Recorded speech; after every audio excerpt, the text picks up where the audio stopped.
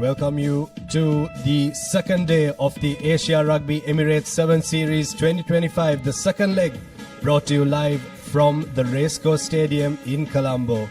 Ayubowan, we're going to use the traditional Sri Lankan welcome because we're absolutely proud to bring you these pictures on the Papare.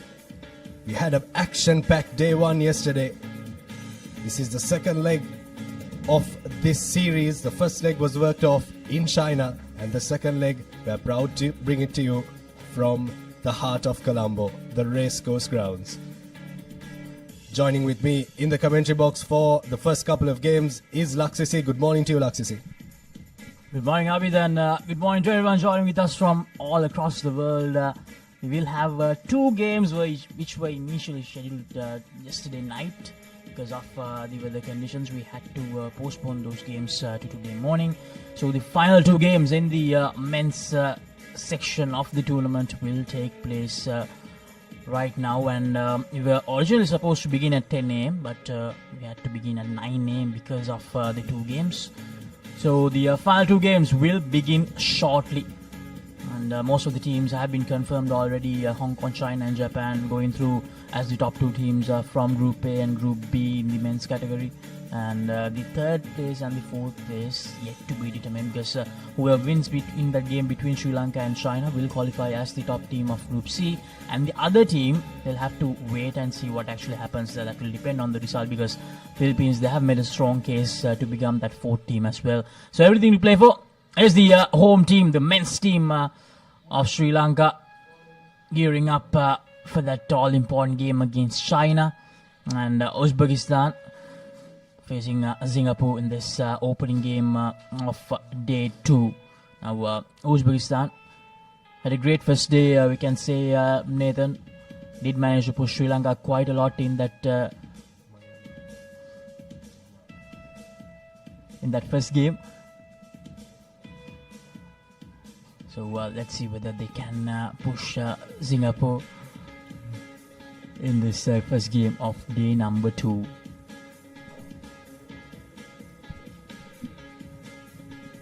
That's the Singaporean team that's warming up for you on your screen there. You'd want to have a look out on the weather for the day. The weather is what stopped play yesterday. It's cloudy right now around the racecourse. Yesterday it was sunny in the morning, Laksisi. There was a lot of sunshine that really dried up the turf, and it was a turf that was filled with water yesterday. When we left the racecourse, it has dried up. The soil has sucked in all of that water, but the sunshine is absolutely essential, because this turf, the racecourse turf, when it does rain, it tends to become very slippery. Exactly. I think it was the right call from everyone, the officials, the organizers, to make sure that the final two games were going to take place today morning, because one of those games, especially the Sri Lanka vs China game, is a very important one. So because of that, I think shifting it to today morning was the right call. And the weather forecast, as you can see, it's going to be cloudy throughout the day, and hopefully when it comes to the final few games today evening, we won't have rain like we had yesterday, because of course yesterday the games were supposed to go till like 10:15 p.m. But today the final is scheduled to begin at 6:50 p.m. So hopefully there won't be any rain. Now these are the results from day one and the women's 7th series. India had a great start against UAE, winning that game 17 points to 7. Japan, they have dominated throughout the day. If you can see that graphic, with 73 points to nil, 69 points to nil, and 43 points to nil. And then Kazakhstan beating Malaysia 22 points to 10. Kazakhstan, of course, winning 2 games out of 3. And China winning that group. They managed to beat Kazakhstan in that all-important counter, 22 points to nil. And when it comes to the home team, they had a very disappointing day, we can say. They lost all their games. And Thailand, they are the team to watch out for during the last leg. They missed out on that final, unfortunately. They ended up taking that third place, but they have managed to come here to Sri Lanka and continue that fine form. So they'll be looking to make a case to become one of the finalists in this women's 7th series. Japan seem to be the strongest team in this section. No one has scored past their line so far. No scores against them. They only have points for, no points against. So they are the team to look forward to. And of course, Thailand have made a really strong statement in the games that they've played against Sri Lanka and Singapore. So it will be interesting to see how it pans out in day 2 in the women's section. When it comes to the men's section, we had some close games, especially in the latter parts of the day. And to kick things off, Malaysia managed to beat Korea 19 points to 7. And then Hong Kong continuing their domination, 33 points to 12 against Philippines, 50 points to 0 against South Korea, and 38 points to 10 against Malaysia. South Korea, they'll be really disappointed because as we all know, they have been a side just being in the top 3-4 most of the time when it comes to the Asian Rugby 7 circuit. But yesterday they lost all their games and they'll be playing in that 9th place playoff. And when it comes to the other teams, Japan, they have dominated just like the women's team. They have not conceded any points during that first day. So they lost their finals to Hong Kong, China in that first leg. So they'll definitely want to make a case to become the champions and topple Hong Kong, China. And of course, the home team, Sri Lanka, 26 points to 14, 22 points to 5. Not the most convincing wins, especially against Uzbekistan. But that game against China, they'll want to make a case to showcase what they can really do here. And China, 24 points to 0, 29 points to 0. They have not conceded any points here as well. So everything to play for, especially in the 2 games which are coming up. Yes, that Sri Lanka-China game is the one that you would want to look forward to the most. The 3rd and 4th place teams in the first leg of the Asia Rugby Emirates Men's 7 series that was played in China. But also the Sri Lanka scorecards and the Philippines scorecard is something that you would want to keep your eye out on as well. In the worst case for Sri Lanka, if they do end up losing the game against China, they would want to lose it with a really small margin so that they are ahead of the Philippines in the points difference. Here's the Uzbek team ready for their game against Singapore.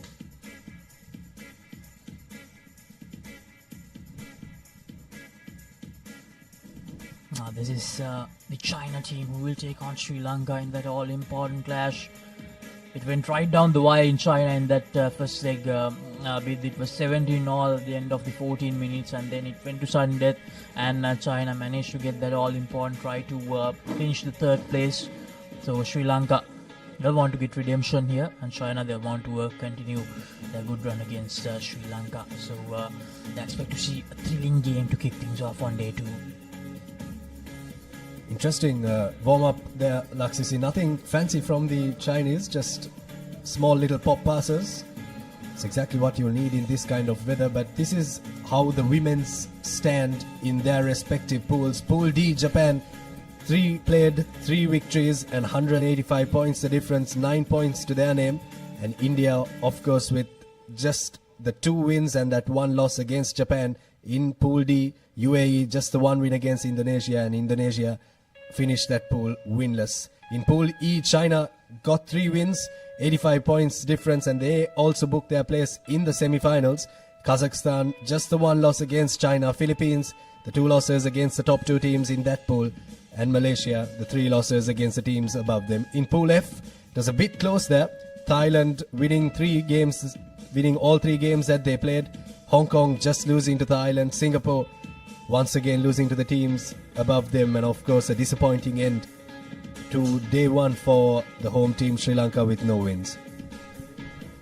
And those are the standings in the women's front of leg number 2. Japan, China, Thailand and Hong Kong, China are the teams that will go through to the cup segment. And these are the men's standings. Hong Kong, China again right up at the top, 9 points, unbeaten team. Philippines, a much better result for them compared to that first leg. They ended up taking the last place, so they'll be really, really happy that they're still in contention to qualify for the cup semi-finals. Now that points difference, it's -4 at the moment. It's -4 at the moment. So Sri Lanka, now when you look at the numbers, Sri Lanka, they'll have to realize that they need to make sure, even if they lose that game against China, they need to make sure that they don't lose with a margin of 34 points in that encounter. That's all Sri Lanka has to do to qualify for the semi-finals. And when it comes to the second group, the Group B, Japan, very convincing. 148 points the difference. As I mentioned earlier as well, they have not conceded a single point in this series, in this second leg so far. And Thailand in second place. They won't qualify for the cup segment, unfortunately. And UAE in third place with 5 points. Chinese Taipei with 3 points. They couldn't reach a single win in Group A. Korea, as I mentioned earlier as well, they'll be really disappointed with just 3 points. They lost all their games. Malaysia, they started well beating Korea yesterday, but then lost both their games. And Pool C, 2 games still remaining. China right up at the top because of the points difference, and Sri Lanka in second place. Singapore minus 41 points. Uzbekistan minus 43 points. Both the teams surging for that first win of the second leg. Interesting stats on their screen there. The Japanese seem to have dominated it the most, but Hong Kong, China are a very, very strong team. That was the finals in the first leg. Hong Kong, China emerging victorious on that occasion. Things really didn't click for Hong Kong, China early on in their game against the Philippines, but they managed to scrape through and get a couple of tries towards the latter part of the day to win that game. So all to play for in the men's section of the Asia Rugby Emirates 7 Series leg number 2. Now, these are the opening fixtures for day 2. These are the confirmed fixtures in the opening 6 games. The 2 Pool C encounters, Uzbekistan taking on Singapore and then China taking on Sri Lanka. And then the semi-final encounters, the 2 9th place semi-finals, Philippines and Indonesia in the women's category, Sri Lanka versus Malaysia. And then the 5th place semi-finals, India versus Singapore, and then Kazakhstan versus UAE. Those are the 6 games coming your way on day 2, the first 6 games. The 2 men's fixtures on the top of your screen there at 9 a.m. and 9:22 a.m. local time is what you would be looking forward to the most. It's what we are excited for as well. Everyone was in anticipation yesterday here at the racecourse grounds. We saw the Sri Lankan team, the Chinese team and the Uzbek team together with the Singapore team walking in yesterday. They were ready with their match kits as well to start the warm-up, and unfortunately prevailing weather with the lightning around in Colombo, we had to stop the play a bit earlier than we usually would have.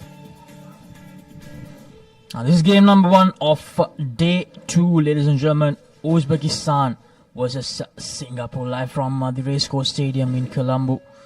As I mentioned earlier as well, this game was supposed to take place last night, but because of the weather conditions, the games were shifted to today morning. Now, these are the starting lineups for Uzbekistan.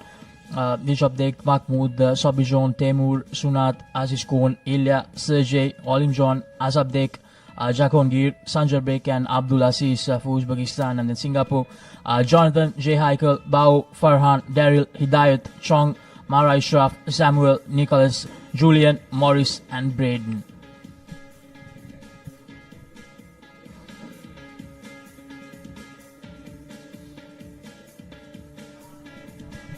Now, yesterday we did have a decent crowd up, so hopefully on day 2, where all the important games will take place, we will see a lot more people turning up.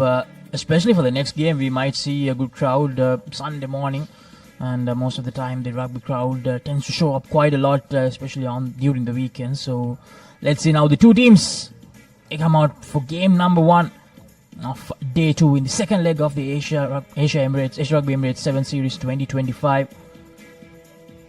Singapore and Uzbekistan, both the teams searching for that first win of the second leg. Both these teams would not want the wooden spoon in their respective group. This is a Pool C encounter. Thank you. Both teams winless so far, losing games against Sri Lanka and Hong Kong. Referee for this game is Top Dekdani, experienced referee. Got an important job to do in this game, and this is going to be a fixture that these 2 teams would have been looking forward to. They would have known that the games against Sri Lanka and China would have been tough. So this is the win that they are searching for. Here's the kickoff from Singapore. Uzbekistan looking to spread the ball early on, pumping their legs and trying to get up to the 10-meter mark there. Here's the ball now into the hands of Ibrahimov, but it has ricocheted off his hand. Some good defense coming in from Singapore. Little bit of an early meal for all the teams and for the spectators as well. If you can have a look at the underfoot conditions there, not too great. Looks a bit of a skiing track here, but here's Uzbekistan now trying to create some one-on-one opportunities out wide. Nurilev on that occasion for Uzbekistan. And now Ibrahimov finds some space on the outside for his man in the number 3 jumper. It's Bakhti Iror who's got the space for Uzbekistan. And unfortunately looking to get the offload in there, but doesn't stick for them. A solid attempt from Uzbekistan to kick things off in this encounter. They won the attack, they won the move from the word go. It to be a bit creative, Uzbekistan. Just like yesterday, they tried to be creative against Sri Lanka and China as well, but unfortunately the execution factor was not there for them. And even today, that last offload just not going according to the plan, and it's going to be a storm in favor of Singapore.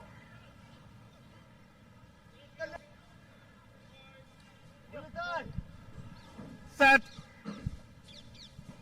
Scrum feed for Daryl Liao.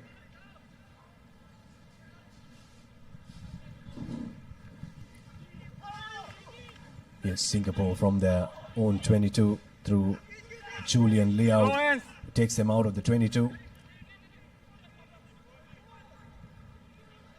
Good depth from Singapore, looking to get the cut back in, and now they've created a bit of an overlap for themselves and created some space. Here's a good opportunity for the Singaporeans to attack, and they look to go to the toe. Not too sure why the option was taken, but nonetheless the option is an option that gets them the try.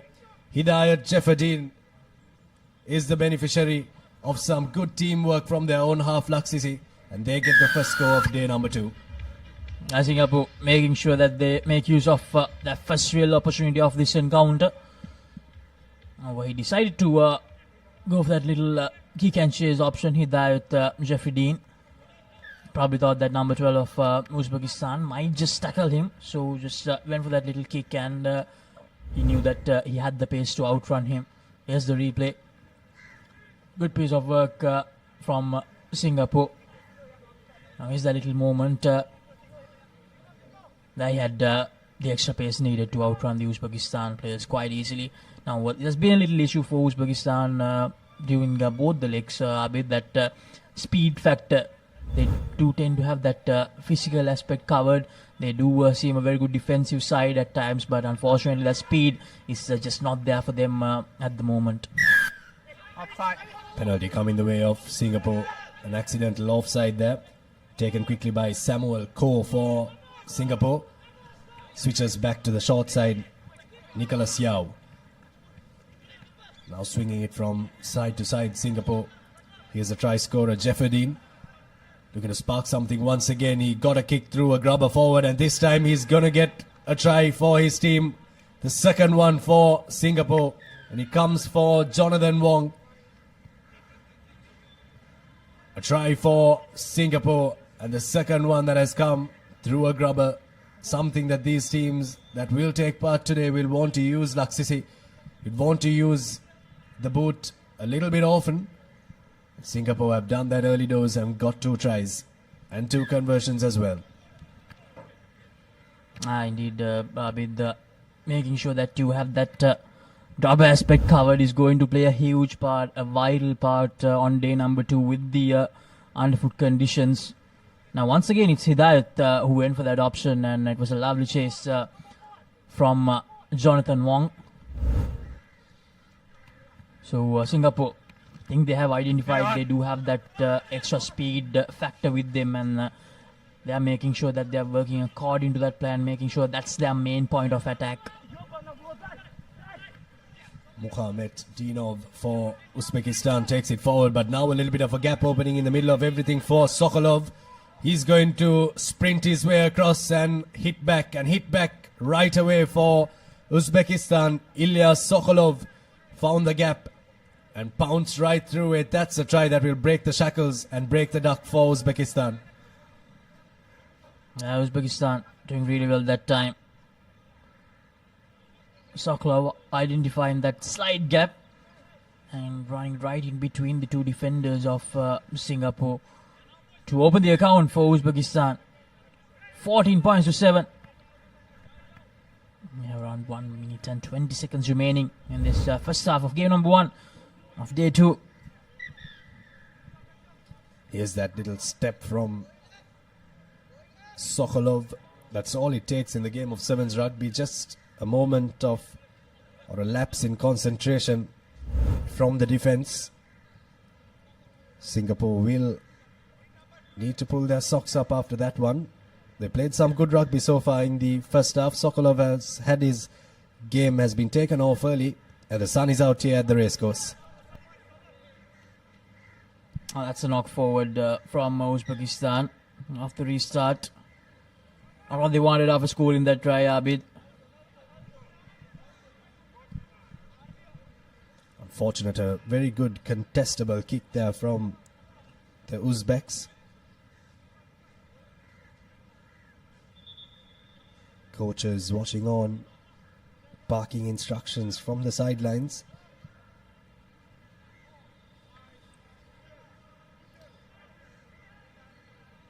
Probably the last set piece of the game that Daryl Liao will feed into, but he knocks it on.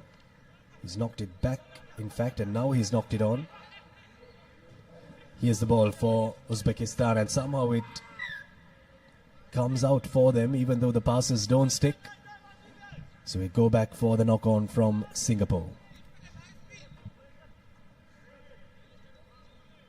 So Uzbekistan probably the last move of the first half, with an opportunity to attack to make it all even, going into lemons in this first game.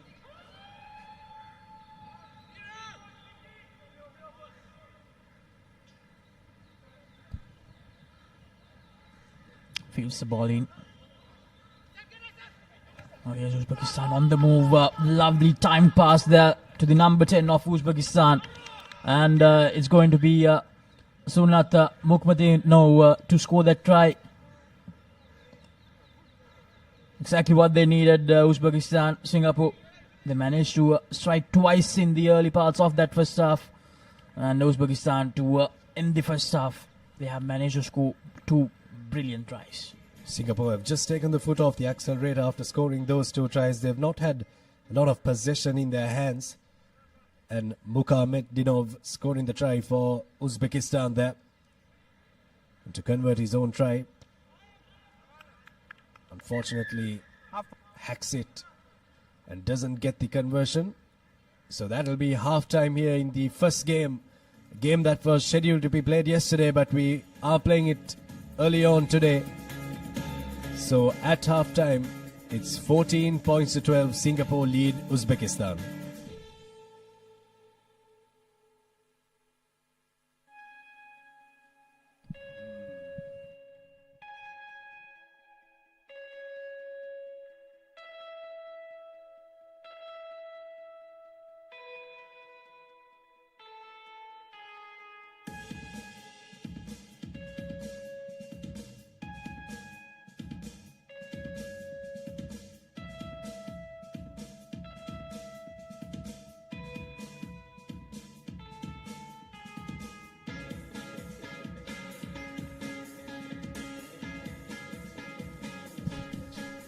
Welcome back to the live action from the racecourse. We'll have a look at the first half highlights of this Pool C encounter.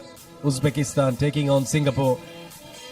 Singapore scored early on through a couple of grubber kicks from Hidayat Jeopardy. One he was the beneficiary of. That is the try that is being played on your screen there on replay. And this is the next try that was scored by Jonathan Wong for Singapore. Proud Singaporean getting his try there under the sticks. And of course, this one from Uzbekistan, they came right back in to score a try. Try that broke their duck. But they didn't just go once, they went bang bang and are now within 2 scores of Singapore.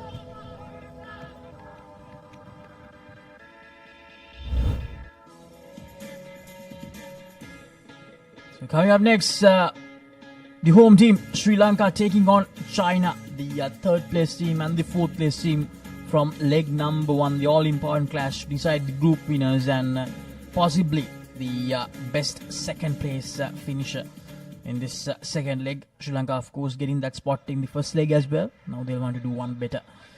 Now here's the first kick off the second half. Now Singapore on the move straight away. Here's the dangerous Jeffrey Dean. Jeffrey Dean tries to evade that tackler. Gives the offload out right on time to his number 8. Is the ball now once again for Singapore. They didn't have possession of the ball towards the latter parts of the first half.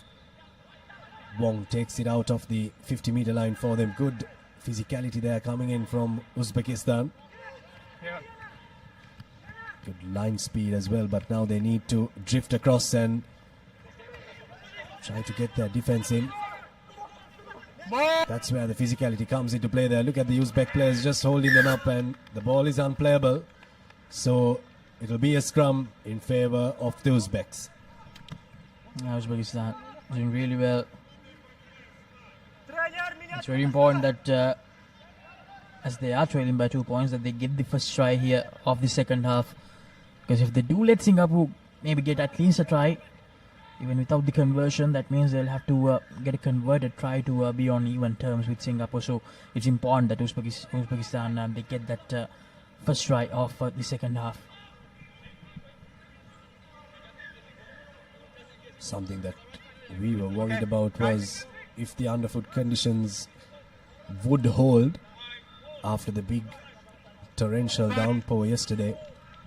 Seems like it's still a slippery turf out there, but the sun is out, so that is some good news. Illegal scrummaging there from Singapore, so Uzbekistan have the penalty.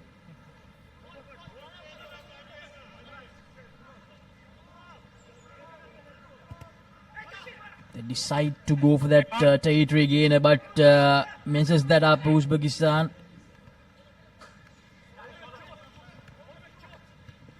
Goes for a kick, the Singapore player, and Jonathan Wong, I believe, knocked the ball forward.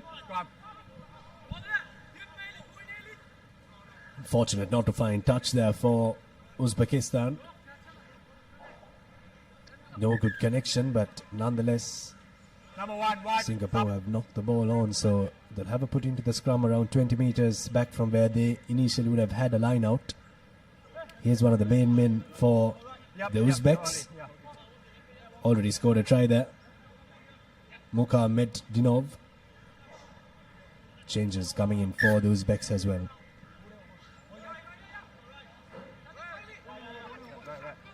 Crouch. Bye. Still a 2-point game here. Ball. Singapore Wide. leading Ball. Uzbekistan. These teams will either play the 5th place playoff or the 9th place playoff. That is what they're fighting for. The loser of this game will be on the bottom of Pool C, but here's Uzbekistan trying their best not to be the bottom place team in Pool C. Quick ball for the men in green. Now looking to run this Singaporean defense. The big man looks to get the offload in, but doesn't stick there. Falls into the hands of Maurice Wong. Now Singapore have come away with it. Uzbekistan just couldn't close out that move there. Ducking past the tackle was Samuel Koh No. from Singapore.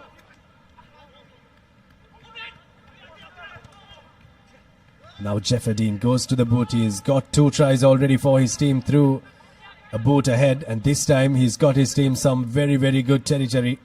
Fantastic kick from Hidayat Jefferdine there. Finding the space at the back.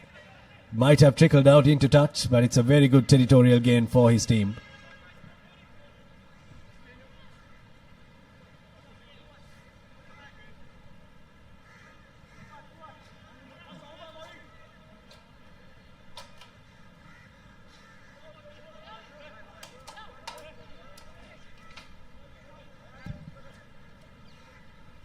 Uzbekistan secure the line out. interesting to see what their exit strategy would be, and their exit strategy seems to be to run it out of their own 22. Here's pressure coming in from Singapore at ruck time. Looking to use the physical advantage on that occasion. Bakhtiyorov for Uzbekistan. But it's a knock forward from the men in green, so it'll be a scrum for Singapore, and now a really good attacking opportunity. Here's the one for Singapore. It's been a quiet first half. Couple of errors creeping in from both teams, lapses in concentration.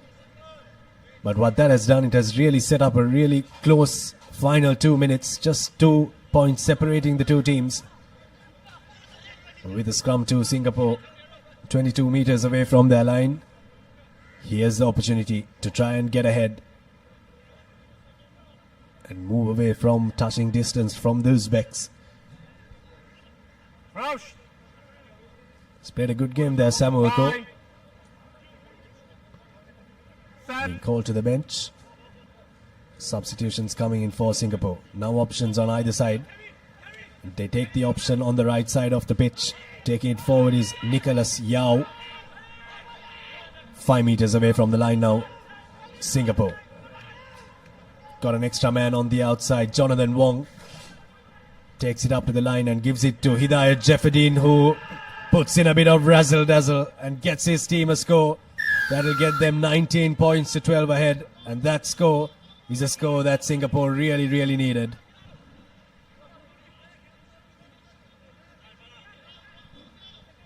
Two tries in this match already for Hidayat Jefferdine. 10 seconds. 2 tries in this leg as well. But he's created a number of tries and he's really been their talisman. Important conversion and it's successful. So 21 points to 12. If the Uzbeks are to mount a comeback, they need to score twice.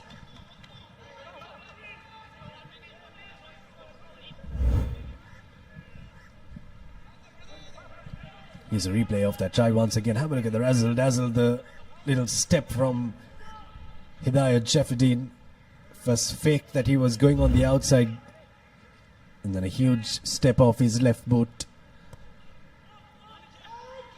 Singapore have their first go of this half.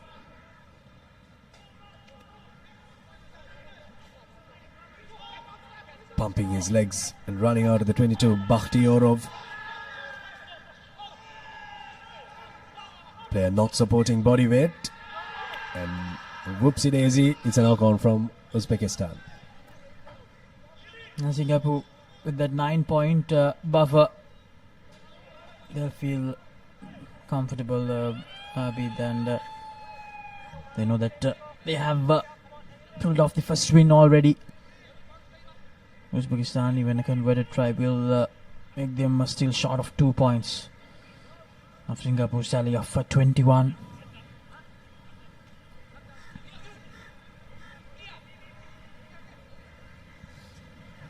Now Singapore trying to add some more points here.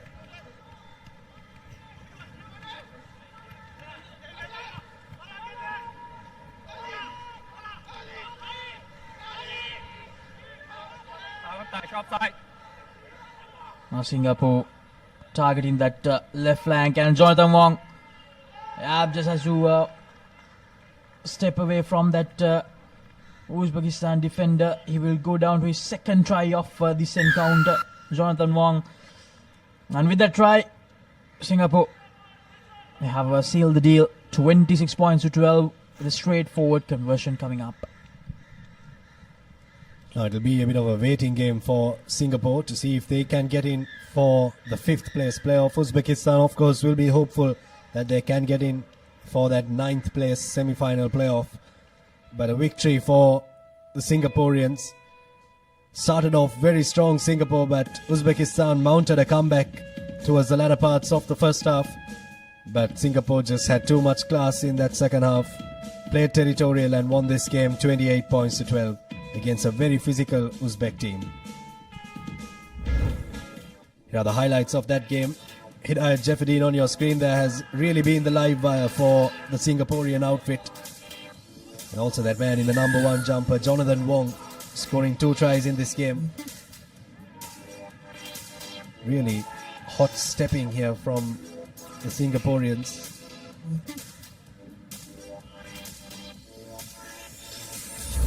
Also the wet turf not really helping the cause of the Uzbeks. Here's the big clash. China taking on Sri Lanka. A clash that we anticipated to play yesterday, but we'll be able to witness today as both teams come out into the middle. The home team on your left in their traditional white strip, and the Chinese in their traditional strip. Important fixture for both these teams. The 3rd placed team and the 4th placed team in the first leg played in China.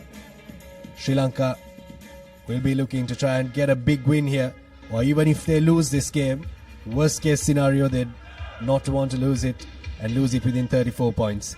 Ibuki Tetsuka from Japan will be our referee for this game. A huge moment, a huge game in the second leg of the Asia Rugby Emirates 7 Series 2025. Can Sri Lanka get their win back against China? Or will China make it 2-0 against Sri Lanka in the 7th series for the year 2025? Here's the kickoff. Targets the middle part of the field. Chadra Soiza unable to gather it cleanly. And Sri Lanka with the penalty advantage, taking their time.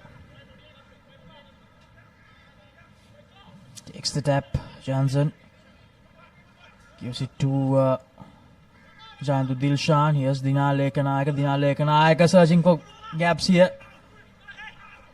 Here's Srinath Suryaband, Akash Madhushankar. Back to Jansen. Chatura Soisa. Skipper Kavindu Pereira. Kavindu Pereira goes straight into contact, gives a lovely offload out to Chatura Soisa. Kavindu Pereira.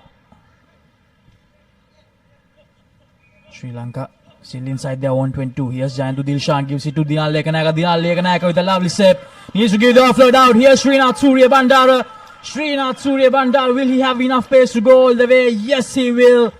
His 4th try of the series. Srinath Suryabandar begins day number 2 with a bang for the home team. Very patient stuff from Sri Lanka in the early stages, really stretching the Chinese defense. Good work, I thought, from Dina Lekanayaka on this right-hand side flank to step past the tackle and also get the offload in. Srinath Suryabandara gets the first try of the day for the Sri Lankans. And he had to outpace Ma Chong. The Sri Lankan Sevens Maestro does it early on for Sri Lanka. Conversion not successful, but it's 5 points today. We'll have a look at a replay of that try there. Jayantu Dilshan was right in the middle of everything in that try. Dina Lekanayaka stepping through Bao Wong's tackle. And then it was a sprint from Srinath Suryabandara to outpace Ma Chong to score Sri Lanka's first try in this important fixture. A lovely assist from Dina Lekanayaka to create that try for Sri Lanka. Here's the restart, an important moment. Sri Lanka have not been that good when it comes to the restarts. Very well collected. Now China with an opportunity to attack. Chadra Soisa, the lovely tackle. Now China on the move. Going from right to left, spots the gap. Jayantu Dilshan, Akash Madhushankar. Good piece of defending so far from Sri Lanka. Ishan Jansen, Kavindu Pereira, the skipper. Not that easy to get that big man down. Kavindu Pereira unable to roll away. Akash Madhushankar, Srinath Suryabandara. Good work from Sri Lanka so far, but China, they are keeping the consistency up as well. Spots a little gap. Srinath Suryabandara. Brilliant tackle.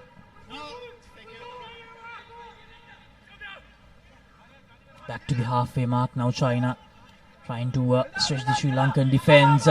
Loose pass there. Brilliant, absolutely brilliant. Once again, I believe that's Srinath Suryabandar again. Tackled into touch. Fantastic defensive effort there from Sri Lanka, really shutting out all the options for China. Ma Chong was trying to create some stuff for them. Have a look at this. Another big tackle coming in. Huge tackle on Yi Ji-wen. It was bundled into touch. So first set piece of this game. Already 4 minutes gone. Sri Lanka secure it off the line out. Jansen, Kavindu Pereira almost fumbles it. Needs support here. Oh, Hishan Jansen manages to clear things up for Sri Lanka. Very well collected, but Chatru Soisa unfortunately just at the last moment fumbles it. It's going to be a scrum. Holding on, penalty there as well. Scrum first.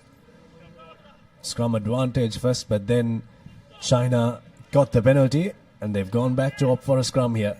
Centre field, so they have options on both sides. Do the Chinese. Just need to get ball in hand and get possession here. China got runners that can really create some damage. Here's a ball from Jansen to Chatru Soisa there. Fortunately couldn't hold on to that ball and the Chinese defender was right there. Interesting setup in attack from the Chinese.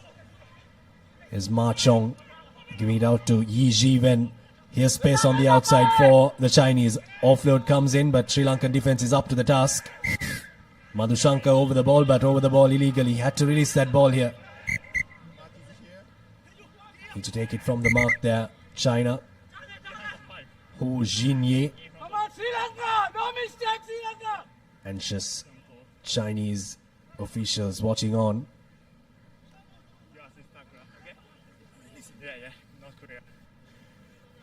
China have opted for the scrum once again here, 5 meters away from the line. Just the one score so far in this game, just the solitary score from Srinath Suryabandara. This is always going to be a very physical contest with a closely contested encounter.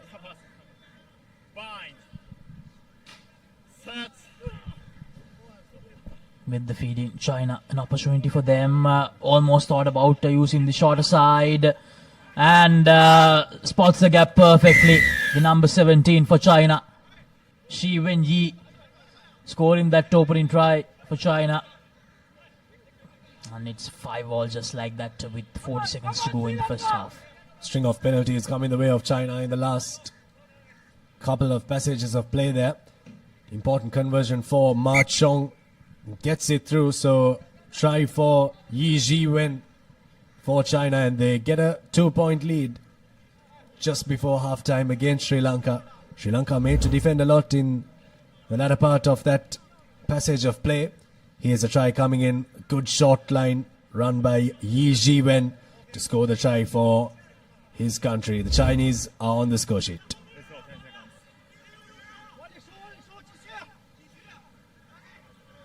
That will be the last play most probably in this first half. And decides to go a bit long that time. Chatru Soisa gathers it cleanly. Goes straight into contact. Ekanayaka, Jayantu Dilshan, not quite sure that was the right option. Dinale Ekanayaka. Sri Lanka being pushed back here. Here's Akash Madhushanka, Kavindu Pereira. Kavindu Pereira steps away. Akash Madhushanka do manage to gather that and the tackler not releasing that time. Hishan Jansen, Jayantu Dilshan, Dinale Ekanayaka, Chatru Soisa. Searching for options. Chatru Soisa spots a little gap. Jansen, Akash Madhushanka. And Akash Madhushanka that time not the best of offloads. Wonder how vital that error is going to be. Holding on, penalty in favor of Sri Lanka. Srinath Suryabandara takes it quickly. Needs support here. The support arrives in the form of Dinale Ekanayaka. Hishan Jansen looking for options. Lovely stepping from Hishan Jansen here. Gives it to Chatru Soisa. Now Ekanayaka again. Jayantu Dilshan spots a little gap and Jayantu Dilshan He will sprint all the way towards that try line. Absolutely phenomenal. A much needed try for Sri Lanka just before Lemons, Abid. Really not taking the foot off the accelerator there, Sri Lanka. They could have just tapped it and kicked it out into touch there, but really enterprising stuff from Srinath Surya Bandara. And Johnny the Dilshan has been on absolute fire in this second leg. And in the entire 7 series, conversion for Srinath Surya Bandara to take Sri Lanka with a 5-point advantage into the half-time huddle. Good performance from Sri Lanka in patches in that first half. China as well had a couple of good phases of play in patches. Some good rugby dished out all round from both these teams, and really what we anticipated this game to be. At halftime, Sri Lanka lead the Chinese 12 points to 7.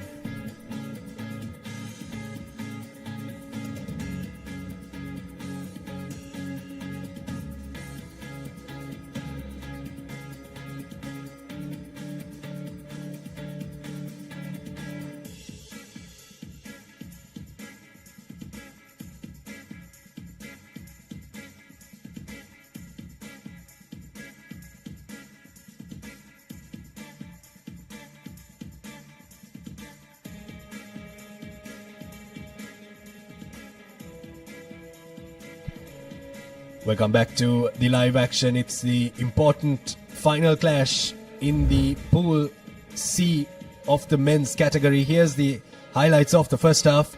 Dinal Ekanaika busting a couple of tackles and stepping past the Chinese defense. Srinath Surya Bandara outpacing Ma Chong to score that try, and a try from Yi Ji Wen to get the lead for China.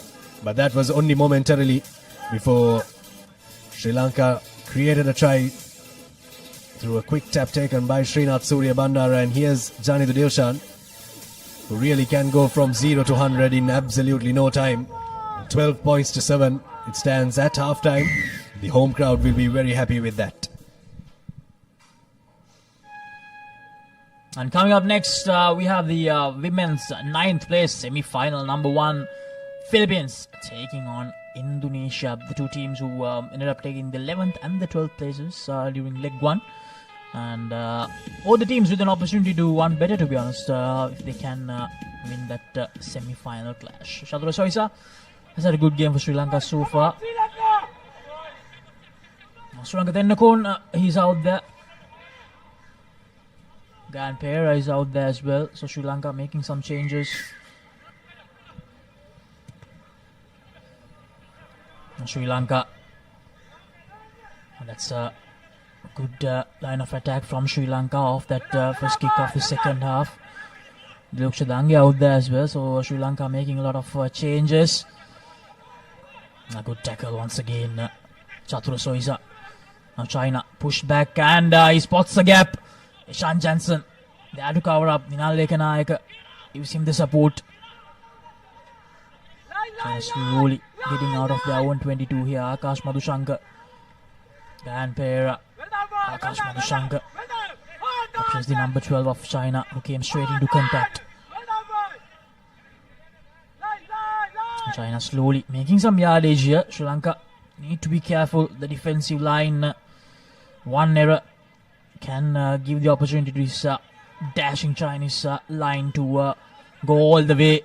Now that decoy runner creating some pressure there for the Sri Lankan line. Still at the halfway mark, but they have been consistent, and a slight slip up there. The Lukshadange up to the task. And he loses it forward. Good tackle, good teaming up from Gan Pereira and Suranga Tennakon.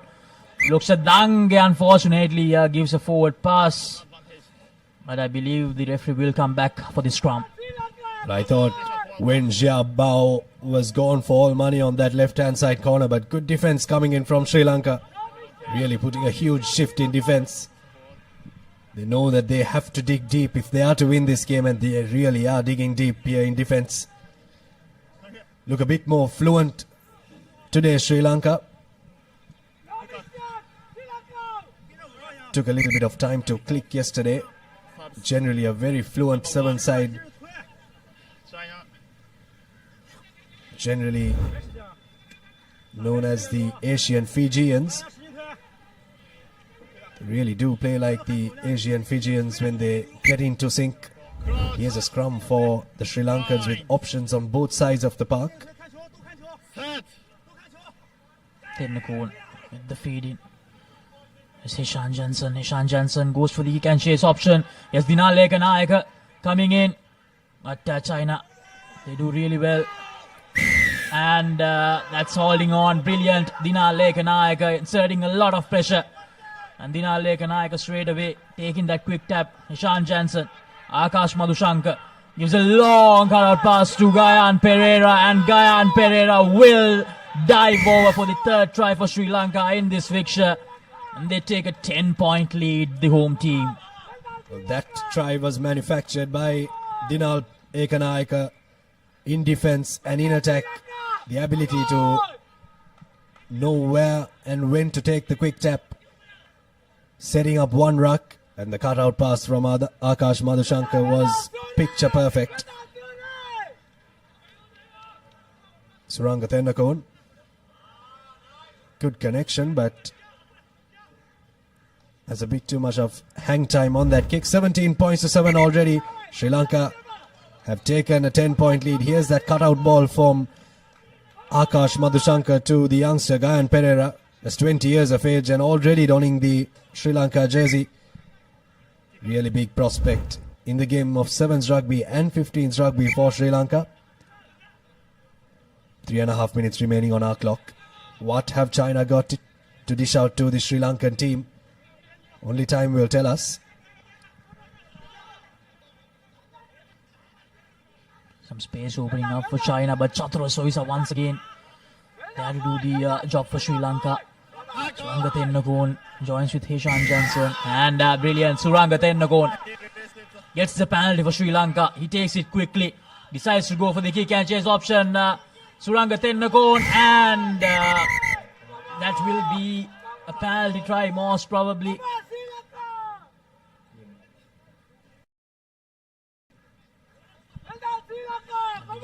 He will take some help from TMO.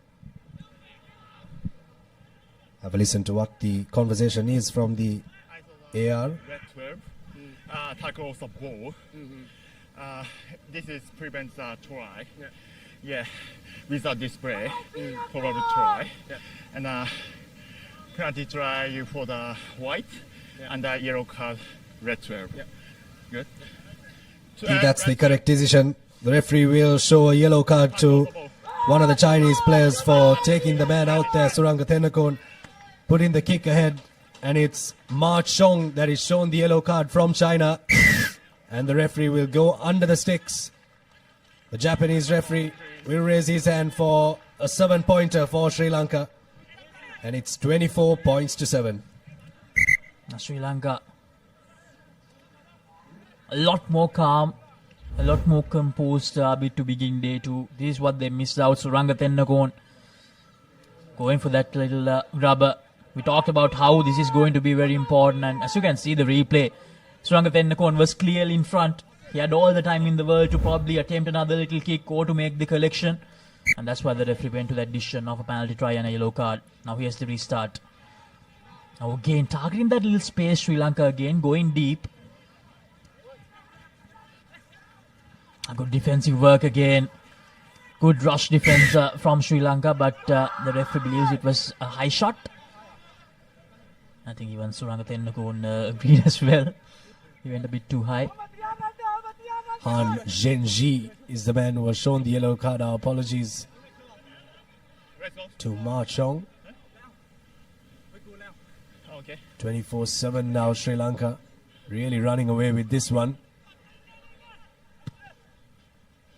And if the score does stand like this with just 2 minutes remaining on our clock, Sri Lanka will top Pool C and will make their way into the Cup semi-finals. Once again, a top 4 finish for Sri Lanka on the cards. Now Sri Lanka were not even part of the top tier last year, so this is a fantastic result for them to come back to the top tier. not supporting body weights as the referee. Yes, Diluk Shadange, lovely step. Rehan Bulat Singalge makes a collection, but I believe that was a deliberate knock forward from the Chinese player. A very convincing Sri Lanka in this encounter. Now China, they'll look back and they'll feel that they have not been up to the mark during this encounter. But it all came down to the fact that the Sri Lankan defensive effort was fantastic in this game, Abid. They really did make their one-on-one tackles count. That's what Sevens Rugby is all about, the ability to defend as a team and to defend individually, which Sri Lanka has done fantastically well in this game. In that first game against Uzbekistan, they had a bit of a scare in the first half. They really pulled one back to try and get the victory there. Here's Dinal Ekanayake with some space on the outside, space to burn. Dinal Ekanayake, razzle-dazzle, try time Sri Lanka. And that will just seal the deal. Have a look at the smile on the faces off the bench from Sri Lanka. 29 points to 7. Sri Lanka well and truly winning this one. Now Leganayaka, second try off this leg.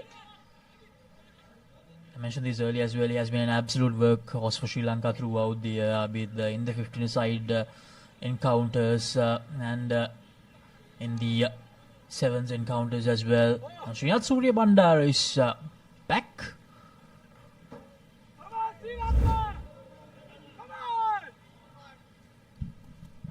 There's a replay of that try from Srinath Surya Bandara. That's the stop and go there to fox the Chinese defender.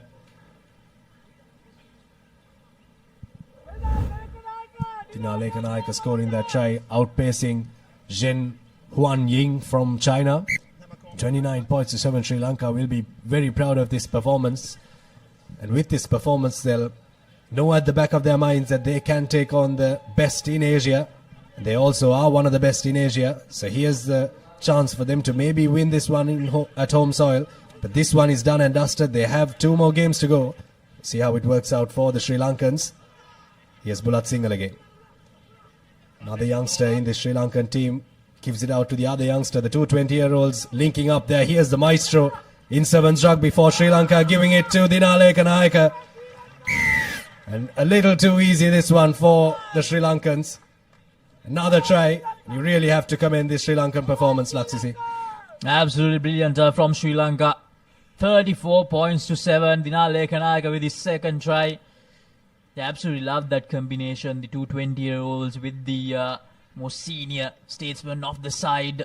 And then Dinal Ekanayake just chipping in. 34 points to 7. Rehan Bulat Singhal will try to add 2 more points. Won't be an easy conversion from this angle. But nevertheless, what a performance. Sri Lanka will now face Japan. Oh, Rehan Bulat Singhal is so close. So that's it. 34 points to 7. Sri Lanka. They beat China. They take that win back after losing to them in that third place playoff in the first leg. And now they will face Japan in the semi-finals. So it's going to be an interesting clash, Abid. Sri Lankan flag waving proudly there after that magnificent performance here at the historic racecourse grounds. And a historic scoreline there, 34 points to 7. Sri Lanka beating China, but the job is not done yet. The job may be done in the pool, but the job is not done in the Asia Rugby Emirates 7 Series second leg. Have a look at the highlights of that second half. That was the first try in the second half from Gayan Pereira. Lovely cutout ball from Akash Madhushankar to the youngster. Here's Suranga Thenakon, who put the little chip kick in. Was taken out by Ma Chong. Here's Dinal Ekanayake taking on Zheng Huan Ying in the number 5 jumper for China. This is good work from the youngsters to get a score for Dinal Ekanayake. Good continuity of play, getting Sri Lanka a big win in the second game of day 2.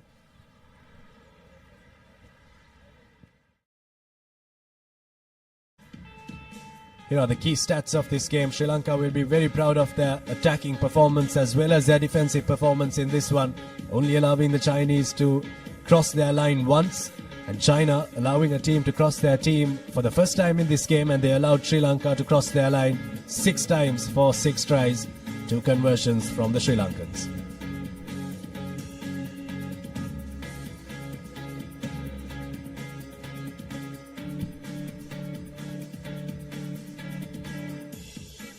What this would do is Sri Lanka will play Japan in the semi-finals. China will go ahead as the best second place team.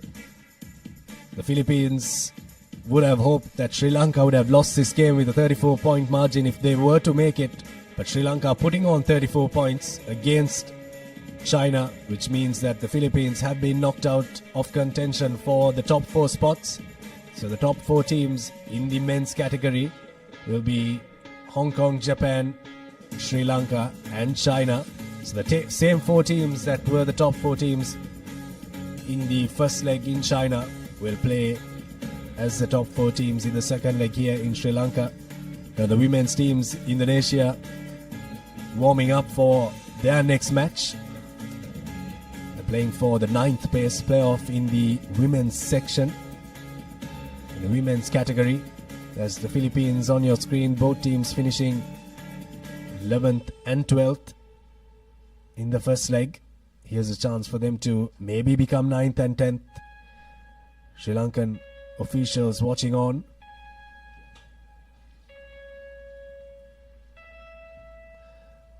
Pavitra Fernando on the corner there. Sri Lanka Rugby president, newly appointed president.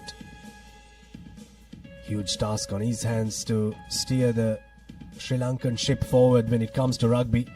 Really do have some of the most passionate rugby fans in Sri Lanka. We also have the infrastructure here at the Papare to bring you these live broadcasting and this live action. It's really the full package here in Sri Lanka. But we had an action-packed day 1, and we'll have a look at the highlights of that first day. The officials there, Dilroy Fernando, part of the Asia Rugby referees. Teams walking in earlier on. That was our first game. India taking on the UAE. India have really impressed when it comes to the sevens format. The women's have really taken on the baton and run with it. For India, they've invested a lot in their rugby program. They'll be proud that they're able to get some victories there. Former Sri Lanka captain Namal Rajapaksa also coming in to watch the rugby action. It's some fantastic rugby on display yesterday. On the field, off the field. There's a lot of entertainment happening here around the racecourse grounds. Got the cafes right around. You're in the heart of Colombo. You're in Colombo 7 here. So once you've got the matches going, you also can go to a couple of cafes, grab a coffee, watch the rugby that is on display. Got the spectators having a blast here. The rugby is not happening. Got the spectators having their fun. Japanese team who will feature in the cup segment on your screen there, getting multiple scores. This was the home team for the first time yesterday. Bit of a scare in the first half, but getting ahead and winning that one against Uzbekistan.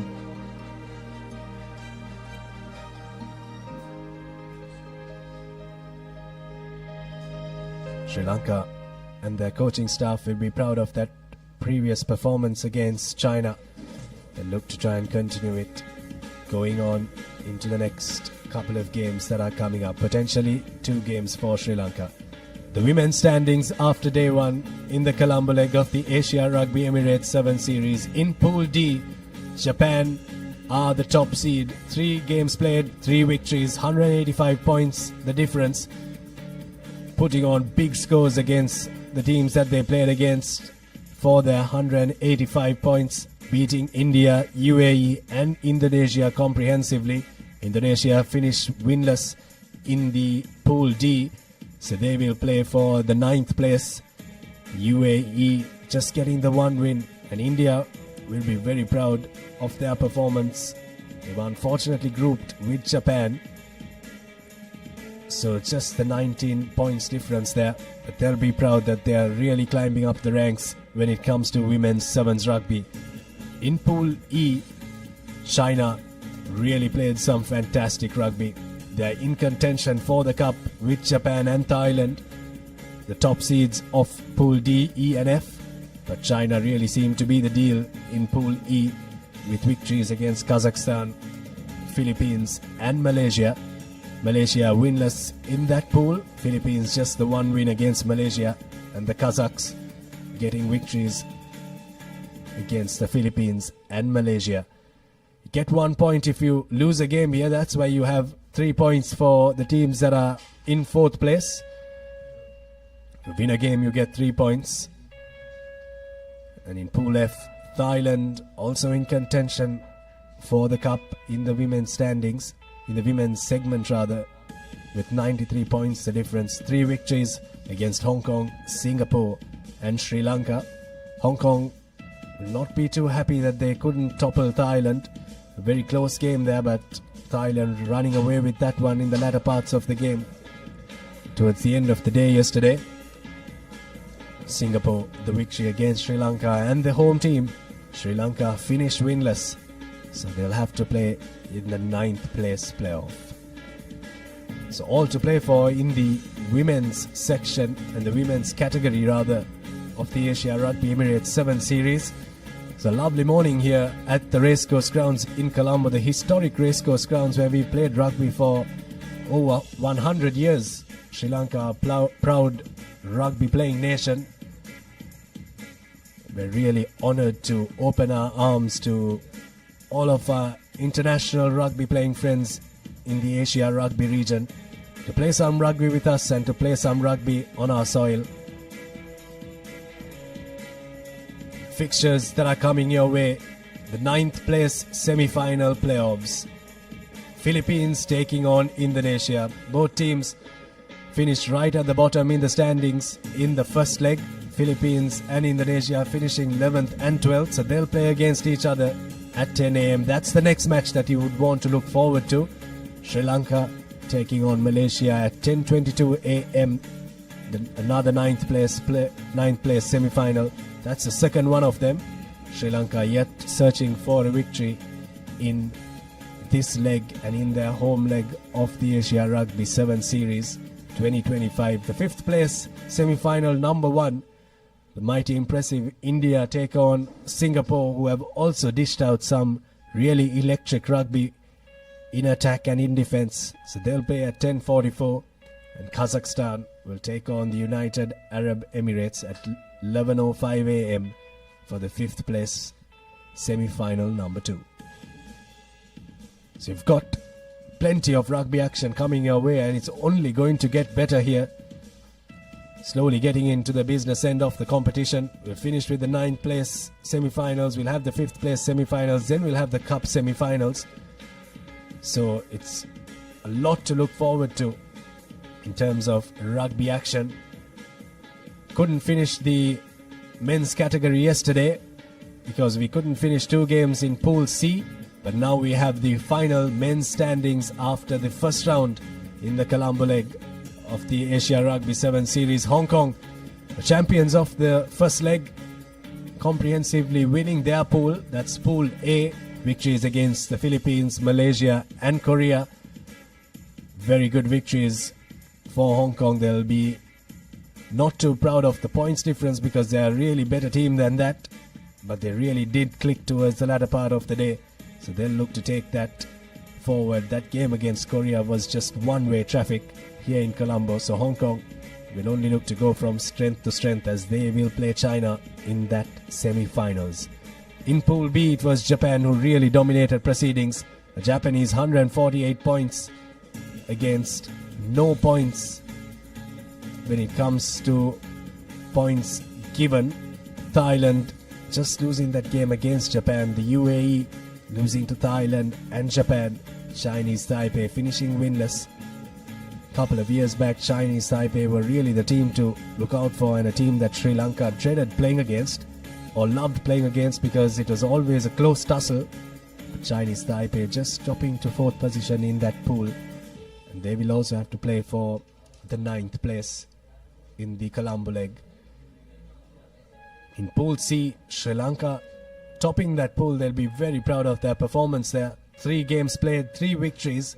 The first win wasn't the most convincing. The next win they really improved on their performances, and they really peaked when it came to that Chinese game with an all-round performance in both defense and in attack. China just losing the game against Sri Lanka, and Uzbekistan and Singapore finishing off that table. The next game coming your way is the 9th place semi-final, number 1. It's the Philippines taking on Indonesia.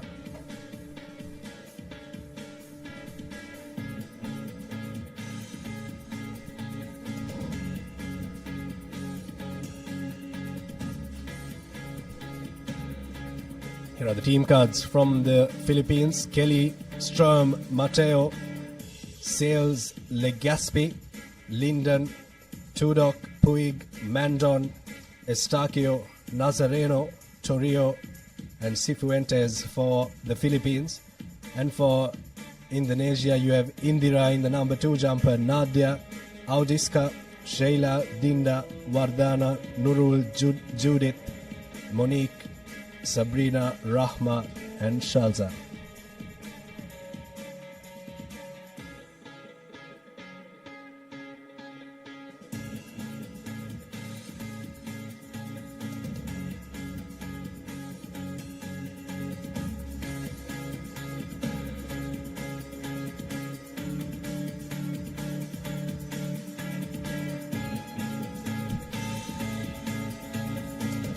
As we await for the arrival of the 2 teams. Philippines taking on Indonesia. Both teams want to make amends after disappointing day 1 here at the Racecourse Stadium. Well and surely an action-packed day awaits us. It was Sri Lanka who comfortably won against China early on in the day. It's a very good start for a very interesting day of sevens rugby here at the heart of Colombo.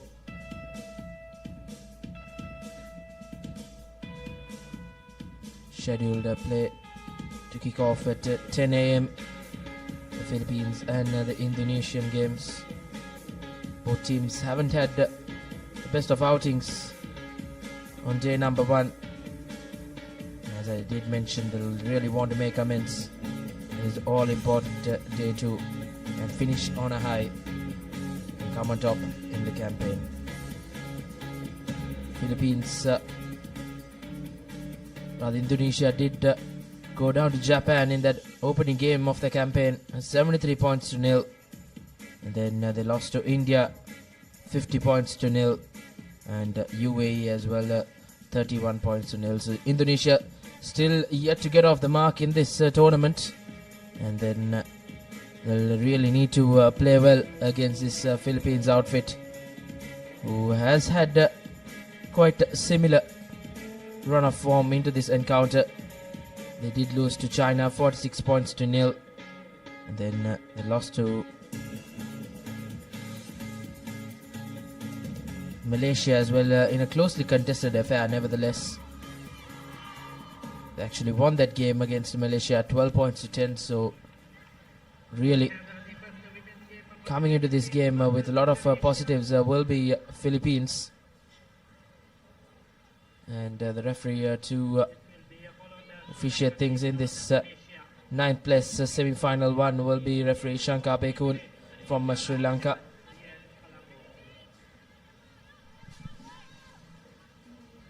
Get behind, please. And welcoming to the com box, I welcome Mariam. A very good morning to you. Good morning. On advantage. Early fumble from Indonesia, giving Philippines a scrum in their favor.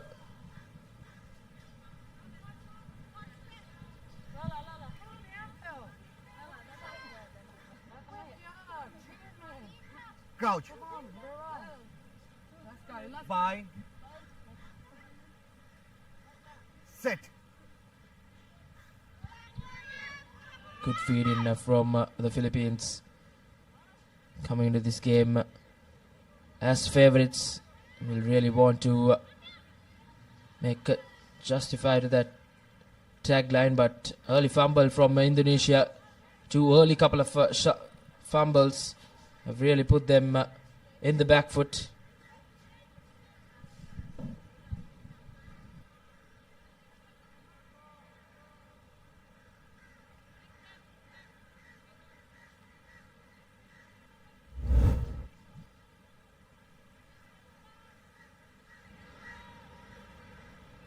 Let's take yet another look at that replay. Surface can be quite tricky. We had plenty of showers later on yesterday. Conditions will surely come into play as the day goes on. Now Philippines looking to run at this Indonesian defense.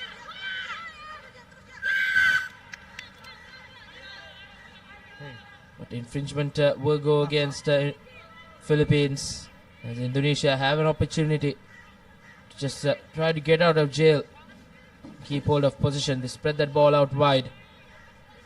Not much of numbers on the short side.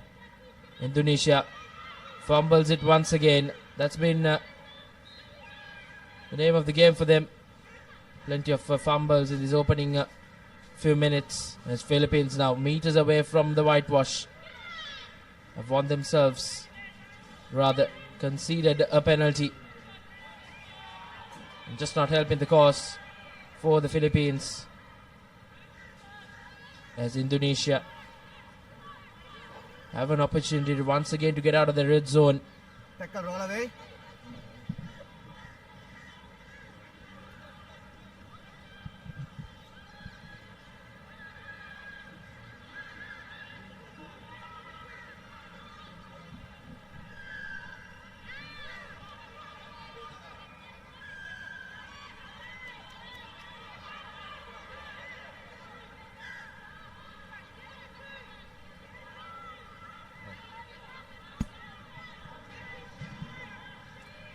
Indonesia taking ball forward.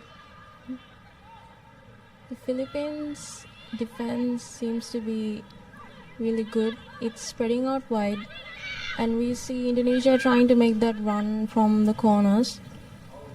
They're just not able to make the connection. No. Back.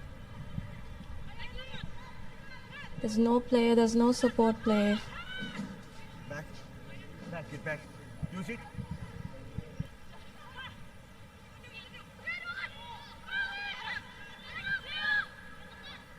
Seems to be no depth in the Indonesian line, as Philippines try to defend.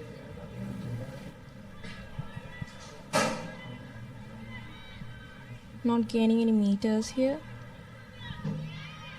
And that's been the case for Indonesia. It's not able to get out of jail. I think it's been a brilliant defensive effort from Philippines to just push them into that red zone.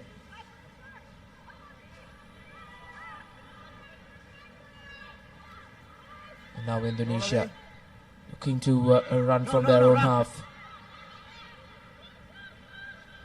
Not much to play with. Spreads the ball out wide. Good up defense coming in from the Philippines. Now Indonesia once again just held up. That will be a penalty coming Philippines' way. Indonesia have done well to just keep Philippines at bay, but can they do enough to just see this first half off? Indonesia just haven't been able to really play more rugby in the opposition half. They've had position in their own red zone, which can really come back to bite them. Bye. He's up. Nevertheless, Philippines with the feed in.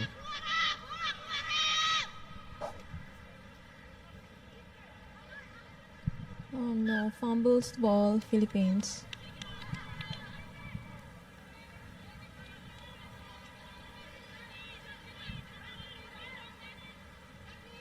Surely those conditions will come to play. It will be quite slippery, the ball, because of those heavy showers we had later on yesterday.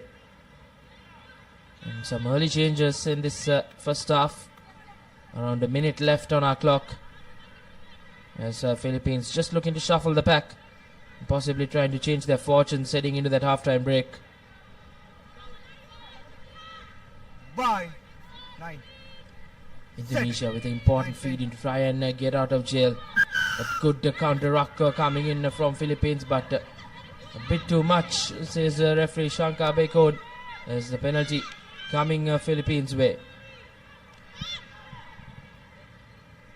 Once again, a fumble. That's been the talking factor in this ninth place semi-final. Both teams have found themselves guilty in dropping that ball cold. That will be a major talking point from the two coaching staffs. Try and keep hold of position and really run at the opposition defense.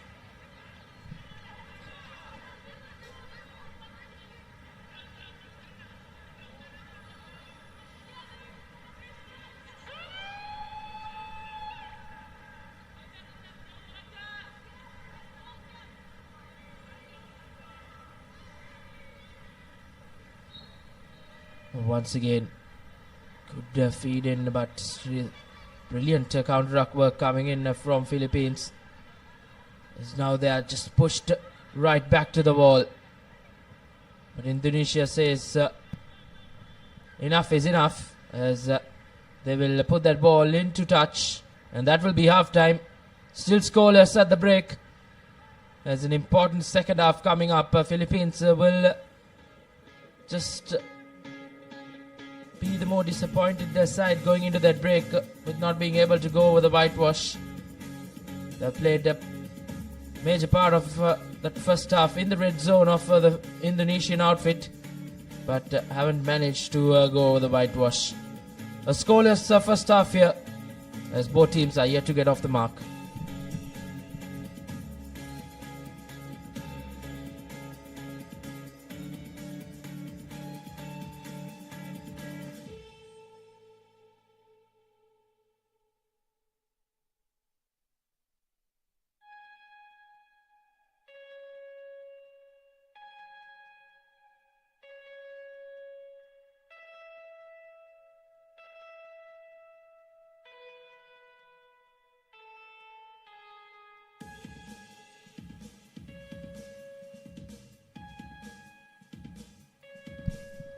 Welcome back.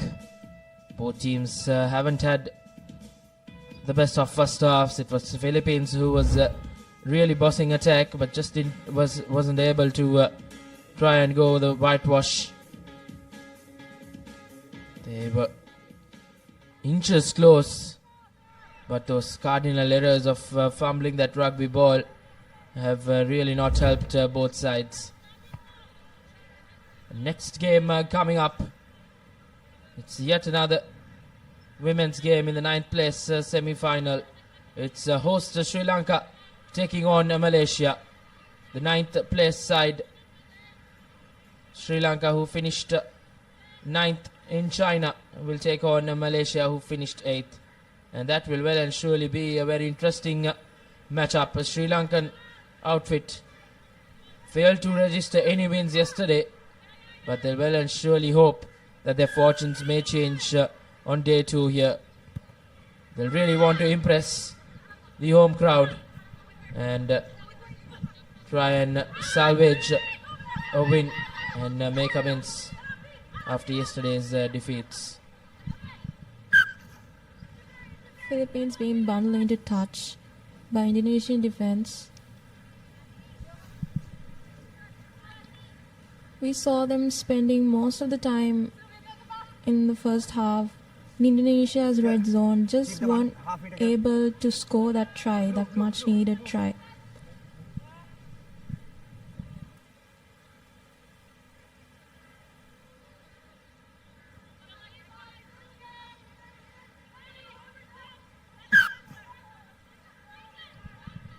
Fumbles line out. Scrum in favor of Philippines.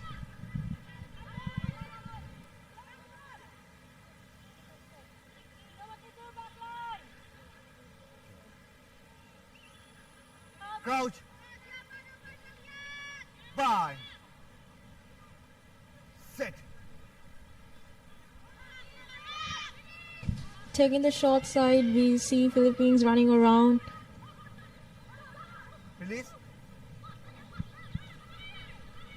Advantage.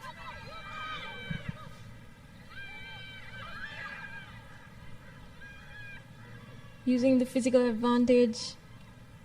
Are they able to score? No, they aren't.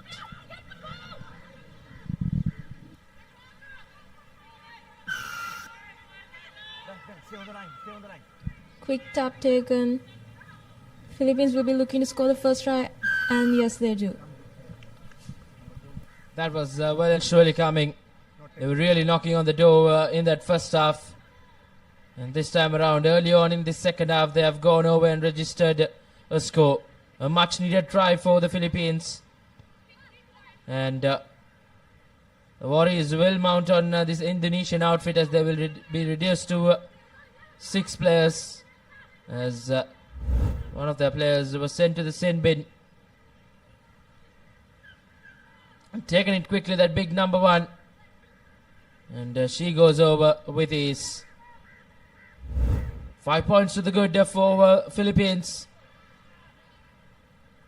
As Indonesia will have to come from behind, as they have done. They have been in similar positions throughout yesterday as well. Still yet to get a score in the Indonesian women's outfit. But Philippines have really worked hard to get that point, to get that try. And they'll really work hard to keep this slender lead of 5 points. Anka dekha tamai nahi ata niti nati. Hari. Scrum. Okay. Scrum. Concerning looking Philippines dugout coming into this game, they were well and surely the front runners to win it. And currently leading the game 5 points to nil with around 3.5 minutes more in the game. A decent feed in from Indonesia. And a fumble once again. That's been the name of the game for Indonesia. Plenty of fumbles have really costed them. And really not able to just play more rugby on the opposition half. Once again pinned right back in their red zone. Philippines with the feed in. Opts to go from the short side. Good tackle coming in from the Indonesian outfit. And this time around it's Philippines with the fumble.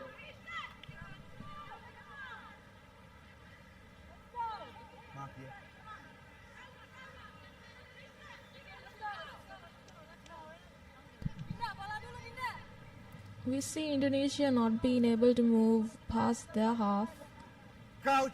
and they should try to get some scores in, because they were not able to get any wins yesterday in their name.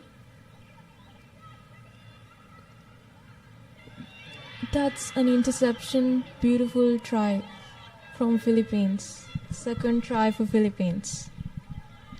Indeed, a brilliant work. Possibly Philippines will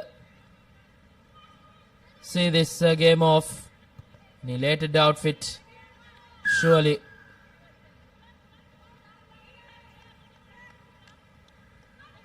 10 points to the good. As you take a look at the replay, once again a brilliant interception, and she managed to hold on to it and go over. It's 10 points to nil.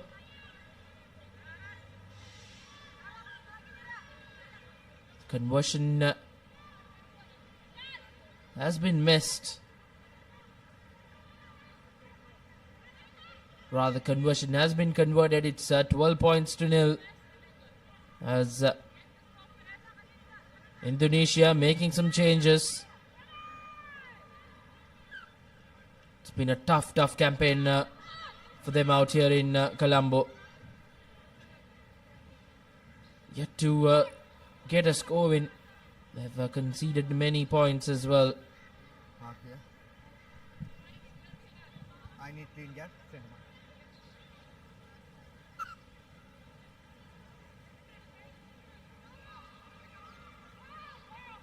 White number 2, blue number 1. Off.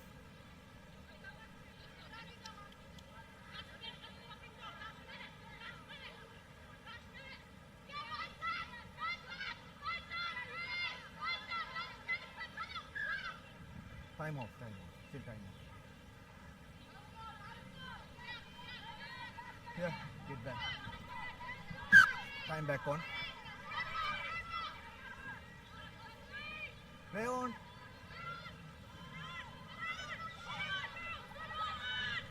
Once again, Philippines. Time off. Not fine. Blue. Referee Shankar Abekon having a word with his assistant. Not 5 meter. Back. A short arm penalty Okay. for the Philippines. At the brink of full time. Can the Philippines go in for yet another score? Fends off one. Gives out the offload well.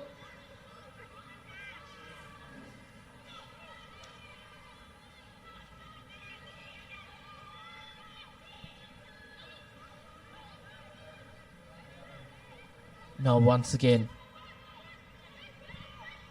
Philippines will finish this game off with a flourish. They get yet another score, and it's a try time. The third try in the game, as Philippines will White, move. convincingly win over Indonesia. Move. It was scoreless at the break, but at full time, it's Philippines 17 with the conversion to follow. No. Time The off. conversion doesn't go through. 17 points to the good for Philippines, as Indonesian worries will come to an end. A disappointing campaign for them, but nevertheless, the Philippines will go through after a convincing performance in that second half. 17 points to nil, as the full-time score reads. Coming up next is going to be the Sri Lanka women taking on the Malaysian women. Game number 2 in the women's segment for today. It was Philippines who really had to work hard. Went into the break scoreless, but they really came out all guns blazing in that second half and really put on a good performance to clinch a convincing win over Indonesia. 17 points to nil. And these are your key stats from that game. 3 tries and just the 1 converted try. Indonesia, nothing to speak of. Philippines win 17 points to nil.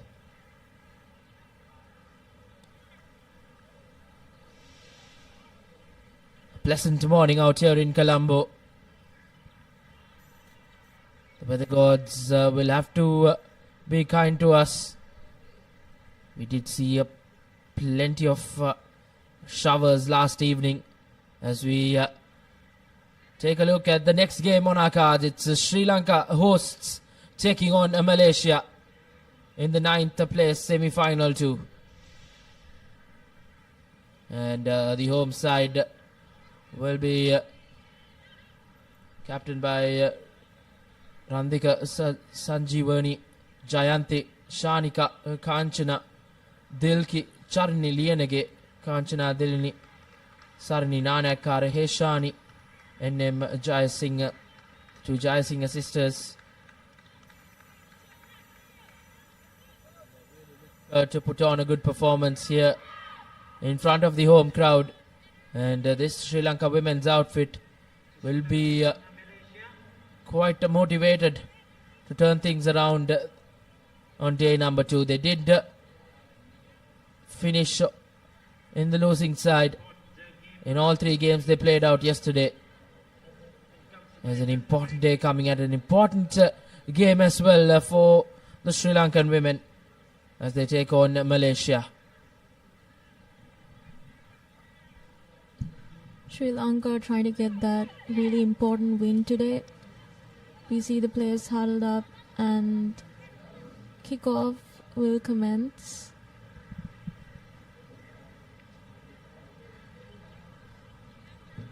Ready, Captain.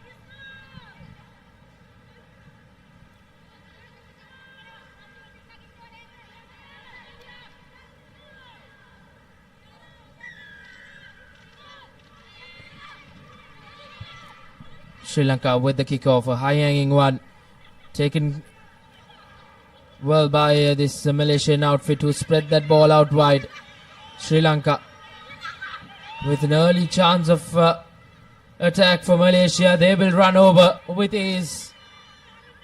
And that number 4, a bit too quick, as it's Malaysia who draw first blood. And that will be a concerning sign for the Sri Lankan outfit. The Sri Lankan defense not being drawn out wide. The Malaysian player ran around as most of the players were stuck defending in the middle. There was just no one to stop her. She just ran past them. Indeed, the kick doesn't go through for Malaysia, but that try was brilliant from the kickoff. A good, calm and collected stuff from the collection.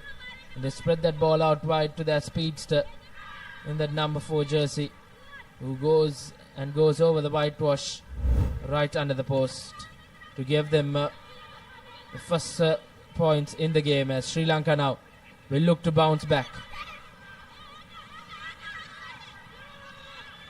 Sri Lanka looking to spread that ball out wide. Good running line, and this time around it's Sri Lanka who have slipped through the defense of Malaysia, and it's Sri Lanka's turn to go right under the post. A brilliant response and a much needed one from the home side. Coach Asela Deshapriya will be a happy man as Dilki Satsarani gets her first try in the leg and in the game as well. Sri Lanka with an opportunity to add the 2 points and go into the lead for the first time. Okay, 10. And makes no mistake from the add-ons as Sri Lanka in the lead, 7 points to 5. That well-timed offload, it just created this gap, and Satsarani, she just saw through it and she ran and scored.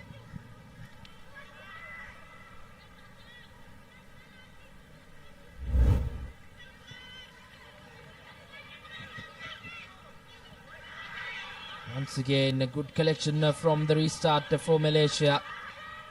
They've done really well in those high-hanging kicks.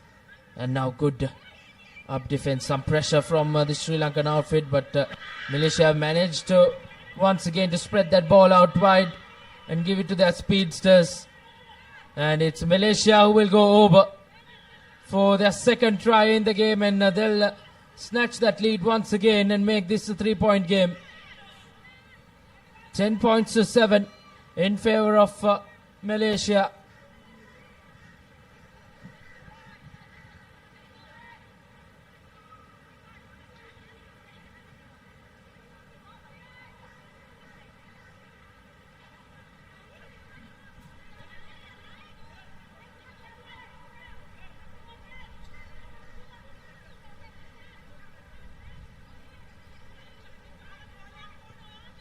Malaysia failed to add the 2 points once again. Still with a slender lead of 3 points. Malaysia will really look to try and keep hold of a good defensive effort to try and keep Sri Lanka at bay. Sri Lanka really did well to respond after Malaysia scoring quite early on in the game.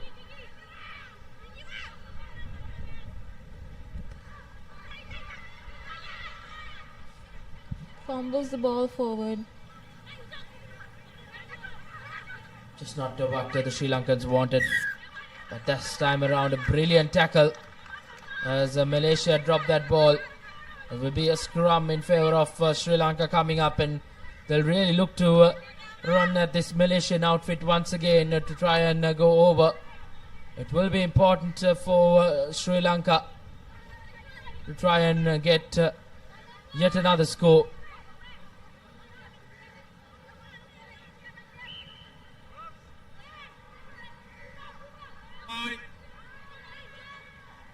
Now Sri Lanka with the feed in.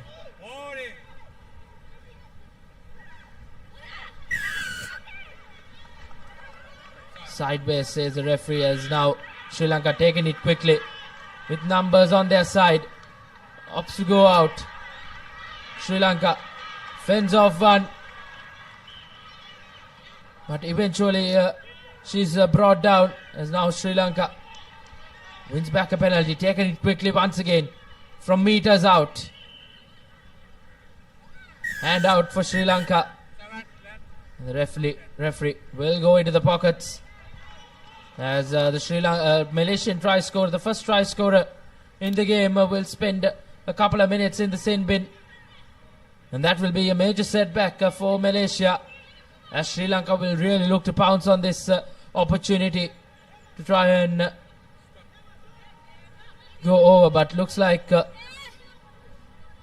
it's not the number 4 who will go into the sin bin. Nevertheless, Malaysia down to 6 players. Sri Lanka with the advantage, with an opportunity to try and get back the lead. Feeds in the scrum, gives it out wide, but into no players' land, as now once again Sri Lanka have really been put into the test in attack.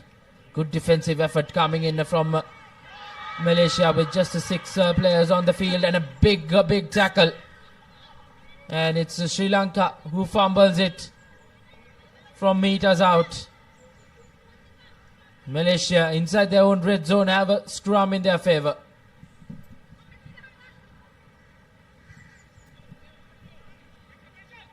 Coach Asay Ladeshapriya having a close eye on proceedings.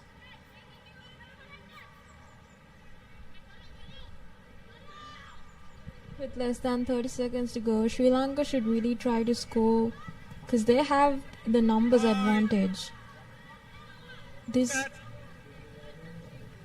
can be the chance. This can be the chance to score as Malaysia knocks it on forward. Sri Lanka trying to run around.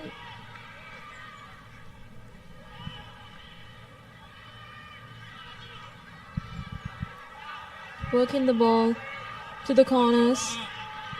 And yes, do we see Hemakumari scoring? Yes, we do. Sri Lanka for their second try. Indeed, a brilliant work from Sri Lanka, and some smiles in the dugout as well. Sri Lanka at the brink of half time will get the lead, and just a 2-point difference between the two sides in that first half. A closely contested first half, nevertheless. Sri Lanka will go into the break with a 2-point cushion, with a conversion to follow as well. Hemakumari gets a second try in the leg, and the conversion doesn't go through. It's 12 points to 10 as Sri Lanka snatch back the lead at the brink of half-time. Half-time score confirmation: Sri Lanka 12, Malaysia 10.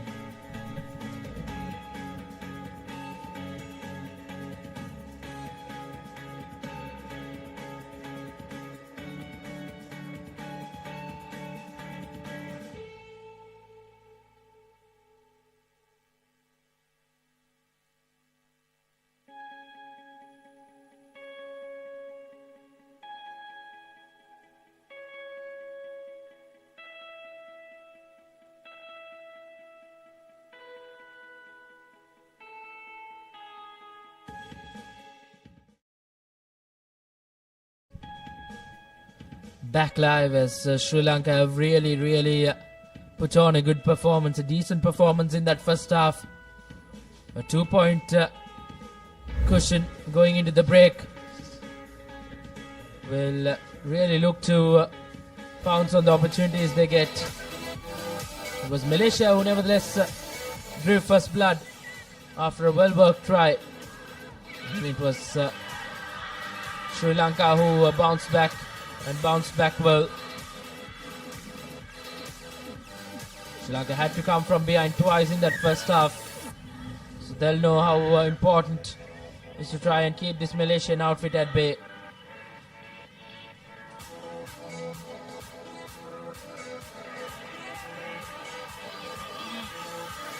That was the try at the brink of half-time. The try that really mattered for Sri Lanka to get that lead. Malaysia with the second half kickoff and a good collection from skipper. As now Sri Lanka will look to keep hold of this 2-point lead.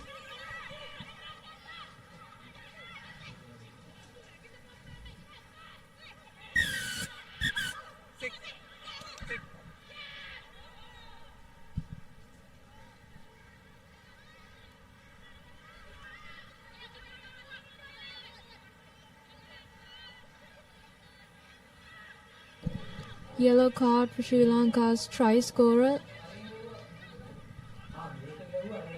Malaysia using that as an opportunity to score.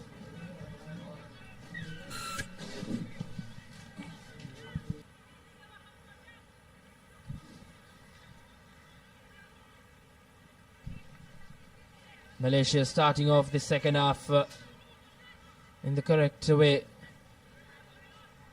Same fashion they did in that first half. It was 12 points all at the break. And now Malaysia with the lead once again, 17 points to 12 with the conversion to follow. The conversion goes through. An important 2 points added for Malaysia. 19 points to 12. Reads the scoreline. And once again a well-worked try for Malaysia. Apologies for the misinformation we had. Sri Lanka didn't go into the break with the lead. They managed to equal things and go into the break. But now, once again, in the back foot are Sri Lanka.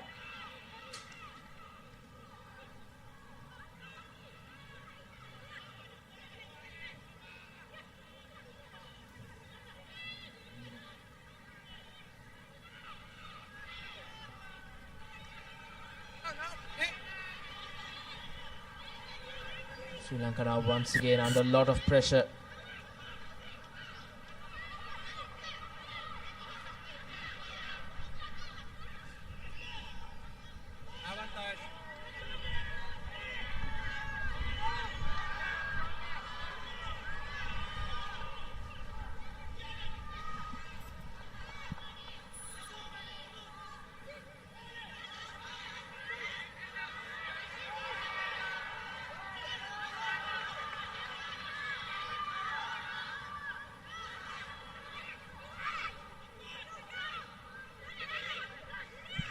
Just really messy play. There's no support at the breakdown. You see them trying to make a connection. There's space.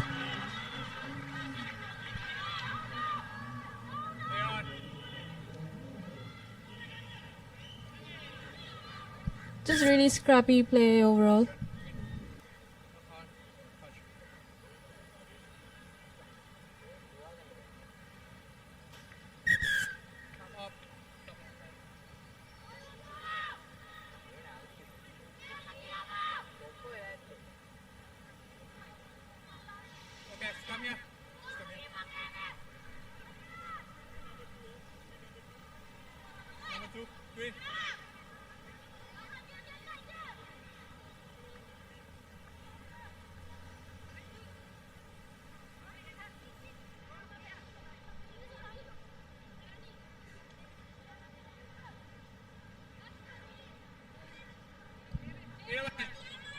Scrum in favour of Sri Lanka coming up.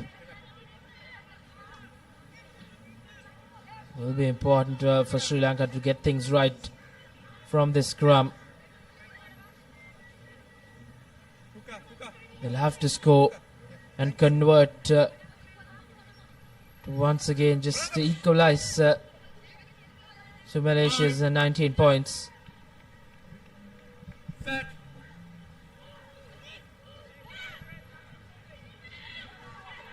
Oh, Malaysia, rather Sri Lanka, with possession. Much not to work with because brilliant defense coming in from this Malaysian outfit, taking it quickly for Sri Lanka. She goes through the defense and goes over to make it a 2-point game with the conversion to follow. A tough conversion coming up for Sri Lanka, but nevertheless well and surely in the game now.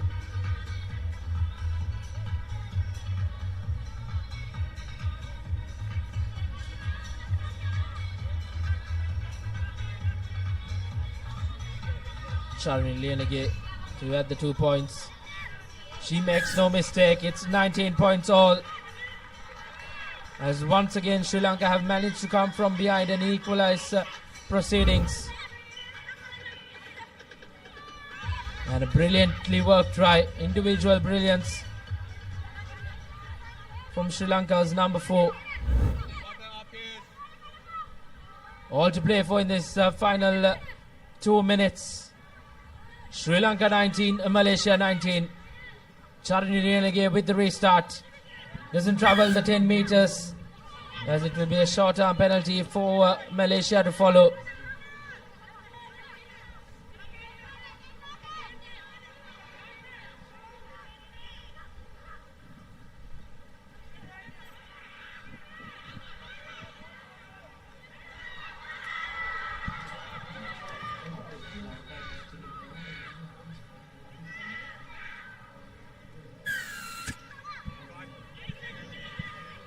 It's Malaysia who have responded well. Sri Lanka just got napping in defense. Have really helped Malaysia to go over. Second try for her in the game and possibly will be the match defining try as well. Once again an important 2 points for Malaysia.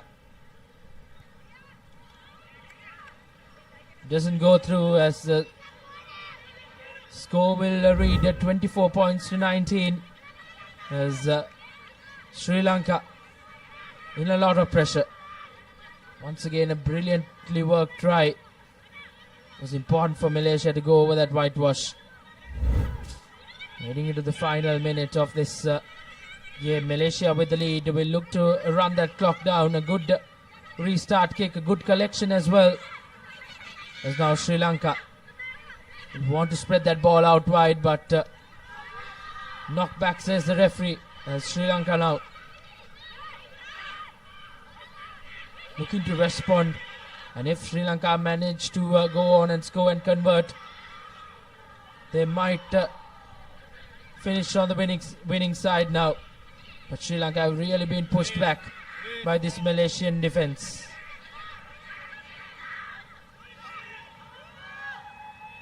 Sri Lanka with time running against them. Our clock has run out as Malaysia win themselves a penalty.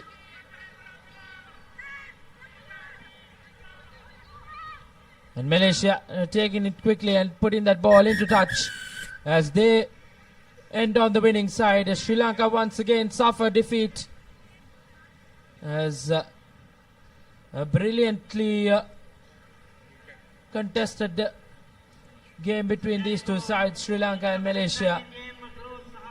Sri Lanka's disappointment will continue as the full-time score reads Malaysia 24, Sri Lanka 19. It was an action-packed second half where Malaysia got the better of Sri Lanka. They did go over for the first time, then Sri Lanka responded in quick time. Converted that try as well to get back proceeding to 19 points to all, but then this try was well and surely the decisive try in the game. And she managed to make it 24 points to 19. Sri Lanka once again go down as they suffer their fourth defeat in the campaign.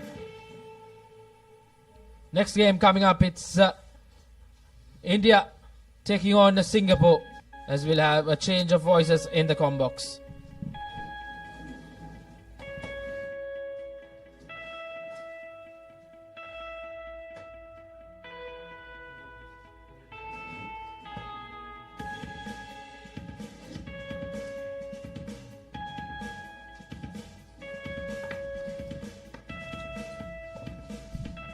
So we're into the fifth place playoff segment now, as we have India taking on Singapore.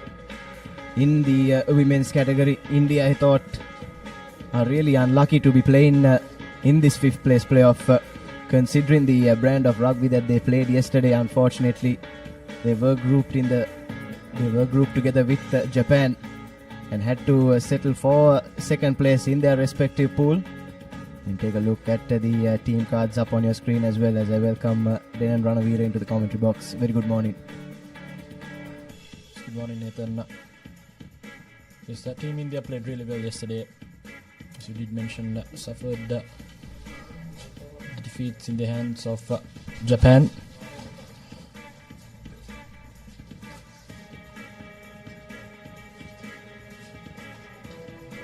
We're just moments away from commencing proceedings here.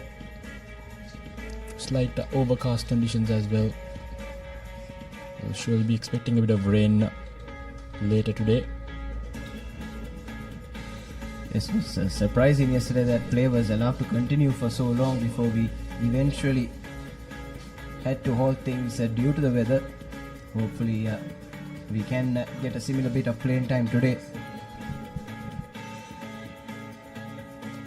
Both teams in their final hurdles before this all-important fifth place playoff for them. And the man under pressure in the middle will be Ayman Jiji from Saudi Arabia.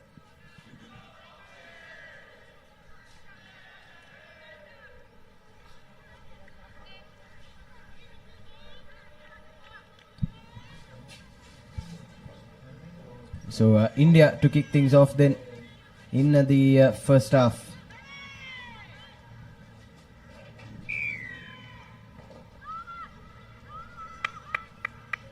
It's a high hanging kick collected well by Singapore. And now we're looking to work it out of their own 22. Just running it straight away to the lateral spaces. Good cover tackle coming there by India. Straight away Singapore wasting no time maneuvering the ball straight across field, trying to exploit those big spaces in the far corners. They build some face momentum. They are coming up in defense. Singapore now switch of play, cutting back inside, takes the two players, that three to bring her down. Now with the definite overlap in the corner, Singapore not collecting in first time. Nevertheless, will use the short side advantage. Couldn't sneak past the final defender. So India doing pretty well in defensive. Singapore forced to boot the ball, but not the ideal kick.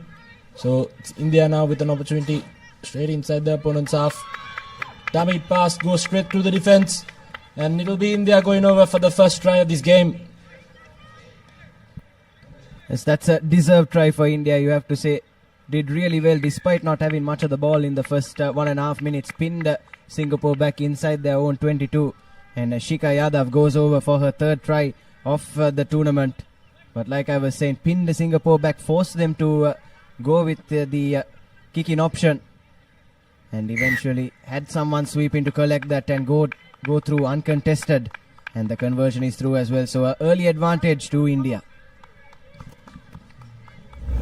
So waited for the opportunity and capitalized the maximum You can see Singapore forced to kick the ball to boot. Just a slight dummy of play and straight through the Singaporean defense with ease. There's the other going underneath the post. Nope. Singapore has gathered the restart. Bad pass coming in there, but nevertheless it's an offside advantage for them.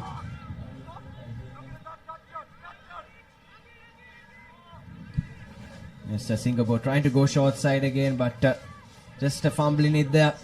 Trying to wriggle through, but it's a stubborn defensive effort from India, but nonetheless Singapore now up to the halfway mark. Singapore talking about their group stage performance yesterday, as that's a good tackle coming in, forcing the knock on. Referee pulls things back. India thought they could continue, but will restart play with a scrum. And coming back to Singapore yesterday, missed out in their first two group games, but got a close win over Sri Lanka last night, 22 points to 10, and hence they find themselves vying for that fifth position. So a mixed bag for both these teams yesterday, and they'll be hoping to get into that fifth place final to have some consolation from this second leg of the Asia Rugby Emirates 7 series. As India straight from the back of the scrum create that overlap on the right hand side.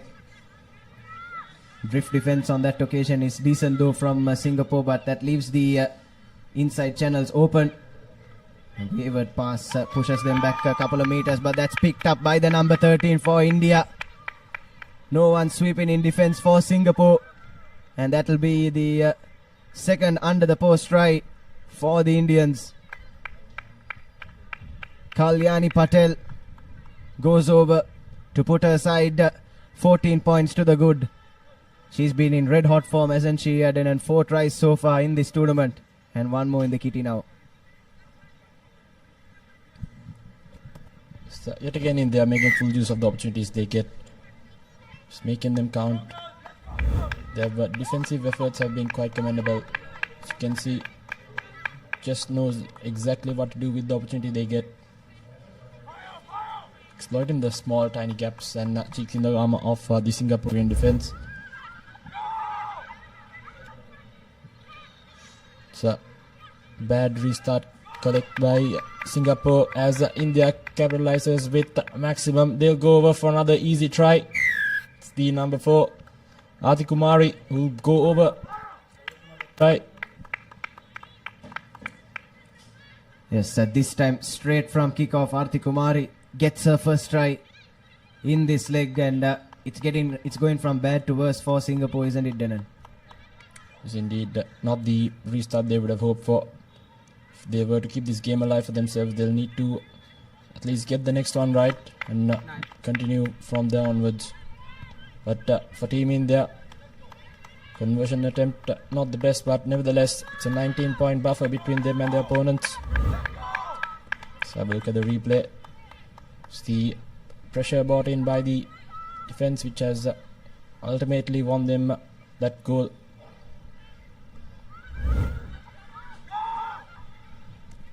Again, not the ideal restart collection, but nevertheless now with an overlap in the corner as well.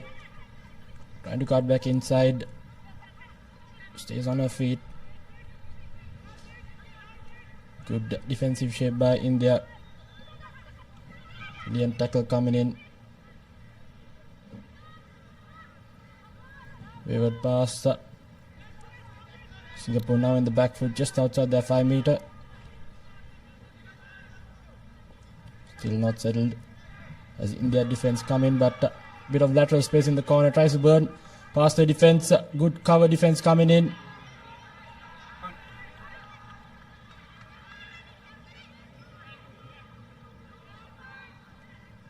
Now Singapore moving the ball yet again.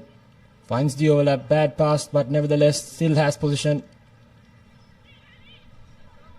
Good rip in that instance by the Indian defense as the number 11 tries to cut through. Gives the offload away to number 6 of Team India who'll go over. It's Sandhya who'll go over for the try right before half-time. Yes, a try for Team India right on the hooter. And yet again, it's a fourth try that has that they've scored in this first half, and the fourth try that they've got as a result of their mounds of defensive pressure that they've applied on Singapore. Singapore, in this entire first 7 minutes, have really failed to come out of their own 22. Conversion is good as well. So it's 26 unanswered points to Team India in this first half.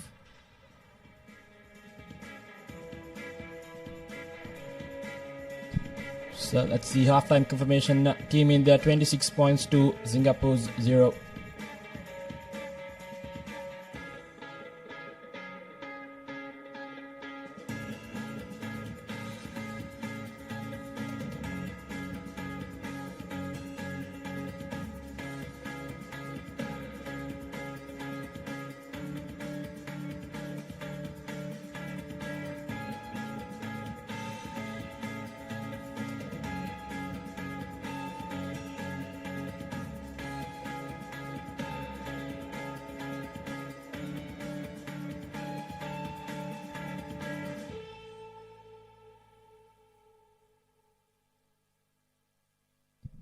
Yes, so welcome back for the second half of this first semi-final in the fifth place playoff for the women's segment. Taking a look at the highlights just before the break, we are talking about how good India were defensively.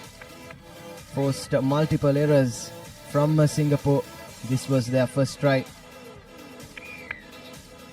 And second as well. Ball was loose from Hong Kong. From Singapore rather. Forced the knock on, and a second under the post try, and then this one straight from kickoff. No one back in defense for Singapore, and India went over for their third in the corner, and then this one right on the hooter, ripped the ball at the breakdown. That's a brilliant individual effort from the number 11, and a good supporting line as well that ensured India take a 26 points to nil advantage into the break. Now Singapore to restart proceedings in this second half. Not the restart they'd hoped for as well. So it will be a free kick from centre field for Team India.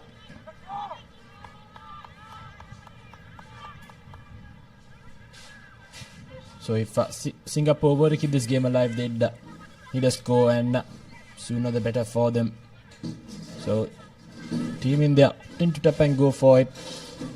Switching directions. They have a small overlap in the corner. Cutting back inside is that number 13, the try scorer. Singapore trying to apply some pressure. They're trying to use the linear channels.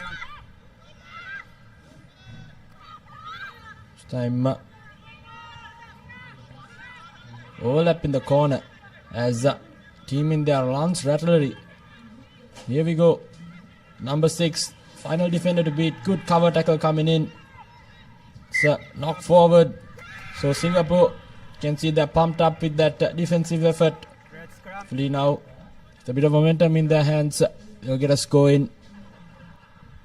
It's a tall mountain to climb for Singapore, isn't it? Just 5.5 minutes or so left on the clock, but finally managing to pull their socks up in defense. And winning a scrum as well, and there you have the Singapore men's team cheering on their counterparts. Point. Set. Hold. Slowly but surely filling up the race course here in Colombo on day 2 of this Asia Rugby Emirates 7 series. And now here comes Singapore creating that overlap in the corner. But again, good drift defense from India. Defending has been on point for them so far in this game. This time though, half space opening up, but just managed to get that ankle tap in. And Singapore now with the ball on the right hand side. One man to beat. Opts for the inside pass. And now up to halfway. This is much better from Singapore attacking. And now goes straight down the middle. Does the number 2. But again, good cover tackle coming in from India. Making Singapore go through the phases. Advantage for offside coming their way as well. Have an extra man out wide on the left. Does she have the gas? Yes, she does. She'll run right round. Will Jane Chanjinyi Full touchdown for Singapore's first try in this clash. Singapore did quite well there. Had the continuity of play, kept the offloads going, didn't let the Indian defense settle. The scramble Indian defense just couldn't find themselves the right positions, couldn't recover on time. And for the first time, Singapore has crept past their defense. So it's 5 points with a conversion to come for Singapore. All started with that good defensive effort, as I mentioned earlier. Go, please.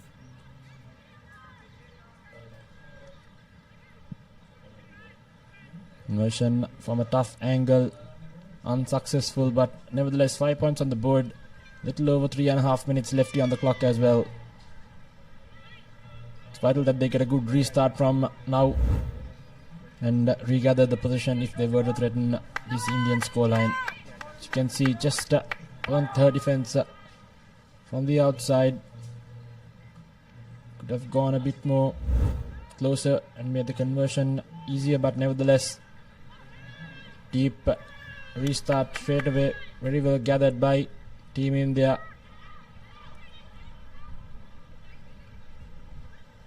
Here we go. Trying to create that overlap. Does so with ease. Cutting back inside. Good defense. Straight away, spotting the gap, the number 4. Trying to go past, but it closed as she moved closer. Nevertheless, again, Team India now. The good face movement. Trying to change directions and use the short side. Singapore holding on in defense. Ball squirts out, but very well regathered by Team India. The number 2 breaking through the defense. Has the try line at her distance. Will accelerate and go underneath the post. So yet another try coming in for Team India. That's Yadav who go over for yet another try. It's a second in the game as well. So brilliant stuff. Good efforts by Team India, identifying the small gaps and creeping past the defense with ease. Yes, Shika Yadav, what a game she's having both defensively and in attack. Goes right through for her second. But I thought where Singapore faltered there was then, and they went for a deep restart straight after scoring. And when you're chasing a game, that's never the best option, considering the pace and the skill that this Indian side have in their attack as well. Allowing them this much possession, it was only a matter of time before this happened. Went straight through the gap, did Yadav. No one sweeping for Singapore. And easy as you like, untouched over the try line for India's 5th try. So as you can see, good restart by Team India, kicking it deep, trying to get that territorial advantage, and yet again good juggling work as well. So they've won over the penalty, and straight away it was Yadav the try scorer, so showing great work rate as well, proactive in offense and defense. Now Team India has opted for a scrum in prime position. Just over a minute, under a minute left here on the clock as well. 33.5. Team India has dominated this game from the get-go. Singapore showed glimpse of talent and potential in this game, but nevertheless, it was Team India's defensive effort that has secured them this game. Set. Hold. So, Stand up, please. Wait. due to the adverse weather conditions, I think it's not the easiest scrummaging.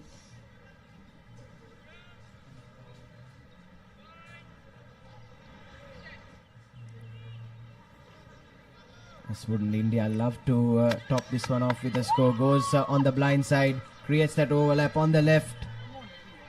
Chooses to cut back in, needs support now. The number 10 for India. Support arrives quickly. And now swinging it through. India, but that's good Jacqueline work from Singapore. Managed to win the penalty and spare the blushes for their team. Take that one quickly. Now trying to get back up the field. Cuts back inside, gives the ball. Singapore trying to find some spaces in the Indian defense. They're now settled in, coming up in defense. Singapore trying to create an overlap in the corner, cutting back inside. Back. So it's a penalty. You are down. You need to be One up. again line there off the feet, says the referee. And seems like it will be the final phase of the game. She taps and kicks it out of play. So it's a full-time Team India winning 33 points to 5. Good dominating performance by them. It's a comprehensive performance from these Indian ladies, and you didn't expect anything less. They've played some good rugby in this tournament so far. More of the same today on day 2. It's a comprehensive 33 points to 5 victory over Singapore. There you have your full-time confirmation. Singapore are now eliminated and will have to go back to the drawing board, but India on the other hand will have a chance to secure that 5th position. So you have a look at the second half highlights. Started on a good note for Singapore. Was sniffing a comeback, but in this try really killed off the game from Shikha Yadav for India as she went through for her brace untouched, and she had a good game in attack and in defense as well, and has ensured her side are still in contention for that 5th position at the Asia Rugby Emirates 7 series. So coming up next, we'll have the United Arab Emirates taking on Kazakhstan in that second semi-final, and they'll be playing for the opportunity to play India in that 5th place final to try and go through. As we have a look at the 2 team cards for both these sides, United Arab Emirates and Kazakhstan. Kazakhstan as well got 2 pretty good victories yesterday over Malaysia and the Philippines, but unfortunately missed out against China and hence have to play in this 5th place playoff. As for the United Arab Emirates, missed out against India and Japan, and their solitary victory coming over Indonesia in yesterday's 3 games.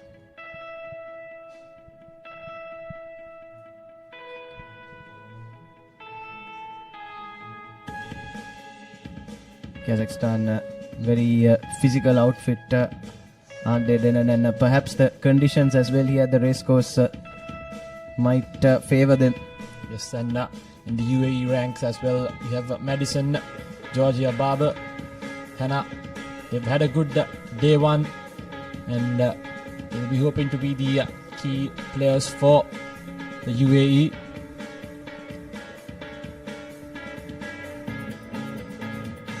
As for the UAE, you'll have Abigail, Amanda, Fatma, Madison, Alexandria, Georgia, and Tara. For Kazakhstan, Veronica, Alyona, Yekaterina, Amina, Irina, Anna, and Eva Becker. And the finishers as well. Hannah, Jessica, Sophie, Jade, Kira, and Catherine will be the finishers for UAE.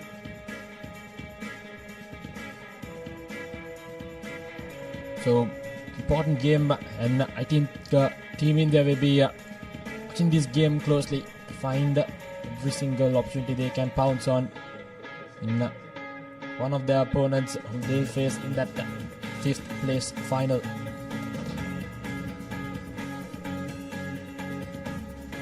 So there you have the UAE ladies.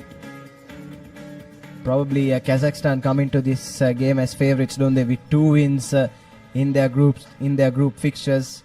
UAE with just the solitary win, blown away by both India and Japan. And our referee for this game, Christabel Lim.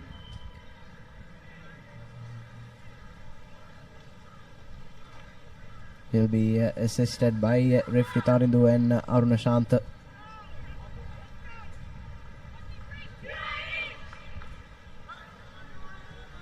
So it will be UAE from the right of your screen against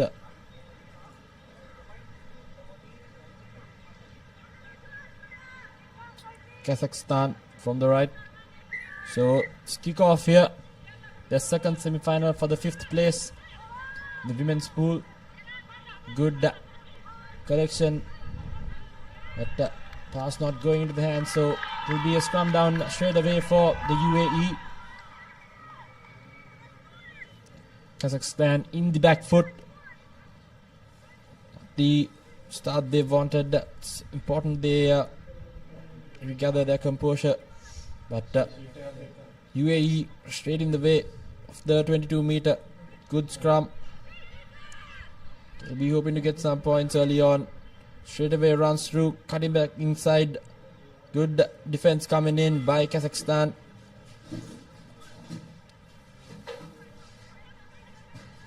Again, moving through the linear gaps is the team UAE. Now maneuvering the ball to the far corners. Good Russian defense coming in by Kazakhstan. Keeps the team at bay. UAE now building some faces, trying to find the gaps.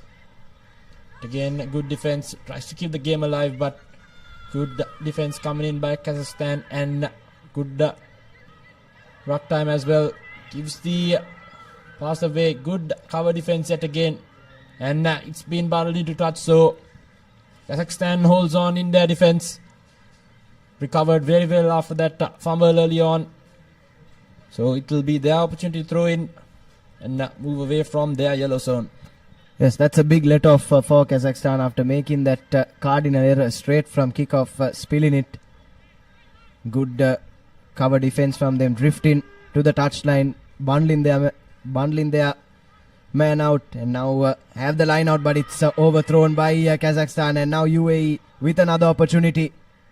But back-to-back spills, and it's Kazakhstan that have the net gain, and now running into space. Kazakhstan, no one sweeping for UAE, and they'll go the full length of the field to touchdown for the first try in this clash. Number 5, Irina Taichina for Kazakhstan, puts her side ahead and right under the post as well. But the conversion unfortunately has gone wide, but it's still a 5-0 advantage early for Kazakhstan.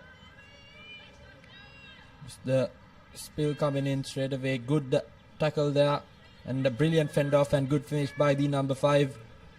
Saw it all the way through.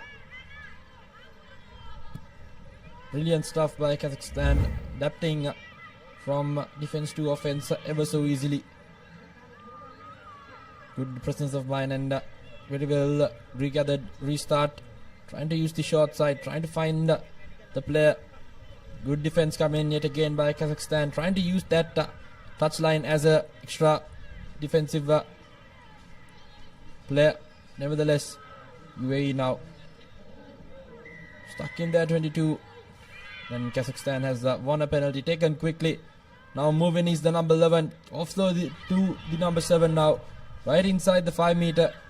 Spills off the ruck, but nevertheless, all up in the corner as well. It will be surely a try for the number 2 of Kazakhstan. Brilliant stuff using the width of the field. It's Fatma who'll go over for the try. Brilliant stuff straight away from kickoff. Applied the pressure, did everything right, and reaped the rewards. As Iona Drobovskaya goes over for Kazakhstan. That's their second try. And like you were saying, Darren, it's been pretty intelligent stuff from them so far. Using the entire width of the field, especially in defense, and capitalizing on 2 occasions. And it's UAE under some early pressure. 2.5 minutes left in the first half. 2 scores behind. And straight away a deep restart as well. Looking to apply the pressure.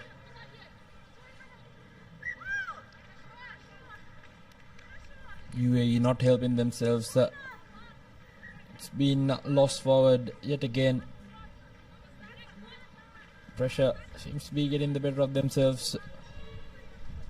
Now we'll have a few replacements coming in as well for UAE, who still not managed to play themselves in this game.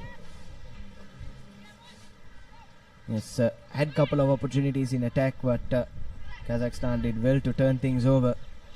But now scrum inside the 22 meter. And the number 2 goes straight from base, and this will be her second try. Aliona. UAE defense just simply didn't read that one. And the scrum off with another excellent try for Kazakhstan, and that's their third one in this first half. Sniping through the defense. Second try this game and in this leg as well. In quite a brilliant game, Zaliona sniped her way through, finding the gap. UAE's defense not linking. Has spotted the gap straight away, sees it and snipes through. Brilliant stuff and good individual performance there. UAE opting for boot, kicks it out straight away. Not the kick she'd hoped for, but nevertheless, it's yet again now Kazakhstan with another opportunity. UAE needs to get possession of the ball if they were to at least get a score in before halftime.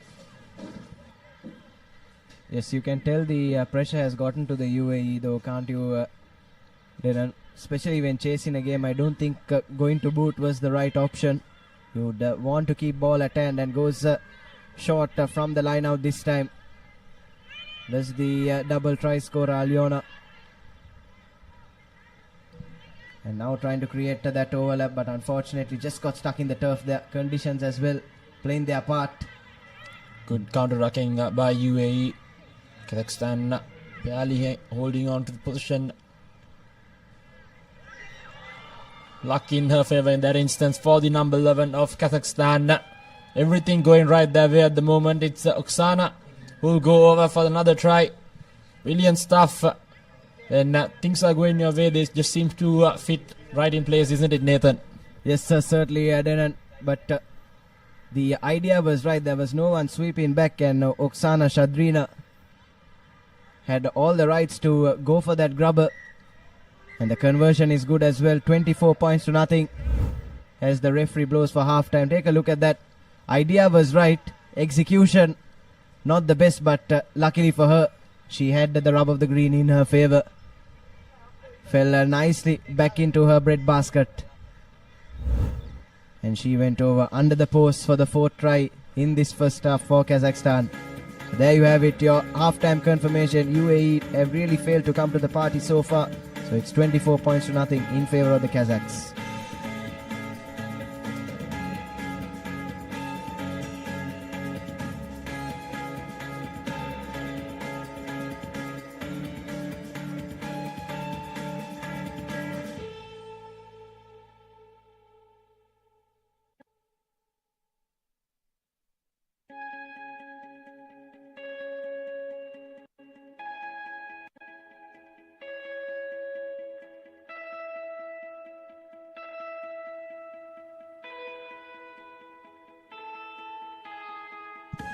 So welcome back to the race course, moments away from the second half here of this second fifth place semi-final between the UAE and Kazakhstan.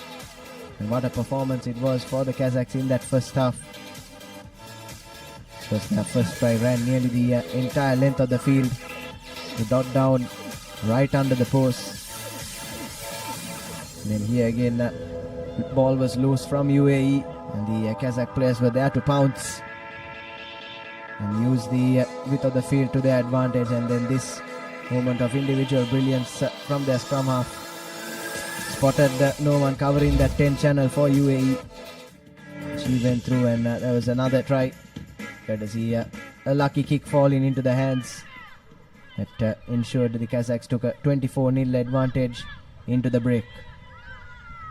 It's a good restart it again by Kazakhstan. UAE managing to hold on to position. It's the ball bounce. You can see straight away the defense is right up there. UAE trying to find the direction they want to opt for. Uses the fire and to get good defense coming in by Kazakhstan, not letting. And here we go, overlap in the corner, beats the first man, has to sweep at a beat, trying to step past the defense, and does so brilliantly. The number 4 for UAE straight away will go over for yet another try for them. The first one in this game. It's Madison Melish who will go over for the try. Brilliant stuff there. It's brilliant stuff from UAE. This is exactly the start they would have wanted. Within 1 minute after the restart, Madison Melish goes over for her fourth try in this leg. She's been in red hot try scoring form as well. And the conversion is good, so UAE managed to pull one back and pull one back early in this second half. Just have a look at the replay there. Found the space in the corner. Did brilliantly to step past the final defense. So good acceleration and finished by the UAE player. They've just kept back in this game. So it's important that they move on with this momentum they've just gathered. Now Kazakhstan trying to get the reply in. Tries to show and go. Just brilliantly gives to offload. Overlap in the corner. Brilliant stuff. Good reply by Kazakhstan. Sweeper trying to get the defense in, but nevertheless it will be another try for the number 4 for Kazakhstan. It's Amina who will go over for the try. What a reply straight away after conceding a try, Nathan. Yes, that's exactly what you want to do after conceding one. Amina Tulajinova goes over for her first try in this second leg to restore that four-score cushion between the two sides. And the conversion is a brilliant one as well from a tough angle. So Kazakhstan, after conceding, have a walk back with all 7. Tatiana with the conversion as we take a look at the replay of that try. Desperate effort from the lady sweeping for the UAE. But I had the pace on her to go through. Now UAE have to play from far behind yet again. From restart, good defense coming in by Kazakhstan. Here we go, trying to find the spaces, switching in play, finds a gap straight away through the middle, looking for options, steps past the defense, gives it to the try scorer. Melish now trying to get another one in. Good cover defense coming in by Kazakhstan. Some desperate defense and good contest at ruck, but nevertheless now UAE with the prime position. Kazakhstan trying to regather their defensive efforts, desperately hanging on. Sen offside penalty advantage now. The UAE with heaps of momentum behind them. Kazakhstan now in the back foot, switch in momentum as UAE now moves into the 22-meter of Kazakhstan, switching in direction yet again. Fends out the first one, finds the gap, the number 2. She tries to beat it, but good defense, some desperate defense coming in by Kazakhstan. Sniping through the linear fringes. UAE now looking for yet another try, trying to keep the game alive for themselves. Just less than a minute left, 2 minutes left on the clock. Offload just not going into hand, so an unforced error has costed UAE another sure try, but nevertheless Kazakhstan desperately hanging on in defense. It's a golden opportunity for the UAE. They went begging. Unfortunately, that last offload just going a bit forward, and Kazakhstan managed to hang on. Few good tackles as well in that last sequence of play. And now they'll have to exit their own 5-meter area. Will Kazakhstan. So here we go. Trying to run from their own 5-meter line. Melish with the good defense coming in. Kazakhstan now in the back foot. Balls backs against the wall. Good defense yet again. Brilliant stuff by the UAE defense. They'll win 5-meter scrum right outside.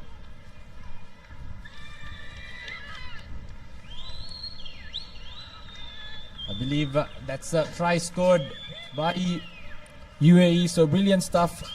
Good pressure applied and they've gotten a try in.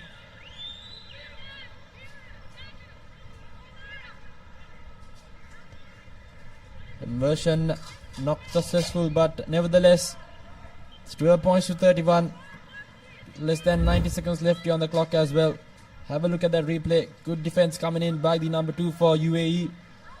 She's done it brilliantly. It was Amanda who did it. Brilliant stuff. Has gotten the try in for UAE. Important restart coming in for them.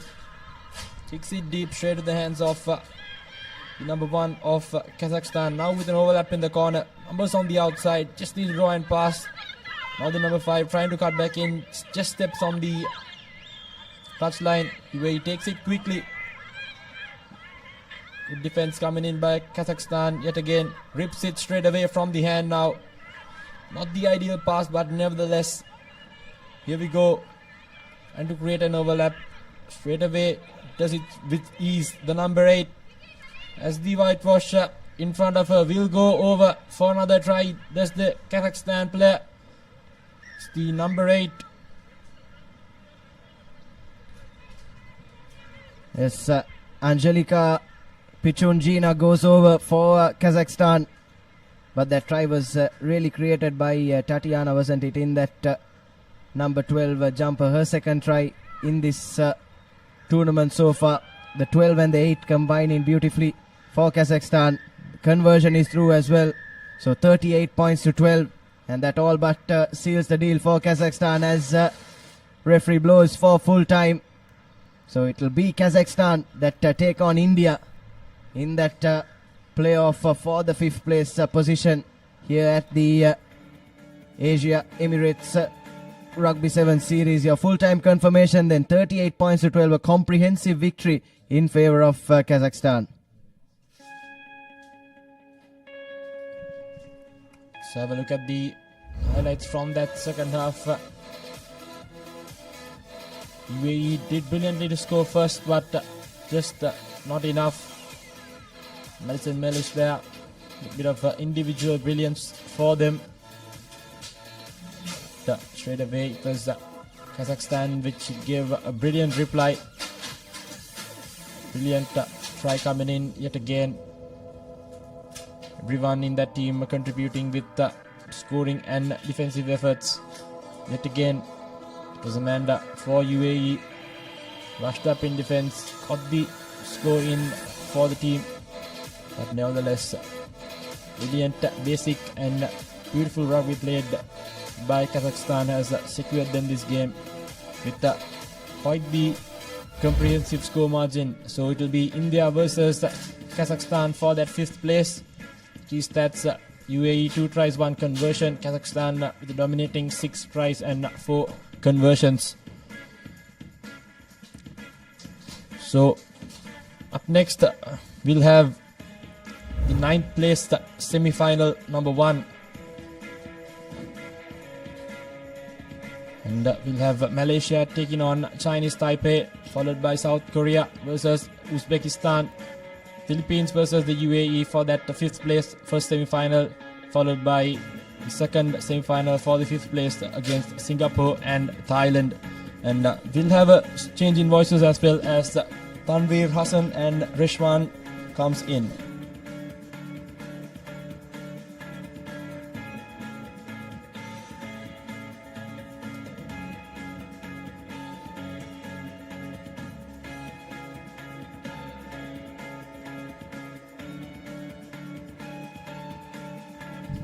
Thank you, Dylan. The next game on our cards, Malaysia taking on Chinese Taipei here at the Asia Rugby Emirates 7 Series 2025. The Sri Lankan leg live from the Racecourse Stadium here in Colombo.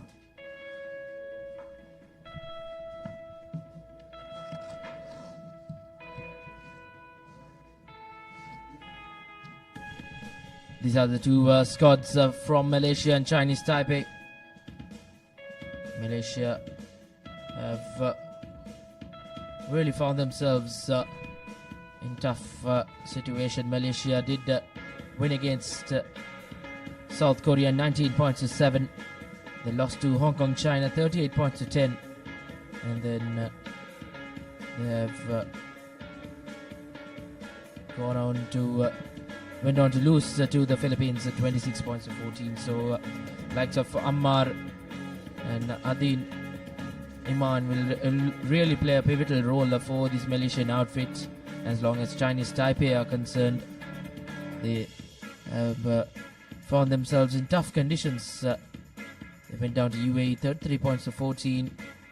They lost to Japan, a massive defeat, 68 points to 0. And then they did go down to Thailand as well, 26 points to 12. Plenty to play for both sides. As I welcome Tanvir Hassan to the combox. A very good morning to you, Tanvir. Good morning to you, Rashwan, as well. And as we can see, the weather here in Sri Lanka, in Colombo, at the Race Course grounds is quite gloomy. It's quite humid as well. Not very hot at the moment. It was drizzling a little while ago, as you saw in this live stream. And as we see both teams making their way forward into the ground. Chinese Taipei versus Malaysia. We're hoping for a good game of rugby from both these teams.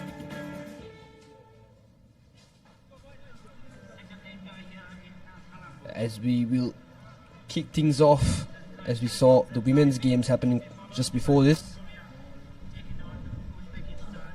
And the official for the match, Francesco Camisa, will be the official in this game as we start the 9th place semi-final one. It will be the third best team from the third pool and the best fourth team.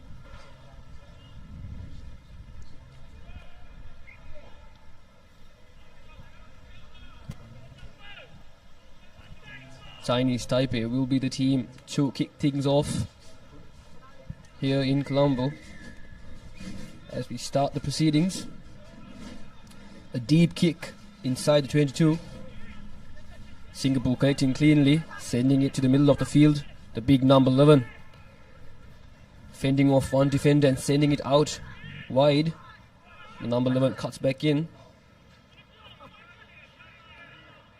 sending the ball to the other side now. The number 4 of Singapore sends it to the corner once again, working those corners, Rashwar, properly, as should in a sevens tournament. But unfortunately not being able to move forward, having space outside, having overlap as well, goes to the corner. He should cut back in, but unfortunately he's taken out by the Chinese Taipei defense.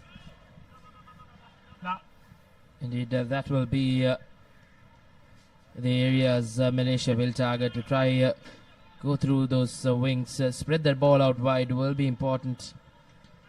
This Chinese Taipei outfit really can hurt you with the pace.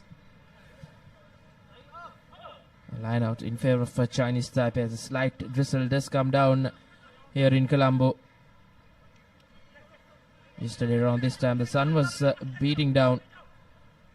But today it's been drastically changed. Gloomy conditions out here in Colombo. As long as the rain stay away, these are tailor-made conditions for some quality sevens rugby. Now once again, now Chinese Taipei spreading that ball out wide. Not much to play with now. Number 11 will look to put his ears back and run, but he's eventually bundled into touch. It's good defensive tackle coming in from Malaysia. That was Yuen Wu with the ball. He should have cut back in, going past that 5 meter line mark. Unfortunately, the Singaporean, the Malaysian defense puts him out on the line out. So it'll be a line out in the favor for the Malaysians. Just a small overthrow. There's a Chinese Taipei regain position of the ball, sending it to the center. Now to the corner to the number 11. Tries to cut in and cut out, but is short on the 5 meter. Offloads it, but intercepted by the Malaysian team once again. But they have knocked it on, so Chinese Taipei will be playing with a knock-on advantage in their favor. Scrum off, sending it to his number 2. Back to the corner to his number 1, spotting that gap. Sidesteps and cuts back in, but unfortunately the pass isn't collected cleanly, so it will be a knock on.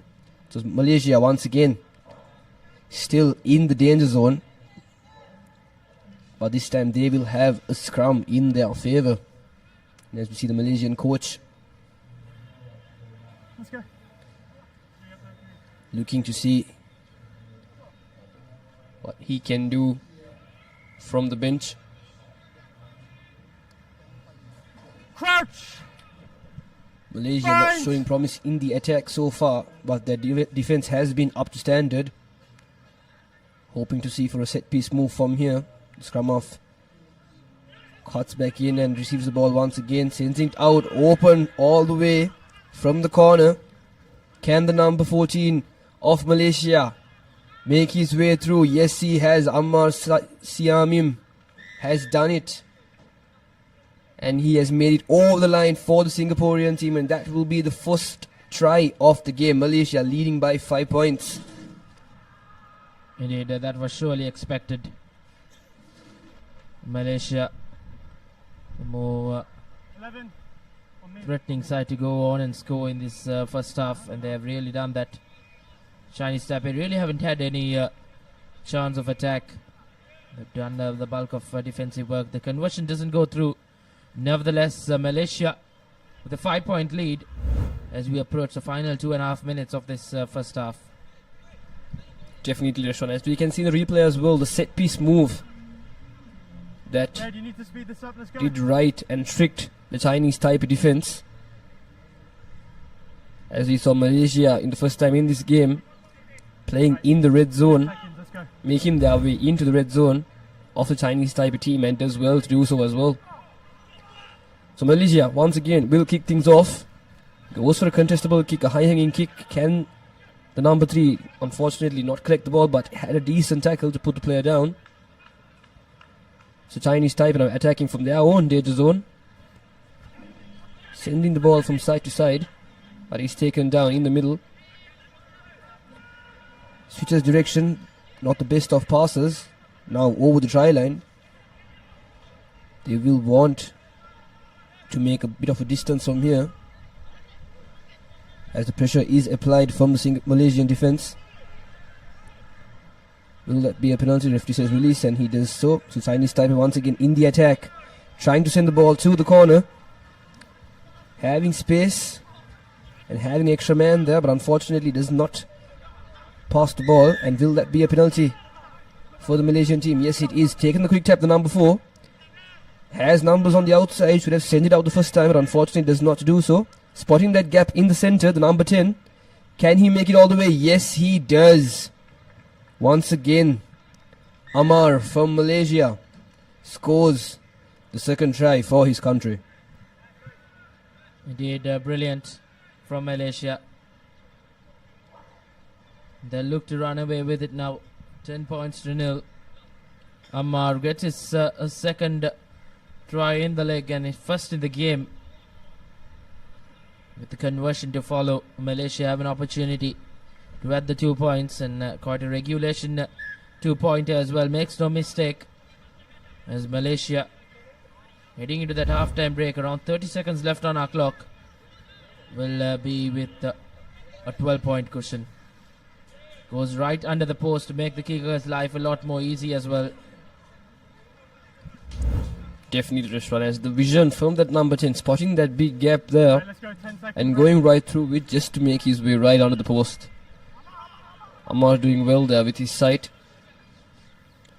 So it'll be Malaysia once again with the kickoff. This time changing direction from the kickoff.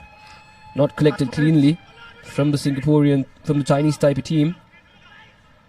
Referee says it has been knocked back, so position will be with Chinese Taipei, still attacking from their red zone now. Trying to run around the Malaysian defense. Not supporting the body weight is the call. So courtesy of the Malaysians, Chinese Taipei has been awarded a penalty in their favour. But as we can see, the time has run out on our clock. And they go for touch this time, trying to reduce their pressure from attacking in their own red zone. But unfortunately does not make the proper distance that they really truly wanted. So it will be a line out in the favour of the Chinese Taipei team, right inside their 22. As we can see, the big lad at number 5 of Chinese Taipei cleanly connects the line out. Having space on that corner. Malaysia defends its top 6, so there will be one man in the back. Chinese Taipei doing well to beat them. Goes for a small punt there. But the Malaysian number 10 collects it cleanly and just ends the first half proceedings, kicking the ball to touch. So that will be the halftime score. Indeed, it's a first half performance where Malaysia can really be proud of. They haven't let Chinese Taipei really settle into this game. Halftime score reads Malaysia 12, Chinese Taipei 0.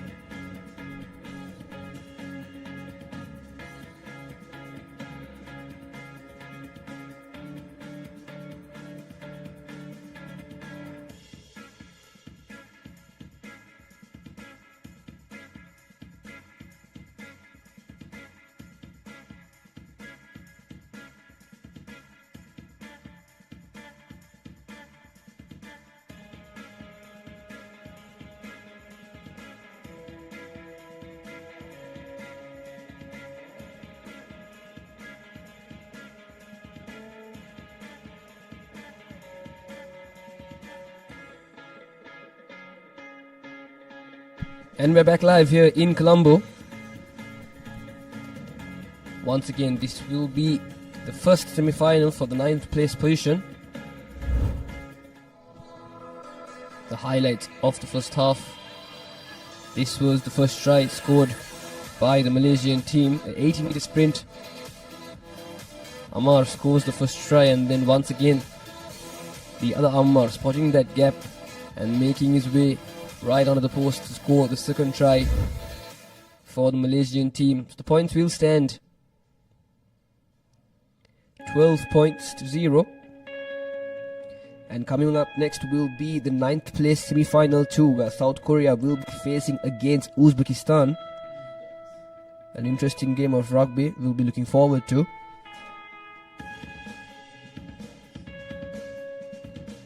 As both teams will make their way once again into the field to commence this second half. It will be the Malaysian team once again to kick things off. Over there, he was just on top of the body.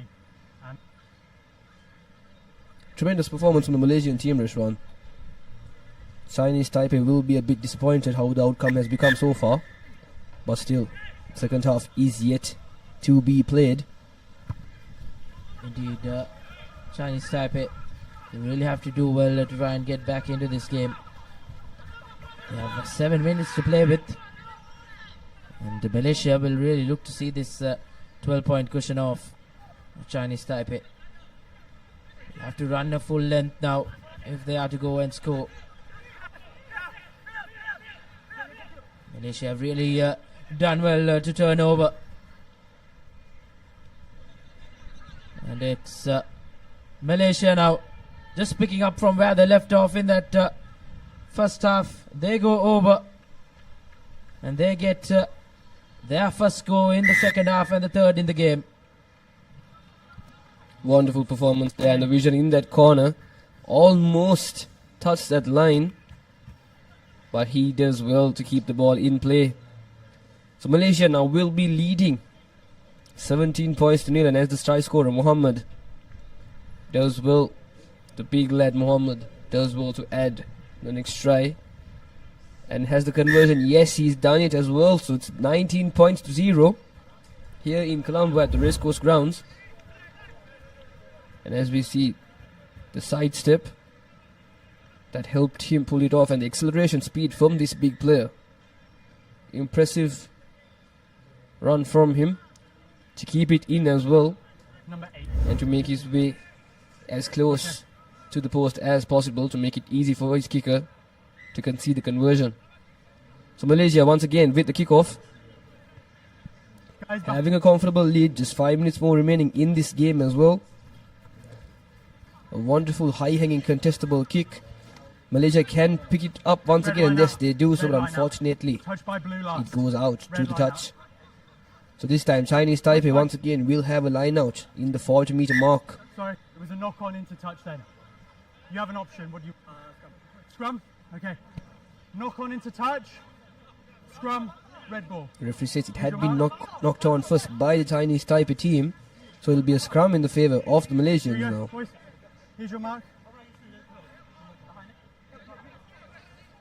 Crouch! Chinese Taipei will not be very happy with that outcome. Bind! Set! He could have collected the ball cleanly from the line out, but a well contestable defensive play by the Malaysians have awarded them the scrum. Going for a set piece move that does well to do so. The combination from the 14-7 and the number 11. Cuts back out, cuts back in, beats two defenders. Having space on the outside now, should send it out wide. Just one man to beat, but very well read defense from the number 3 of the Chinese Taipei team. Let him run. But they have considered a penalty, so Malaysia once again with the quick tap.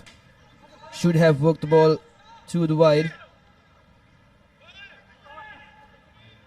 Having an extra lad in the corner, optimizing from the space. He tries to cut back in, but unfortunately his assisting player did not read that very well. So Malaysia once again have lost possession of the ball, but they will have a line out in their favour. As we see the coaching staff making substitutions from both teams. The previous try scorer Ammar from Malaysia has been bought out. Okay, Blue, here's your mark.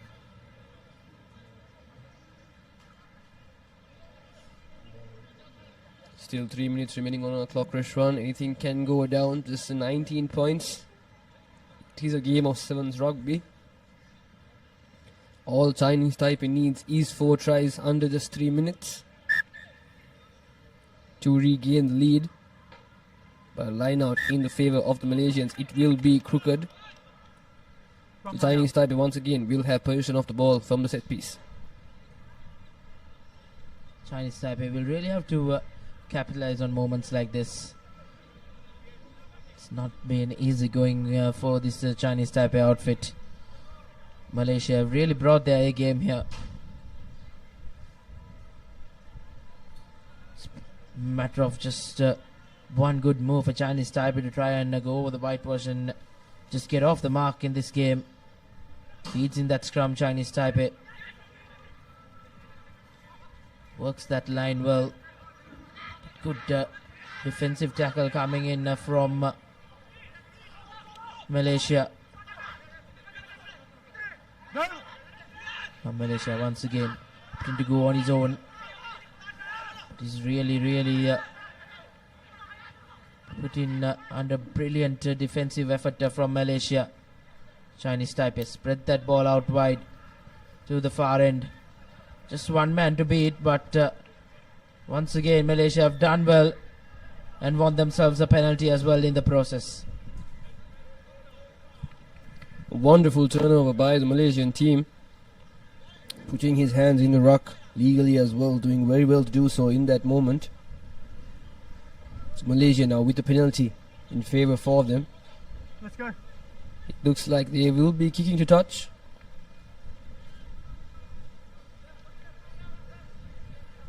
Making their way right inside the 40-meter mark. This time playing in the Chinese Taipei side once again. They will want to collect this line out cleanly, as previously we saw there was a crooked throw. 19 points to 0. It is a comfortable lead now with just 1 minute left to spare. Going from the back, taking it from the 6, but unfortunately not being able to make hands. So Chinese Taipei once again in the attack. Looking for support there, not completing the tackle from the Malaysian defense. The numbers 11 of Chinese Taipei doing well to beat 1 and 2 and makes his way under the post to score their first try in this game. Unfortunately, it does seem a little bit too late, but tremendous effort from Yuan Wu to go under the post, and the kick takes it. Adds the 2 points for the Chinese Taipei team. Fends off that defender, beats him in a race of speed, and then beats the second one as well. Let's go, guys. This last play. Wait. And Yuan Wu just makes his way right under the post to make it easy for his kick taker to clear that conversion. So the point score now is Malaysia 19, Chinese Taipei 7. And as the clock has rang out for us, Chinese Taipei will not want to end this game with such a big margin, so they will try their best to be in the attacking position once again. A good contestable kick. Chinese Taipei doing well in the defense. Malaysia, a wonderful scissor to the big number 5. Still in the attack is Malaysia. They can just end proceedings with kicking the ball outside, but they also do want to score once more. Taken down from the center, sending it out wide, having 4 men in the side. Number 5 doing well to disrupt the defense of the Chinese Taipei team. Offloads the ball, but unfortunately doesn't collect it cleanly. The fumble from the ruck has avoided Chinese Taipei with possession of the ball once again. Yuan Wu trying to overspeed him once again, but goes to the punt. Can he make it to score? Unfortunately does not do so. And that will be the full time. Indeed, it's Malaysia who were tested in a brief period of this game, but they had that game in the bag.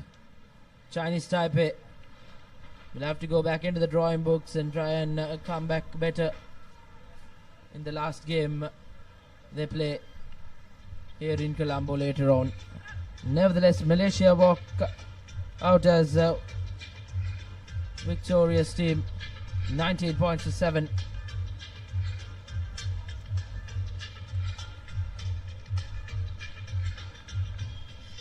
Convincing win at the end for Malaysia. That's the full-time score reads, and Malaysia 19, Chinese Taipei 7. Incredible performance from the Malaysian team. Kudos to them. And as we see the second half highlights of this game,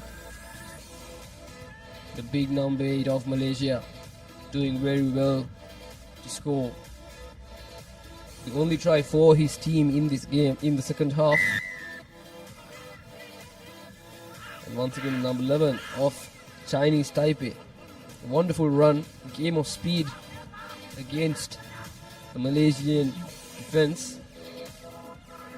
And it shows to be the better one to go under the post and score the try.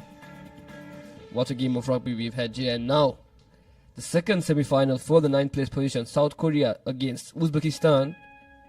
The winner of this game will be facing Malaysia to become the 9th place winners in today's tournament. And as you can see, team cards of South Korea and Uzbekistan: Jang Woo King, Jim Mo Lim,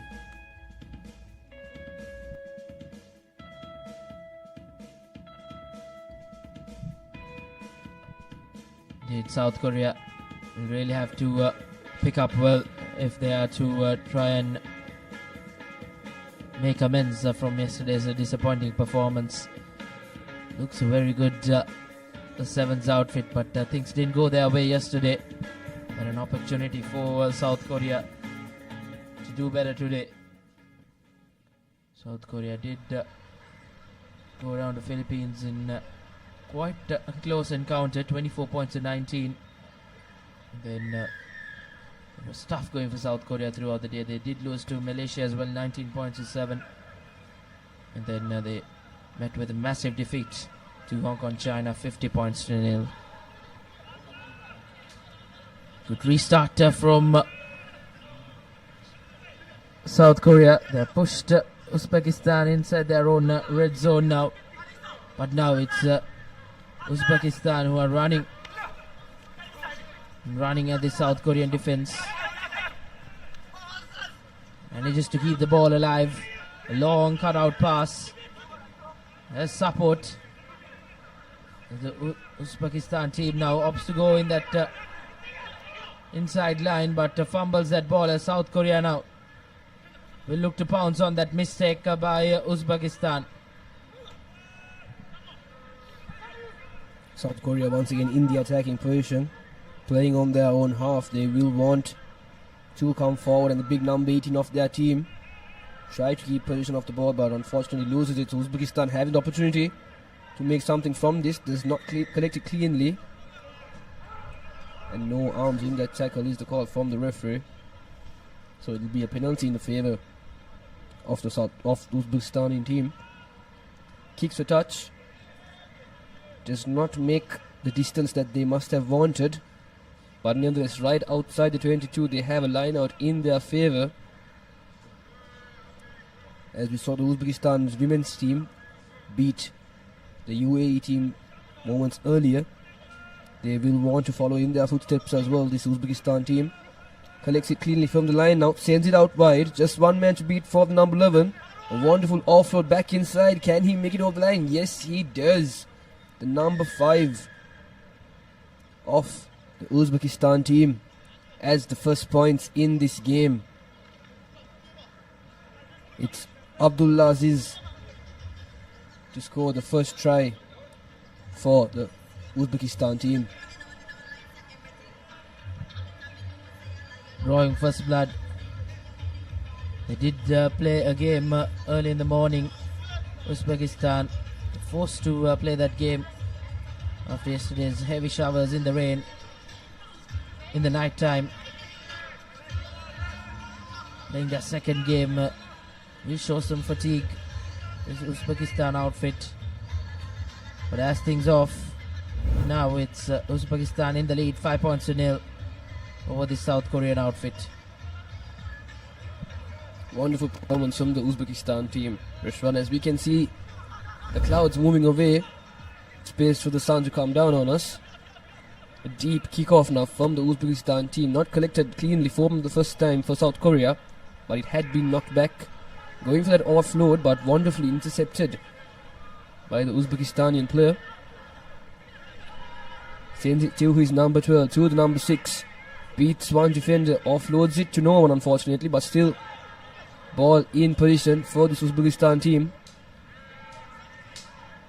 20 meters away from that try line, but South Korea does well to defend it and makes the opposition team knock the ball on. So this time South Korea will have a scrum in their favour, but as we can see, a player has been injured for the South Korean team.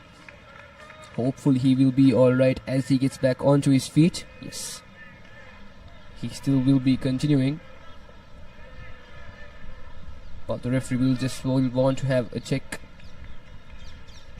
if he will be able to continue in this game. As you can see, the South Korean fans supporting and cheering on for their relative team. And here we have a replay of the moment. Just landing awkwardly to the ground there is what happened. Not exactly sure if it was his head or his shoulder, but nevertheless South Korea once again in the attack, in their red zone, just 5 meters away from their own try line.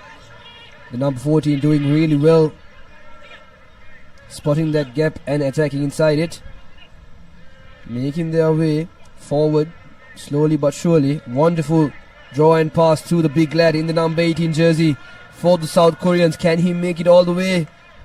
It's a race to the finish line. And has he done it? Yes, he has. Not the landing he would have wanted there, but a well-deserved try from the number 18 of South Korea, Imosi Labati. Is the lad to score the first try for his team.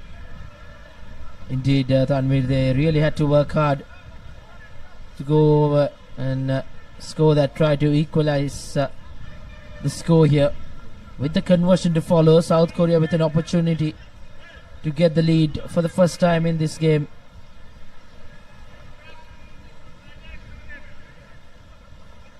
And the kick doesn't go through, so it will be 5 points all. And it's all to play for. A brilliant pass that just dragged that defender, and then that big man, the big number 18, just fends off one, and he goes over the whitewash.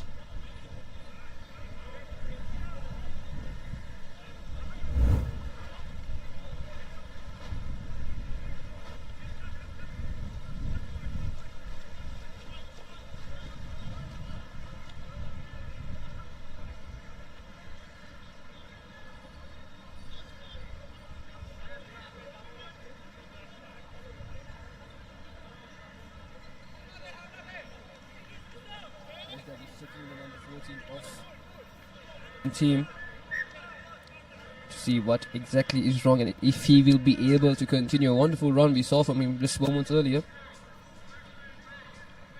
And once again, a kick-off from the South Korean team. A high-hanging kick, again, quite contestable. But South Korea does well in the defense there. Should have collected the ball. But the reaction speed from the Uzbekistan team did come first. Overall line speed of defense from the South Korean team. But this time Uzbekistan, the number 8, spots that gap and runs away. But unfortunately is taken down with a well defended from the number 14 of South Korea.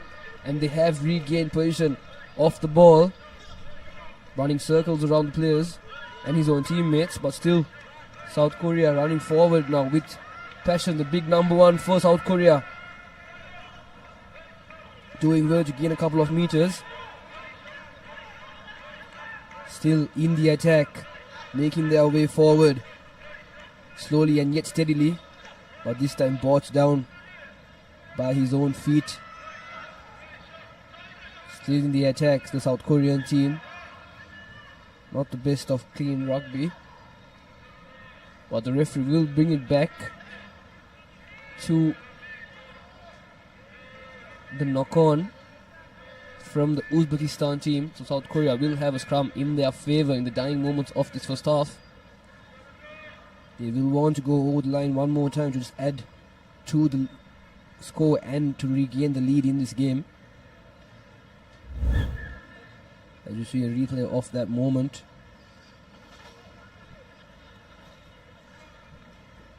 Number 14 just being all over the ground here. The South Korean number 14 doing well to do so. Yoon Tik Wang. Once again from the corner. South Korea with the scrum, but unfortunately fumbles the ball forward to Uzbekistan. Capitalizing from that mistake. Should have been a better, cleanlier pass to the number 11. Looking for his options there, but sends the ball back once again. But as he can see, his supporting players not aligning backwards with him. So he just runs into contact. They should form a bit more deeper around the Uzbekistan team. Not the best of formations in the attacking position, making it easy for the South Korean team to defend them. Referee says release the ball as the Uzbekistan player has found his knees on the ground. Still in the attack, the Uzbekistan team just offloading it everywhere. Running into the referee's number 14. He has been running around this game tremendously, but has that been a knock-on? Yes, it will be. And that should be the first half of this game. The score is tied. Indeed, Tanvir, I think it's been a half which has been quite closely contested. Nothing to separate the two sides. There's all to play for in that second half.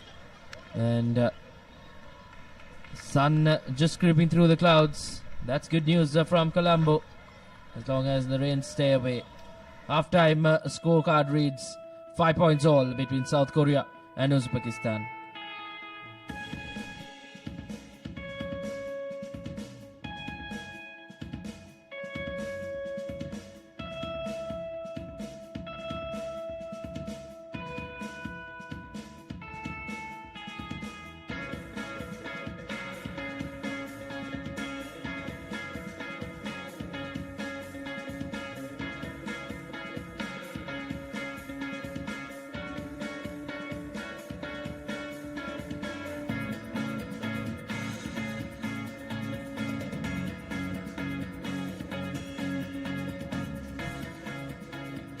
Welcome back to the pictures, the Racecourse Stadium out here in Colombo. The weather has held up really well. As you take a look at some highlights from the first half, Uzbekistan were the team who drew first blood. And then it was South Korea who responded well. 5 points all, and it's all to play for in that second half coming up. And both teams will be eager to try and finish on the winning side, as We have the next game coming up in the men's fifth place semi-final one. It's the Philippines taking on the UAE. The 12th place team up in China taking on the 5th place team. Yet another interesting game coming up. Next up. But before that, an all-important second half coming up here between South Korea and Uzbekistan. Uzbekistan will kick things off for the second half.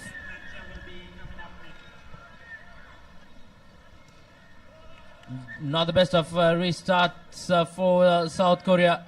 Straight off the kickoff, he fumbles it. And that will be an early setback for them, as Uzbekistan will have a scrum in their favour.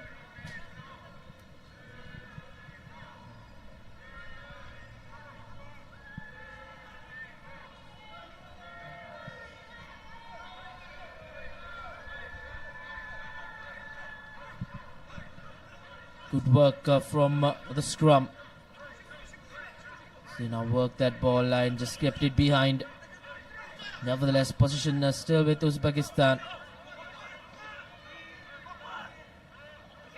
Now once again, South Korea have to do plenty of defensive work. Puts in that kick, a good kick, but South Korea has managed to just put that into touch, and Uzbekistan from meters out will have a line out in their favour. South Korea just doing whatever they can to stop the game from playing, to make the ball a bit slow. So Uzbekistan will have a line out in their favour, just 5 meters off their own try line. They will want to capitalise from this position, spotting that gap there. Should have sent the ball out wide. Uzbekistan still in the attacking form, running into the defensive play. It had been a high tackle, so they will be playing with a penalty. Taking the quick tap, having space on the outside. Can the number 2 make his way over the line? Yes, he does. The number 2 of the Uzbekistan team does well to go over the line. Temur Negmatov scores the second try and to regain the lead for his team. Does very well to do so in style. Another kick taker. We will want to put these 2 points, as every point does matter in a game of sevens. He goes to the kick, but unfortunately the power is there, but unfortunately the direction is what was missing. But nevertheless, Uzbekistan lead 10 points to 5 against this South Korean team. Once again with the kickoff, South Korea still in this game, having just 4 minutes and 17 seconds left on our clock. All they need is a converted try to regain the lead in this game.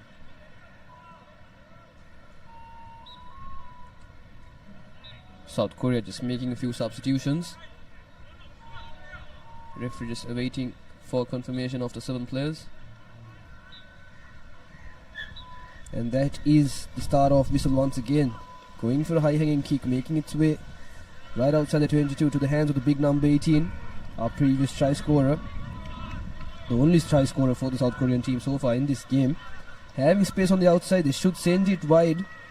At the moment they could, but unfortunately he cuts back in to defense, but a tremendous offload from him, having numbers on the outside, but that will be a penalty for sure. Collecting the ball from the front. Promising attack from the South Korean team.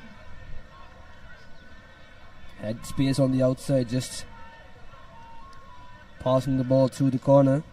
Could have awarded them the try that they crucially needed at this moment. But a well-defended display from the Uzbekistan team had regained the ball from the scrum.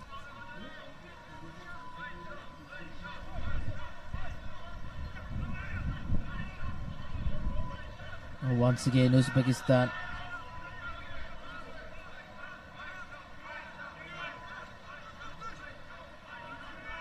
Now once again, the clock really running down and running against South Korea. Just haven't been able to turn up. Important passage of play for both sides. As Uzbekistan have a player down in injury. Just holding on to his shoulder.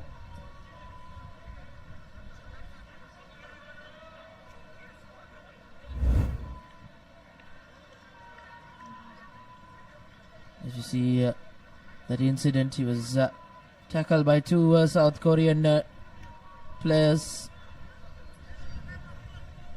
and I'm sure that won't feel good.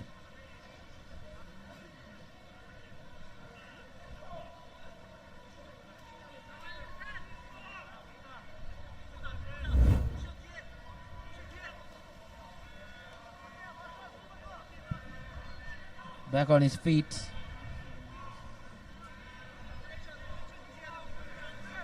Uzbekistan will have to really work hard to keep this South Korean attack at bay.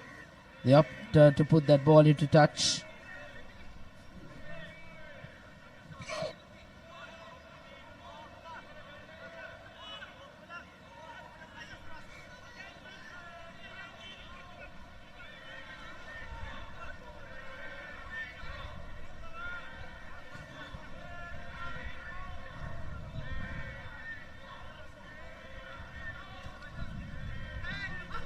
And a good line out work from Uzbekistan now. Really keeping hold of position. That's been an interesting factor in their game. Leading the game though, 10 points to 5. Around 2.5 minutes left. Around 2 minutes left rather. Once again, good hands from Uzbekistan. Still keeping hold of position, and as we speak, position has been snatched. South Korea will now look to try and run at this defense. And conditions really coming into play. That's for the heavy showers from last night.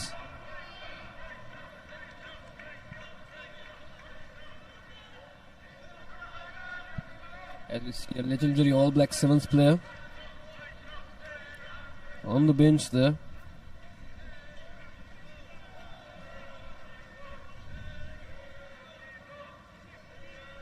Just 1 minute remaining in this game. South Korea will be disappointed with the score right now, but still anything can happen. 1 minute remaining. Just a 5-point margin. All they need is a converted try to regain the lead in this game. Taken cleanly from the line of Uzbekistan, still at hand, but referee says not letting the player count to the ground, so the penalty has been awarded to the Uzbekistani team,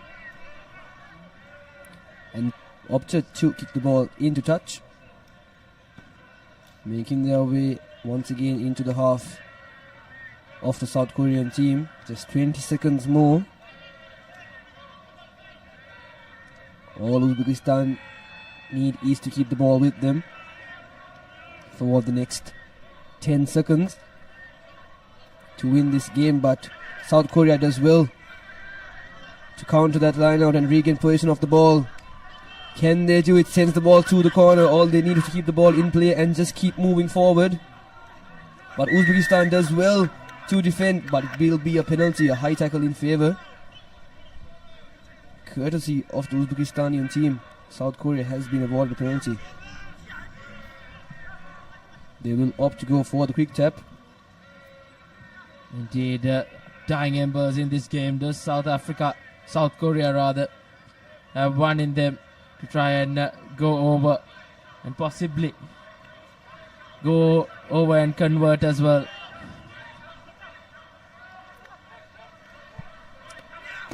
South Korea still in the attacking position. The number 13 spotting that gap, beating two defenders, looking for support on the outside, making his way into the 22.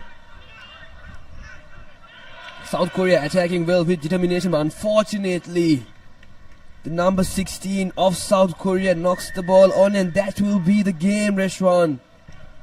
Uzbekistan emerges victorious, 10 points to 5. Historic win for Uzbekistan. A game that they had to really work hard to salvage the win.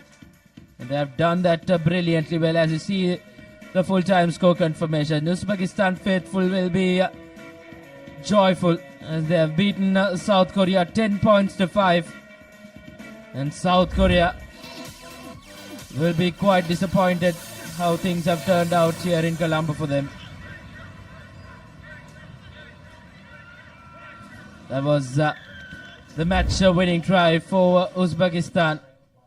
A brilliant game for them, as we have yet another game coming up as the Philippines take on the UAE, and we'll have a change of voices in the comm box.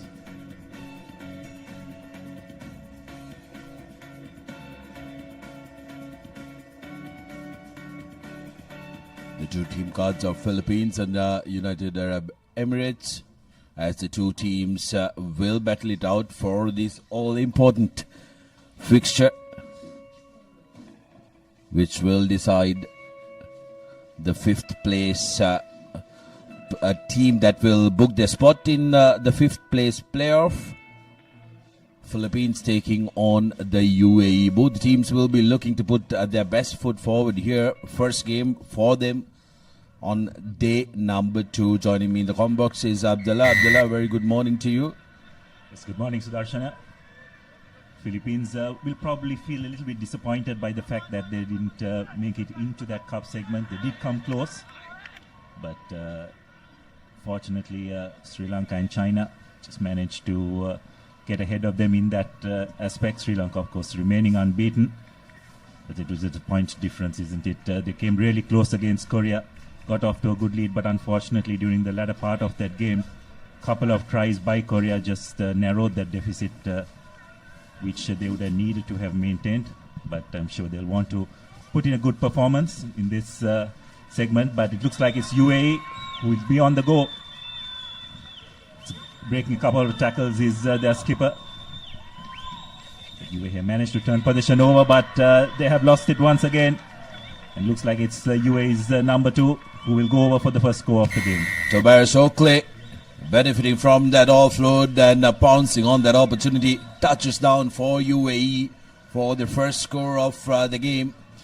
UAE with 5 points with the conversion to come.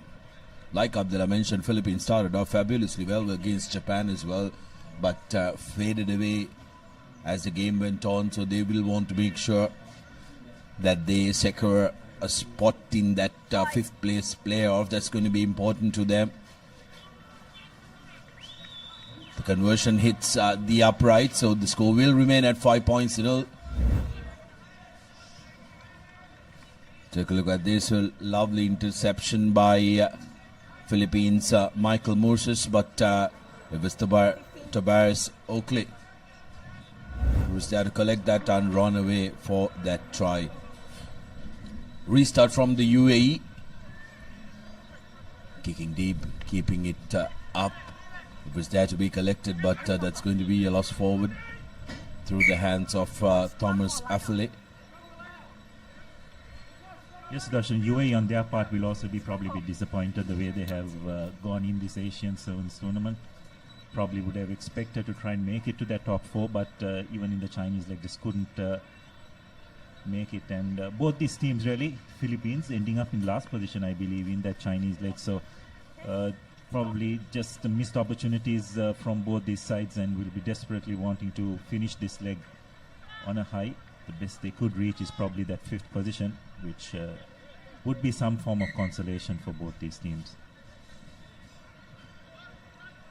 Going to be very interesting to see how these teams adapt to this wet and soggy underfoot conditions.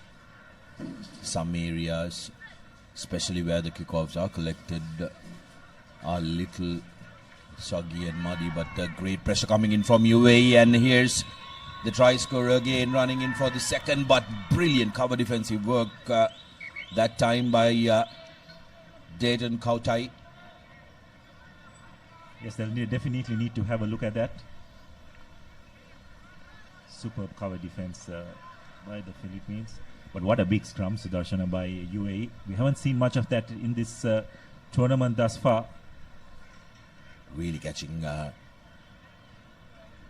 Filipino pack unawares there, putting pressure on the scrum half. This was Tobias. Take a look at that cover defensive effort, and yes, definitely foot out. That's going to be a line out. There you go. Body making contact outside their touch line. It's a line out in favor of Philippines. Can they create something from their own try line? Space on the outside. Will he have the pace? Soggy underfoot conditions really making it difficult for the defensive teams. But Philippines now making their way up to the 40-meter mark. That pass really was going to the ground. Now UAE with another opportunity. Vola. Straightening up is Thomas. Vola to Muhammad Ali. Muhammad Ali changing direction. Now offloads to Afale. But that's a forward pass which has been spotted by the referee. 2.5 minutes to go on our clock. UAE will be delighted at the fact that they've managed to camp in this side of the field. Yeah, that's right, and they've controlled position as well, isn't it, Sudarshan? They've been forced to force the Philippines to make a lot of tackles defensively. And in sevens rugby, you don't want to be playing without the ball too often. Can take its toll on you in the latter stages of a game. But Philippines here with an opportunity, just trying to create something. Half break, holds onto the ball, offloads. Will they be able to go over? Good support play, but the Philippines cover defense, or rather the UAE cover defense, has been pretty good, but they've done really well to keep the ball alive. This is really good by Philippines. Got the numbers out wide. Unfortunately, the ball is not going to hand, but they've come back for a penalty. Philippines team really need to score from here. It's absolutely imperative that they score, because they will want to go into half time with scores level or possibly in front as well. Straightening in, one bounce in the corner is Eldon, but that's going to be a try. Beautifully scored just inside the try line, and the assistant referee is happy. That's the equalizer coming in from the Philippines. Good work was done by Edlin, but Ledesma going on to score that try for the Philippines. So all squad here at the race course, 5 points all, with the conversion to come. And the Philippines will be happy at their effort. They took the chance that they got inside the opposition for the Abdullah, and that this is exactly what they need to do. Yes, definitely, and it's a timely score as well. Because they were under the pump for most of this half. Game was pretty much controlled by the UAE, so the fact that just about 45 seconds to go for the hooter and being on equal keel with UAE will make Philippines pretty pleased as we have a look at that once again. A lot of work done beforehand, keep the ball alive, and eventually showing good patience and composure did Philippines to get that right. So the last few seconds of this first half, cleanly collected by UAE. That's not the best of passes, and Philippines have pounced on it. Really good patience and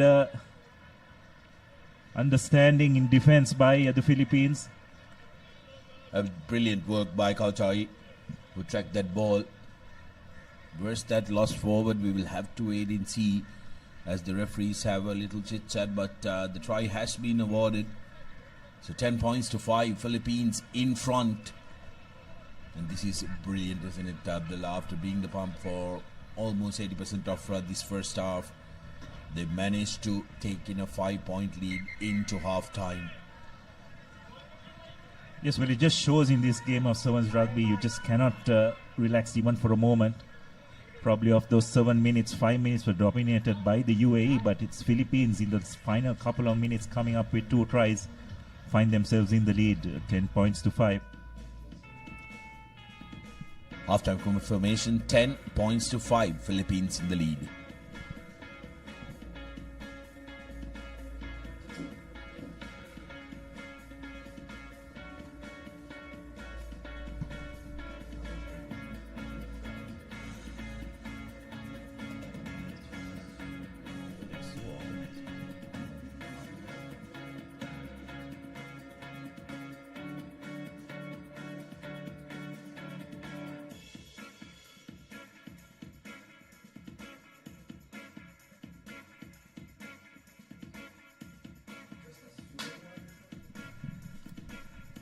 Welcome back to the live action brought to you from Racecourse Asia Emirates Rugby Sevens here in the island shores again after 8 years, and this is what happened in the first half, which was largely dominated by UAE, who managed to get a poacher's try to start out the proceedings, and they really dominated territorially and with possession, but it was Philippines who had the last laugh in this half, scoring 2 tries to take the lead. Some missed passes and loose passes rather, paving way for Philippines to creep through. Singapore takes on Thailand in the next men's 5th place semi-final and will meet the victor of this game to battle it out for that 5th place finish in this second leg of Asia Emirates Rugby Sevens. Wola Wola with the restart kick, kicking it deep, collected inside the 10 meters by Henry. UAE defensively lapsed in the last couple of minutes, and they will want to quickly fix that interception. That's going to be penalized. Will that be a yellow card? But no. Today they're a little lenient on the interceptions. Lost forward, says the referee, because she did see both arms coming out to collect that ball. Head coach of the Volcanoes, as the Philippines like to call themselves, will be having a keen eye on this, because what Philippines will want to do is try and clear their lines, looking to run from their own 5 meters. Penalized, didn't release the ball. He had all the rights if he released the ball and collected it up. Wola Wola. Wola Wola going for the try, and he will touch down for UAE's second. I beg your pardon, that's Sakyusa Naisau in the dreadlocked, with the dreadlocked hair, touching down for UAE. Yes, well, the penalty there was for the fact that the Filipino player, once he was tackled, he need to have released the ball before he got back onto his feet. That wasn't the case, so very correctly penalized. And UAE have drawn level. Just sense that this game is going to go right down to this final few minutes, the way the lead has been fluctuating between both teams. It's been a pretty entertaining game, isn't it, Sudarshana, thus far? Both teams just having their moments, then a lapse of concentration. And that's probably the reason why we find both teams at 10 points all. UAE restarts. Sakisa with the restart collected by Henry of Philippines. Here's an opportunity, ball lost forward. Ali has support through Anderson. Now carrying forward is Sofidia. Big strong carry by Tobias. The pressure coming in from the Philippines. That's going to be a penalty. Killing the ball, not supporting the body weight versus the supporting player arriving for the UAE. Philippines looking for the try that will get them the lead. Referee still playing advantage as there no 10 meters was retreated by the UAE, rather Philippines taking it quickly. Space on the outside and opportunity still available for the Filipinos, and that's going to be a penalty. Very good work by the replacement coming in for UAE to try and tackle that ball. Ryan Mitchell isolated in that corner, needed support to come through and clear that one out, Abdullah, but very good work by the UAE defensive effort. Yeah, brilliant. And also he timed it well. Most importantly, he showed a clear release before he went for the ball. So didn't leave any room for ambiguity in terms of referee's interpretation. Great technique at the breakdown. You can have a look at that once again.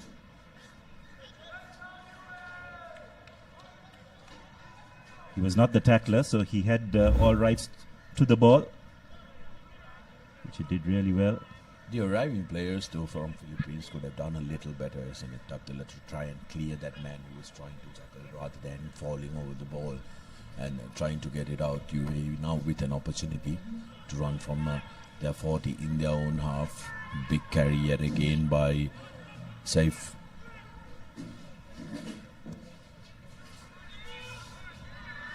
Sakyusa with a long range deep kick, collected, tracked back by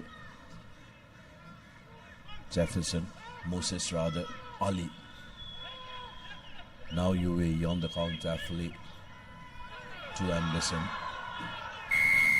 Quite a bit of ping pong going on here in this field. Both teams trying everything, but that's going to be a yellow card dished out for the number 5 from Philippines, Dayton Kautai. Very important player for them. This might hurt them. 2 minutes to go, and to play half that with one player down deep in your own half is going to be a little bit of a trouble. Yes, most definitely, and I think the call came for the fact that it was a cynical tackle, isn't it? It was very much in the red zone. Filipino player there in your screen coming from an offside position to make that tackle. So this could prove costly.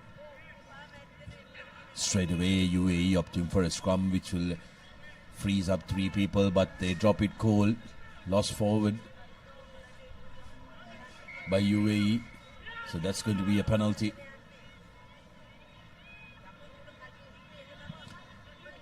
So we decided to take a short tap. Interestingly, they managed to get over that first line of defense. Philippines happy. Oh, that's criminal, isn't it? Ref is still playing advantage. Intentional knock-on is the call. Philippines so far doing very well to try and manage with 6 players on the pitch. Now they've scored. Now they've called for a scrum. Interesting tactic, Abdullah, because when it comes to UAE, they're going to have an extra man they can use to defend. Yes, it'll be interesting to see what they're going to do from this scrum. That's the key fact. They'll just have 2 players out in the line. So have a look at that once again.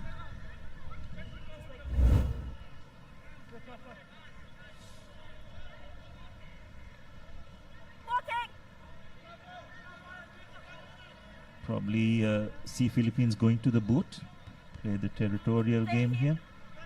Because with 2 players in the line, it's going to be pretty hard to try and make any inroads to this UAE defense, but they've gone out wide.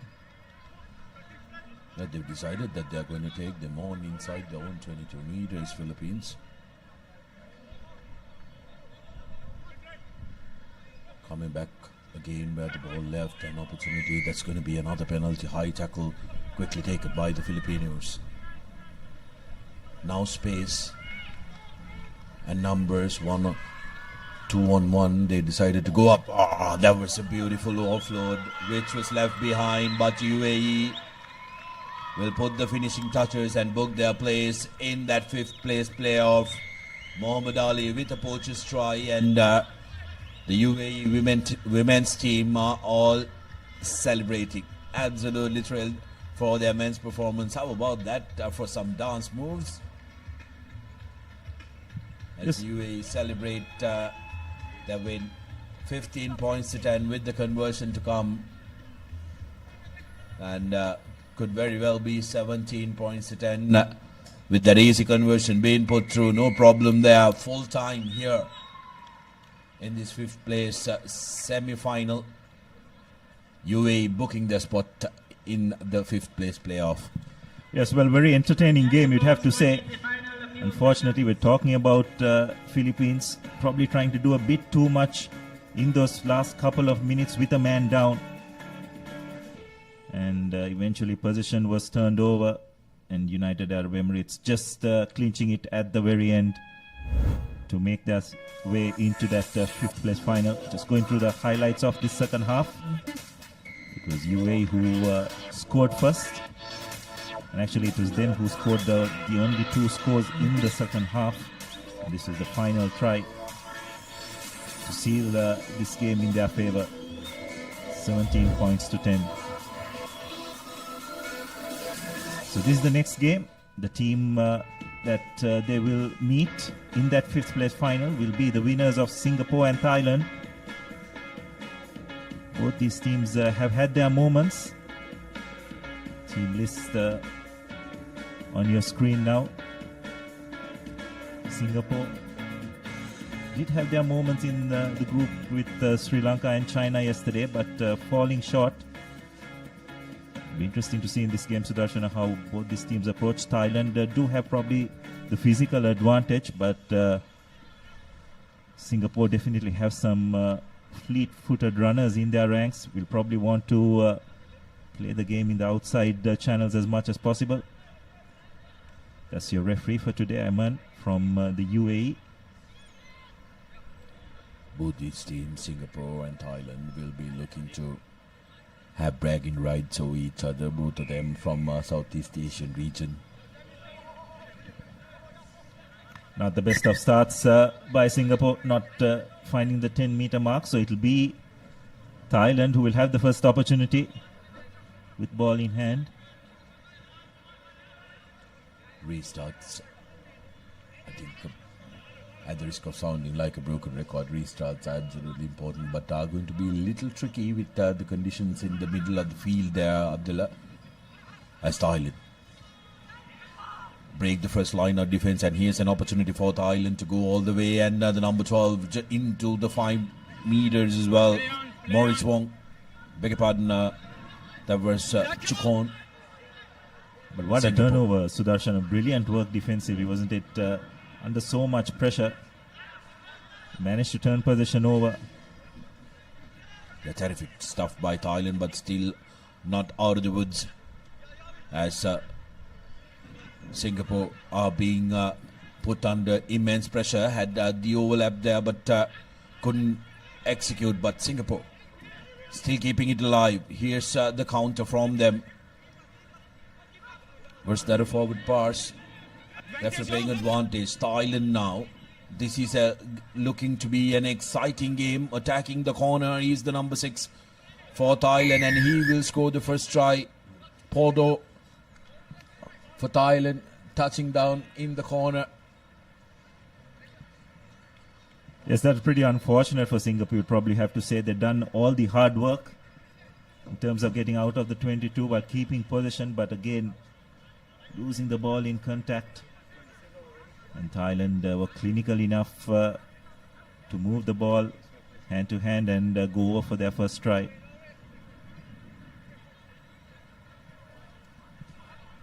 Pirapol Chukon in that number 12 jersey is going to be a very, very important character in the Thai team.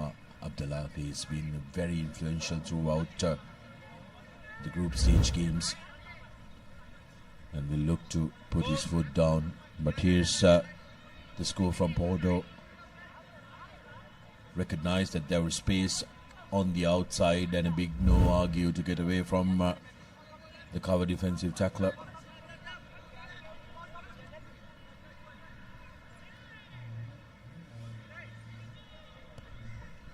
The restart, this one, a good high hanging kick. Singapore has to trek back to collect it.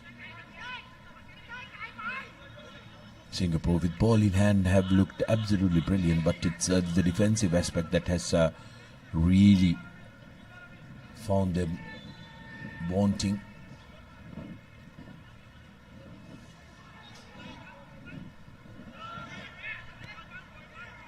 Good tackle coming in there, putting pressure on Braden Yu.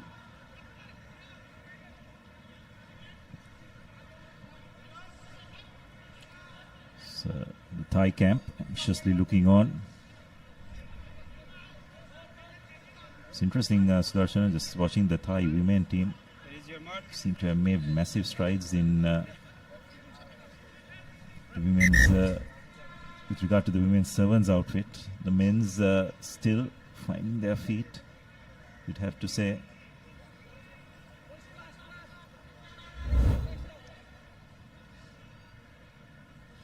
Just sense the rivalry between both these teams, isn't it? Feel that they definitely lifted their performance when compared to yesterday. But regional rivalry, don't want to give anything away. Bragging rights. Yeah, both these teams, both these countries rather, when it comes to football, are massive rivals in the Asian and the Southeast Asian circuit, who take football very, very seriously. But like you mentioned, regional rivalries really putting a little bit more fire into this game. And both teams are playing absolutely brilliantly so far. Good open, fast rugby. How about that? Everything happening here, but Thailand has been the ones who are benefiting from this, running away for the second score. Is jersey number 3, that is Nopasit from Thailand, touching down for the second try for Thailand. 10 points to nil with the conversion to come, and Thailand are looking very, very dangerous every time they pounce on the ball. They may not have prolonged possession, Abdullah, but they are very good at turning defense into attack. Exactly, Sudarshan. I think both their tries coming from turnover possession, they were very clinical when they do that in terms of the execution, running against an unstructured defense. So conversion is not successful, but Thailand go on to a 10 points to nil lead, which means Singapore will need to score twice within the next couple of minutes if they are to get back into this game, as we have a look at the replay once again. The error was committed just before that replay commenced. Not quite sure what that Singapore player was thinking there. Well, Peripul will touch down for fun there, letting the ball bounce, and the Thailand coach says, you have got in their head now. Let's steer away. Let's enjoy our game. Because that conversion, none of the Singaporeans looked like they wanted to catch that one. Peripul looking to convert his own try.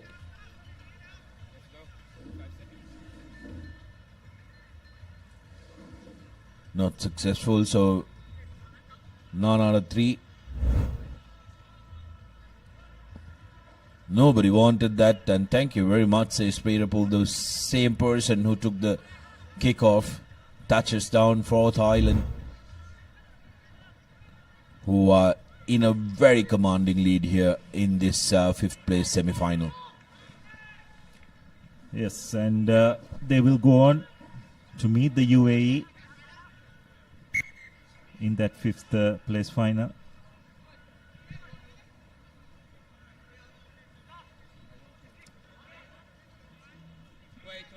Singapore, though, yet have another half to make it up, but they'll definitely have their work cut out.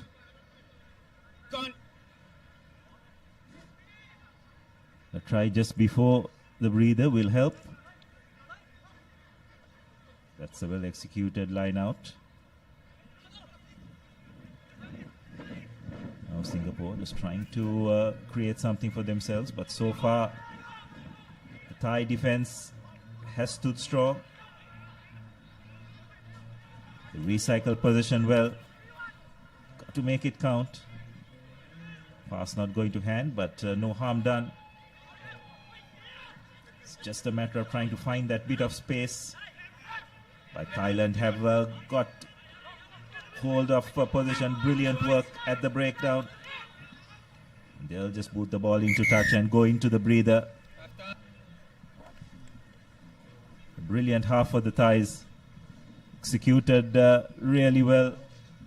Made maximum use of the opportunities that presented themselves in terms of Singapore losing possession more than a few occasions. So Thailand will be really pleased with the way how that half had progressed for them. And your halftime confirmation is 15 points to 0 in favor of Thailand.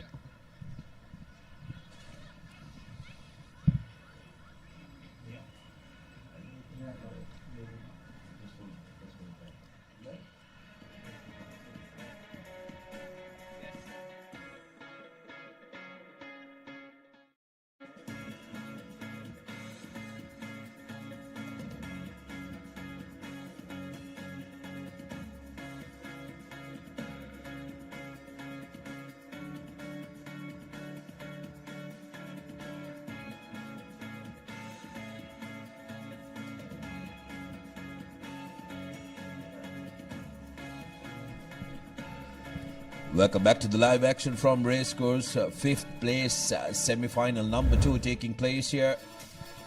And Thailand, with their performance in the first half, have put 1.5 foot in that fifth place playoff against UAE.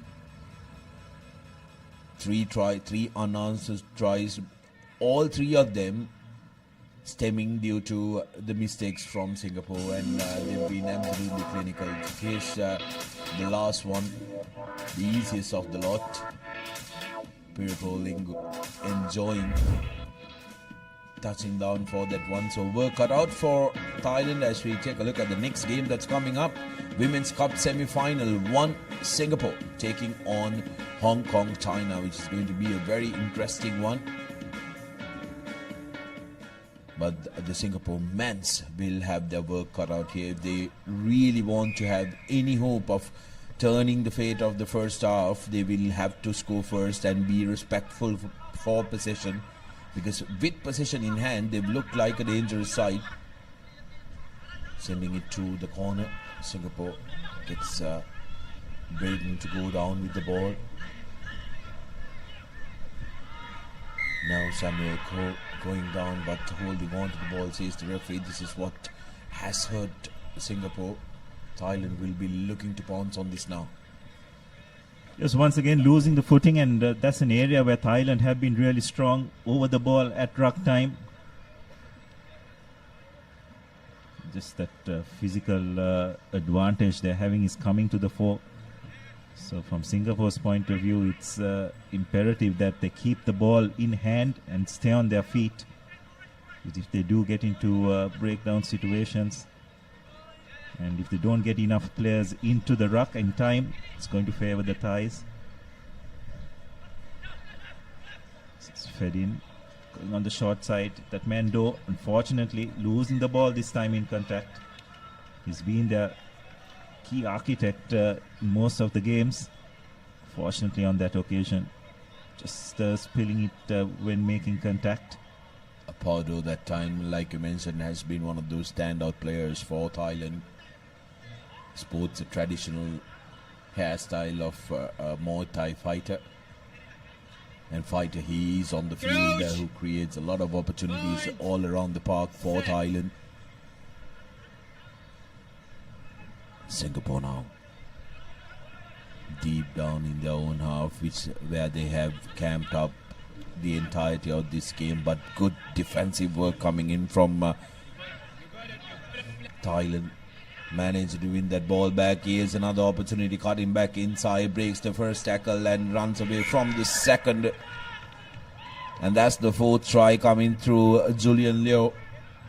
Beg your pardon, that was Tankit Jakchai for Thailand. Yes, and they're once again getting into a breakdown situation. And Thailand absolutely brilliant right over the ball, turning it over. And again, off turnaround position is where Thailand have thrived in this game. From broken play, they've looked absolutely menacing.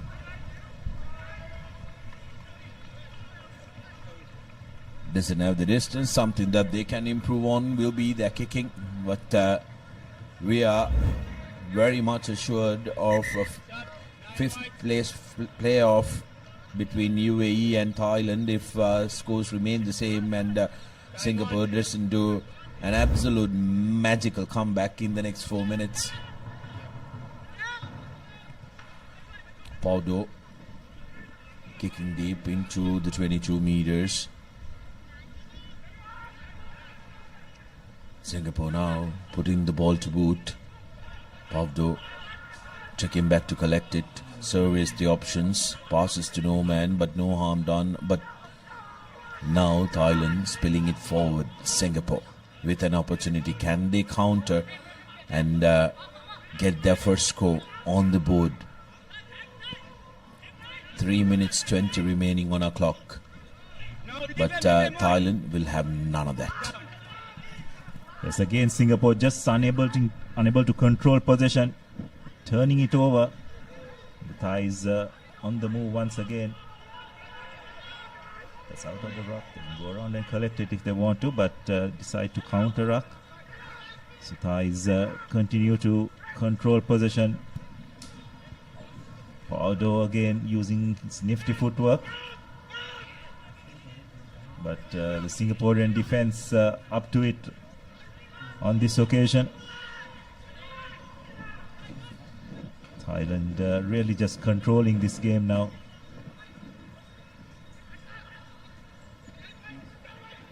Pass seems slightly forward, but referee says go on, and Thailand evading a couple of tackles is their number 8. Sarjanda that time touching down. That will be the 5th try in favor of the Thais.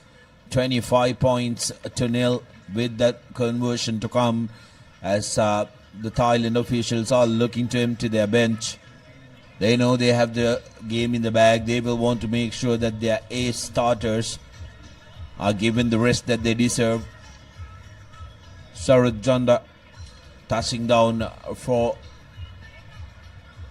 Thailand. Singapore not being able to really take control of the game. They started off really well yesterday against Sri Lanka, put Sri Lanka under pressure as well, but in this game they've really been swept away by this superior Thai outfit who are absolutely clinical in counter attack. Take a look at that pass, and Zonda collecting it.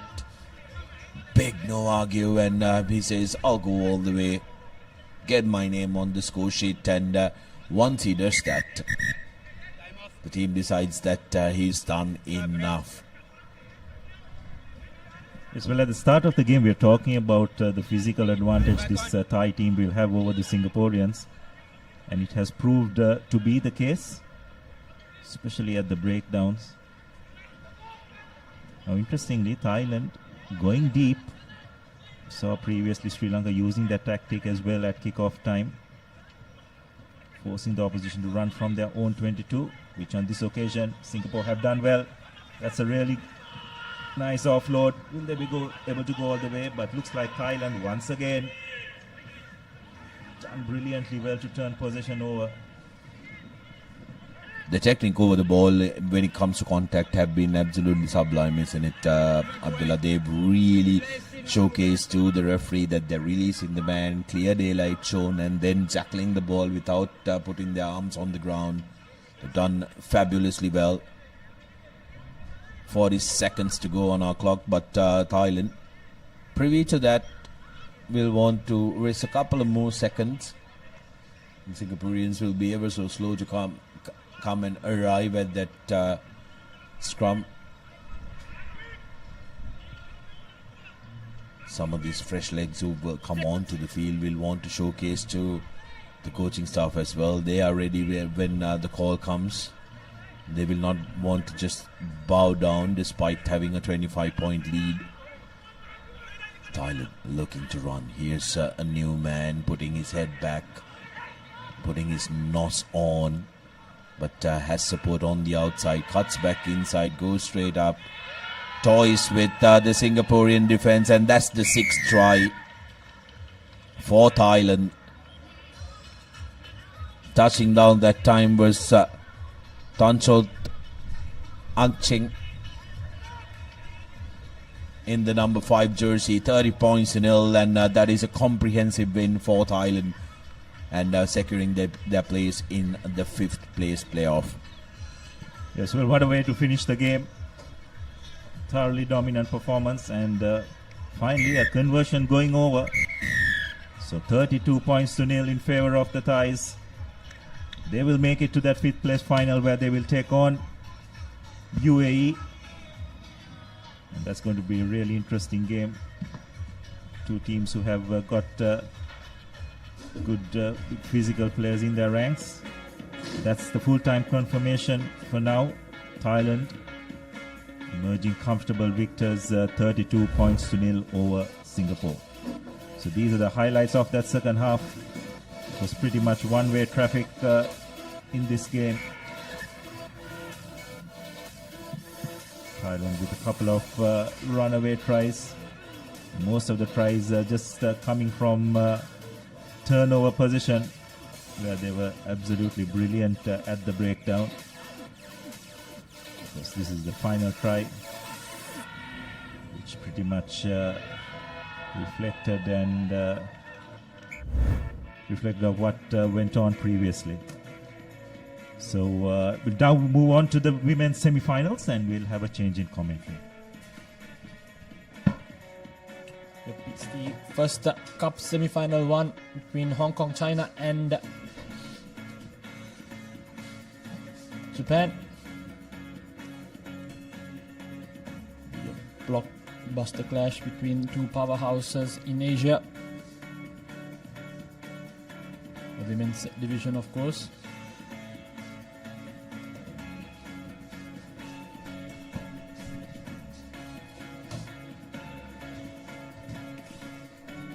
Just to watch out for in Japan ranks, it's all of them play quite brilliantly. Very, very glued and blended team.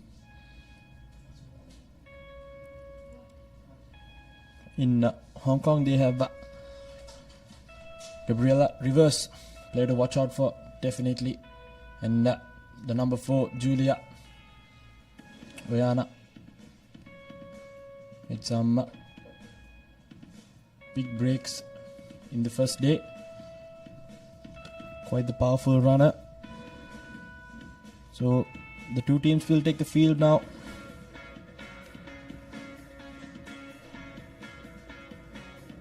And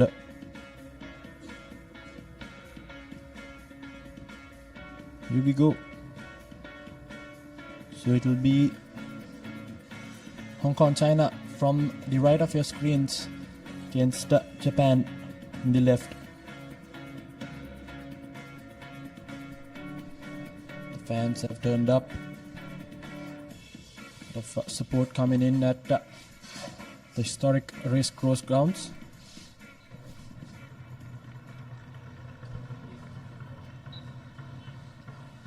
It will be Q Shengang who will be the referee. The man in the middle, the official, the first Women's Cup semi-finals.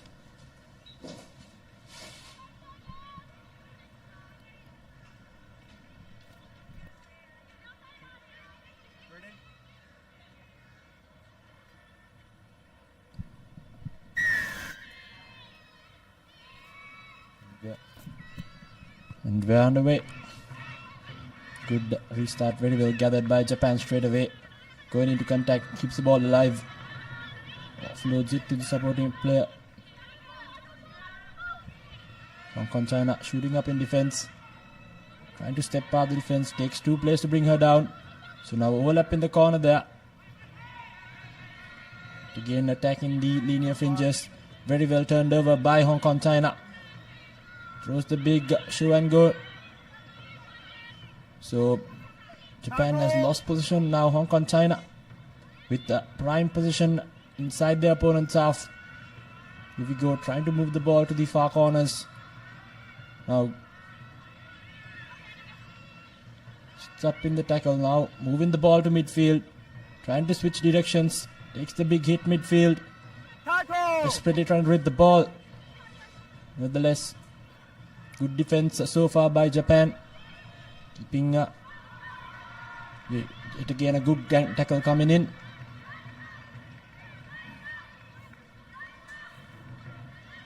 And here we go, still keeping the Hong Kong China attack at bay. Now trying to find some movement, running laterally. Again, turned over brilliantly by Japan. What a contest there. Now she's knocked it on forward, so good tight contest for the ball. Letting go of the pressure. Rising up to the occasion are both sets of players. Quite evenly matched at the moment.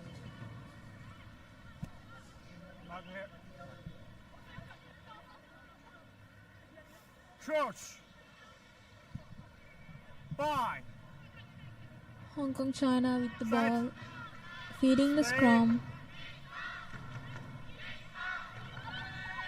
and she opts to go for the run, passes out, offloads it, and she knocks it forward. So I think the number 11 did brilliantly there for Hong Kong China, sniping through the defense, but unfortunately couldn't see the move through. So Japan holds on their try line, so they'll have a chance to get out of jail here, right on the 5-meter line. So missed opportunity for Hong Kong China, but nevertheless it's Japan's opportunity now to get out of jail and some breathing room. Again, Japan now opting to run, good step off, now with an all up in the corner. Ample of space there for her to run. Will she go all the way? Cover defense coming in, but won't catch her, as the number 10 for Japan will go over for the first try in this semi-final. It's Sakura who will go over for that first try. Japan straight away striking back.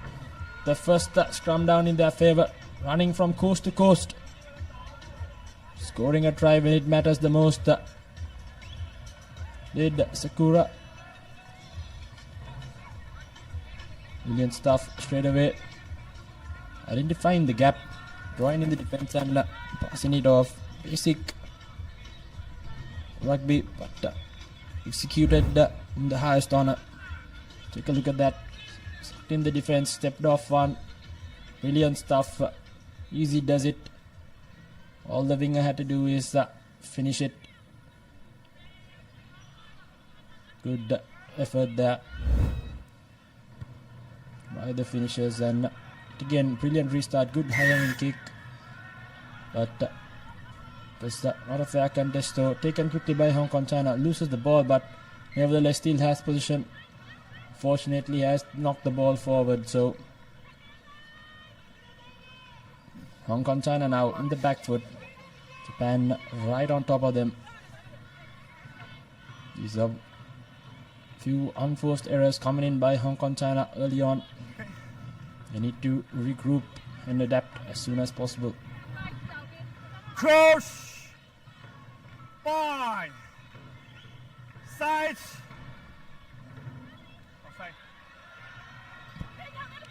Straight away Japan moving the ball.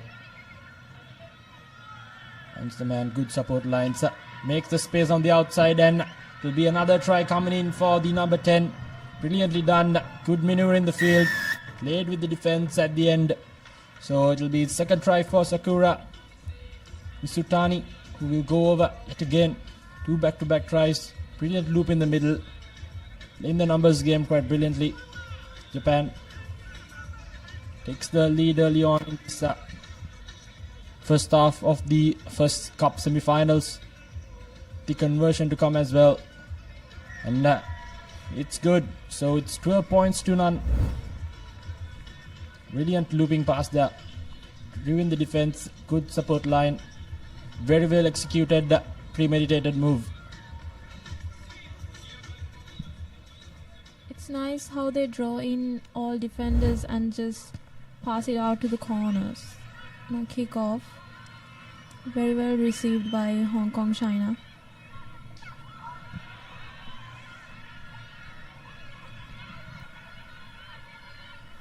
Now Hong Kong, China. Just over a minute left here on this first half. Desperate for a score, keep the game alive for themselves.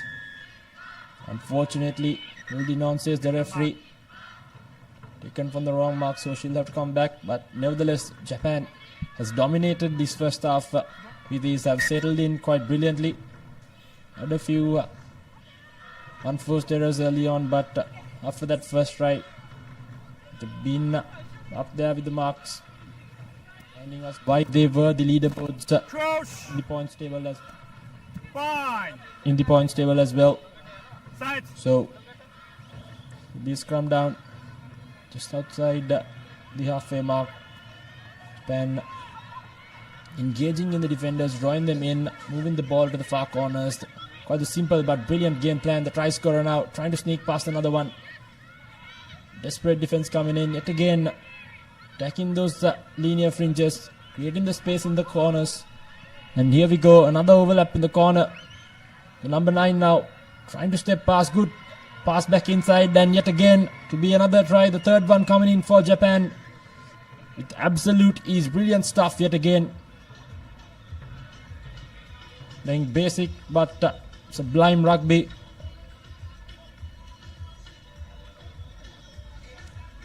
So it will be me, Otani, who will go over first of this game, third in the leg as well for her. Brilliant execution, simple game plan, but absolutely spot on. And it will be half time. And going into Lemons, quite the cushion. Hong Kong, China, a lot to reflect upon in that first half. So the halftime confirmation, Japan leading 19 points to nil against Hong Kong, China in this first semi-final.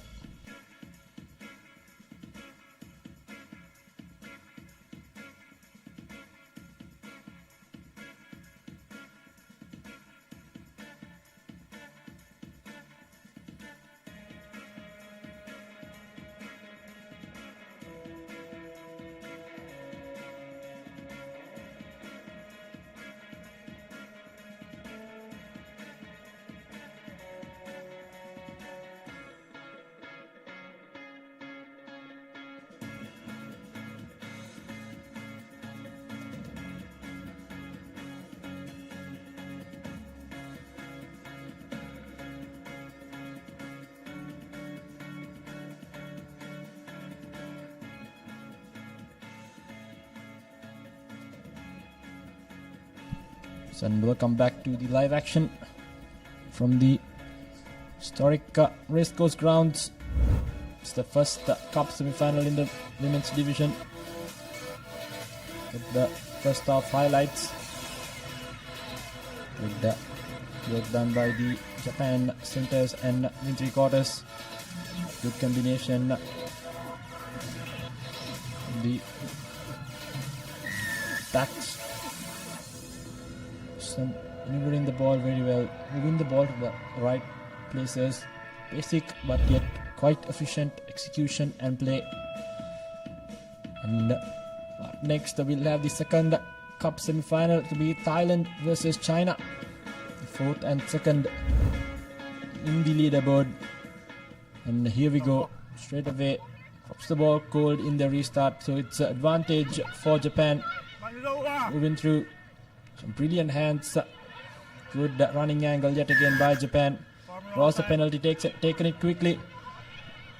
Creating numbers and space on the outside. Shows and goes. Brilliant offload coming in for the number 6. Yet again. Quite simple but brilliant execution has got Japan yet another try. It's Savannah Bodman who will go over for the try. Straight away from Lemons. First in the match, 6 in the leg. Brilliant stuff.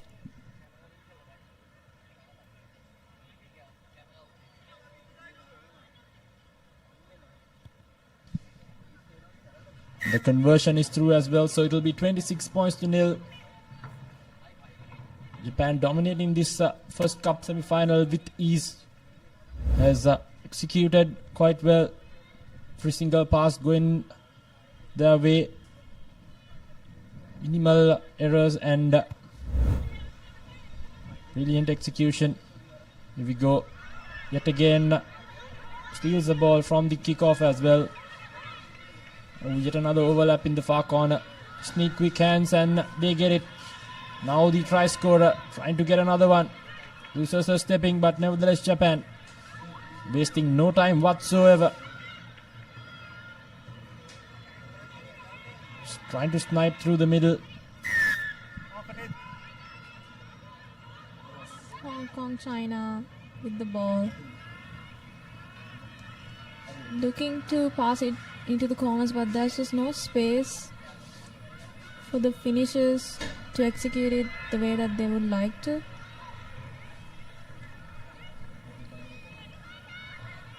Japan's rush defense is really good. It just forces Hong Kong, China into passing the ball backwards, not thinking of it, not thinking as to where they're passing.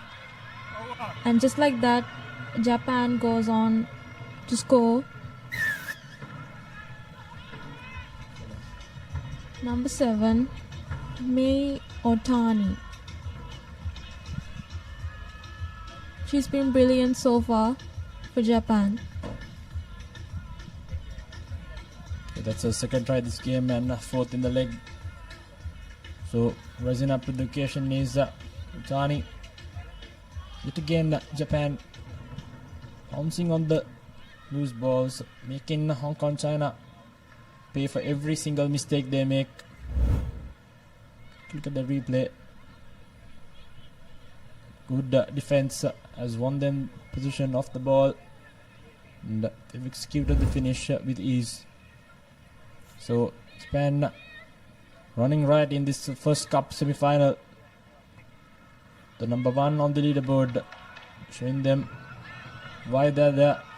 Yet again, not the best of restart collections by Hong Kong, China. It's won themselves the penalty. Our first time attacking in this half. Trying to find the gaps, trying to snipe through. The defense coming from Japan. Hong Kong, China hoping for some continuity. Goes to the boot. A nothing kick rather. So, ball just bundles almost into touch. Kept inside play by Japan. Wayward pass not going into hands. Overlap in the far corner. They will look to draw and pass as usual. Almost lost their foot in there, but Japan still with position. Keeping the ball alive, trying to snipe through the middle. Gives it back to the number 10. Number 11 rather. Waiting for support to arrive. Good counter-rucking by Hong Kong. China has turned over position now. They will want to use that overlap in the corner. Sniping through is the number 13, trying to fend off. But Japan number 11 hanging in a good tackle. Japan now scrambling in defense. Hong Kong, China in the front foot, running laterally, trying to make that cross kick in, but nevertheless, ball out loose. Has unfortunately lost it forward is the Japanese players, but good adaptability shown by Japan there, pouncing on every single opportunity they get. Hong Kong, China showed a bit of positive signs in this game for the first time. And he has hold of the game for a second there. Placements coming in for Hong Kong, China.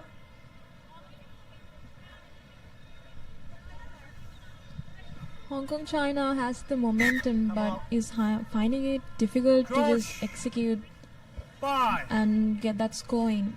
And with just less than 2 minutes in, they should find a way to score and reduce that gap. Knocks it forward. Indeed, they're not helping themselves at the moment. Japan making easy work of Hong Kong, China. Making a few unforced errors, which has costed them this game. So just over a minute left on the clock as well. It will be Japan first ones in that grand finale in the women's division. Good looping pass there, gives it away somehow. Now it will be a matter of finishing, trying to step past the defense. Good cover defense coming in for Hong Kong, China. Trying to rush it up. Yet again another overlap created by the Japanese players. Here we go, trying to step past the defense. This time around Hong Kong doing better with defense. Japan nevertheless with position. Simple hands coming in, good inside ball. Very well marked by Hong Kong, China nevertheless. Now trying to use the short side, trying to start run, but nevertheless very well defended. And it's a penalty against Hong Kong, China. It's under 15 seconds left. It will be a scrum down opted by Japan, as they have qualified for that finals. The top of the leaderboard, going in to the cup semi-finals. Brilliant stuff shown by Japan. Played basic but brilliant rugby. It's just the difference in execution, I'd say. Crouch. 5. Set. Hit. Ready. Free kick offered to Hong Kong, China. They takes it quickly, hoping for at least a consolation try before the game ends. Now trying to weed away. Good defense coming in by Japan, knocking that player very well. Trying to counteract. Now Japan. Good defense yet again. Penalty conceded. So it's been that kind of game for Hong Kong, China. Nothing going their way. Thus reflects the scoreline. Here we go. So that's the final whistle blown.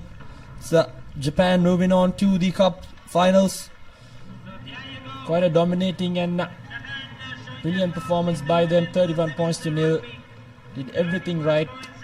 A good polished and very well done performance. It's a full-time confirmation. Japan beating Hong Kong, China 31 points nil. They will be the first team qualifying for that cup final. Some highlights from that second half. So some highlights, brilliant execution by them. Good finish tries, and that was it by Japan.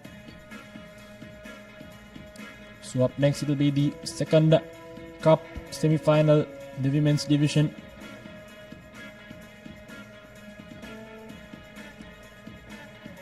And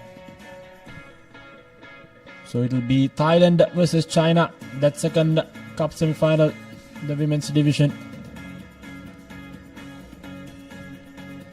And let's see, Japan will definitely be having a close eye on this game, analyzing mistakes from both teams, trying to prepare for that all-important cup final as well.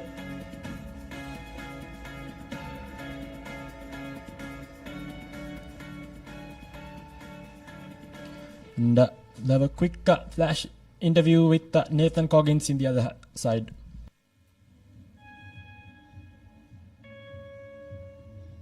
Hello, good afternoon everyone, and we're here with Mr. Hassan Singamansha, the tournament director and the point of contact for Asia Rugby for this 7th series. So sir, can you tell us a bit more about the organizing process of a tournament of this scale with 24 teams from 15 nations in Sri Lanka after a very long lapse?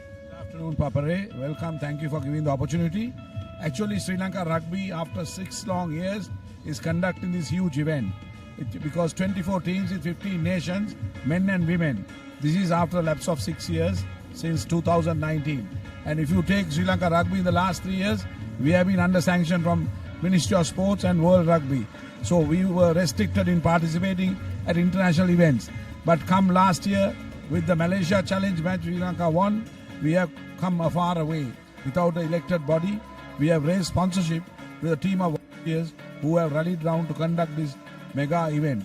So we as Sri Lanka Rugby Fraternity proud to conduct a tournament of this event. And we kindly, today Sri Lanka also is performing well. Now they are coming to the semi-final to meet Japan in the first semi-final in the evening. Last time in the first leg, Sri Lanka was placed fourth. This time we have a good chance to become number 2 or 3. So my team of members with Sports Council Chairman Priyantha Ekanayaka, Rohan Abekon, supported by my volunteer team, Group Captain Nalindi Silva, Imti Marika, Rear Admiral Uday Attiarachi, Romari De Silva, Uday Jayasundara, and Ravindi Silva team formed to make this event a mega success. Thank you very much, Papare, for covering this event live. We, as partners with Papare, we have come a long way. Thank you. Thank you so much for your time. Go the second cup semi-final between China and Thailand. Fumbles it forward advantage now for Thailand as they'll go over for the first opening try in this cup semi-final. Number 2. Good execution and finish. Pouncing on that loose ball. Did the Thailand player. See number 5 going over.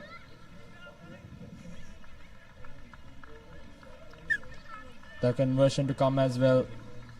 So straight away from kickoff, they've opened the accounts here. Conversion unsuccessful, but nevertheless 5 points to nothing against China.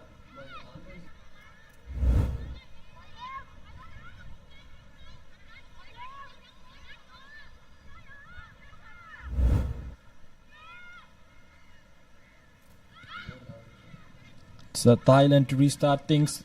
This time around makes no mistake with the collection. Now moving it across field and it's switching directions. Quick hands now creating the overlap in the corner. Opts to cut back inside and does so brilliantly with the number 55 for China. Tong Chen will go over, and what a brilliant reply straight away after conceding that try. Goes underneath the post. Now with the under the post conversion to come as well. China strikes back the ease.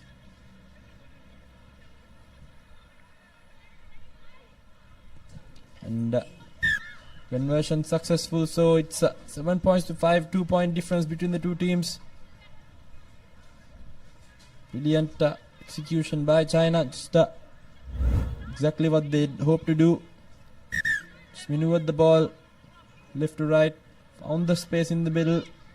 Good finish by the number 55. And we have a game on our hands here.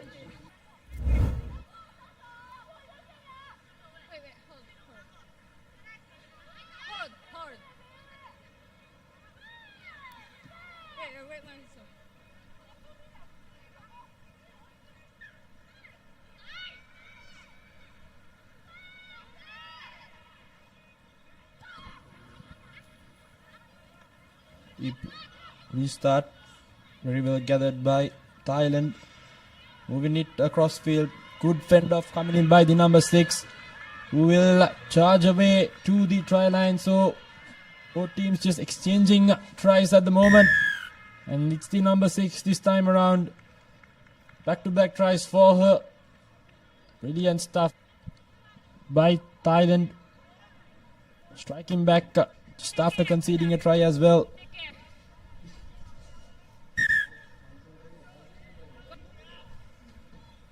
Going to be a difficult angle.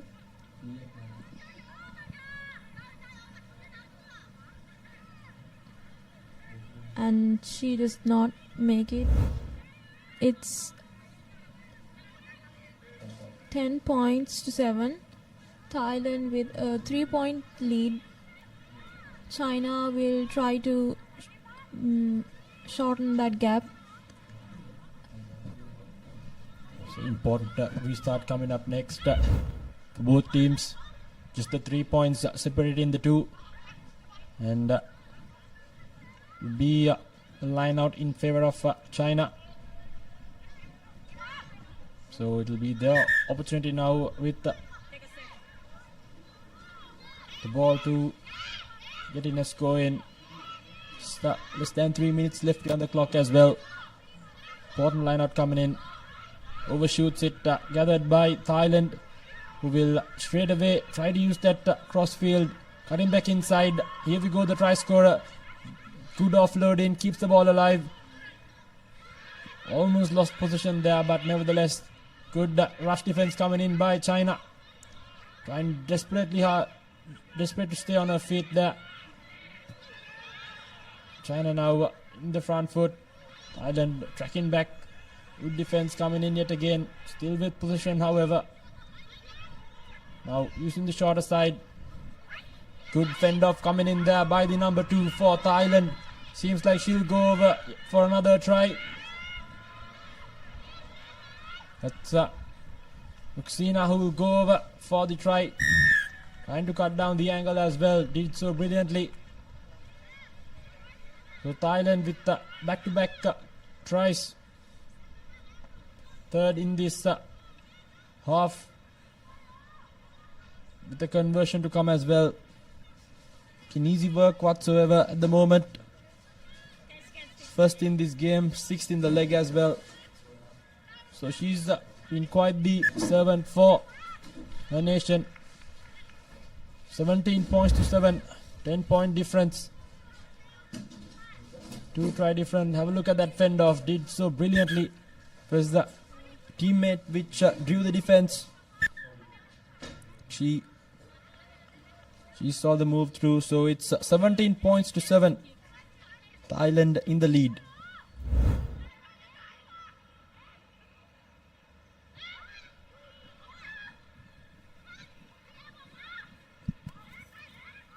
This time around the restart gathered. Running laterally. Now changing in directions as well. Well up in the corner. Moves the ball straight away. Keeps the ball alive to the number 65. And to get out of jail now. Just outside that 22 meter is China. Stepping back inside is the try scorer. Now with an overlap in the corner. Trying to draw and pass. Gives the long cutout pass. Skipping numbers. Staying on her feet. Brilliant run. But nevertheless, still good defense coming in by Thailand.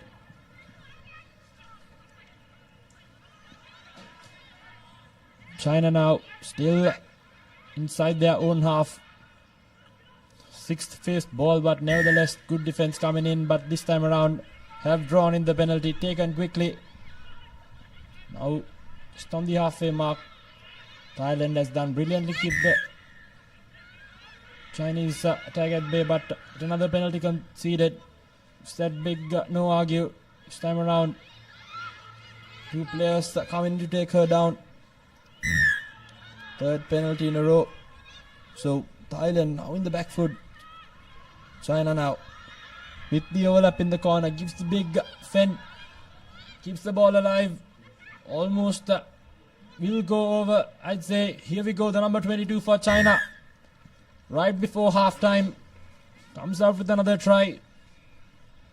Quite the difficult angle, but nevertheless 5 points on the board. Cuts the deficit down. Just 5 points did the number 22.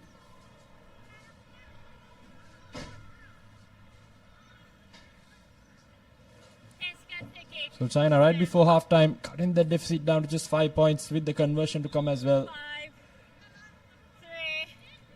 3, Thailand conceding back-to-back penalties at the end. Conceding that try, which was a long time coming. So it's halftime here at Racecourse. 17 points to 12. Just a 5-point difference between the two teams. Thailand going in with just 5-point lead.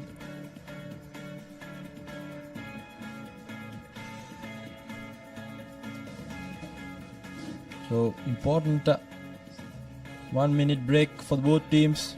There we go, 17 points to 12. Thailand with a 5-point lead going into lemons.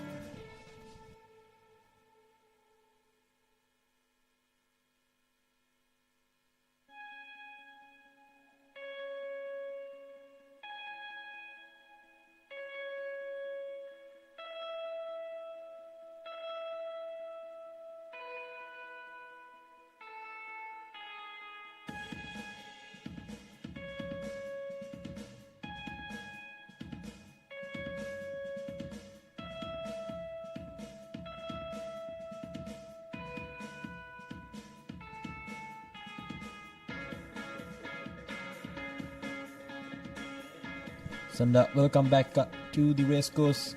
It's the second cup semi-final in the women's segment.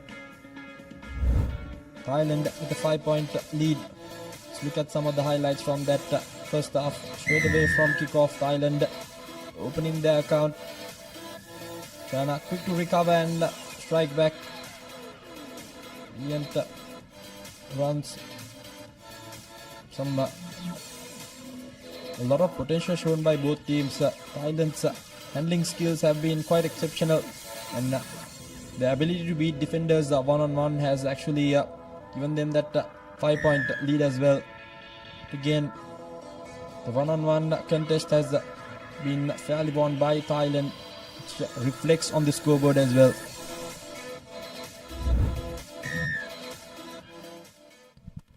Here we go. Thailand. Good restart collection there. Now running laterally, switching directions.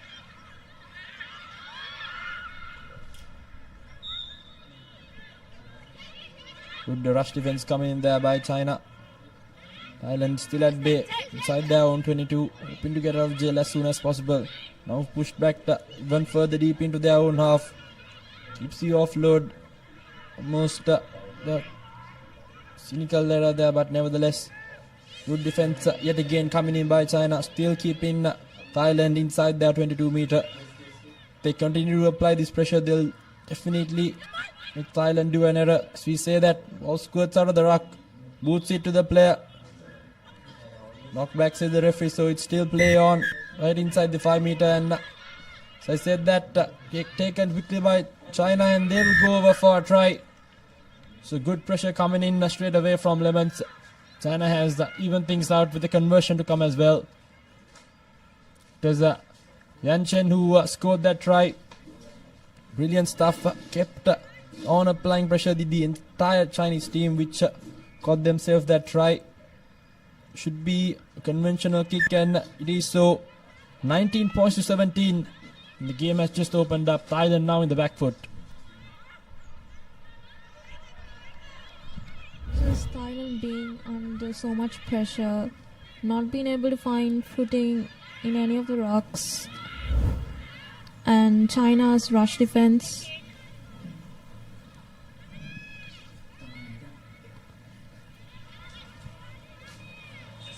Now deep kick coming in by China. Thailand inside their 22 yet again. Now the lateral space in the corner. Good. Trying to fend off the defender. Keeps the ball alive. Penalty conceded now. So Thailand with an opportunity to get out of jail. Taken quickly.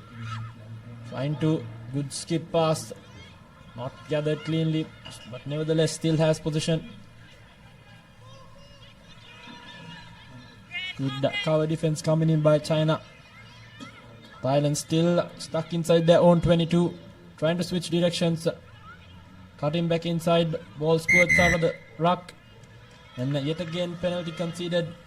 It's an accidental obstruction, says the referee. So China with position yet again. Now with the upper hand in this second cup semi-final. The scrum right on the 22 meter line. They'll be hoping for another try to seal this game. Just over 4 minutes lefty on the clock as well. Thailand have lost all momentum they had in that first half.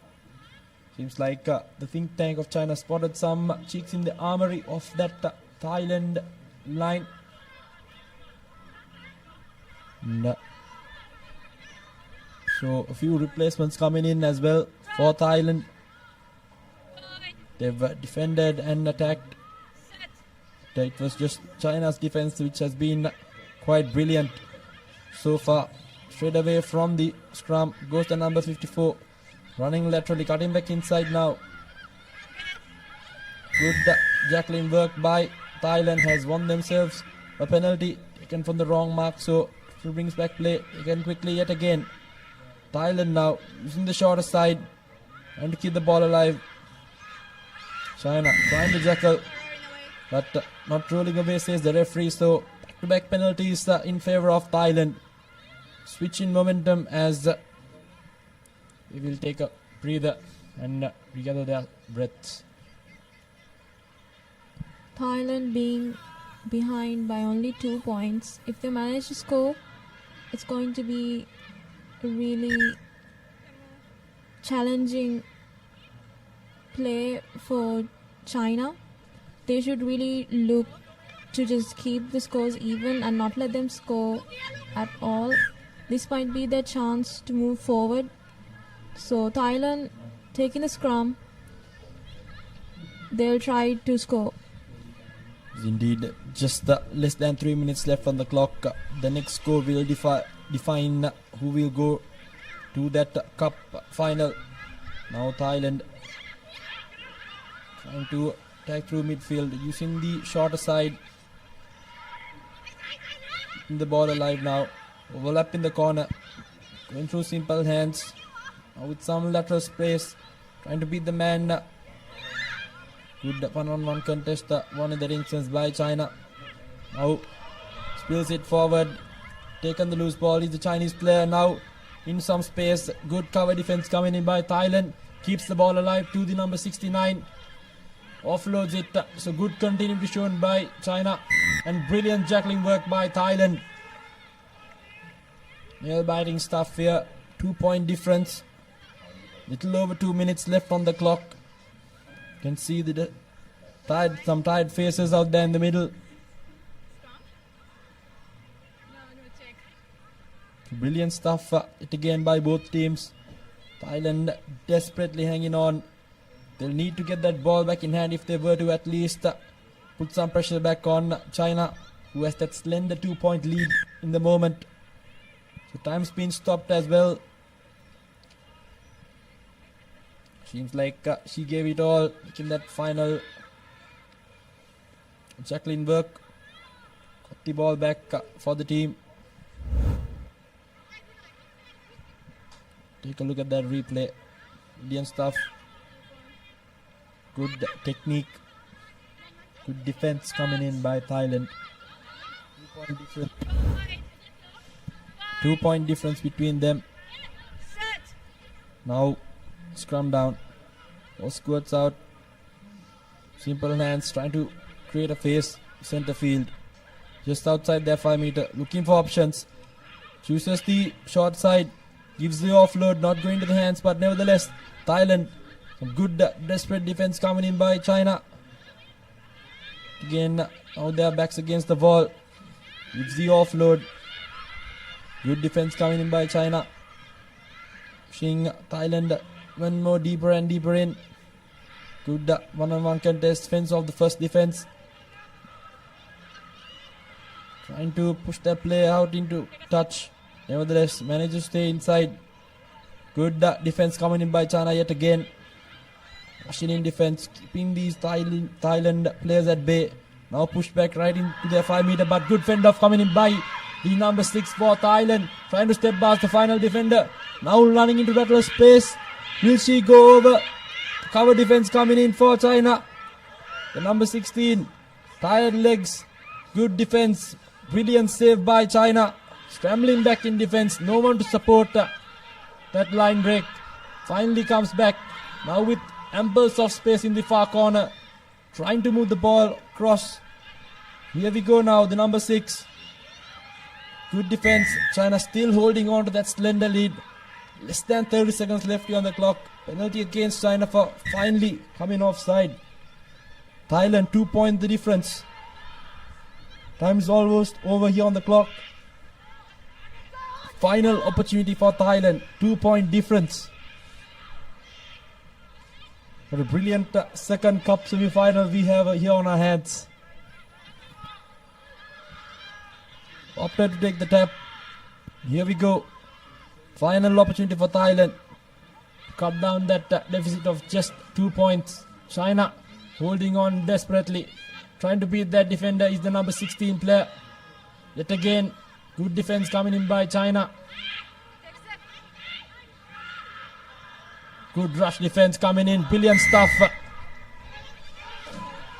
Offside says the referee. Beg your pardon, it's a high shot there. Here we go. But again, good rush defense coming in these dying moments of this second cup semi-final. Runs away with the ball and China has managed to hold on to their lead. So brilliant stuff. Yet again.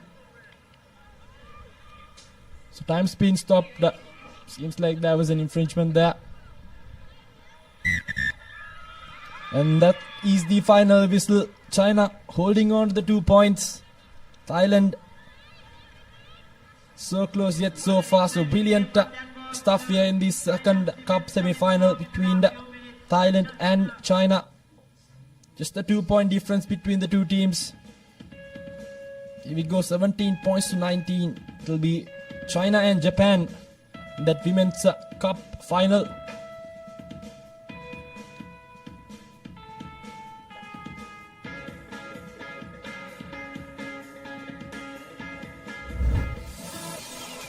See some of the highlights from that second half. China. That was the match defining moment. The under the post try. The conversion. The difference between the two teams. And up next we'll have Hong Kong China versus China. And we'll have a change in voices as well. It will be Sudashana Piris and Laksisi De Silva.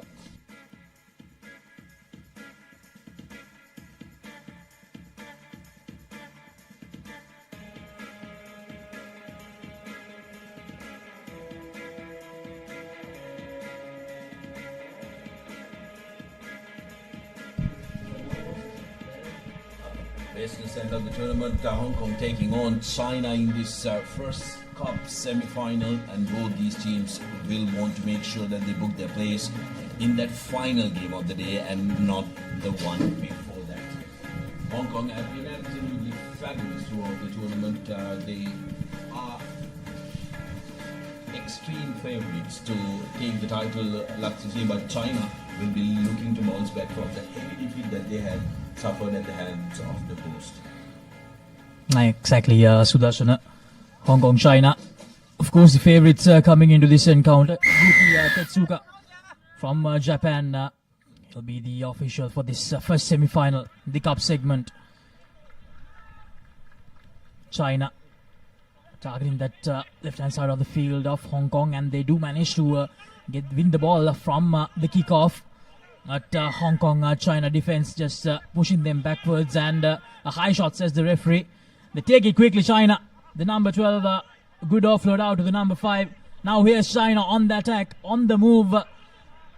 Just few meters short now. Ma yet again. Now through to that number 14, China doing absolutely well to keep the ball alive. We're ever so close to that touch line. Clinical precision there. But the pass going astray. Hong Kong now with an opportunity, and they are dangerous in counter. Here's Julian. But the ball has been lost forward by Hong Kong. China making sure that they don't let Hong Kong China run away with it. It was a very good passage of play for China. Chong Ma and Sheng. Some lovely piece of work to get them very close to the whitewash Sudarshana. But Hong Kong China made sure that their defensive work was enough. But now, again, with an opportunity. Yeah, for the Chinese, a score there would have been absolutely fabulous, isn't it? They would have started believing that they can go ahead and do this and unsettle the Hong Kong team. Hong Kong team, of course, plenty of experience in their ranks. Combs, Phillips, Burren, and also Brienne, who's been fabulous in the last leg as well for Hong Kong, who have a very good program that runs in that territory. Chinese, of course, have come leaps and bounds in the past 5 years, 5 to 10 years. Laxisi have always consistently competed for the third position as they go on the short side. Now China, once again, they come very close. Once again, they have targeted that left flank portion, still with China. Taking their time here. Tries to just slip away that time, the Chinese ball carrier. Now, they do shift their direction of attack. But the Hong Kong China defense still holding on strong. Now just 5 meters short. And very well done by the Hong Kong China defense. Brian Phillips. The much needed effort to make sure that China doesn't score that first try in this semi-final. China have opted for a very interesting tactic where they are looking to attack the closer channels and make it physical. And the Chinese team are big players as well, so they are going to take the fight to Hong Kong in the close quarters rather than trying to swing it out wide. They're trying to earn that right to go wide, Laxisi. The Chinese flag flying high and proud here at the race course. China, they'll be actually really happy about this start, Sudarshana. Now, especially Sheng and Chongma, the two players, they have shined quite a lot in the first 3 minutes of this game. And from the line out, Hong Kong, it's something unexpected when it comes to China. And they do have the ball now from their own 22. How will they handle this situation, Hong Kong, China? Probably under a bit of pressure for the first time in this leg here in Sri Lanka. But Hong Kong on the move. Some lovely offloads out, but that is a forward pass, I believe. Yes, it is. Yeah, Hong Kong showcasing what they're capable of, why they are the red-hot favorites to clinch the title. The continuity is absolutely incredible for Hong Kong.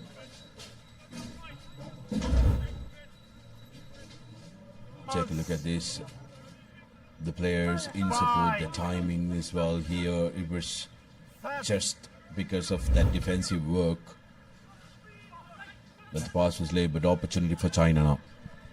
China once again, here's the dangerous Chongma, but unfortunately China just unable to get it right. Obstruction, says the referee.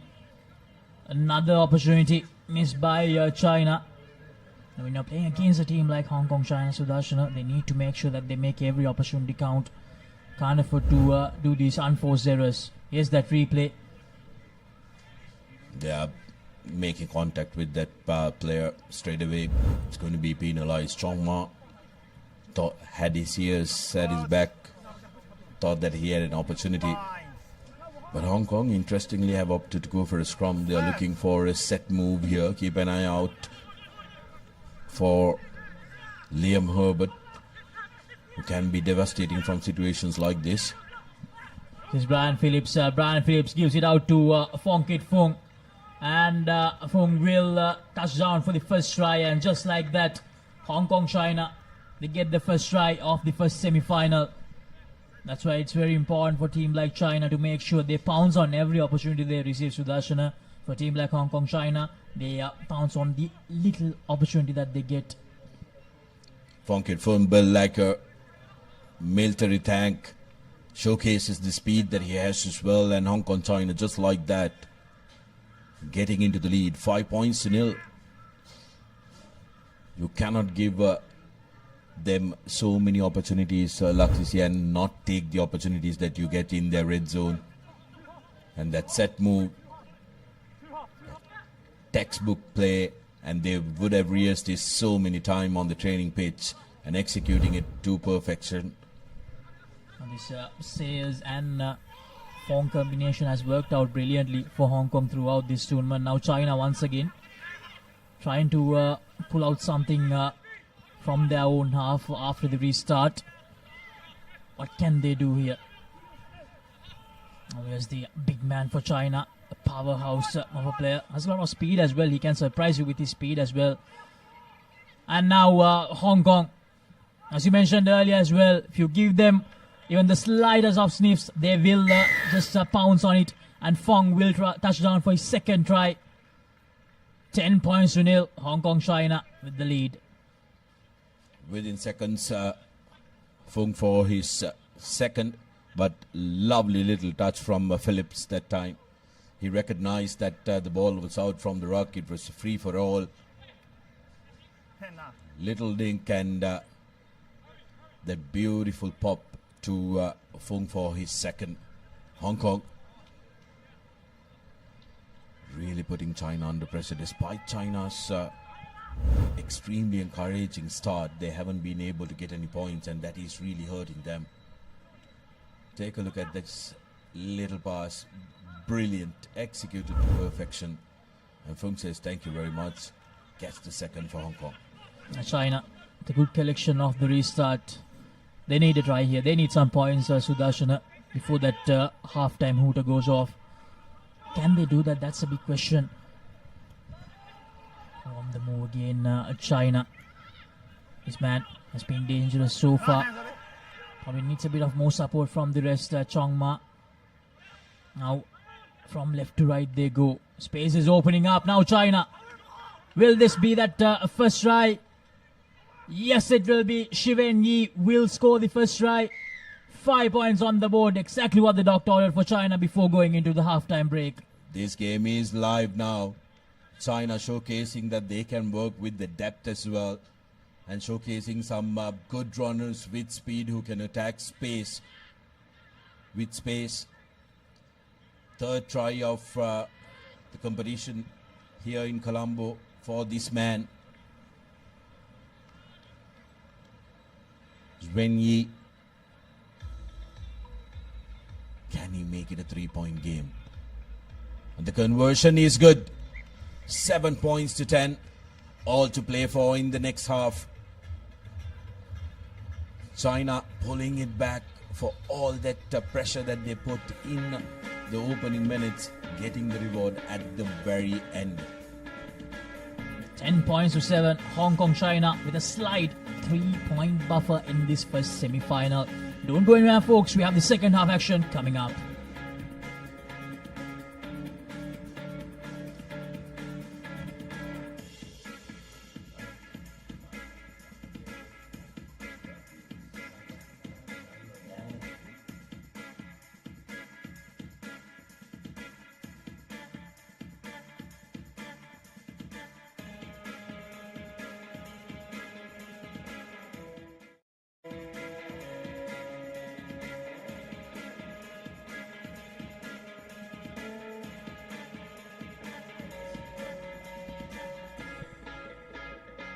Back live here at the Racecourse International Grounds in Sri Lanka.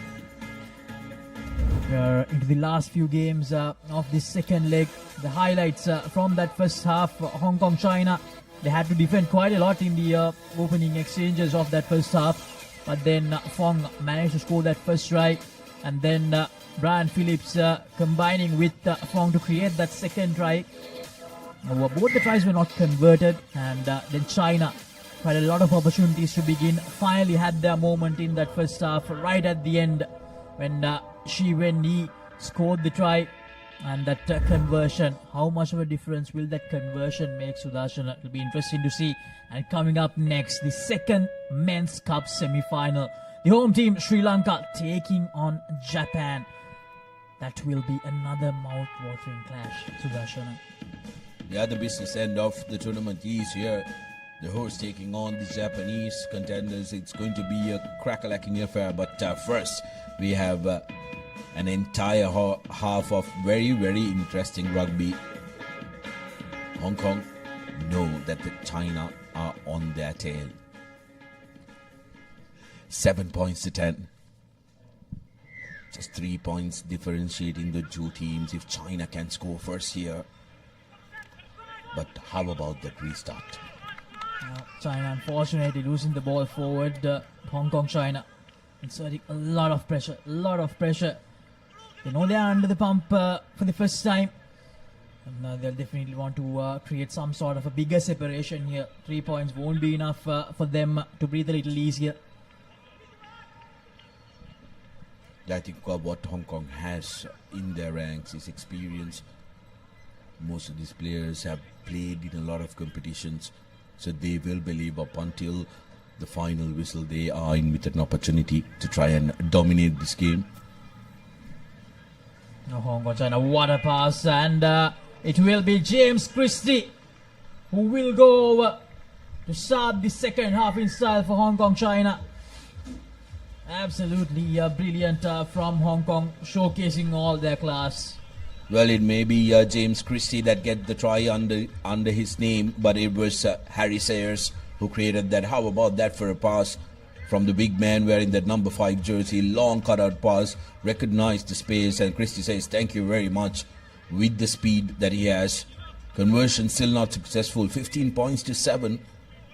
China, though, will believe they're still in striking distance. Beautifully lofted pass to Christie, who attacks the corner channel and touches down with ease.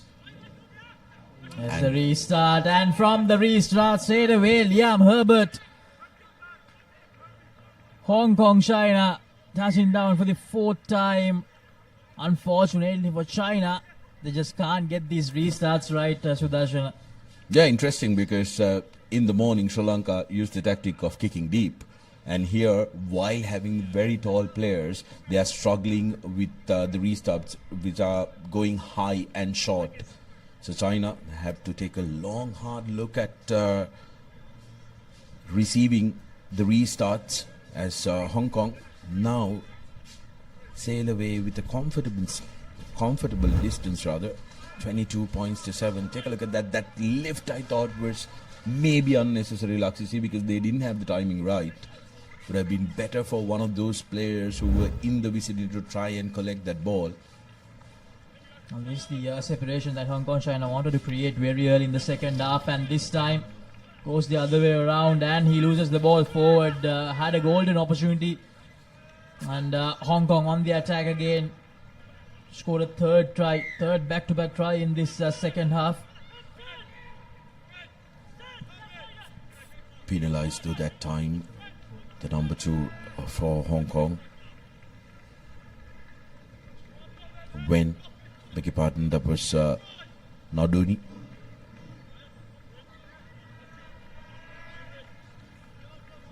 China may feel like they've been put out of the game, but will want to play for pride, Laksisi, because they know they have another game. Even if they are not going to make the cup final, they will want to finish third, which they did in their home leg. Opportunity for Sri Lanka, though, in the next game to finish higher, to secure a finish higher than they have.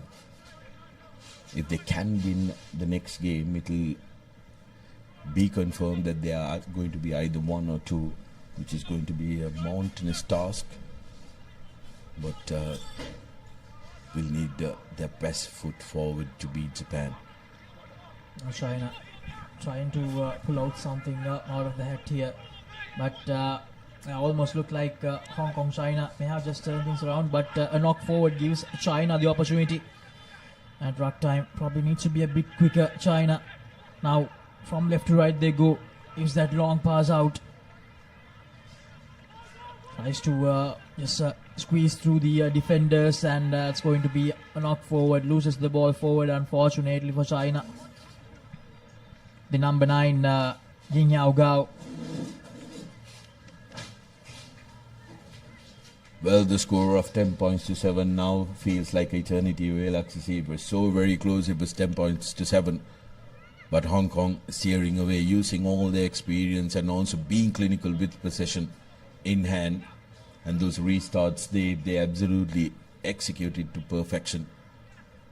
China's restart troubles, putting them under pressure 2 games in a row.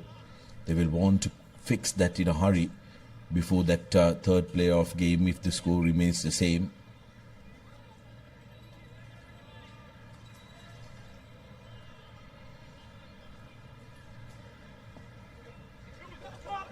Strong to Hong Kong, China, and he uses the short side this time. Phillips and number 11 for Hong Kong, China, Sebastian Bryan. Now here's Christie, who scored that opening try of the second half. And China needs to release. Christie did really well. Was under a lot of pressure. Now here's Herbert, dangerous. Liam Herbert gives it out to Bryan, and Sebastian Bryan, he will just run away quite easily. A try underneath the post, and that will definitely be the nail in the coffin for China. Sudarshan. Yeah, Christie did very well, but Bryan touching down for his first try this game. 27 points to 7, Hong Kong, China booking their place in the big showpiece quite comfortably, you could say, in the second half. But at the end of the first half, they were under pressure from some very good play from China. Sebastian Bryan scoring that try.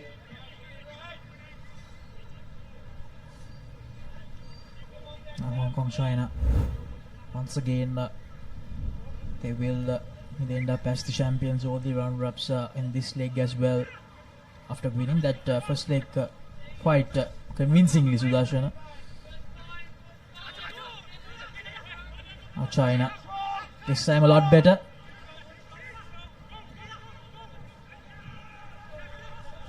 Better in the sense they managed to win the ball. So China have won the attack. Try to maybe just have some sort of consolation in this cup semi-final, and we lost the ball forward, unfortunately. They won the attack, but just couldn't hang on to it. Now Sebastian Bryan gives it out, and here's Max Denmark, the skipper.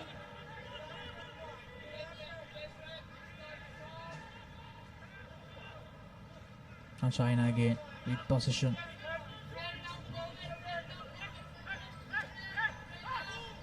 Hong Kong, China, although they know that the result will end up in their favor, they're still defending and not letting China get more points here that easily. 29-7. Is that inside pass? China, they have had a lot of time with the ball in the last few minutes, but they have not been able to gain much yardage. Now that's a good pass, that's a good move from China. Can he go all the way? Risk our defense, but no. Lovely stepping from him, and he will touch down for the second try. Yang Fan scoring the second try for China to end this second cup semi-final. Unfortunately, a bit too late for them. 29 points to 12. China scoring one consolation try, but Hong Kong, China will be happy with their effort.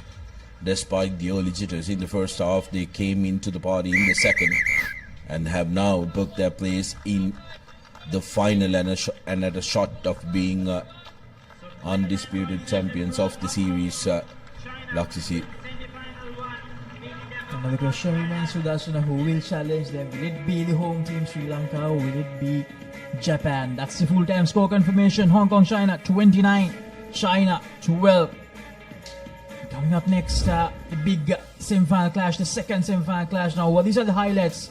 This moment was a huge run, Sudarshan, straight away off that first kick of the second half. Christie going over. Sayers was the man who created it, and then Herbert. All restarts that Hong Kong absolutely executed to perfection, and then easy running for Hong Kong once they got China reeling and chasing them. Crane touching down right underneath the post, which really did seal the game for Hong Kong. Up next, the host Sri Lanka taking on the Japanese here at Racecourse semi-final number 2 to find out who will face Hong Kong, China in that all-important final. Going to be a fiercely fought encounter. Japan definitely the favorites, but the local lads will be hoping they can deliver a big upset and a historic moment here at Racecourse.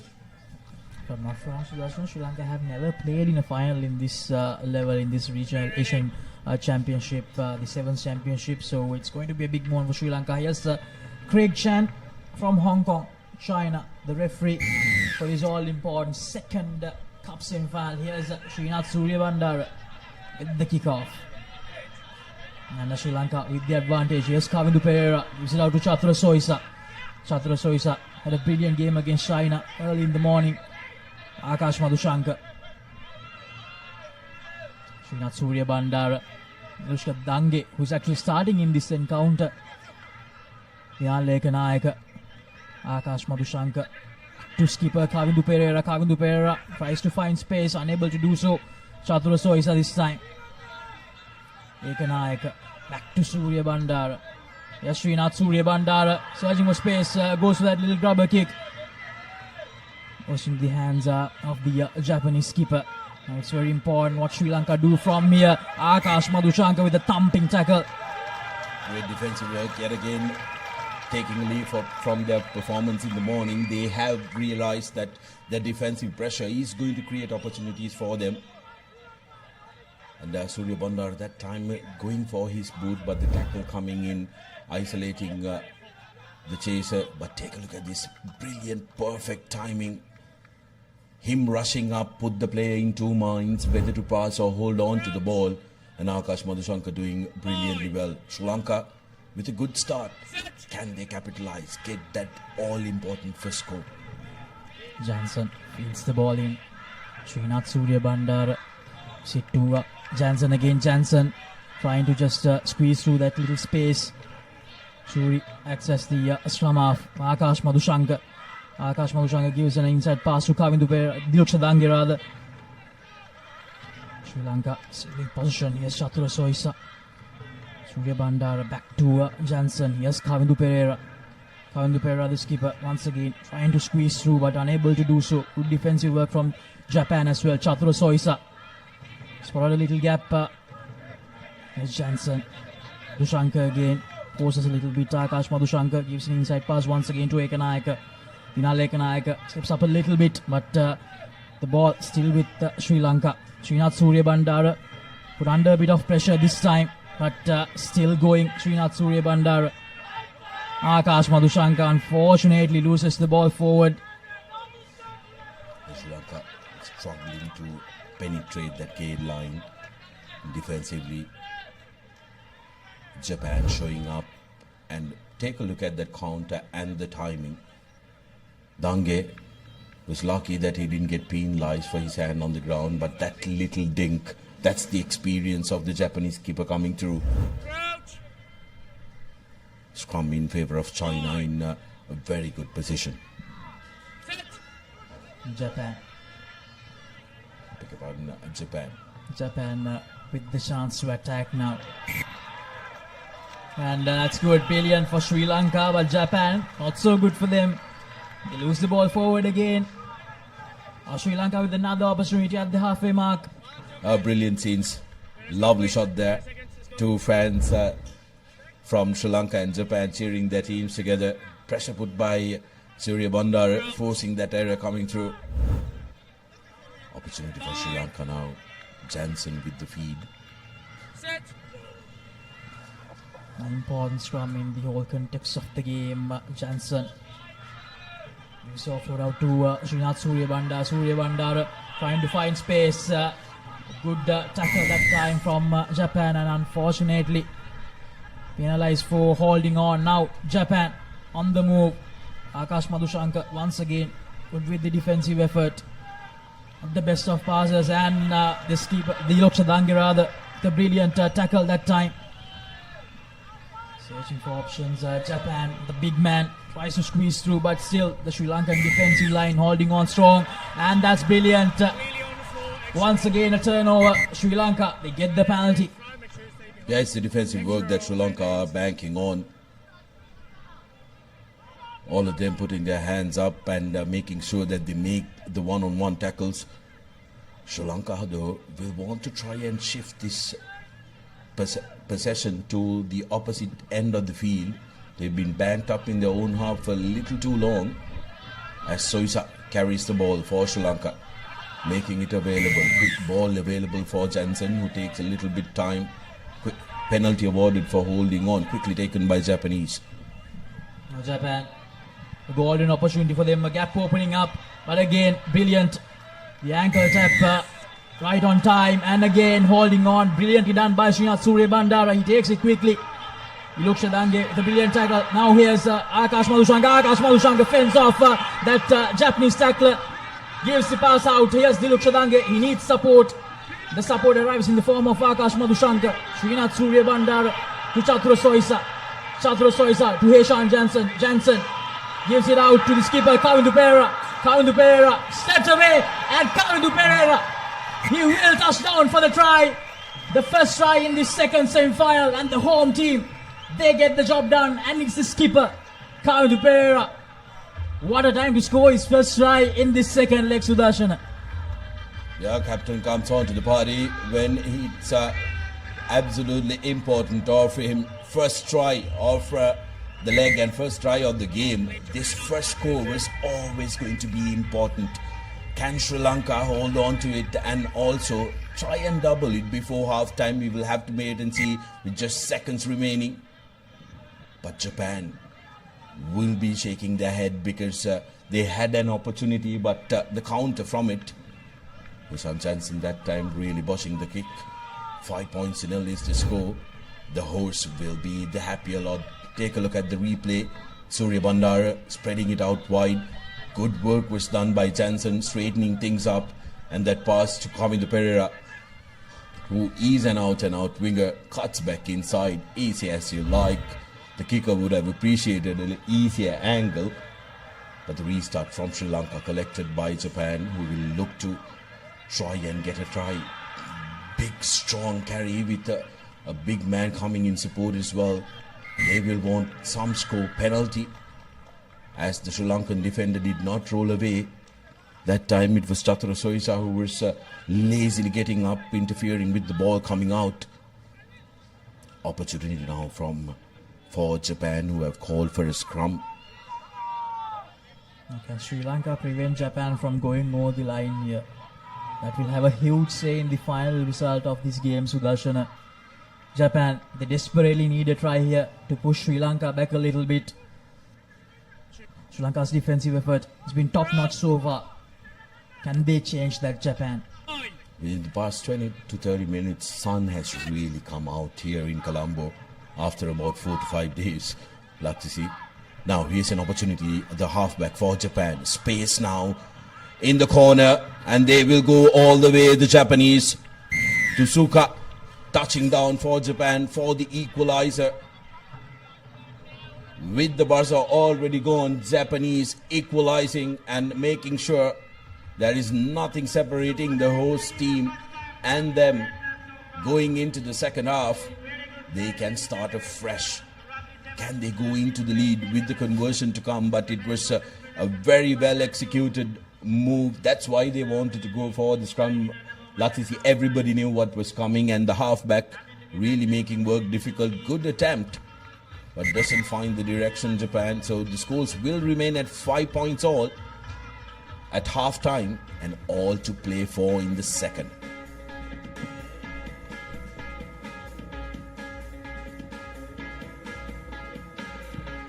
The halftime score confirmation: Sri Lanka 5, Japan 5. Nothing there to separate the two sides. We'll be back with the second half action. Don't go anywhere.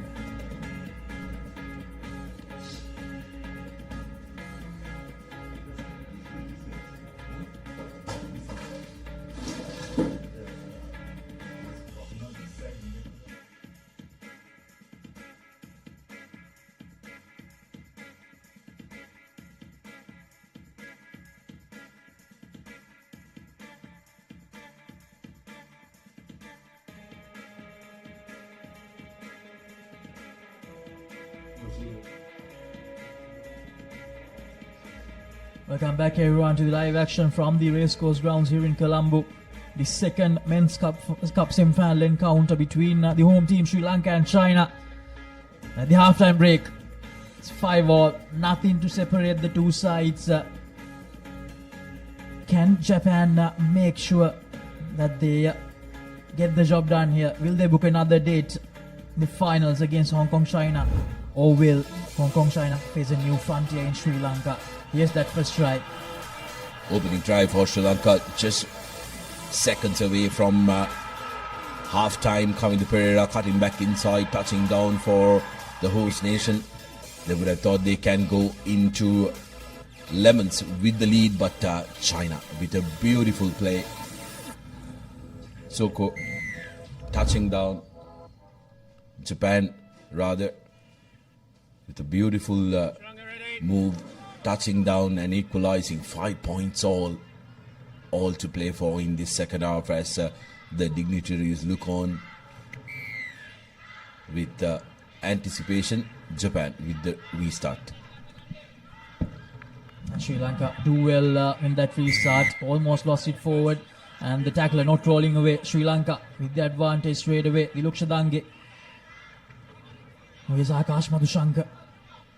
Gives an inside pass out to Heshan Jansen. Heshan Jansen with that long pass to Dinal Lekanayaka. Dinal Lekanayaka. Dinal Lekanayaka goes to the rubber. The chase is on. Can Dinal Lekanayaka get it done? Here's Diluk Shadange. Diluk Shadange needs to make the collection, and the Japanese player had no option to kick it out. It will be a 5-meter scrum. The opportunity still with Sri Lanka. Some very good play there. Well won restart by Sri Lanka, and Dange coming on to the party, and then Dinal Lekanayaka recognizing that there was space on the outside, cut across, but Dange coming back in support is what created this opportunity for Sri Lanka. Suranga Tengnakon has been substituted and will want to try and make a change here. Sri Lanka with an opportunity 5 meters out from the try line. Jansen with that long cutout pass. Take a look at what Ekanayaka does. Goes on the outside, and he knows he has the pace. Back in school, the footballing skills not really coming into the party there. But Dange surprised by that player who came across. Opportunity for Sri Lanka. A massive short side available as well. Here's Kavindu Pereira. Kavindu Pereira needs a support here. Support arrives. Tennakon to Akash Madhushankar. Akash Madhushankar gives that out to Chatura Soisa. Chatura Soisa will be tackled, and he uses the short side. Diluk Shadange, and Dange, he will go for the second try in this cup semi-final. 10 points to 5. Sri Lanka back in the lead just like that. Good work by the Sri Lankan side. Akash Madhushankar, I thought, was a little delayed delivering that cutout pass, but brilliant work from Diluk Shadange, recognizing that short side isn't flanked by the Japanese. Very often steps back inside. Opportunity for Suranga to add in 2 points. Makes good contact, and it's through. 12 points to 5. Sri Lanka increased their lead to 7 points. Much to the appreciation of all the supporters here. Take a look at this. Dange recognizes that there is no one. Inside step. Thank you. And big carry by the young lad who has returned to the national colours. Dange, he can produce that physical ability for Sri Lanka as well. Now Sri Lanka once again going deep with the restart. Needs to make sure that they connect those tackles.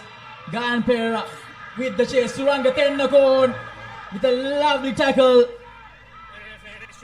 Sri Lanka, they need to recover here.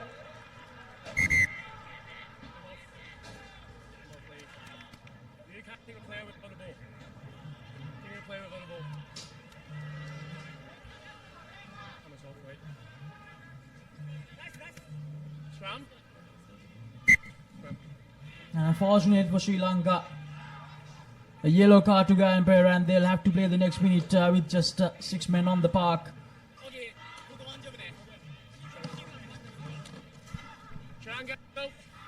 Sri Lanka under the pump now. The Japanese straight away opting for a scrum where they will look to put Sri Lanka under a lot of pressure. Bulat Singhal again has been brought into the mix. And like we discussed off the mic, the props need to really break quickly. Now the numerical advantage, plenty of space, and that's going to be the second.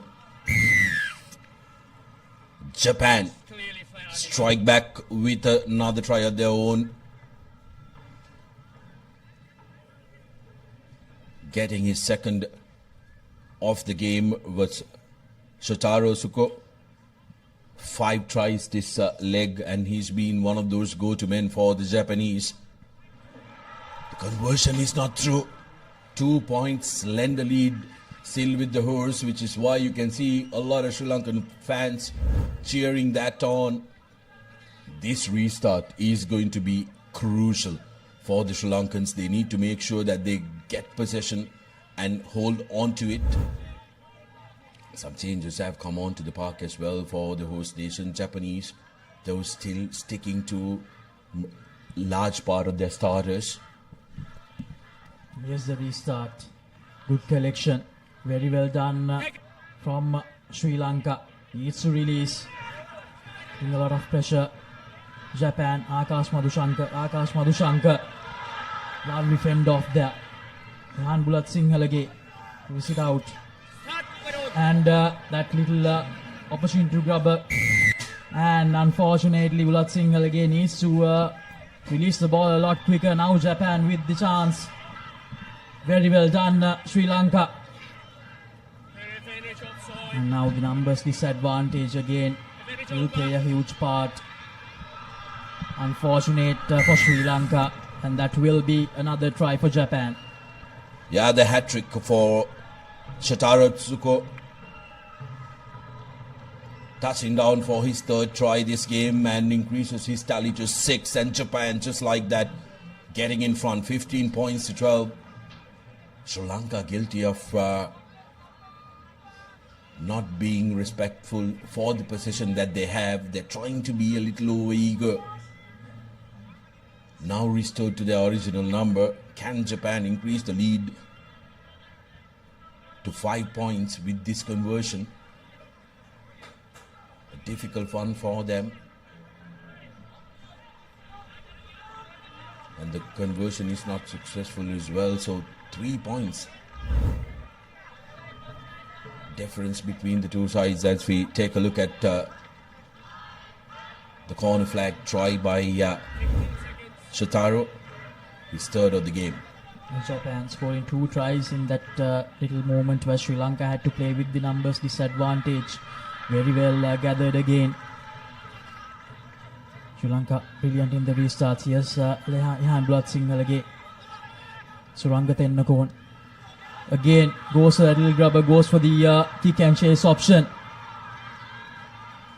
Needs to insert pressure here. Sri Lanka do insert pressure. And advantage in favor of Japan. Will this be the moment that decides the fate of this game? Will he go for a 4th try? Srinath Surya Bandara, the brilliant tackle, and Sri Lanka, they do get the penalty for holding on. Srinath Surya Bandara take above. What a moment in this game. What a chase, Sudarshan. The oldest man in the Sri Lankan outfit giving chase, not giving up. A lad who has scored 3 tries already being caught by Srinath Surya Bandara. Here's Akash Madhushankar. This could be the last roll of the dice for Sri Lanka. Chatur Soisa going in. Dahabre has come onto the field. Surya Bandara dropping it cold that time. And that is full time, says the referee. There's still 1 minute left on the clock. Not quite sure if that's the right decision from the referee.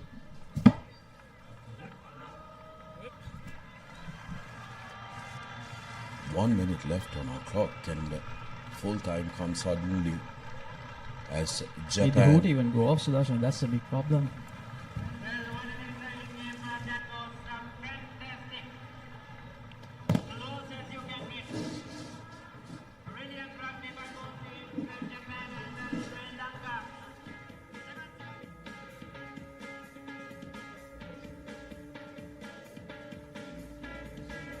That's the full-time score confirmation. Japan 15, Sri Lanka 12.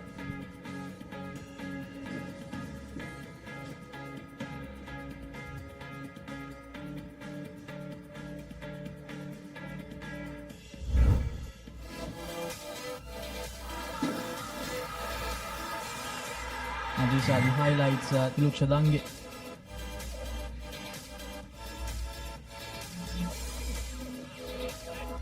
And then Japan making use of that opportunity to score 2 tries with the numbers advantage.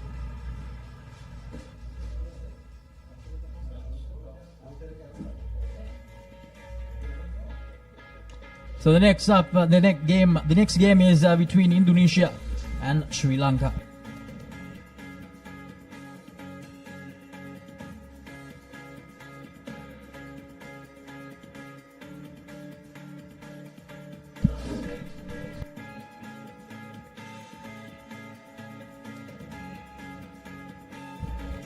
So that's Sri Lanka taking on Indonesia for the 11th and 12th place in the tournament.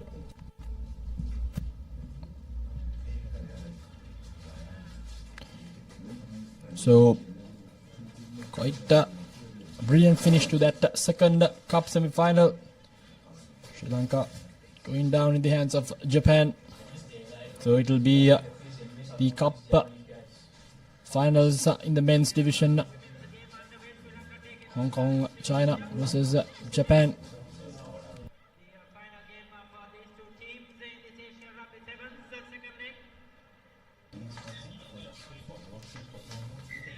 So it will be Sri Lanka to kick things off from the left side of your screen against Indonesia.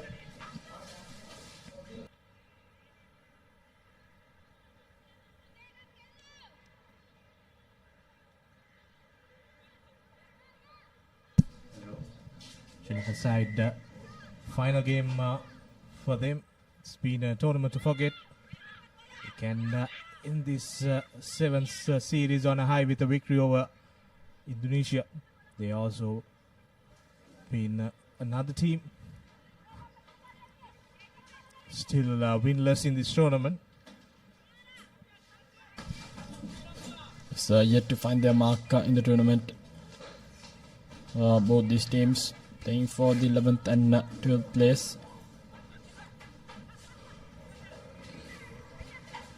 Now Indonesia with position inside their own half.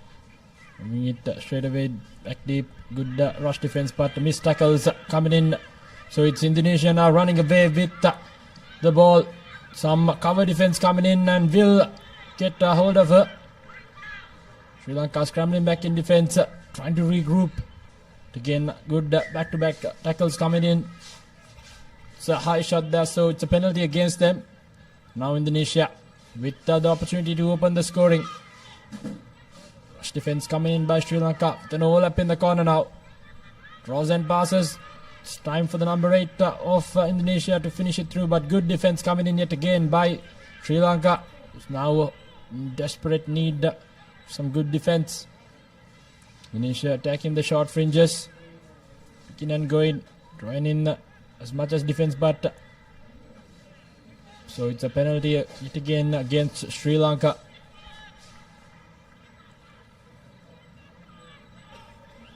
Indonesia now inside the 22 meter, right outside the 5 meter line of Sri Lanka. Desperately trying to defend their lines. Indonesia trying to draw and pass.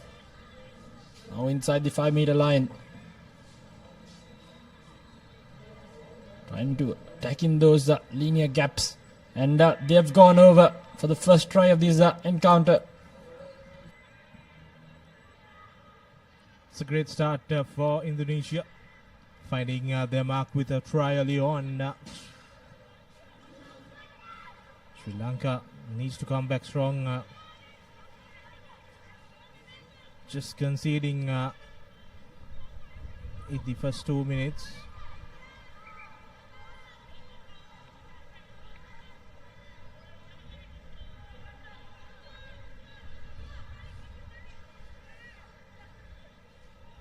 Maragdani.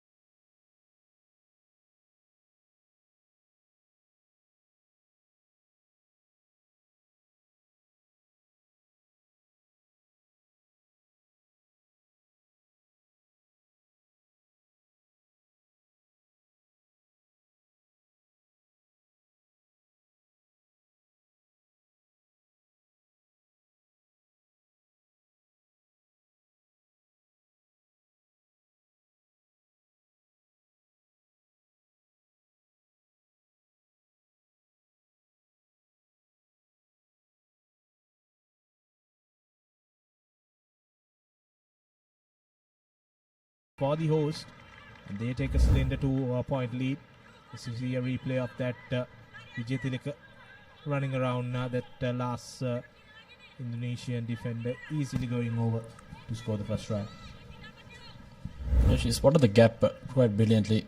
Now an important restart for both these two teams. Indonesia, 2 points deficit for them. Good collection there. Kind of applying pressure. Coming up in defense. Very well marked tackle yet again, but unfortunately a bit too high for the referee's liking. No. To be a penalty now. Taken the tap. Trying to barge her way through. Just the number 1. It's the offload. Almost lost possession of the ball. In fact, it's a penalty now for Sri Lanka. Taken quickly by number 7, Charanlinage, who will draw and pass and give it to the try scorer. She'll go over for her second. Brilliant stuff by Sri Lanka. Pouncing on their opportunity with absolute ease.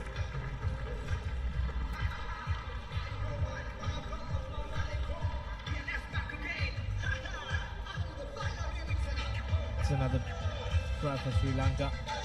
Very important one scored by Dilki Satsarani.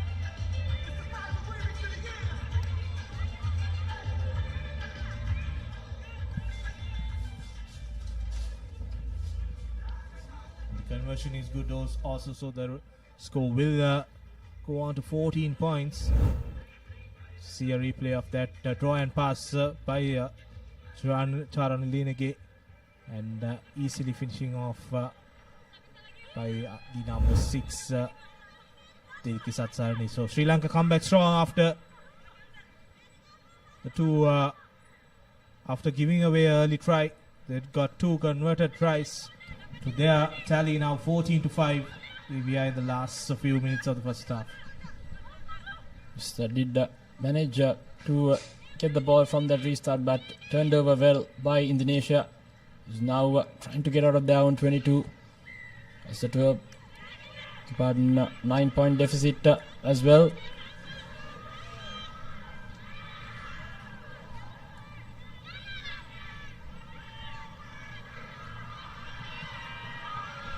Has a number on the corner, but puts on defend and goes over is Sandika Hemkumari for Sri Lanka. 3 unanswered quick rise from the host takes them up to a 19, and a brilliant comeback for Sri Lanka. Yes, the brilliant stuff indeed by Sandika Hemakumari. Showed some good power running and big no argue by her. 19 points to 5. So Sri Lanka going into lemons with quite the comprehensive lead.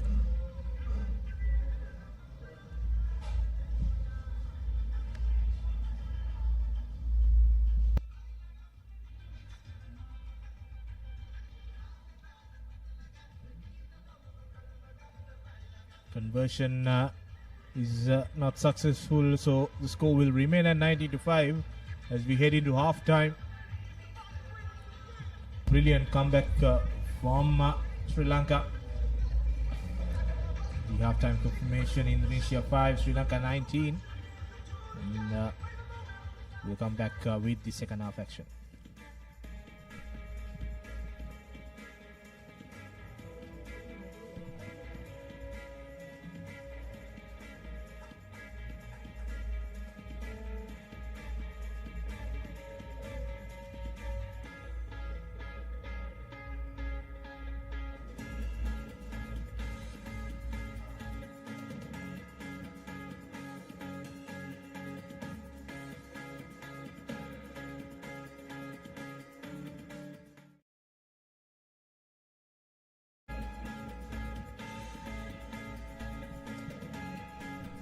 Back live from Racecourse.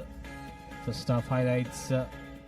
Indonesia opened the scoring the first half. And Sri Lanka then came back strong with tries. 3 tries for them. First one came from Vijay Tilaka. She went over. And then Satsarani going over. In quick succession just before half time.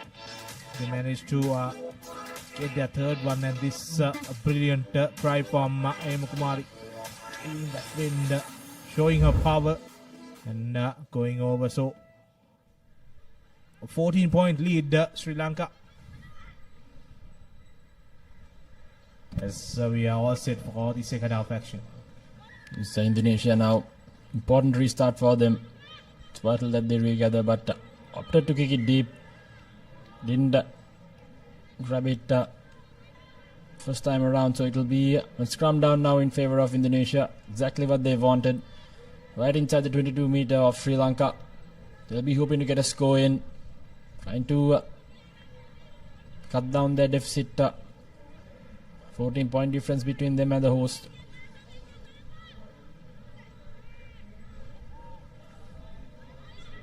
Here we go. Indonesia now trying to create some space in the far corner. Does the number 8 with ease, just burns past the defense. Straight away goes over for the try. So good comeback from Indonesia in this second half.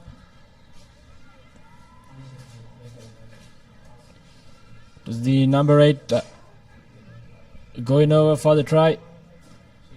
Just clear mismatch in pace in that instance. Yeah, beginning the second half on the right note, Indonesia just wanted to score and stay in the game, and they have done that through their number 8, and the conversion is no good, but 10 points to 19, still in the hunt as you see the replay of that. She had the pace to outrun the Sri Lankan defender there and easily going over for the second try for Indonesia. 10 points to 19. Deep restart collected by Sri Lanka. Now Sri Lanka on the attack. Goes to one offload is good. And Sri Lanka making inroads into the 22 meter mark. Just keeping the ball alive now is Sri Lanka. Finally brought down by Indonesia. Now with an overlap in the corner. Just a simple draw and pass would do it for them, but big number 13 says I just do it myself. Goes right underneath the post. So second try for Hemakumari as she goes right underneath the post. It will be 24 points with the conversion to come as well. We'll have some substitutions coming in for Sri Lanka as well. Second in this game, fourth in the leg. Hemakumari did quite brilliantly.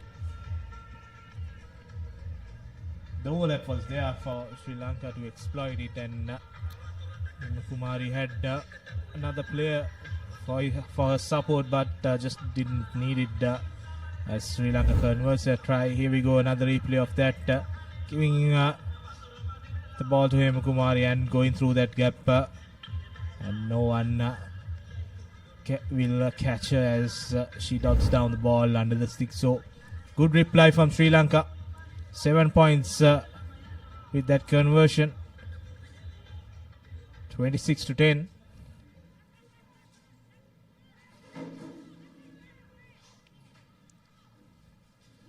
Restart collected by Indonesia and makes that fumble with the tackle. Sri Lanka now playing with advantage. Goes to the corner, cuts back in and goes over for the second try. Sri Lanka for that's Dilkisa Tsarni goes over for her second, and Sri Lanka continue to pile on the points. Just quite the dominating performance in the second half as well from Sri Lanka, pouncing on that loose ball. Can Indonesia pay for their mistakes with dividends, with a conversion to come as well? Sri Lanka secured that 11th place in the tournament. So with the conversion to come as well, unsuccessful, but nevertheless Sri Lanka quite the comprehensive lead now. The few minutes left here on the clock as well.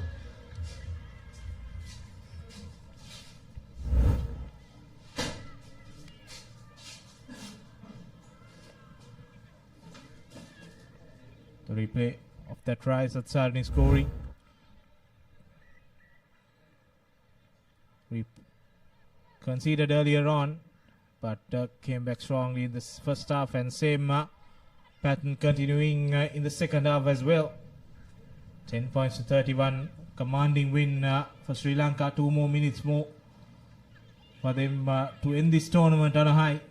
They were 9th in China, but this time have to settle in 11th place after that narrow defeat for Malaysia. Now Indonesia making strides, still going strong. She's brought down near the 40-meter mark. Sri Lanka trying to make a counterattack, but no good. And she's isolated with 3 Sri Lankan defenders, but still they managed to take the ball out. And now there was 3 against 2. And Indonesia comes back with a scrum as Sri Lanka makes a knock forward in that ruck. It's a bit of a scrappy passage of play in that instance, but nevertheless Indonesia now with an opportunity to get out of jail, get some consolation points at least on the board.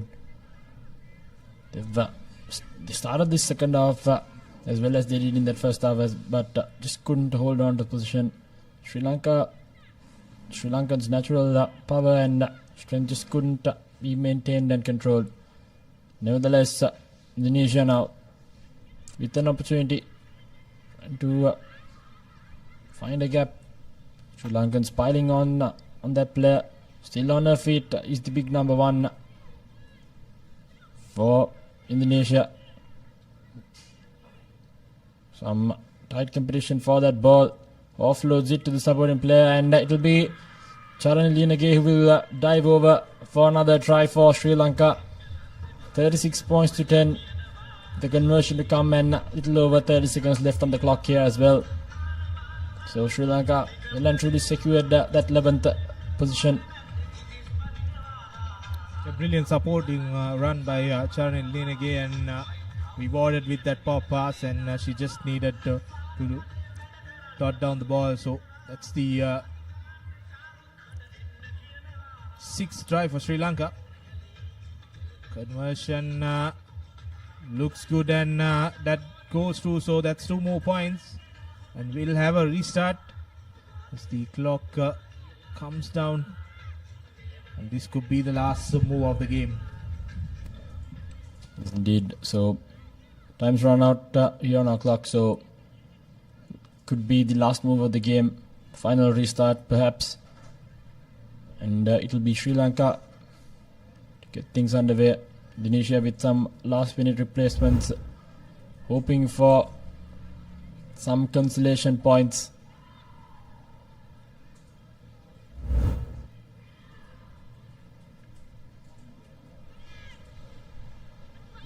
Here we go. Restart gathered cleanly. Trying to find some space. Build that face play. Indonesia now. The ball to that to their number one. Wayward pass, not the ideal stuff. Gives that offload. Space on the outside. Just have to beat the defender. Some desperate defense coming in from Sri Lanka in the lateral areas of the ground. Good counter-attacking, but not from coming in from the side, says the referee. So a penalty for Indonesia taken quickly. Drops it goal, so it will be the final whistle and the final move of the game. Sri Lanka winning this 38 points to 10, securing 38 points to 10 victory. And final game for them as well. And now that's the full-time confirmation. Indonesia 10 points, Sri Lanka 38. And, a win at the last game for the hosts.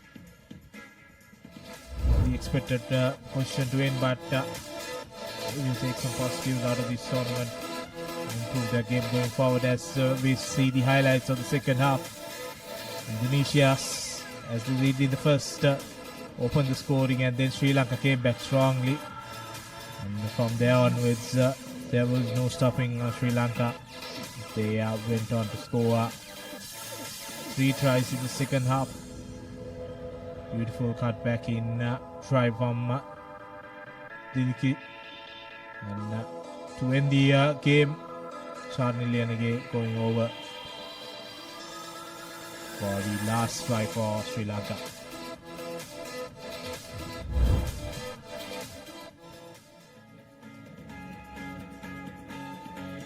Coming up next, Philippines taking on Malaysia. The ninth place final. Two teams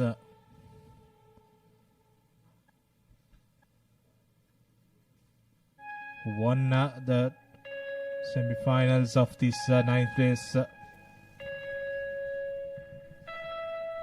The two teams, Philippines and Malaysia.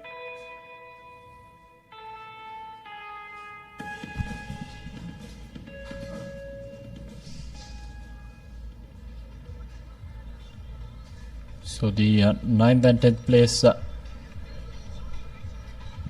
they're off, and it's Shankar Bekun to officiate this game.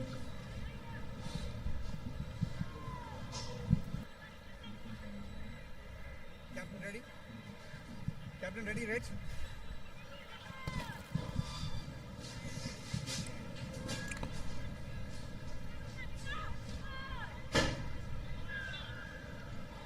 So we're moments away from kicking things off. Philippines not finding 10 meters in that kickoff, so it'll be a free kick straight away for Malaysia. Good opportunity for them. They can quickly and to find some space there in the corner. Found the overlap, couldn't give the pass away. Now Philippines now came in from feeling the penalty as well. Taken quickly, running straight into the gap. Good offload away. Now with some space in front of her, cut it back inside is the number 11. Good offload away to the number 1 of the Philippines. Good defense coming in. Some desperate defense. Some coming in for Malaysia, but nevertheless it's Philippines who scored the try. So, Pearl Vanessa, who's gone over for the first try of the game, opening up the accounts for the Philippines. She began this attack for the Philippines and then managed to end that as well. See, just too powerful for that Malaysian defender. Vanessa May scoring the opening try, and it's crucial now that the Philippines get this restart on point. Last time they just gave away possession back to Malaysia. It's important restart for both teams. More vital for Malaysia as they gather the restart cleanly. Now wasting no time whatsoever. Spots a gap in the middle. Overlap in the corner. Chose to throw the dummy and run, and does so brilliantly is the number 7, Nura, who will now touch down. Great reply by Malaysia. Straight away coming back with points. Spotting that defense, burning that defense straight away outside the corner. Accelerating and seeing it through. So brilliant stuff by Malaysia. Good response. They needed a response and they have come back strong. That's Nuralia scoring the first try of the game for Malaysia and his second in this leg. Important conversion coming from Nur Azua. Goes wide, so it will be a 5-point each deadlock. Crucial that Malaysia came to see a replay of that try. Just cutting back in and finding space and then offloading it and going around that last defender to score for Nuralia. Some brilliant work from Kajon Jenzin that allowed Nuralia to go over. Now the restart collected well by Philippines now. Looking for a gap, sends the ball out. And the interception goes. She tried to make the interception, but unfortunately she gets a yellow card for an intentional knock-on. The try scorer trying to create another miracle for Malaysia. Sticks her hand out, but the ball just doesn't stick on her hand. So she'll be sitting out for the next 2 minutes, and Malaysia will be down a player. So Philippines find themselves in quite the favourable position as well. As you can see, just couldn't hold on to the ball. Now Philippines with the numbers advantage on their side. Number 15 trying to get the big fend off. Good defense coming in, trying to use that touch line as another advantage. Referee says otherwise, so it's a penalty now. Taken quickly by the Philippines. All up in the corner, trying to find some space. Referee will bring back play. Advantage now being turned over to Malaysia. Playing with a man down. Spots the gap straight through. Goes the number 1. Brilliant stuff by the number 1 of Malaysia, who'll dot down for another try. Yeah, that's Siti Tajuddin going over for Malaysia, and it all started with a decoy run going wrong for the Philippines, and they got that penalty for obstruction, and then quick tap sending it ball to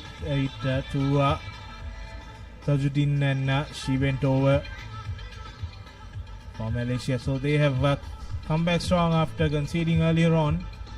2 tries and with 1 player in the bin, they would definitely will like what they have done, and the conversion goes through. So 2 more points for the Malaysian outfit.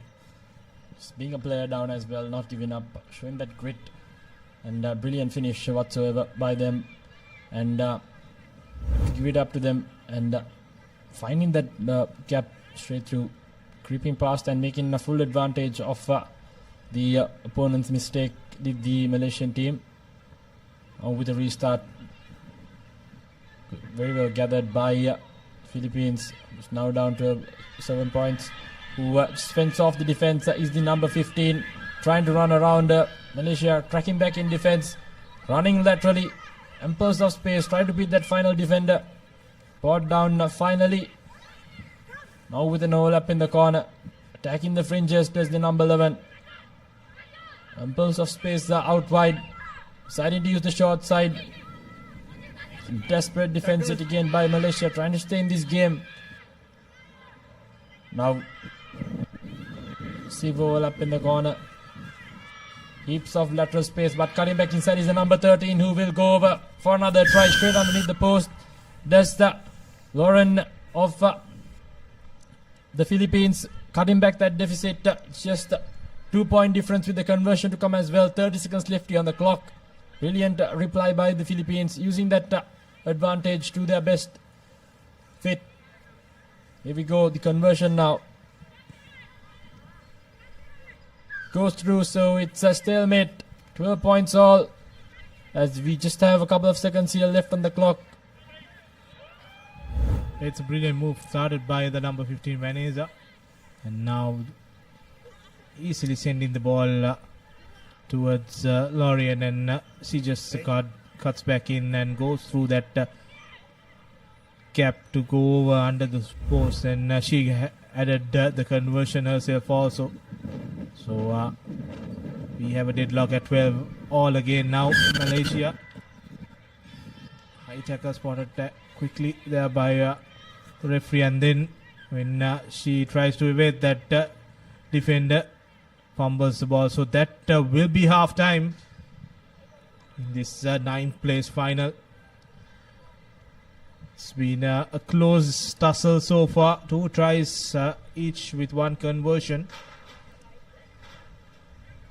And the teams will look to continue this momentum going in to the second half. And the halftime confirmation, Philippines 12, Malaysia 12.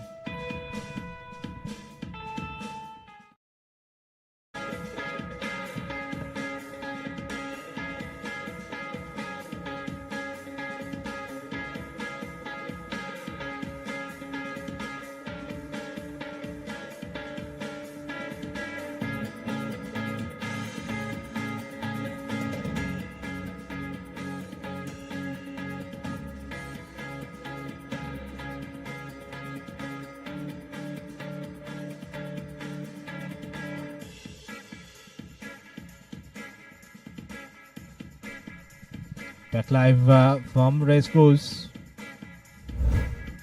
Let's take a look at the first half highlights. Philippines opened the scoring, and then Malaysia replied straight away to this brilliant run from Malaysia. And again, when they were one man down, the number 1 just ran through that gap. And the pace was no match for the Philippines outfit.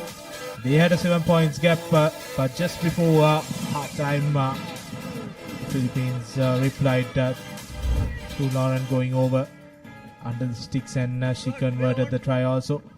And we are underway in the second half, and Malaysia straight away turning the ball around.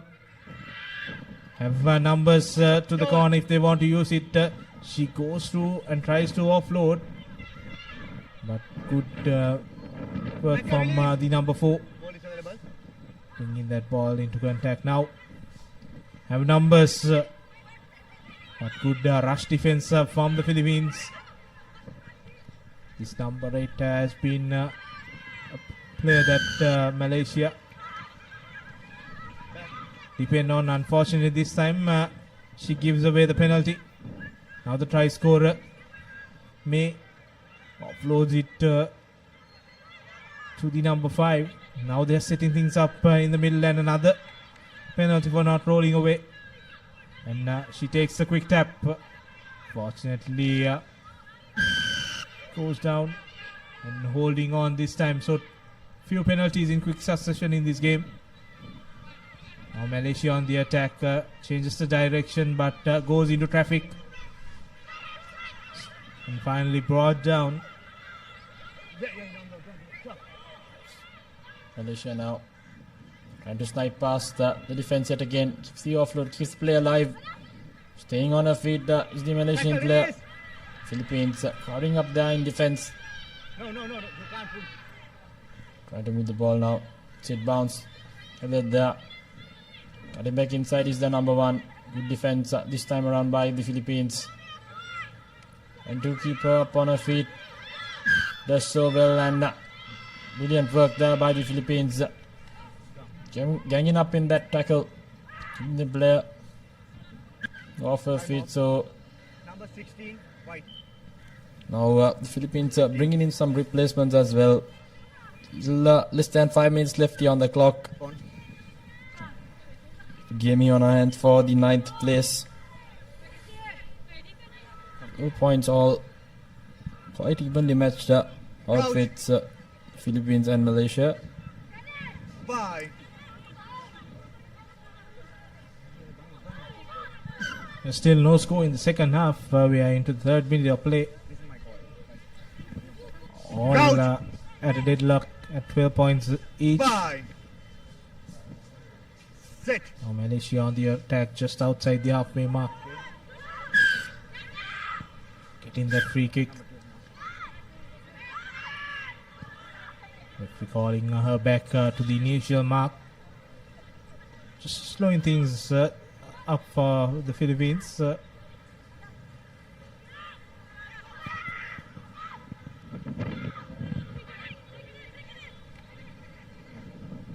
Playing in close quarters now, needs to spread this ball wide, but the number 13 decides to cut back in. That's Lorian, the try scorer. Malaysia with some good defense now, with some space there in the far corner. Cutting back inside, trying to push her into the touchline. 3 players now in up there. She manages to stay inside play. Coming up in defense does the Malaysians. Trying to offload. Good no-look pass. Still alive. So now the Philippines breaking past the first tackle. Desperate defense coming in by Malaysia. And Philippines have come up there with the position of the ball. So brilliant stuff. Penalty now, in fact, taken quickly by Malaysia. So the referee will bring back play because it wasn't taken from the correct mark. But nevertheless, some good defense coming in by Malaysia. A little over 3 minutes left here on the clock as well. Yeah, that's some brilliant work there by the Malaysian number 8 Noor Azua scored a try, and to see another replay. Put in that desperate tackle, and then Sitin Sadujin turning the ball over, and we did not have any advantage, so if we wanted to bring back play. Seems like there seems to be a slight injury concern there for number 1 of Malaysia. Seems like a small ankle roll. Nevertheless,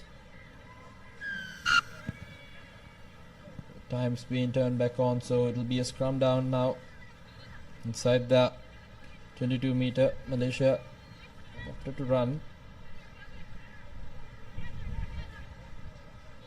So just less than 3 minutes left here on the clock here as well.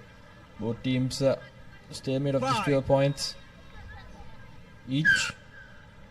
It's a free kick now for Malaysia, taken quickly. Taking the spaces now, finds herself in a good gap. Accelerates straight past through her defense. No one is gonna come cover, stop her, so she'll go over for the try. That's the number 7 for Malaysia. Brilliant stuff yet again by Nuralia. Second try in this game has been the difference between her team and the opponents. Brilliant stuff. Second in this match, third in the leg. So she showed up when her team needed it the most. Just over 2 minutes left here on the clock. Spotted that gap brilliantly. Quite identical to the first try she scored as well. Good acceleration and finish. The conversion successful as well. So 19 points, 12. Yeah, there we go, a replay of A try from Nouralia. Conversion went in, so that's a very important 2 points for Malaysia. So they get their lead back of 7 points. And just 95 seconds remaining in the clock. And the restart is crucial. Hanging kick, no one is there to collect it. The Philippines will have a line out.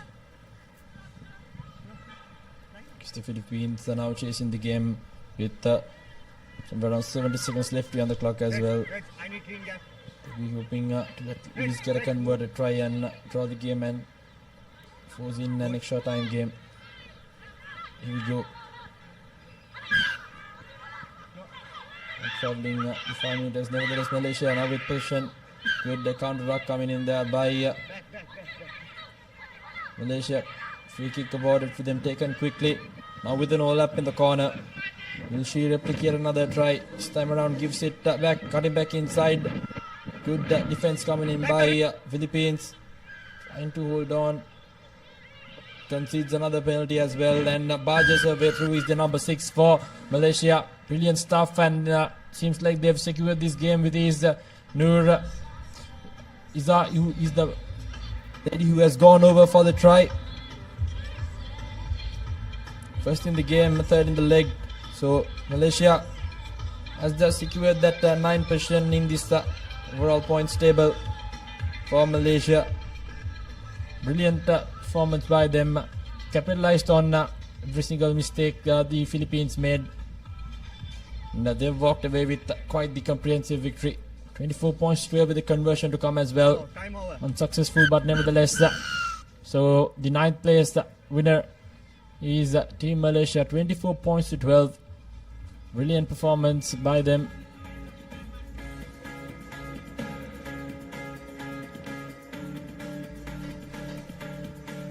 So it's the 9th place for Malaysia, 10th for the Philippines, 11th for Sri Lanka. Brilliant overall performance by Malaysia yet again. Some good sniping runs, good flurry of finishes. Philippines on the other hand had their moments, just couldn't see the game through. So very well managed and finished game by Malaysia in that instance. And we'll have a change in voices as Rishwan Pereira and Tanveer Hassan comes over. Thank you, Denon. More games coming on our cards as we see the full-time score confirmation from the last game being played between Malaysia and Philippines. Malaysia coming on top, 24 points to 12. As I welcome back Tanveer Hassan to the com box. Very good afternoon, Tanveer. Good afternoon to you as well. We had the highlights of the previous game. Very well, both teams doing their afternoon best. What a try this was, breaking into that defense and going over the line. Tremendous effort. And as we have our next match for the day, back to men's rugby. Chinese Taipei will be South Korea. That would be for the 12th place position. And as you can see, the team cards of both respective teams, Chinese Taipei and South Korea, doing very best, but unfortunately was not enough to emerge victorious in the previous games. But hopefully both teams can manage a victory here in Colombo today. Both teams playing with whatever pride they have to do their utmost best for their respective countries as well. But it's an interesting day here in Colombo as well, Restaurant, the weather conditions. And as you can see, the referee, the official for this game will be Tetsuya Hirakawa. And as I said, Restaurant, the weather conditions here in Sri Lanka, it was a bit humid and a bit cloudy as well moments earlier, and the sun managed to rise upon us. But once again, the clouds have taken over. No raindrops sighted here yet. And there is the kickoff. Indeed, Tanvir. The weather has held up well as South Korea looking to make amends. They haven't had the best of campaigns out here in Colombo. Playing for that 11th place spot. They well and surely want to put on a show here. South Korea with possession. They managed to stretch that ball out wide and goes through the defense brilliantly. Is the number 14 from South Korea who draw first blood. And just what the South Koreans would have wanted. It's been tough for them out here in Colombo. But they well and surely want to end this campaign on a high. 5 points to nil with the conversion to follow. South Korea have got off the mark.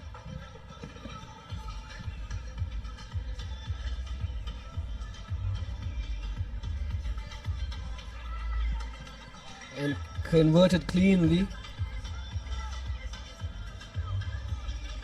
Converted cleanly for South Korea. So they will be leading by 7 points. And here is that try from the corner. Steps back in. Beats the defender. And makes his way right under the post to make the kick taker. Converted cleanly as well. So South Korea will be leading in this game. 7 points to nil against Chinese Taipei. Well collected from the kickoff. But unfortunately, not being able to keep it at hand. Chinese Taipei now doing whatever they can to keep the ball in position. Right now they are in the attacking position. Number 7 to the number 4. Sends it wide to the corner, but unfortunately number 8 of Chinese Taipei not being able to control the ball in his hands. The referee has made a decision. Will it be a knock-on? Yes, it will. A little weird bounce there in the end, and here we have the coaching staff and the bench, the substitutions of the South Korean team as well. Interesting game of rugby played here, Rishwan, today. Indeed, surely all games have been good affairs. Now once again South Korea manages to keep hold of position. Almost fumbling that ball, but done well. Now the South Koreans now. And once again the number 14 cuts back in and he goes through the defense of this Chinese Taipei outfit. And that's South Korea who get back-to-back tries in quick time and will put the Chinese Taipei under a lot of pressure. Definitely, Rashwan, if I am not mistaken, that was Yoon Chi Kwang to score the first and second try for his country. Now South Korea will be leading by 12, hoping for this conversion to convert, but unfortunately the accuracy of it wasn't really best that he would have wanted. But nevertheless, South Korea lead this game 12 points to 0. And as you see, the tremendous effort from the number 14 Huang once again cutting back in and going over the line to score the second try of this game. So South Korea will kick things off once again, this time switching directions, going for that contestable kick. Could have easily taken it, but Chinese Taipei have knocked it on. So South Korea once again will be playing with advantage. The number 3 offloads it to the number 10, back to the number 6. From one corner, working it out to the other. Can the number 3 go over the line for another try? Yes, he does it. Back-to-back tries for this team. They will be very, very happy with this performance. What a way. The number 3 of South Korea, Jin Mo Lim, scores the third try for his team and in this game as well. Should have come a bit more closer to the post, Rashwan, to make it more easier for his kick taker to convert it. Indeed, but with a 17-point buffer, no doubt it just 2 points will count. But currently cruising in this 11th place final, South Korea. 17-point buffer with around 2 minutes left on our clock for the halftime break. Chinese Taipei would love to go into the break with a score.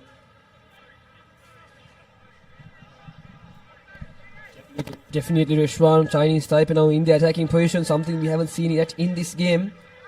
Goes for a small boot there over the South Koreans' heads. He thought the ball will bounce back to his position, but unfortunately it bounces the other way that he expected. So South Korea once again in the attack. But a little fumble there. Not sure exactly what happened, but it seems that South Korea has knocked the ball on. So once again, Chinese Taipei in the attacking position. Right on the 40-meter line. They will be very happy with this outcome, and they will also want to score before the halftime whistle is blown. Conceding the lead is 17-0 currently. They want to at least score a few points before the halftime. Chinese Taipei feeding the ball in, taking it cleanly from the number 4, and now changes direction to the blind side.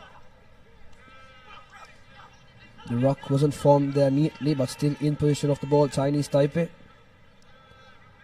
sending it to the center, cuts back in, changes direction once again. Brilliant work of Sevens Rugby from this team. Reshwan sending it both ways, trying his best to stay inside, but unfortunately, as you saw on our screen, the foot touching that line is what lost him position of the ball. So it will be a line out in favor of the South Koreans once again. Indeed, just not getting the angles right on that occasion. The Chinese Taipei winger just touching that touch line. Would have been a good attacking threat for the Chinese Taipei. That was not the case now. Once again, South Korea will look to put this one into touch and go into lemons with a 17-point buffer.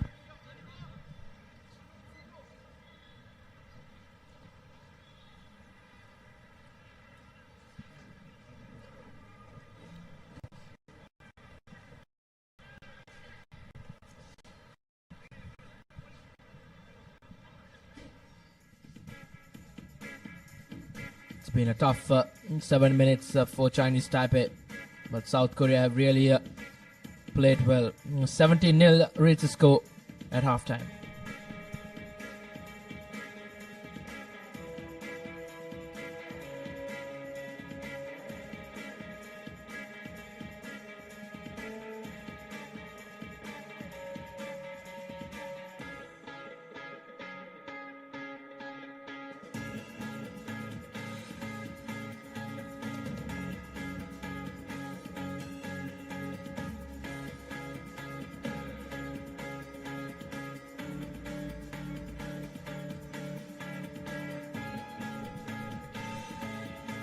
We'll come back. It's going to be an important second half coming up for Chinese Taipei if they are to come back into this. But after start off well, as long as South Korea are concerned, things have gone their way in this 11th place final. They got off in the right foot, went over in quick time. 2 tries from the number 14 from South Korea.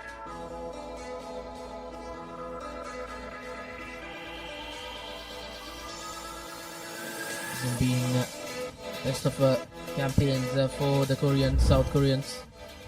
They look to finish on a high as the next game coming up, the men's 9th place final, Malaysia taking on Uzbekistan.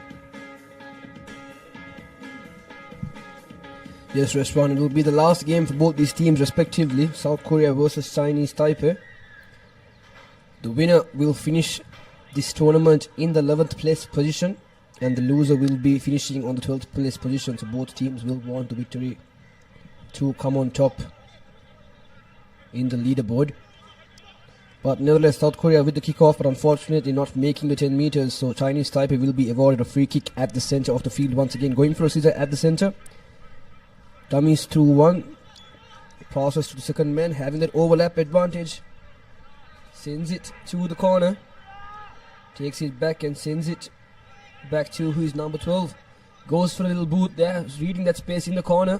But unfortunately, couldn't connect it cleanly, so that will be a knock forward.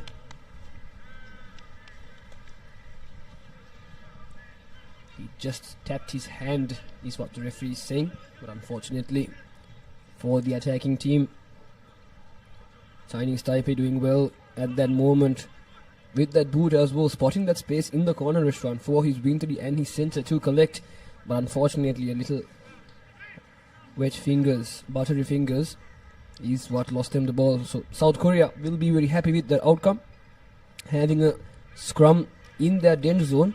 They will want to run it forward or maybe kick it to the back once again. Let's see what they have in store for us. Going to the corner is the previous try scored, number 14, now beating 2 defenders. Just one more man to beat. Can he make it all the way? Cutting in, running in crisscross. Doing his best, and has he made it over the line? Yes, he does it once again. His 3rd try in this game, Rishwan. Tremendous effort from the South Korean player. Indeed, hat-trick of tries in an important game for them. He scored 4 tries in the leg, and 3 have come in this game against Chinese Taipei. And surely it's South Korea who will finish 11th, and Philippines will finish in the 12th position of the Asia Rugby Emirates 7th series down here in Colombo. Conversion doesn't go through, but a 22-point cushion will be enough for South Korea to see you off in the next 4.5 minutes.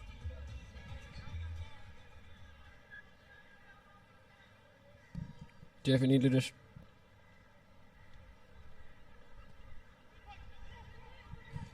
South Korea once again with the kickoff. Chinese Taipei not being able to collect it, but still managed to regain possession of the ball. Chinese Taipei doing well now, still on his feet. The number 6 still on his feet, but finally is brought down by the South Korean player, Keishi Su. Doing well in attack. Going for the boot once again to the back, spotting that no one is there to collect, but unfortunately there are no chasers in screen. But someone has made his way to the number 11 of Chinese Taipei. Can he do it? Yes, he does. Is the grounding clean though? The referee will just want to see with the TMO.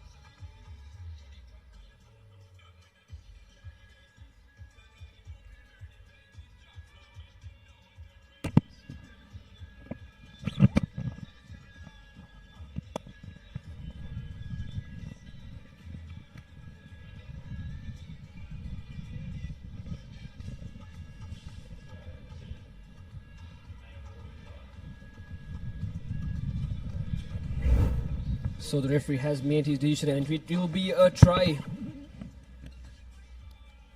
Clear grounding, says the referee from the TMO. So Chinese Taipei, from the courtesy of their player, have scored their first try in this game. So they will have 5 points to their name following their conversion. Have they missed it? Yes, they have, unfortunately. But nevertheless, now 5 points to 22. Switching the time back on. South Korea 22 to Chinese Taipei's 5. So Chinese Taipei will restart proceedings once again. Kicking it deep this time inside their 22. The South Korean team trying to do their best to drop back for support. Forming in a flat line this time, not forming deep enough. So Chinese Taipei doing well to defense, making it easy for them as well. Will that be a penalty? Yes, it has been. Holding on is the call from the referee. Chinese Taipei taking a quick tap there, but it unfortunately was at the wrong mark. So this time they will kick to touch. Right inside the 22 restaurant.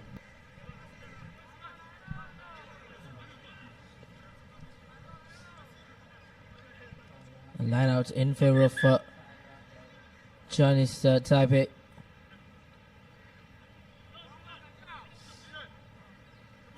South Korea, more happier bunch. 22 points to 5. Probably will be untouchable from here on. There's a line out. Good from Chinese Taipei. Don't see this in a game of sevens rugby quite often. But still, gaining some meters and conceding a penalty. Chinese Taipei. South Korea have really done well to turn over things. And an opportunity for them to just get out of jail.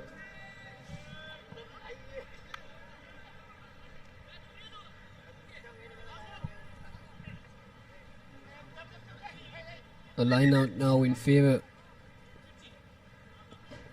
for the Koreans. Getting that get out of jail opportunity after opportunity in courtesy of the Chinese Taipei team. Just 1 minute and 50 seconds remaining on the clock in this game for the 11th and 12th place position. Chinese Taipei once again in the attack, forming flat still. Goes to that inside pass, but unfortunately is knocked on. Chinese Taipei once again in the attacking position. They will want to make something from this, but unfortunately still not being able to decide what to do. So he runs into the gap, having a number on the outside, the number 8, but has he had his foot on the line? Yes. The assistant referee spots that. And there will be a line out once again for the South Koreans right inside their 22. Still 1 minute now remaining. South Korea having that comfortable lead, so they will be most probably the victors of this game and will be the team in the 11th position of this tournament as well. And now number 8 of South Korea trying his best to run across the team from the corner. A 50-meter sprint for him. Doing well now South Korea. They should run it straight and pass the ball, and the big number 18 that we've seen previously in this tournament. Just one man to beat, having space on the outside. The number 12 gives it to his big number 1. Cuts back in, beats 1, 2, 3 defenders. Looks for support, finds it, passes it to the corner.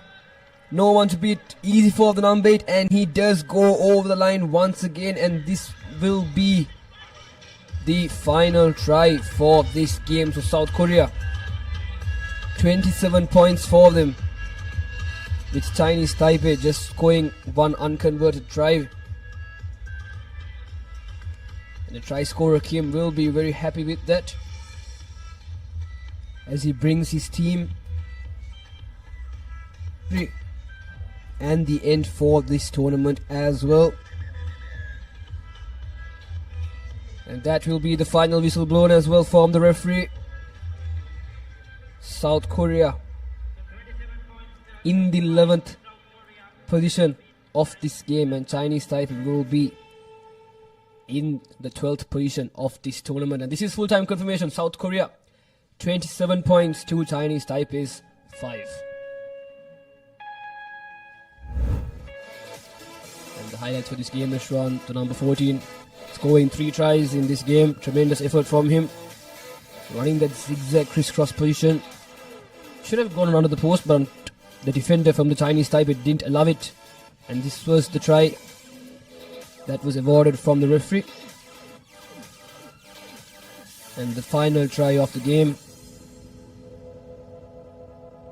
to seal the victory for South Korea. And this will be the key stats. Once again, South Korea 27 points, Chinese Taipei with 1 unconverted try. South Korea scoring 5 tries, only conceding 1 conversion.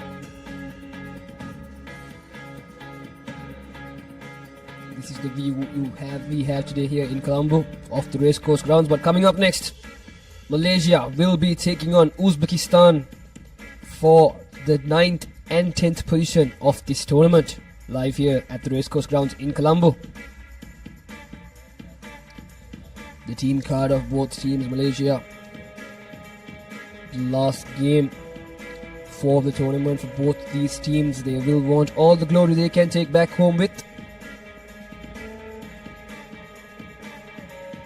Some brilliant performing rugby players from both these countries that we've seen for the past 2 days, Rashwan. Indeed, Tanvir, likes of Ammar from Malaysia, he's really been in the thick of things whenever they do something good.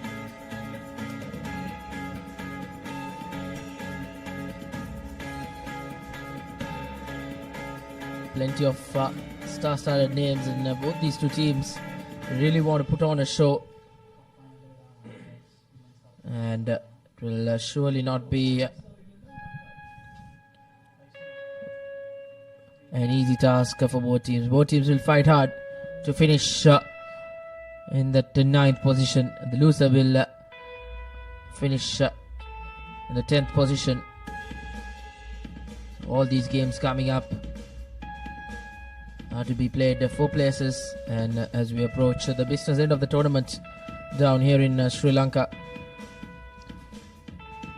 the conditions have just been brilliant. The rains have stayed away, and everyone will hope that it does continue to stay away, because whenever the rains do come down, it's not the easiest of playing fields out here at the Racecourse Stadium in Colombo. Definitely, Rishwan. As you can see, some mud patches on the ground, but the view here in Colombo is tremendous. Spectators were here a few minutes ago but have left their ground for their lunch break.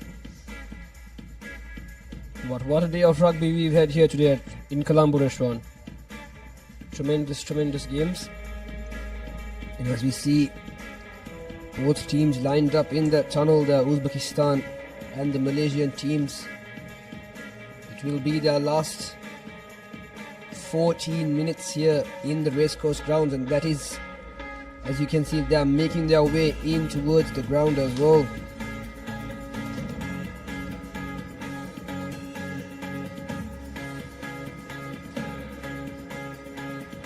The big lads from Malaysia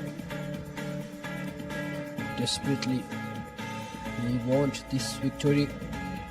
Uzbekistan, the other team that will say otherwise, and also want all the glory that they can take with them when they go back home.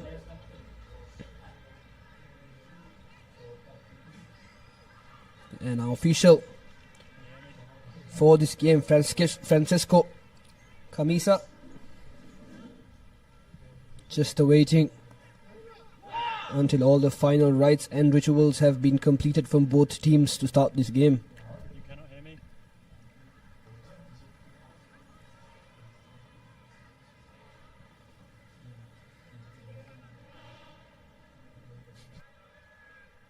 Malaysia will be the team to kick off proceedings, and that's the initial whistle. And Malaysia with the kick-off, a high-hanging kick right outside the 22, could have contested it. Was that ball knocked on? Nope. The referee says tackler had not released the player. So just within 10 seconds of this game, Uzbekistan have a penalty in their favour, and they will kick to touch, as we have seen previously in this tournament as well that they have done. They will bring the game back to the halfway point in a line out in their favour.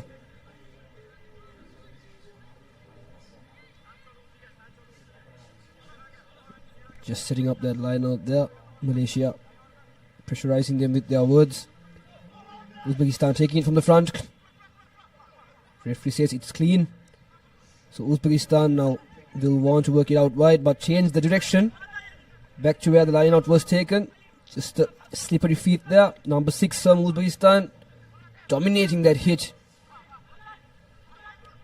towards the Malaysian defenders. So Uzbekistan once again in the attack to the big number 1. Trying to beat the defense line, but a wonderful offload to the number 12. Sends it to the corner. Open space in the corner flag there. Can he make it? Has he scored that try? Referee will want to have a check on the TMO once again. The grounding was not a problem, Rishwan. It was just to see whether he has touched the line out or not. Because grounding wise, I think it was alright.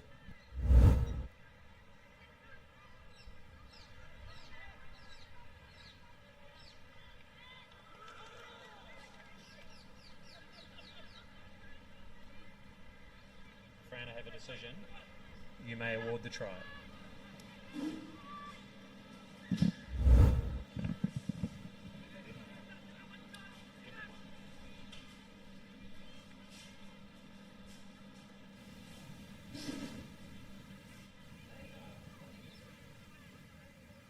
And that will be the try confirmation for Uzbekistan, and quite a difficult kick. But has he done it? Unfortunately not. The power was there. Unfortunately the direction and the accuracy of that conversion was what was missing. And this was the replay. Tremendous spotting from him. His line of vision. Determined to go over the line and just to be careful not to go outside. And he does well to do so. Once again restart the game. Uzbekistan with the kickoff, but this time not being able to find 10 meters. So they will bring it back. Malaysia now with the free kick from the centre. The number 14 does well to break from the corner, cuts back in. No one to beat. And goes right under the post to score the first try for his team. What a wonderful run from that player. Hike Ipan.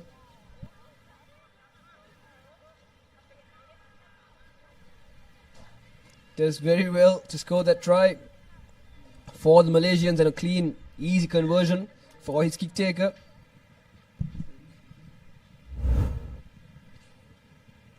Indeed, Malaysia getting the lead for the first time in the game. Once again responded well after conceding.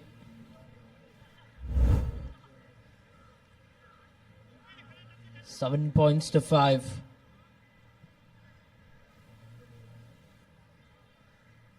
Malaysia with the restart.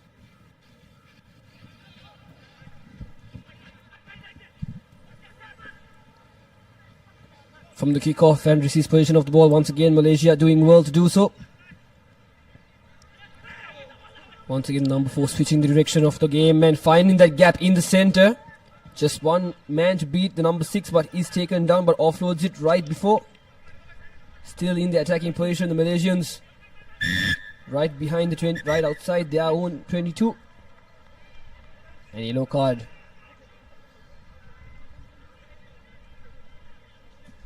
For the Uzbekistan number 6 player. So Malaysia playing with 7 men, Uzbekistan playing with only 6 men in the game. And somehow Uzbekistan has done it. They have regained position of the ball. Still in their danger zone, 1 man short as well. All they need to gain this lead is just 2 points. But unfortunately, a tremendous run from that big lad, but the offload wasn't collected cleanly. Butterfingers from this Uzbekistan player. But still, all hope isn't lost, Rashwan. 2 minutes and 15 seconds on the clock. And a scrum down for the Malaysians.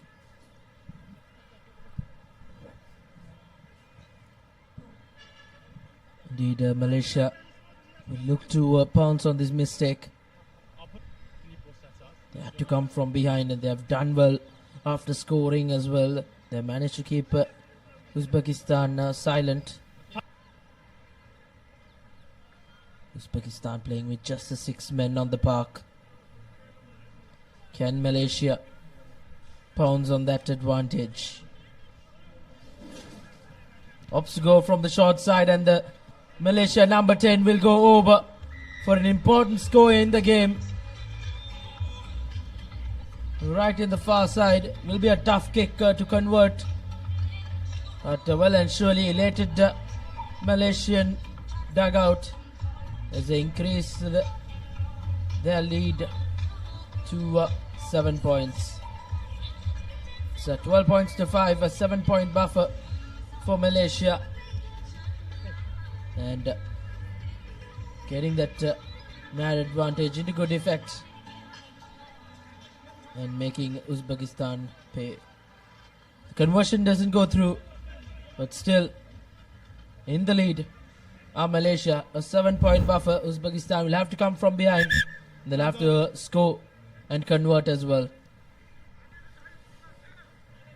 A well-worked try by the Malaysian number 10. Straight off from the scrum. Up to go from the short side. And he applies the finishing touches brilliantly. Malaysia with a restart.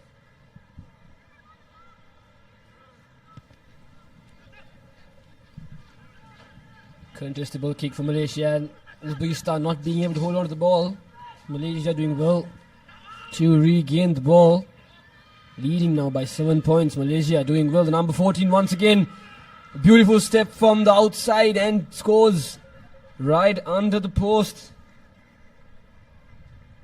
It will be Hike Ipan once again to score the try for his team. Well deserved applause from his teammates as well for his performance in this game.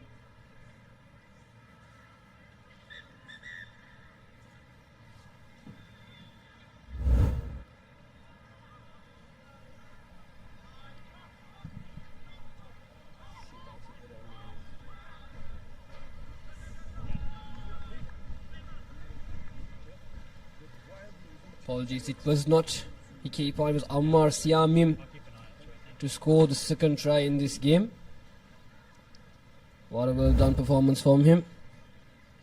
And nevertheless, that will be half-time confirmation. Malaysia 19 to Uzbekistan's 5 points.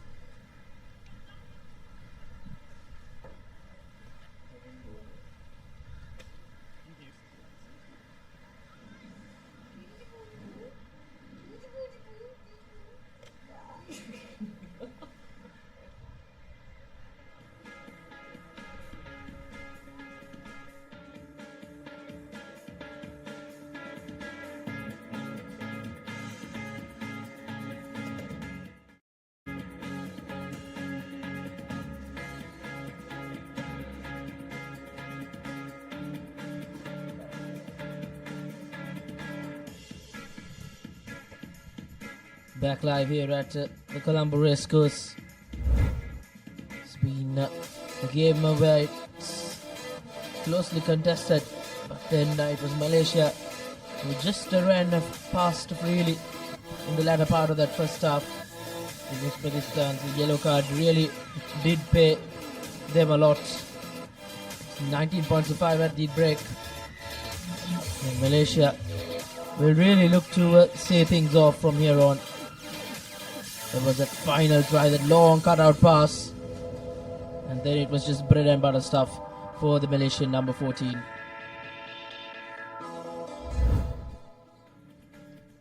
Uzbekistan kicked things off for the second half.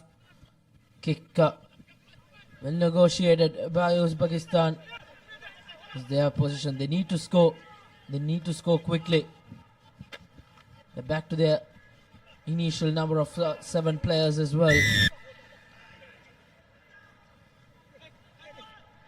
And now Malaysia have won themselves a penalty. Takes it quickly. Puts in the boot. It's a race between the number 14. He puts in another boot and collects it cleanly. And that's a brilliant try from Malaysia. And that sums up the game. How good they have been against this Uzbekistan outfit. Tiami scoring his third try in this game. What a performance from this number 14, doing well for his country and his team. Just increasing the lead. adding 15 points in this 24. What a round of applause he deserves. And the conversion to come, unfortunately, is missed from the kick taker of this Malaysian team, and this was the replay. Just a kick and chase from him, and the ball bouncing on his favour for a clean pickup and to go over the line to add his third try. A hat-trick of tries for him. Now Malaysia once again with the kickoff.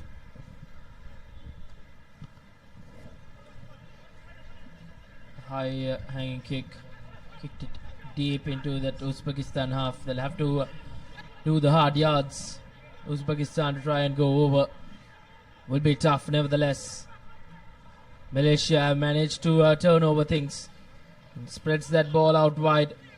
But this time around, just couldn't get to the end of it. 24 points to 5. With around 4.5 minutes to play, I think Malaysia have surely sealed their spot, as they will finish in 9th in this Sri Lanka leg of the Asia Rugby Emirates 7 Series 2025. Definitely Rashwan, and Malaysia picking that ball from the line out. And is it a try? Yes, it is. The number 8 of Malaysia scoring their 5th try in this game. Muhammad Zul Hisham. Quite a big lad he is, as we saw him on the ground moments before the match commenced, Rashwan.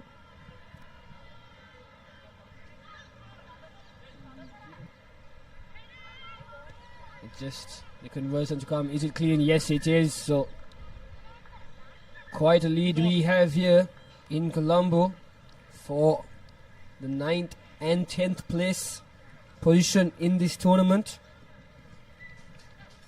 Malaysia 31 points for Uzbekistan's 5 points.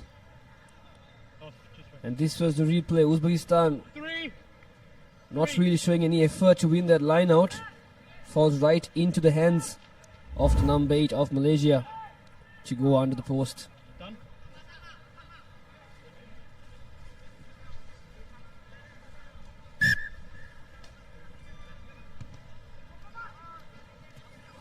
And seeing Malaysia once again with the kickoff, and somehow finds position of the ball once again. Doing very well to do so, but it had been a penalty. Line offside is the call. Quick tap for Malaysia. Sends it out wide, but they have knocked it on once again, Rishwan. But still, I don't think they will be kicking themselves for that mistake. Quite a comfortable lead they have here. 31 points to 5. From my calculations, Uzbekistan will need at least 4 converted tries to gain back the lead. 11. In 3 minutes, under 3 minutes. So Malaysia will be leading in this game and will be the team that will be victorious and will also hold the 9th place position in this Asia Rugby Emirates 7th tournament, second leg. Crouch! Bind! Uzbekistan now once again with the ball, feed in from the scrum.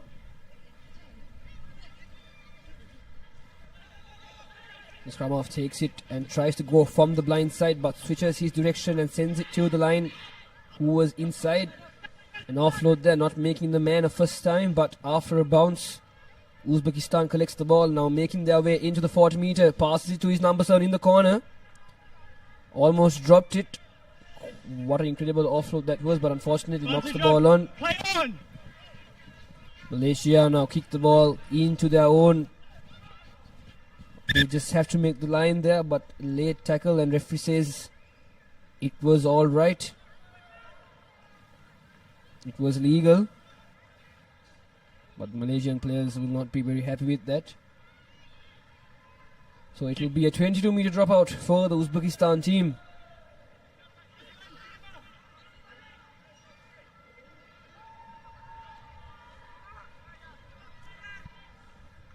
Doing well to do, so Malaysia still will be very happy with this score and the outcome. Uzbekistan just kicking it short with their boot, and Malaysia doing well to collect the ball once again. Sends it to the corner to the number 2 in the red jersey.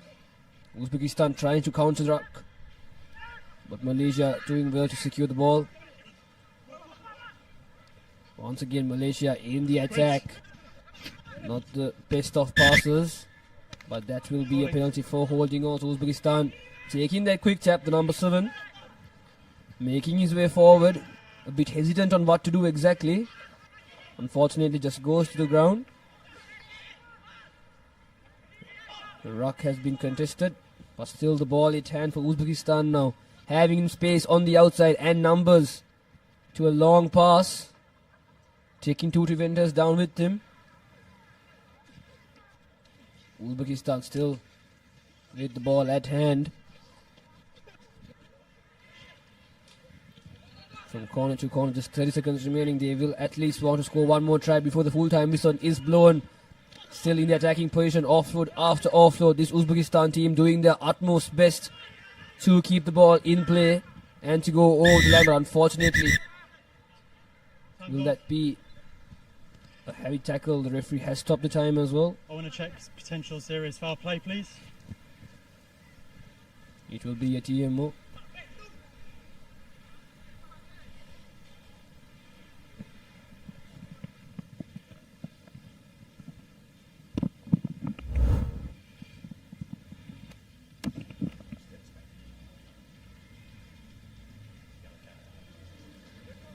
Fran, I have a decision. There is foul play by Malaysia 2. Yep. There's mitigation, so yellow card. Okay, thank you. 2, Malaysia. Head contact, but mitigation, yellow card. Scrum. A yellow card for the Malaysians for a high tackle there. Good decision made by the referee.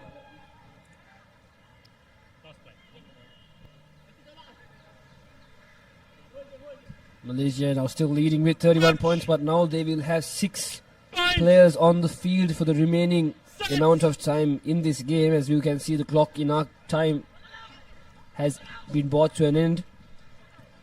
So Uzbekistan will try their best to score at least one try before the full-time whistle is blown. And the number 2 of Uzbekistan doing his will to run forward. But the Malaysians, what's an impressive counter-rucking skill there with the turnover. And they have considered a penalty, taking the quick tap and kicking the ball out. And that will be the game. Malaysia, 31 points to Uzbekistan's 5 points. Malaysia will be the team to end the game in the 9th position, while Uzbekistan will be the team to end in the 10th position of this tournament. And here is full-time confirmation. Malaysia 31 to Uzbekistan's 5. And Rishwan, this is the highlight graphic. Indeed, was a convincing win for Malaysia. They did concede first, but they had to come from behind, and didn't they just continue in their merry way. Brilliant game for Malaysia. And next up, it's the women's segment, where Singapore and UAE will battle it out for the 7th spot in this year's Asia Rugby Emirates 7 Series second leg.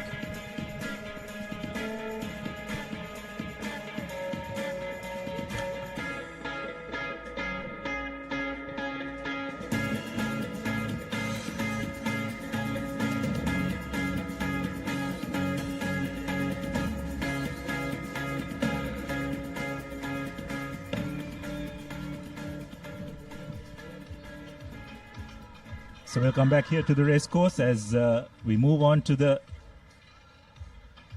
women's segment where UAE about to take on Singapore to earn the place number 7.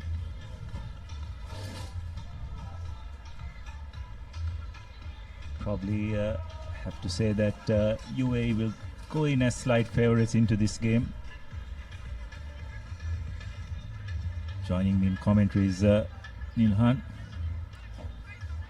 UAE will probably be a bit disappointed they are not competing for a slightly higher ranking in this tournament. So we'll definitely look to try and end this tournament on a winning note. And they've been given an opportunity to do that by Singapore, not going beyond the 10-meter mark. They've been very unfortunate to lose the game in the morning also, and didn't have, as expected, good day in the first day yesterday, and now 7th place finish will be the maximum that they can take from this second leg in Colombo.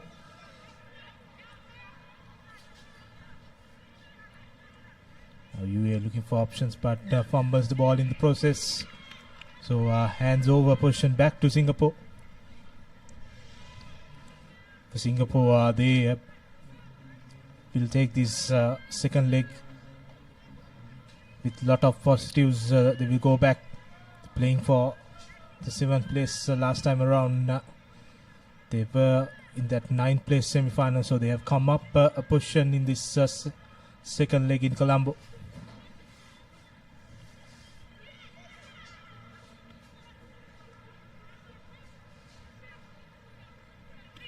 Singapore moving the ball across. Nice switch, but the UAE defense up to it. Recycled position. Unfortunately, the ball is knocked on. So come back for a scrum. There's always a risk when formed so wide, isn't it? And there's a lot of hang time when the ball is passed. The defense gives much more time for the defense to come up on you. Especially the wind has also picked up at the race course, so that will come in as another factor in those passes. We've seen few handling errors in this first 2 minutes or so. Game has not moved from this halfway mark. Now UAE spreading to the corner, tries to run, offloads. Good, still unable to find space in this Singapore defense. Again, they look to spread it wide, but good defensive work from Singapore. They have taken UAE back into their half.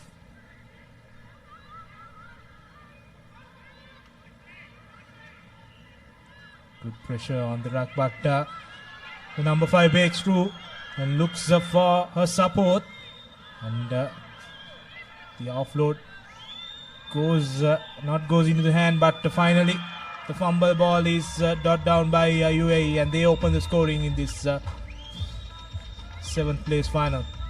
Yes, well, valiant attempt by Singapore to trot that try, but eventually UAE just having far too many numbers in support.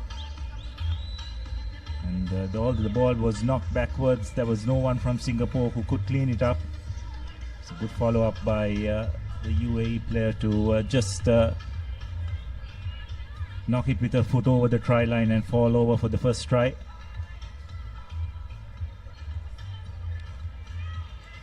Conversion is successful, so UAE will go to a 7-2-0 lead as we are halfway through this first half. The ball was knocked back, as you could see, and good presence of mind by that UAE player to just kick the ball ahead and jot it down.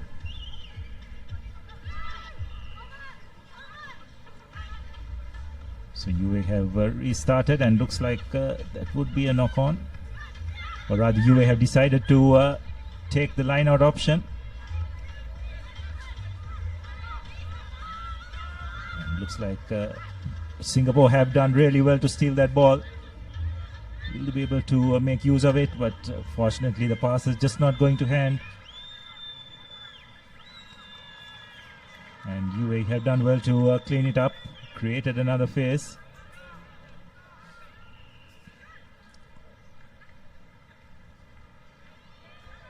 Again, both teams just unable to get over that first line of defense regularly enough. Good swarming defense now. UAE find a little bit of an opening. Oh, lovely inside pass. Could this be the second try? Amanda Heyman going over for UAE's second try. Some good supporting running lines, wasn't it, Nilhan?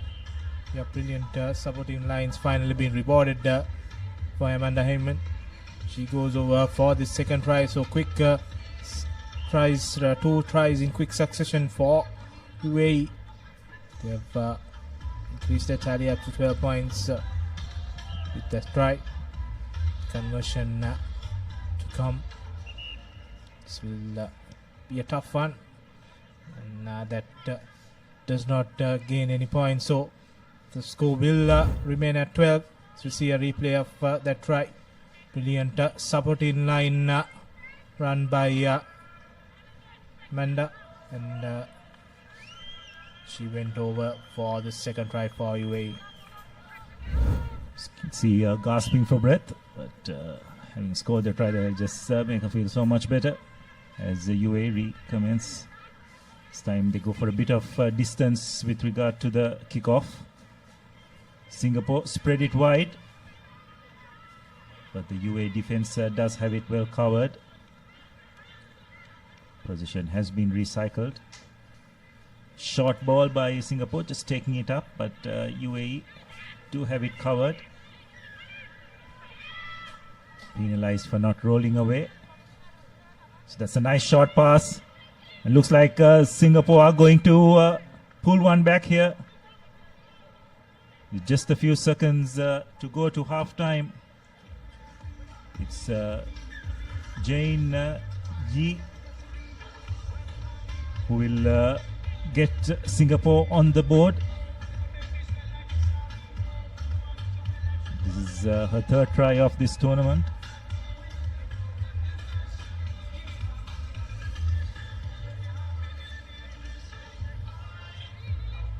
To convert it in herself, which she does successfully. So it's a 5-point game as we go into halftime.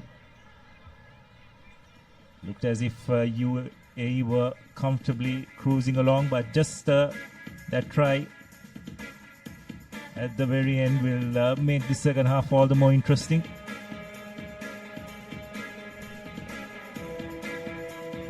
That's the half-time confirmation. Singapore 7 points and UAE 12 points. 5-point game going into the second half.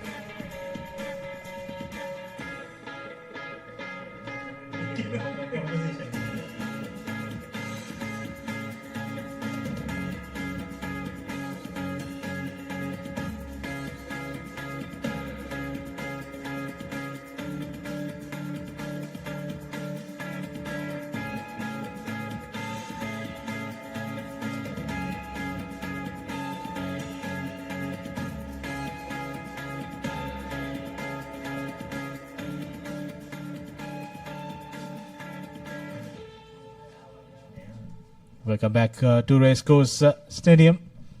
We are just moving towards the business end of this tournament. And we are halfway through the 7th place final. See the first half highlights. UAE opened the scoring, and then they increased their tally up to 12 through this try from Amanda. 12 points to nil lead, and just before the halftime break, Singapore came strong and added the 7 points to keep this game alive. It's a 5-point affair going into the second half. 12 points to 7.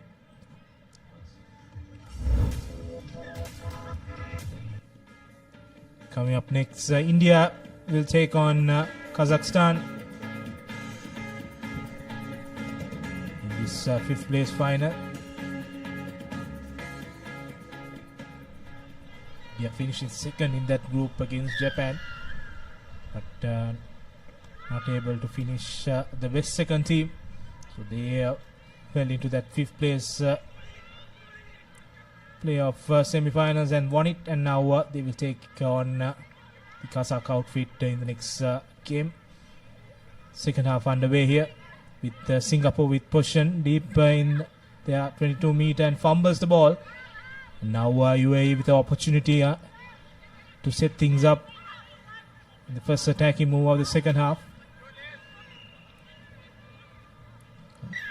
And all that delayed and setting their line goes in vain as they fumble the ball. Yes, but I think the referee was playing advantage for a knock-on. So come back for a scrum in favor of UAE.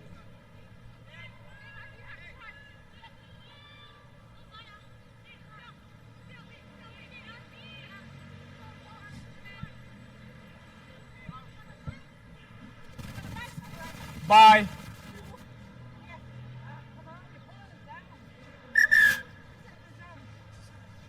Okay, you're over. You're up. Okay, one more. Crouch. Bye. So UAE with the feed. Set.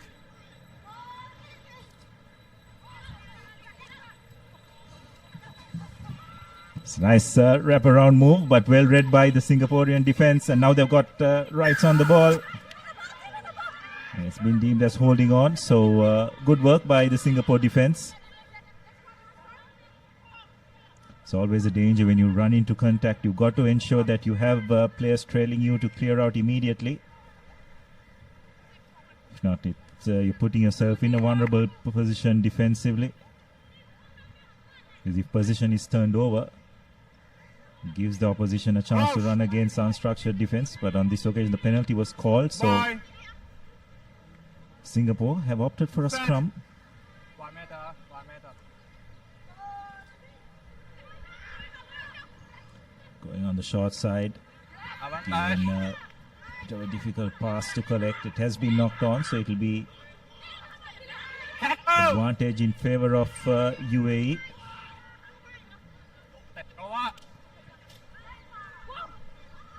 UAE are doing extremely well to keep the ball alive. It's a 2-on-1 situation. Will they be able to put the finishing touches? Some good defensive work by Singapore.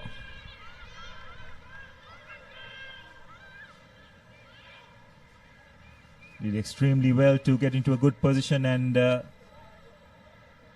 play the ball.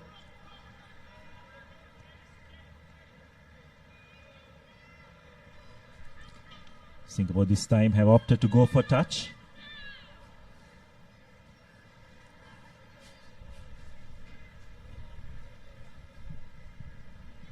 Yeah, they gave away that knock forward, and they've redeemed themselves with that penalty.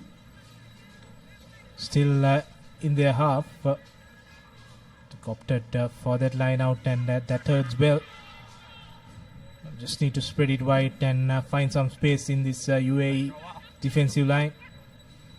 She tries to run around, but 3 defenders there, stopping them now. Changing the directions to the other side. Pass does not go into hand, but still position with Singapore, an advantage for a high tackle, and the penalty given by the referee. Not taking that tap from that initial mark, and to come back to that mark this time. Not going for a scrum, taking the tap penalty. Changing the direction, tries to run and finds a gap. Is the number 12 for Singapore, and she will go down to score the second try. Jane Yi. She scored the first one for Singapore, and now with this try, the points will be at 12 all. An important conversion to come. Yes, that's just Singapore playing to their strengths, isn't it? All this while they were going into contact, but now just using their pace out wide.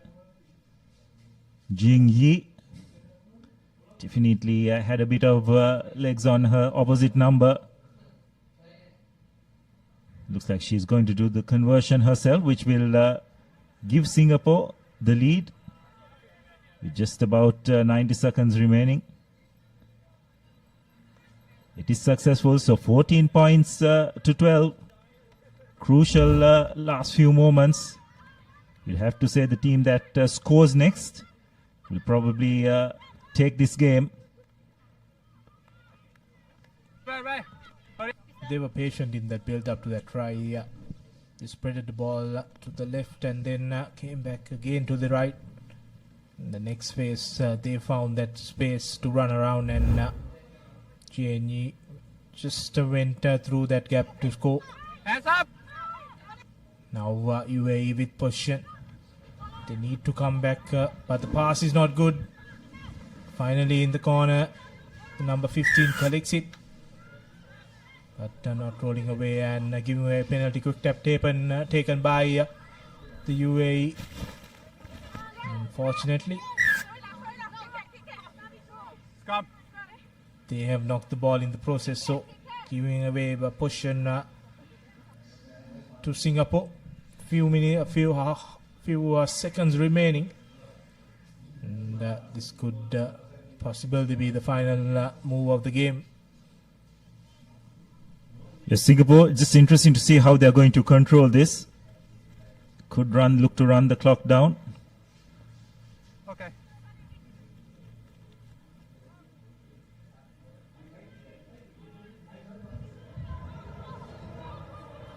Set. So that's the hooter gone. Will they look to put it into touch? And unfortunately, they're given away a penalty. The hooter had just gone. And now UAE with an opportunity, and it has been knocked on. So that's the reprieve which Singapore needed.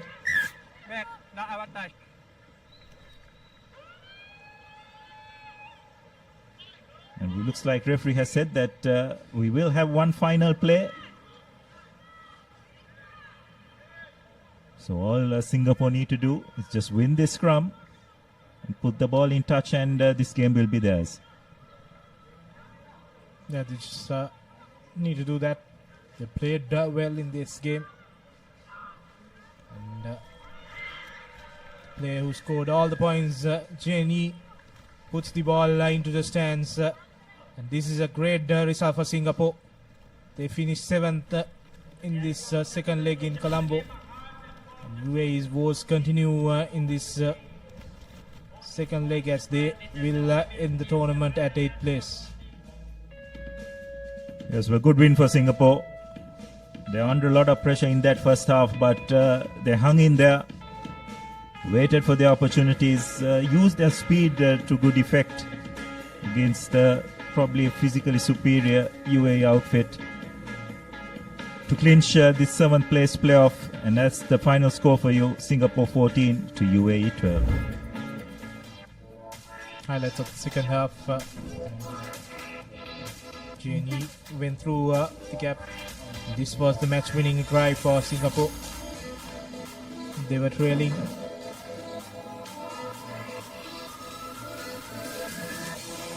Points to 7 at this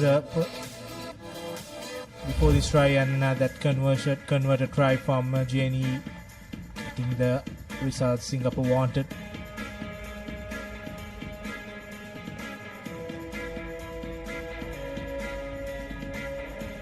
Coming up next, India takes on Kazakhstan in the 5th place final. Two teams that finished second in the group. Lock-ons in this game. For India, we got Patel, Yadev, Ramdas, Kumari, Shukla Rai, Amandeep, Naik, Marandi, Nirmala, Kumari, Tudu and Patil. And for Kazakhstan, Veronika, Elena, Kamenkova, Amina, Irina and Becker, Popovich, Kim, Oksana, Tatiana and Tiana, completing the 13 for Kazakhstan. Yes, well, what impressive showing it's been by the Indian women's team, Nilhan. They've really shown a lot of skill. So give a lot of credit to their program in women's rugby. They really put on a good show and given some of the top teams in the Asian circuit a real run for their money. Obviously, a lot of investment and planning has gone into the rugby as a whole. And we're seeing the benefits of that now. So I'm sure they'll dearly love to end this tournament in 5th place. But they'll be coming up against a very experienced and seasoned Kazakhstan women's outfit.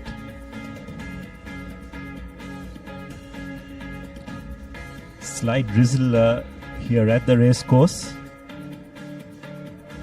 Let's just hope that it's a passing shower, nothing more. As both teams just making their way onto the ground.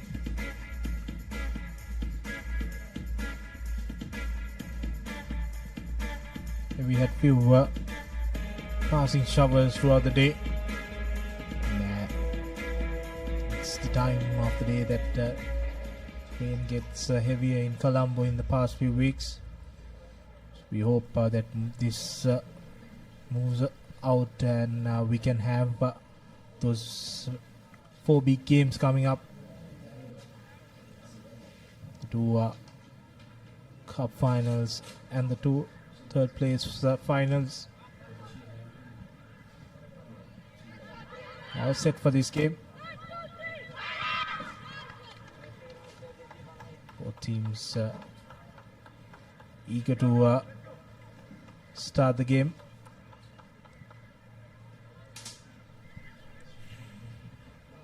Christopher Lim from Singapore will officiate this game. And we are ready to kick off as India puts the ball high and doesn't go the 10 meters. So straight away ball back to the Kazakh outfit. It's not the start India would have wanted. So Kazakhstan will have the first opportunity to launch an attack in this game.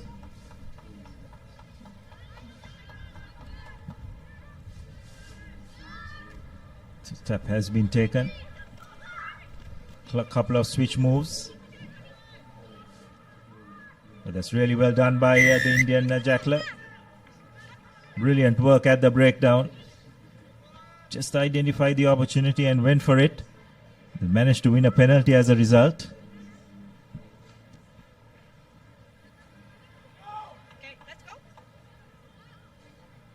So we have taken the tap. They obviously have a set play that they would like to execute. But Kazakhstan's defense is up to it. But India have managed to retain the ball, keeping it alive.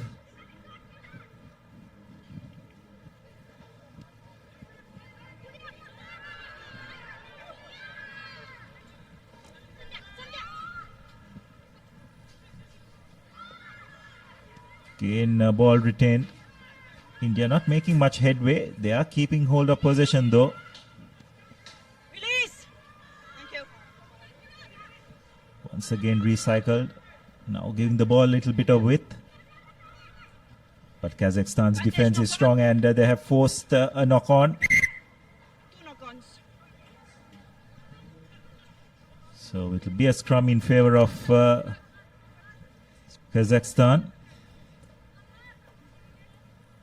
Yeah, India in attack couldn't make any progress, so finally the mistake came from India. Unfortunately for Kazakhstan, he couldn't capitalize on the advantage, but they will get the scrum feed. First attacking chance for them. Pass is not gone according to plan, but number 1 goes to contact and lose the ball in process. And now India in attack, the number 11, that's Guru Kumari, offloads it to Patil. Patil throws it back to Kumari. Still the ball with India. Now quick hands from the Indians. Sends the ball to the middle and goes through a couple of defenders. Is the Indian number 4. That's Arthi Kumari. And she will run down all the way to dot down the ball to score the opening try for India. Absolutely brilliant. Just the way they moved the ball under pressure, just stretched that Kazakhstan defense out wide.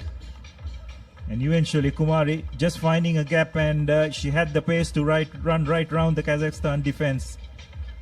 And it'll be India as a result who will draw first blood in this game. The conversion is not successful, but nonetheless, it's India who will take the lead. Just look at the way they move the ball about. Kazakhstan thought that they had it covered. There was a bit of a rush defense, but it was not coordinated. So that just gave Kumar the ability to run through a gap. And what a brilliant finish. Kazakhstan have India have restarted the game. Kazakhstan have got control of possession.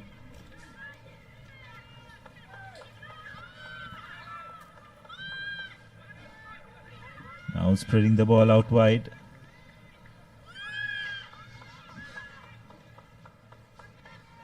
Again, the pass just not going to hand.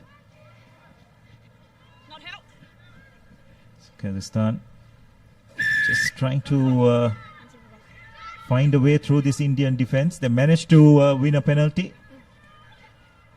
Kazakhstan have taken a tap. Now they look to try and spread the ball out wide. It's a good pass, but again Indian defense has come around well to nullify that attack.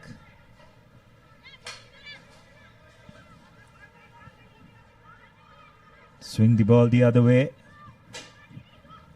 Now Kazakhstan have a bit of space. Will they be able to go over? Very nearly, but the ball just not finding the receiver. And now it's Kazakhstan who have found a gap. Will they be able to go all over? But some really good cover defense by India. Desperate defense. Kazakhstan though continue to hold on to possession. India trying to use the touchline, but unable to do so. Now Kazakhstan have swung the ball the other way.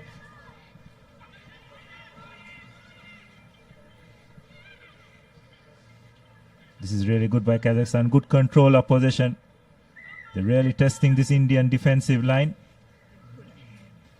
Looks like pulling off the hair was spotted. So India will lose a player to the bench. It's an opportunity for the Kazakhs to make use of it.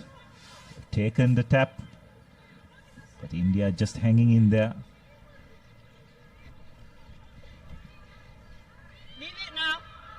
Managed to recycle possession. Going on the left side. Again, Kazakhstan just breaking in and eventually being isolated. Brilliant defensive work, you'd have to say, by the Indians. Down a player. I think the problem Kazakhstan is facing in Ilhan is that they just don't have the required pace out wide, isn't it? So they're forced to always go into contact. Yeah, that has been what they've been searching for throughout this game. From Indian perspective, they've stayed patiently despite giving away a very unwanted yellow card. And Kazakh always depend on their power. And Indian defense not giving them an easy path. And now India on the brink of half time just need to kick this out and go into the break. Kazakh's pressure from the scrum, but giving away the penalty. Going up the scrum. Straight away India taking their own time, knowing that one of their teammates in the bin for 2 minutes. Just taking the time and kicking the ball out. That will be the half time in this game. India with that solitary try from Kumari get into the lead. Halftime confirmation, India 5 points to nil against Kazakhstan. And we'll come back with the second half action.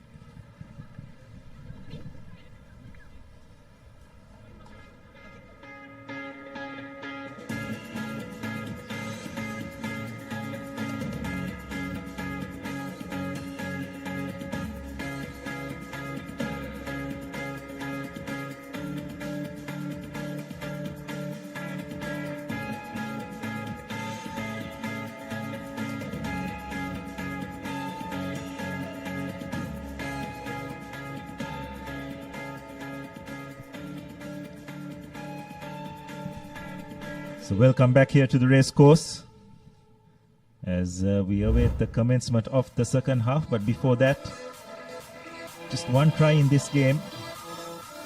Kumari just identifying a gap in that Kazakhstan defense and using her pace to good effect to put the Indians ahead 5 points to nil.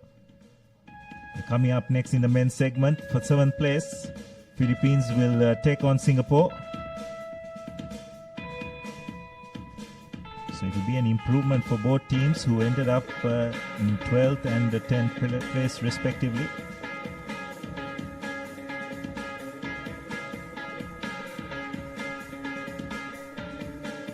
The Philippines also played a brilliant tournament here, finishing second in that group, but unfortunately you losing out on points difference on that final semi-final spot, the cup segment.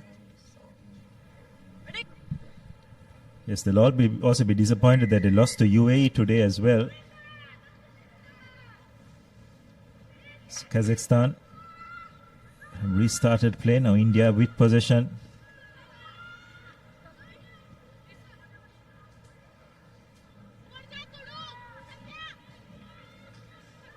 We are just trying to get through that gap, but Kazakhstan have done well to close it out. Now a loose pass. This is could spell trouble for Kazakhstan, but or rather for India. But fortunately for them, player not rolling away, so a penalty has been won. And now India losing possession. This is an opportunity for Kazakhstan. Will they be able to spread the ball out wide? They have numbers. Someone's got to straighten out. But running across is not going to help. And brilliant defensive work by India, you'd have to say. The number 4, couple of desperate tackles. But Kazakhstan yet having possession of the ball. This is some brilliant defense. You'd have to say they've driven them behind the 22. This time Kazakhstan deciding to kick ahead. And number 11 does brilliantly well to collect her own kick to touchdown for the Kazakhstan. It's Oksana Shadrina who scores first for Kazakhstan. That's her second try of this tournament, but have to say probably the more important one.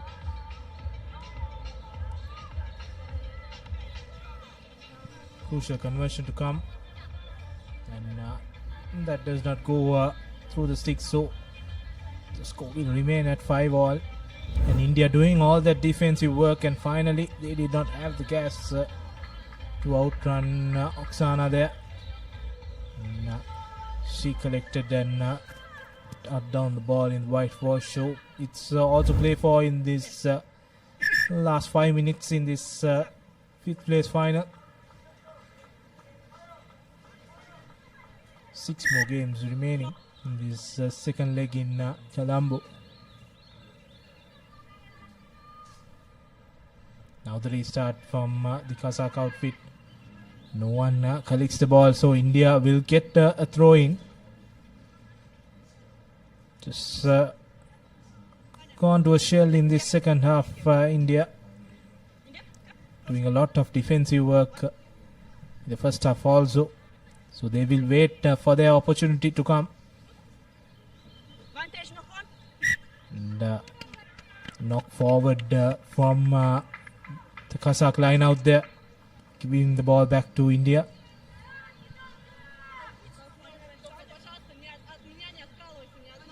India with the feed in. The good news here, Nilhan, is the skies have cleared up a bit. So all the viewers in and around Colombo, great if you could make it down here to the race course. Sri Lanka will be competing for that third place position at 6 o'clock, followed by the final between traditional powerhouses Japan and Hong Kong. And of course, we'll have the women's finals before that as well, so a lot of good rugby to witness. Kazakhstan on the move. Retained possession. Just 3 minutes remaining. That was a risky pass, but fortunately for Kazakhstan, going to hand. Recycled ball once again. Just offloading at the correct moment. Kazakhstan are doing really well here to hold on to possession. They're really stretching this Indian defense. Not making much ground, but they are forcing India to make a lot of tackles. And now India have done really well to hold that player up. Brilliant work defensively by the Indians. Defensive work throughout this half and brilliant work there by India. Doing a lot of defense in this second half. They kept the game alive. It shows that they're making the substitutions, that a lot of their players have put on a lot effort in defense. Just need to get that attacking move sorted. They've not clicked in the second half. Bit of a stop and start affair. And held up in play.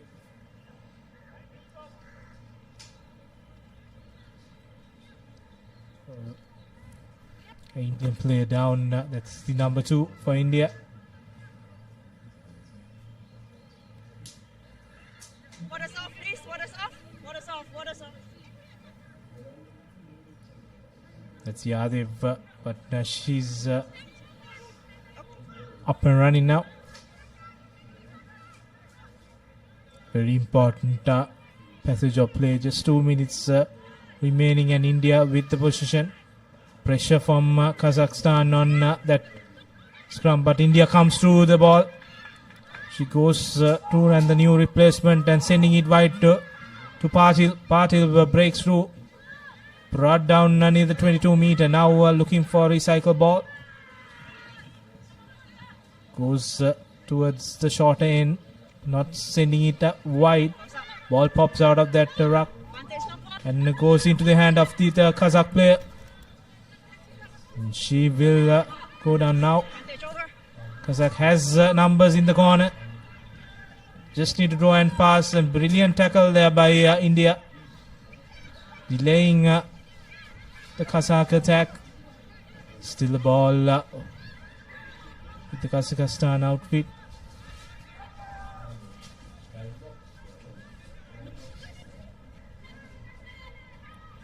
Still going strong. India defense tested. And a brilliant pass to the corner to the number 4, and she will run down in the wing and will come around to score near the post, and that could be the game for Kazakhstan. Really well worked, you'd have to say. That final pass, how well it was drawn and given to Amina Tuleginova, who put the finishing touches. So just the final few seconds in this game. Conversion attempt is not successful. And looks like that's the game. So it will be the Kazakhstan ladies who will take 5th position in a hard-fought contest, you'd have to say. Going right down to the wire, and with the very last move of the game, Kazakhstan just managing to clinch it. So that's your full-time score, 5 points to 10 in favor of Kazakhstan, and they will take the 5th place spot. So these are the highlights of the second half. India were leading 5-0 at halftime, and Kazakhstan managing to get 2 tries. This was really well executed. Threw the last defender well and passed it on to Amina, who had enough pace to get over the line and give Kazakhstan the win. So those are the key stats. It's 2 tries to 1, and it's Kazakhstan with those 2 tries in the second half who eventually managed to clinch it.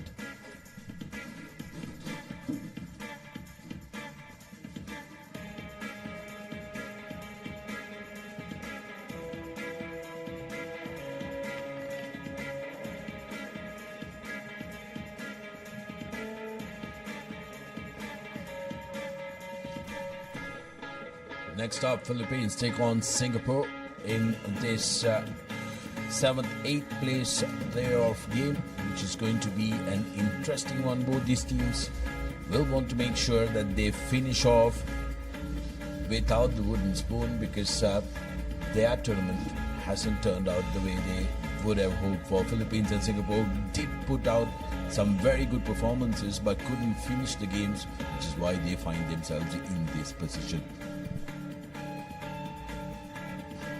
Yes, indeed.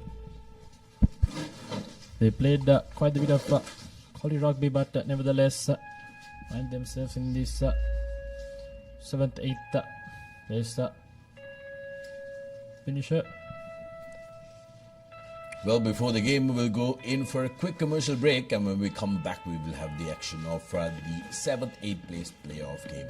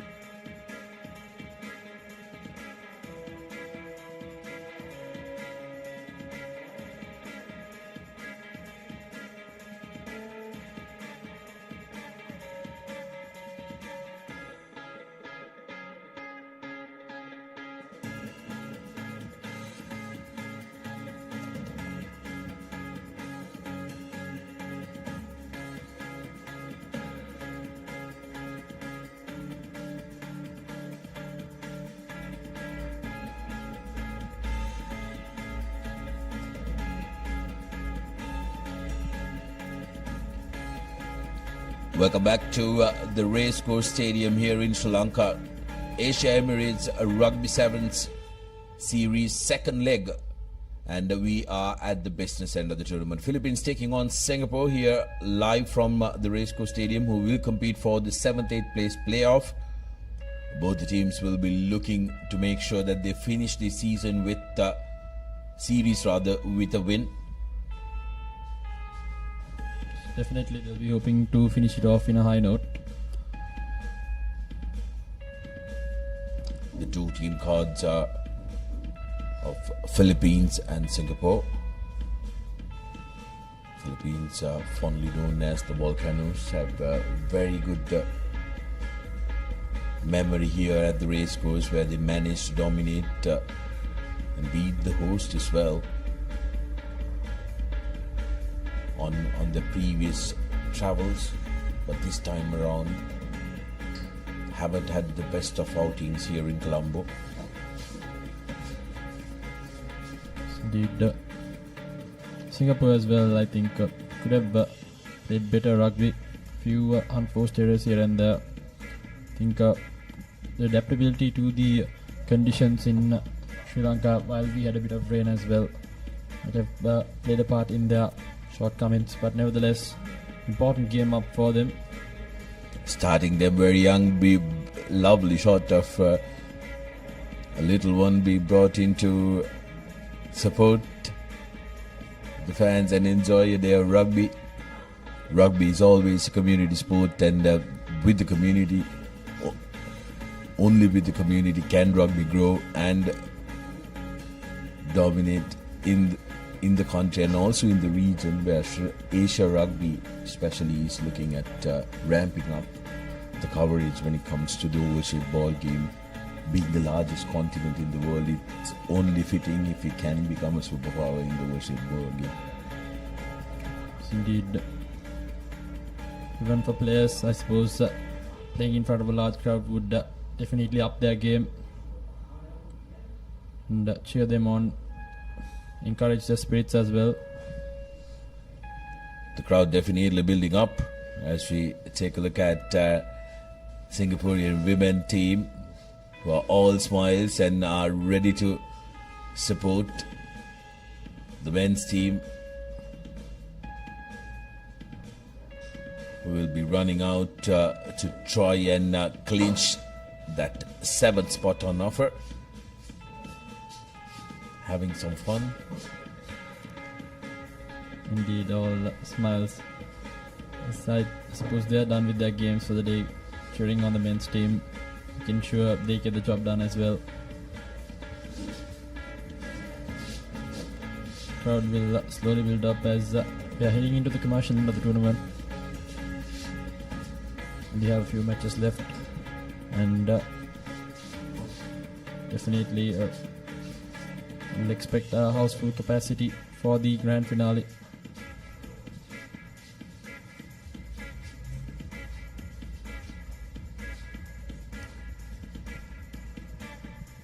Well, after a little bit of landscaping that had to be done on the pitch, we are ready to go with the game. Singapore will be kicking off from right to the left of your screens in their white kits, and the Volcanoes or the Philippines in the blue kits from left to the right.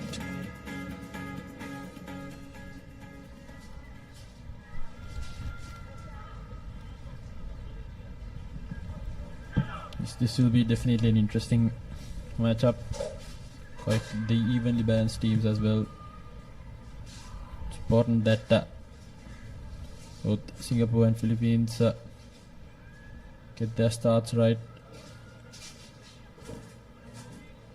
So we are moments away from kickoff for the 7th and 8th place playoff. And here we go. Quick change in direction and we are underway. Good high hanging deep kick straight away from Singapore. Fumbled by the Philippines, and they have moved into a bit of space now. Straight into the 22 meter, wasting no time. Win the ball straight across midfield. Into step past, does the number 6 brace the first tackle. Brought down finally right outside the 5 meter. Almost lost the ball, but nevertheless still with position. Now maneuvering the ball back to the opposite direction. Trying to step past. 2 players come in there.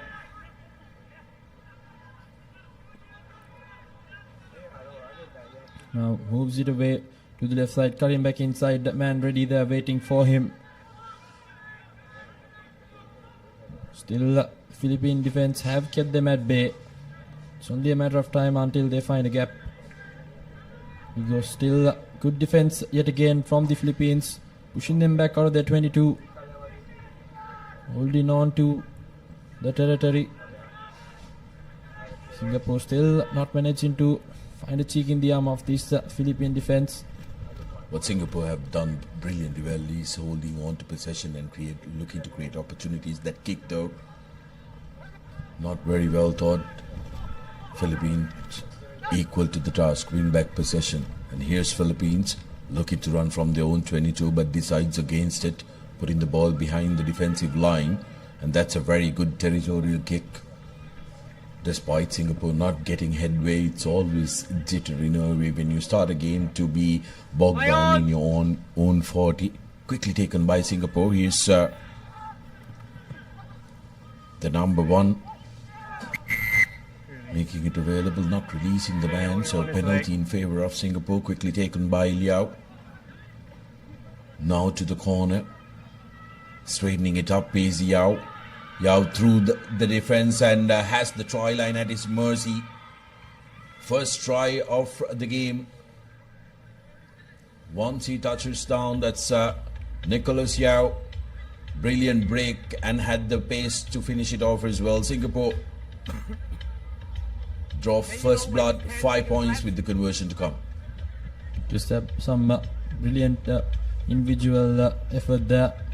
Did quite well to break through the first line of defence and just had the try line at his mercy, as you mentioned, and the conversion is good as well. So 7 points up. Singapore thought they gave it away well after they kicked the position when they were inside their opponent's half, but good thinking to take that line out quickly and take advantage when the Philippines were scrapping in defence. Philippines would have thought that they got some resolve after getting out of their own 40, but Nicholas Yao on the other end benefiting from that quick line out. Here's the restart from Singapore. Philippines looking to run and taking it forward with a brilliant hit and a break is Kautai. Kautai on the foot race, changes direction but will not be stopped. Dayton Kautai touching down straight away, equalizer for Philippines on lines of tries, but can they convert this and make it even keel? Seems like he's dislocated, done something to his shoulder. Hopefully nothing serious, because a very, very important player for the Philippine team, the Volcanoes. I think it was that bump off which has damaged his shoulder, but nevertheless it was a massive hit on that collision, and straight away he just had to run over to the try line. Look at that replay. Just bumped off his opposite number, just ran straight away,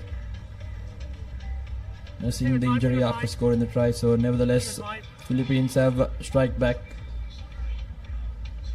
Their wide grounding, I think that's where his left shoulder started bothering him. Philippines women's team, all cheers for that try. Just under 3 to go on our clock. As Philippines look to restart, referee not happy with something. A bit over eager, I guess, didn't wait for the referee to get there.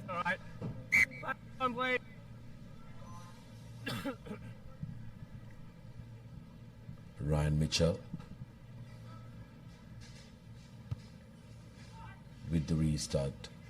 Deep high hanging kick, well collected by Singapore. He's one of the danger men who look to create, gets through the first line of defense, build brilliant offload and support. Out goes Jasper, I beg your pardon, that's Ko, still available for Singapore, but Philippines managed to scamper that opportunity for them to strike in this broken line of defense for Singapore. Tyler surveying his options, finds Henry. Now Edlin to Ledesma. Back to Henry. Singapore winning the penalty for holding on, and opportunity for them. Ko. Play on, says the referee, and still a tussle. Finish, late hit. Blue 11, late hit. Back-to-back penalties now for Singapore. Philippines need to be very careful. They don't want to be on the wrong side of referees' books. Couple of penalties back-to-back. Referee will tell them to try and calm it down. I think the effect of a yellow card was well proven in that cup semi-final between Japan and Sri Lanka. Sri Lanka lost that game purely because they were outnumbered in that game. So it's important that these players are more aware with regards to cost the team could facing when facing a deficit.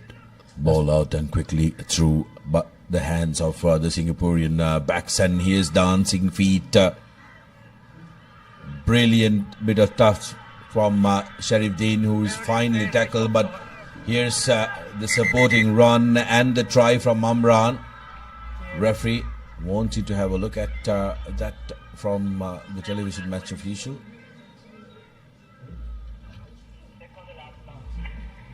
It's referred it to the top. Great. We can't check last pass under our protocol. Can you watch big screen? I'm then gonna get the red. Can you play one more time?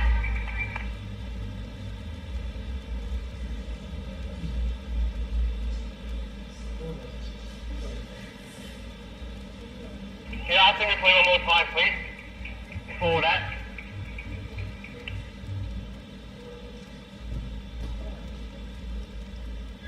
Can you show us last pass?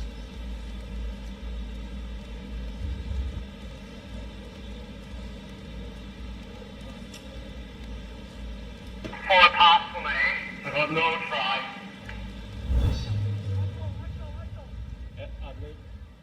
So no try, there's a forward pass.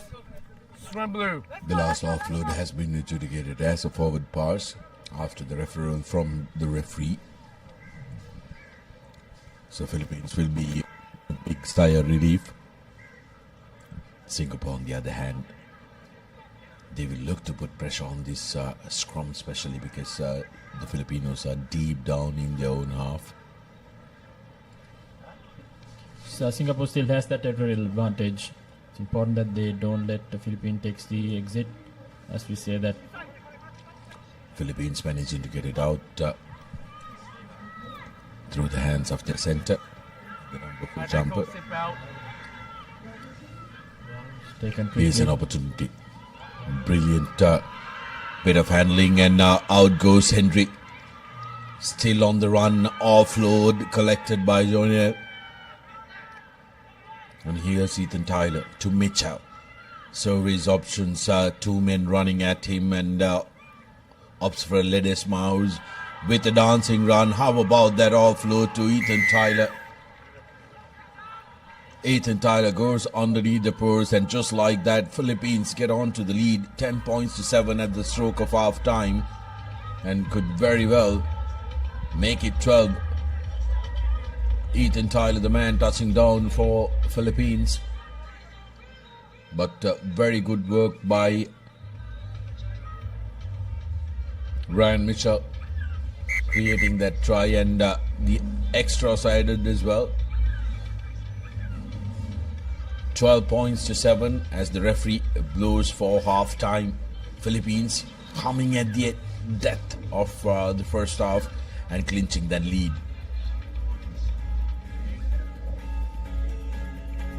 Halftime confirmation, 12 points to 7. Philippines are taking the lead at halftime.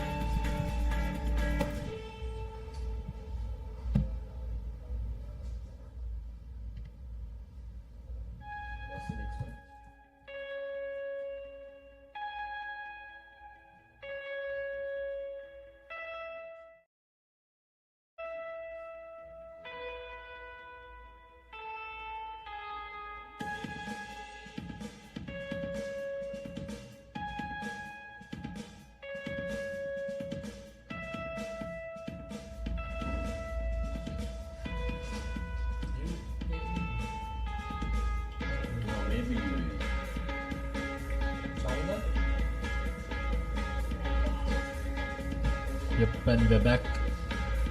The second half action. Philippines scoring right at the beat of half time. Some highlights from that first half. And Singapore did quite brilliantly in the beginning of the game. Found Philippines snapping right after that clearance kick. But some good individual performances have brought Philippines back into this game. The last try in particular kept the game alive, the continuity, reaped rewards right before lemons.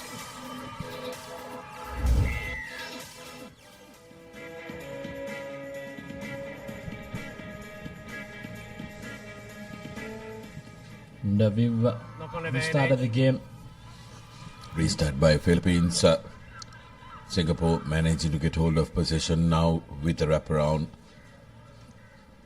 Referee though has blown the whistle for a loss forward by Philippines, deeming that there is no advantage being played for Singapore.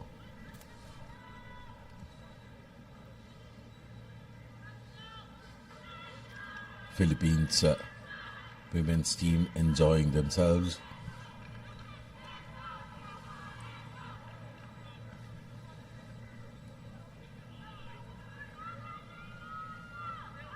So it's Singapore defeat in the scrum. Good contest by the Philippines and a brilliant Jacqueline work. High shot, so it's a penalty now in favor of Singapore. Exactly what they wanted right after half time now. They'll be hoping to find some territory by kicking it in touch. Decent kick brings them inside the opponent's half, right out inside there.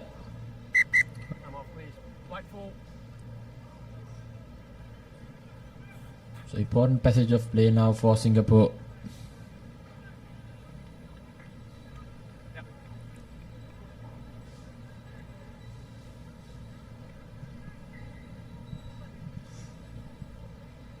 Good collection in the line out.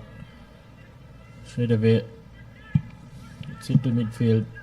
Philippines coming up in defense. Switch off direction as well now. Small overlap in the corner. Looking to stay back inside.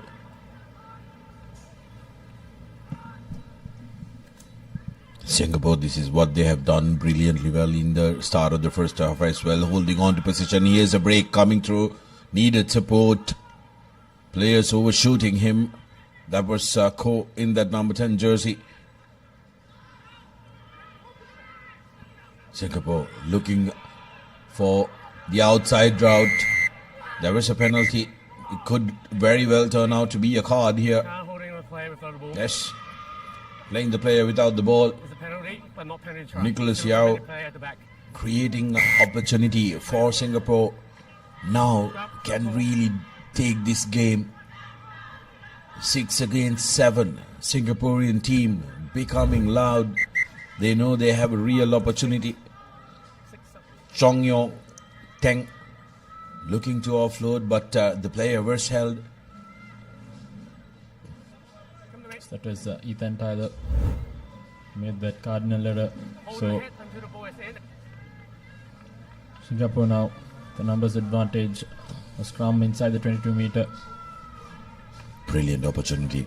Numerical advantage with them as well. Singapore with the feed in. Here's the halfback trying to snipe through, creating space. Brings in a fend off and running around is Daryl Leao. Gets the try, but referee wants to have a look. Singapore have already gotten. Come on, guys.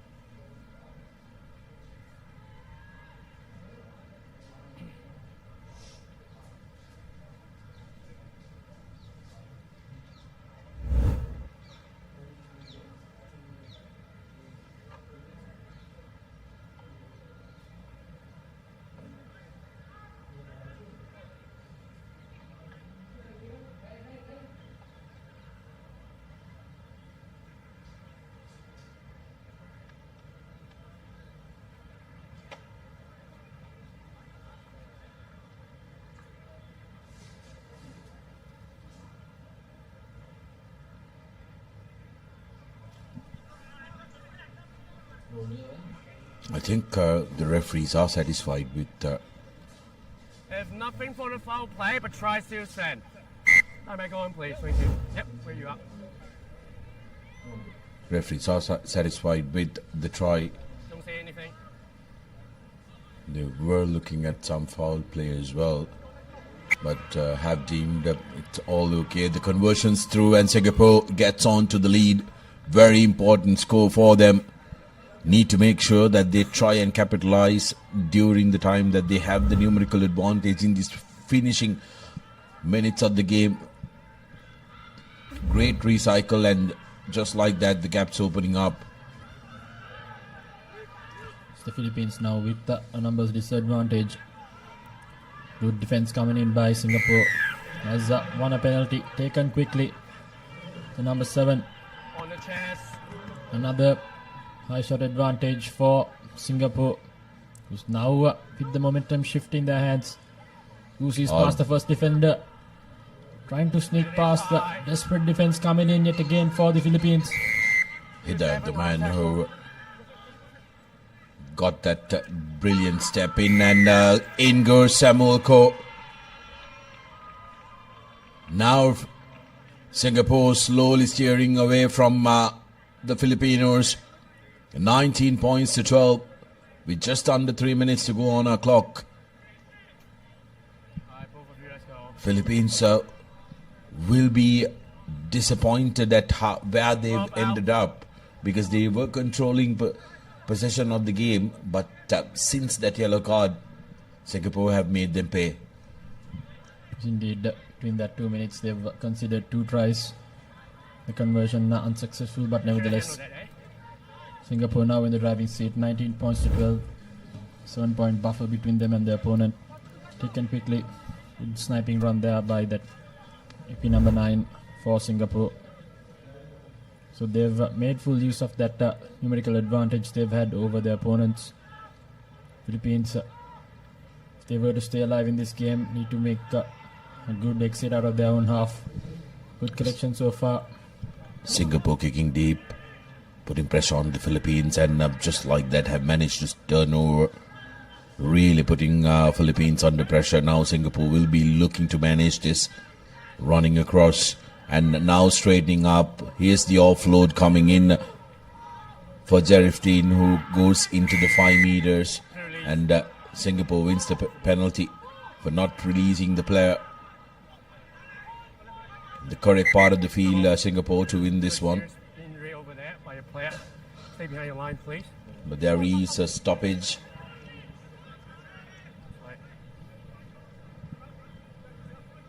Seems like there seem to be an injury concern for Ronald Henry, who's on the ground there.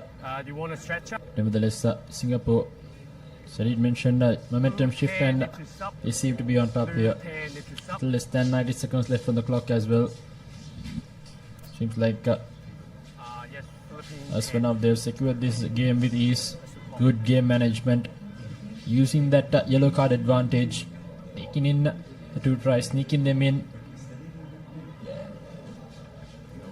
Philippines still haven't found the answers. Seems like was the last we saw of Ronald Henry, as he's been taken off and replacements come on the field now.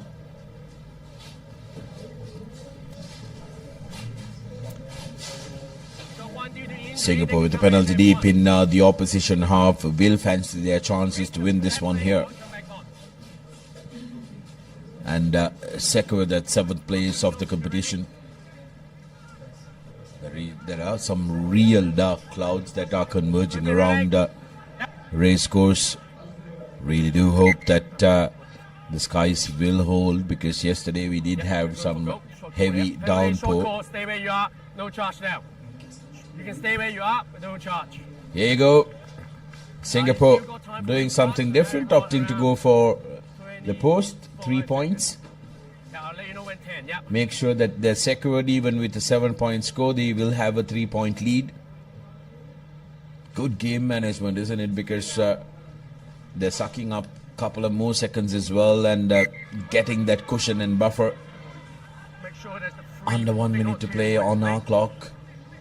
Penalty coming through for Singapore. 22 points to 12 now, the score.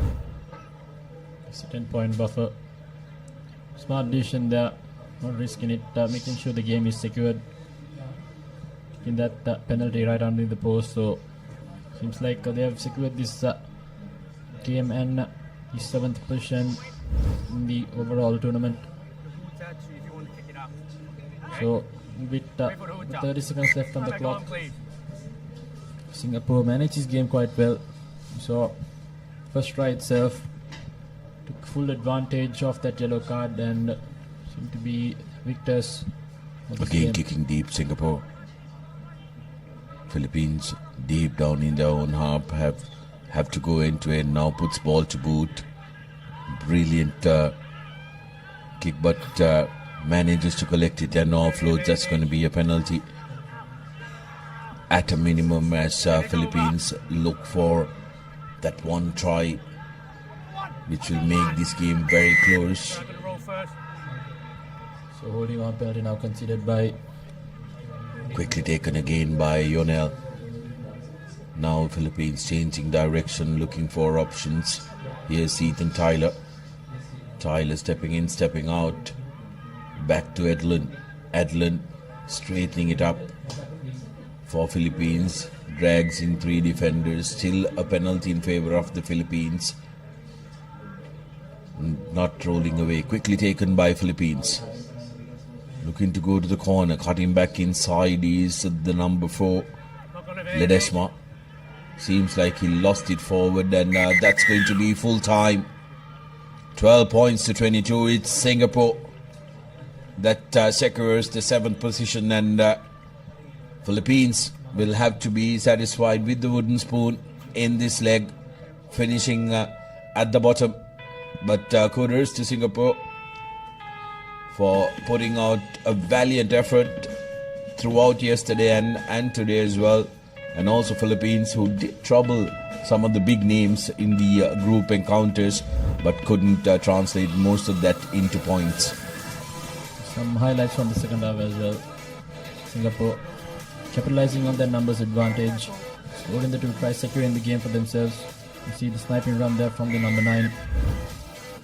Good overall performance. Good game management as well. And up next we'll have the UAE versus Thailand for the 5th and 6th place encounter.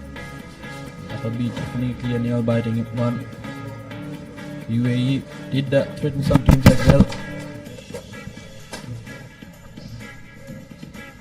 Team cards, 2 games.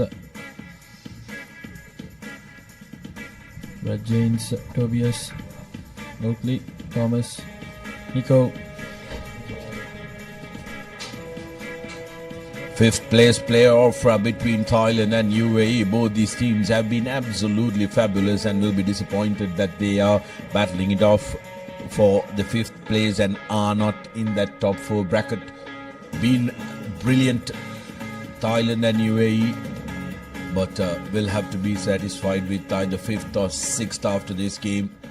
UAE, of course, in their green livery and Thailand in red and blue.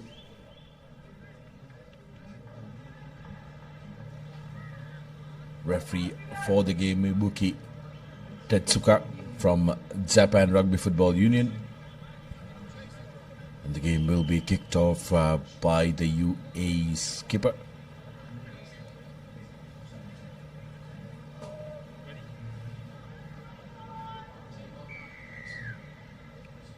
Here we go. UAE kicking things off, kicking deep and straight away to the hands of Peripol. And this is the danger man, Podo, who really creates trouble to the opposition's a little kick pass attempted. But Thailand still managing to keep on possession. Seems like they burned a penalty as well for their troubles. It was the number 3, Thomas Effley, who went off his feet. So Thailand opting to go for a scrum. They are not afraid of the physicality. They want the fight up front as well.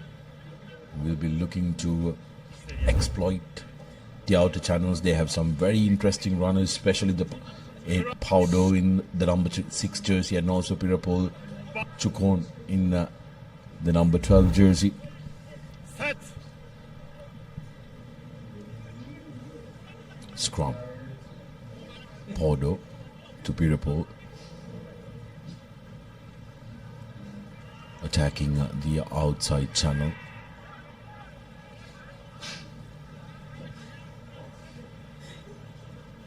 Wayward pass not gathered cleanly, but nevertheless we win the ball straight away across field, trying to find some lateral space is the Thailand team, but good defense coming in by UAE. As for now, they have conceded a penalty as well, so again not being able to roll away. Very good work by the Thai support players who trapped that tackler in between the ball and the supporting player. Interestingly enough, Thailand wanting to find touch on that.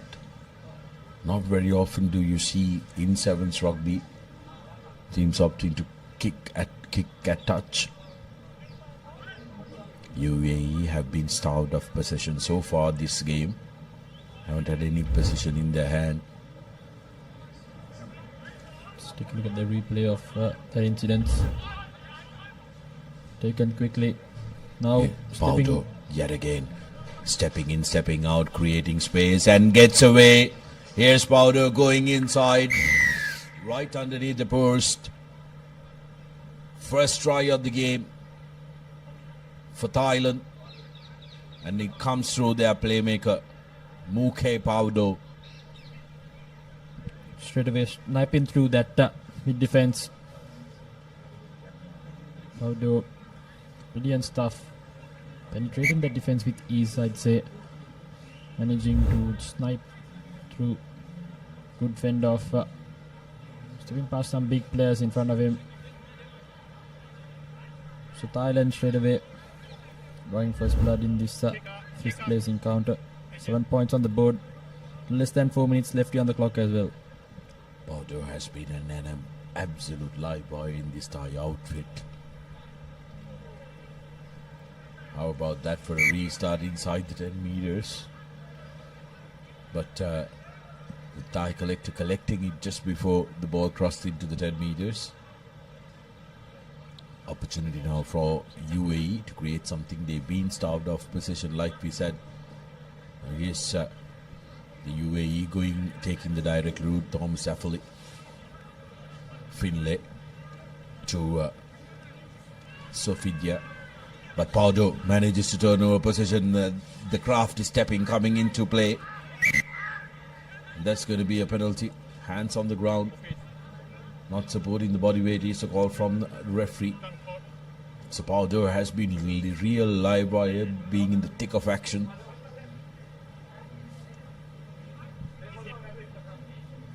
And Thailand yet again opting to go for the scrum. They know they have plenty of set moves that they can execute.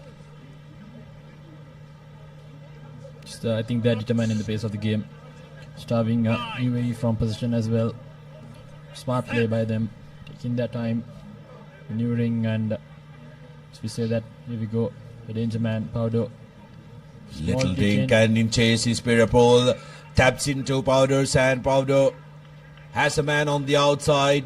With the try line beaming, in goes Sarujanda for Thailand's second. Increased their lead to 12 points with the conversion to come, and Thailand really shifting gears here now. It's the pace of Paudo. Good combination in that incident as well. Finding the small cheeks in the defense of UAE. 2 tries now in with the conversion to come.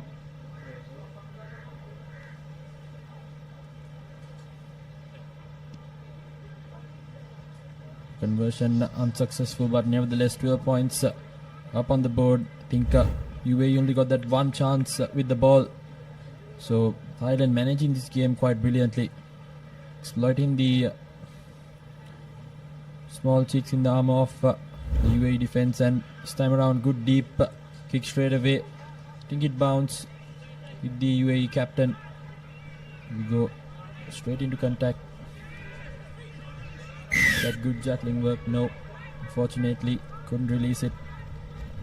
Taken quickly yet again. UAE now in a rush. Good offload in straight away to the number 2. So looking to run away from it.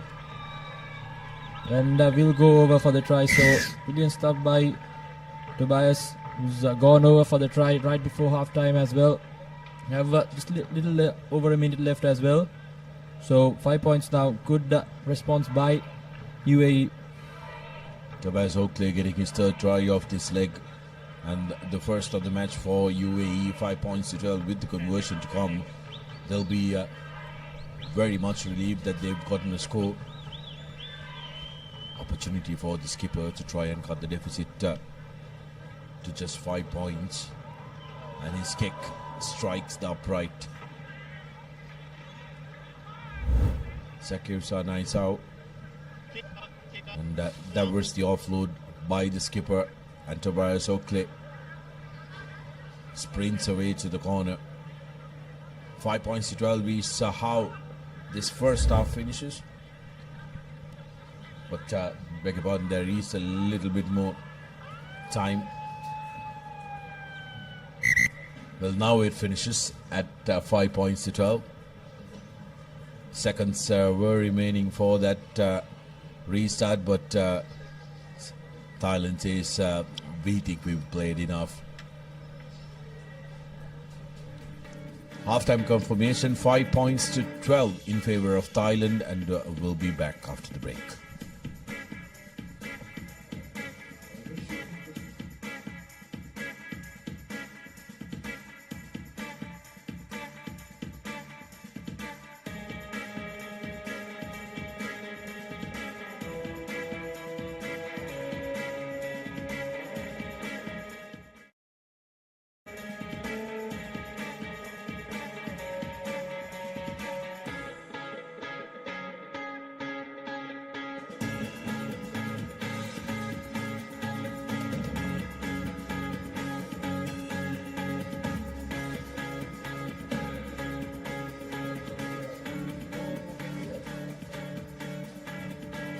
And back for the second half action.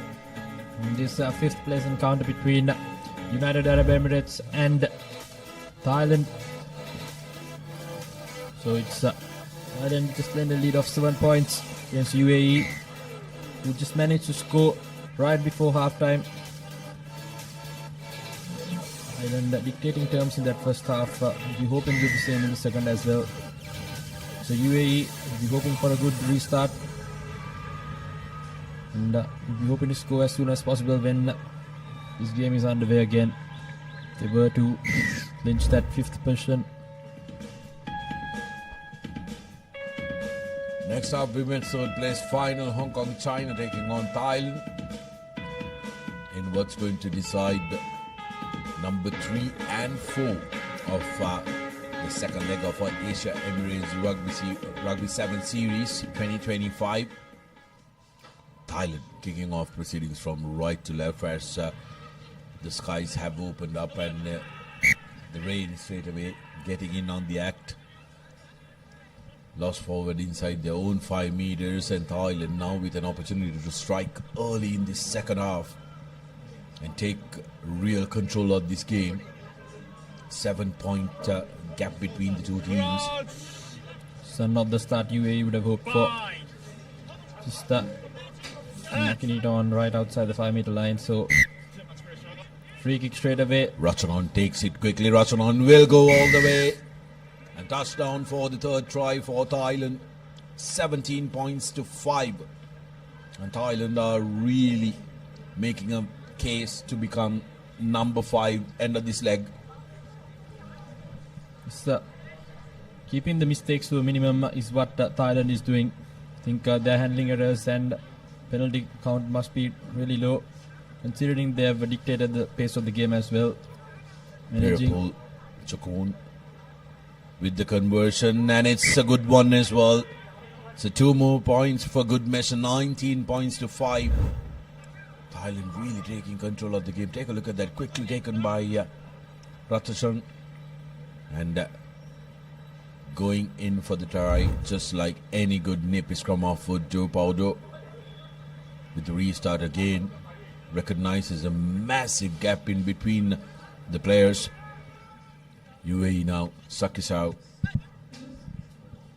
has been a workhorse for UAE, but this time penalized for not releasing the ball. Quickly taken by Thailand. Improm, and here's the try scorer of the first half, Jonda. Paudo, danger for UAE, who's changing direction, runs across, drags all the defenders after him, looks for support, still going. This time though, caught in a bear hug of Yenka and have lost the ball forward. Thailand wouldn't mind this. They're camping on the opposition 40. UAE, if they need to win this game, try and change the fortune, they need to at least go twice. Converted tries as well to at least draw the game at this point. But nevertheless, Thailand, good management. I think their first mistake, the first costly mistake I'd say in their game so far. Played quite brilliantly to change the scrum down now in favor of UAE, who also just managed to score in the second time they got the ball in the game. So it's important that they keep position for the next 4.5 minutes if they were to come out as the fifth place winners. Changes coming in for both the teams. UAE bringing on some fresh legs as well, with Tobias Oakley taking on the reins of being the halfback, put into the scrum. Here's Oakley to Sakisau. Sakisau to Ali. Ali looking to run on the outside.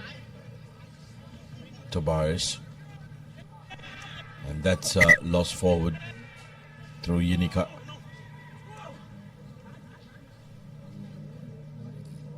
Playing out perfectly for the Thai team. Yet again, an unforced error caused by UAE has given Thailand the position back.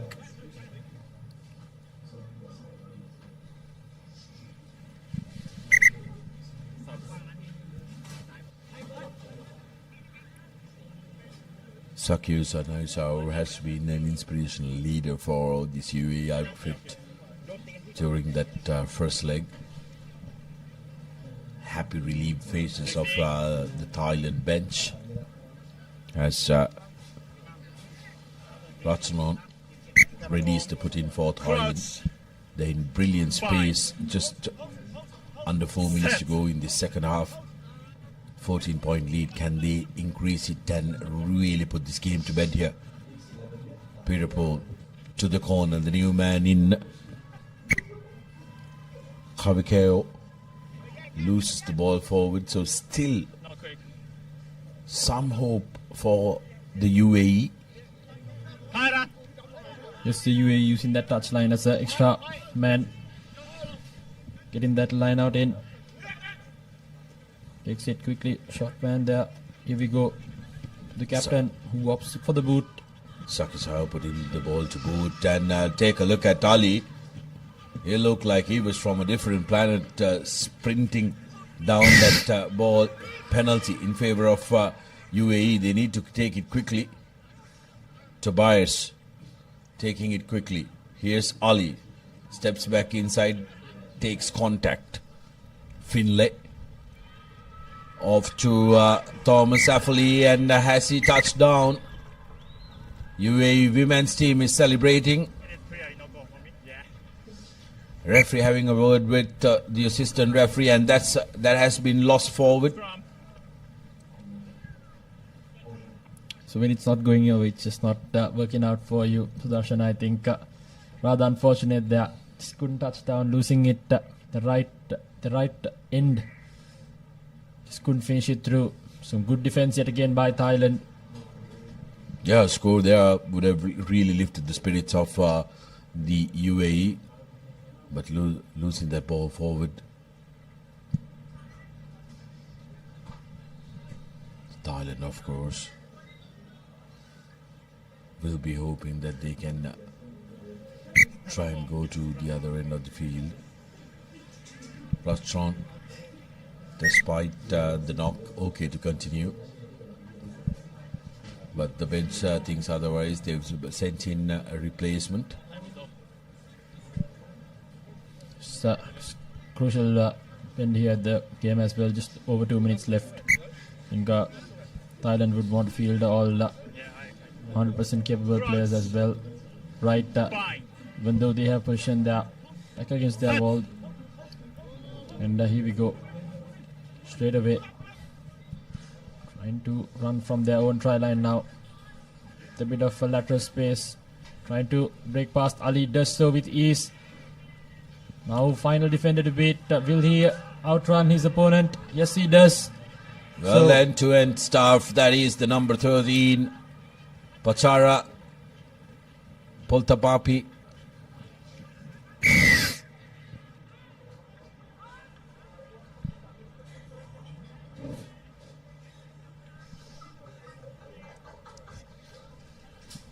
Pachara Poltapapi getting his first score off the leg in the dying minutes of this game and really putting this game to bed for Thailand. Running down the flanks, end-to-end stuff from their own in goal. They managed to get the try that will really seal the deal for Thailand. Take a look at that. Ali that time though, trying to tackle, took a boot on his face. Don't think he's going to be able to continue, and he's walked off the field. But great pace shown by the new man in fresh leg. UAE now really playing for consolation under a minute to go on our clock.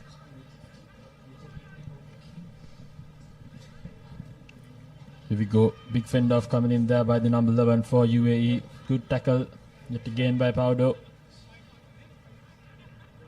Now moving it midfield. Does the captain opts to go by himself. Good power on there. Takes 2 minutes to bring him down. Now another penalty advantage for UAE. Hoping for at least some consolation points at this point. So we'll be taking the tap and going are the UAE players. Time has now officially run over in our clock here. New man in.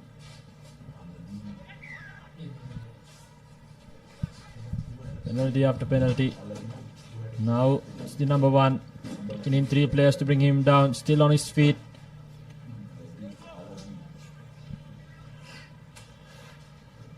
Here we go. UAE now. Just loses the ball forward. Pardo kicks it out. Straight downfield. Now 3-foot race here. UAE finally managing to get the ball. Again, number 11 now. Searching for support. Switch straight away to Thomas. Now with a bit of space on the far outside. Cutting back inside is the number 1. Brilliant, isn't it? Thailand have secured this game, but they are not going to let any cheap tries being scored against them. But both teams, UAE knows that the game is already lost, but they want to finish this. This is the same spirit that you want every team to be playing with as UAE keeps going towards that try line. Sakisau. Sofidin in support. Battling, struggling. Sakisau still going, and he will touch down right underneath the post. And that's celebrated by the women's team of UAE. So and UAE that's the spirit that you want the game to be played at. So UAE getting some consolation points. So conversion not attempted, I suppose. It's 10 points to 26. Yep, conversion added. So 12 points to 26. UAE will be the 6th in this tournament. Congratulations to Thailand, who's managed to take over the 5th place. Not the top 4 finish they'd wanted, but definitely happy with their efforts in this game. It's the full-time confirmation. 12 points to 26. Thailand the 5th position winners of this game. And some highlights from that second half. The Nippy scrum half straight away going through as soon as the game began for that second half. This was coast to coast stuff from Thailand. You can see beautiful fend off, good individual brilliance, seeing it all the way through. Stop start and brilliant flurry of acceleration and finish by Thailand's winger. So it will be a change in voice. It will be Abid Jamil and Nathan Coggins who will be taking on.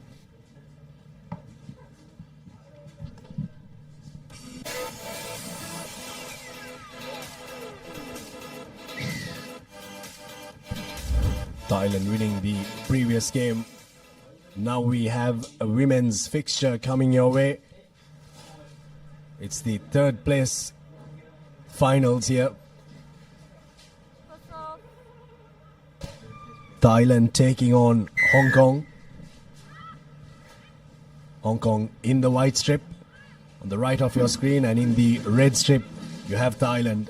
Important game for both these teams, a chance to go back home with a medal around their shoulders, but Thailand knocked that ball forward early on, so it'll be a scrum early dose for Hong Kong, China. Yes, Hong Kong, China unlucky to miss out in a close final against China, who made it through to the final. And Thailand were blown away really by Japan, who look like red hot favorites come that next game in the final. But straight away, early dose, Thailand with a bit of a error, and Hong Kong off the result in scrum, capitalizing, carrying it to the 5 meter mark.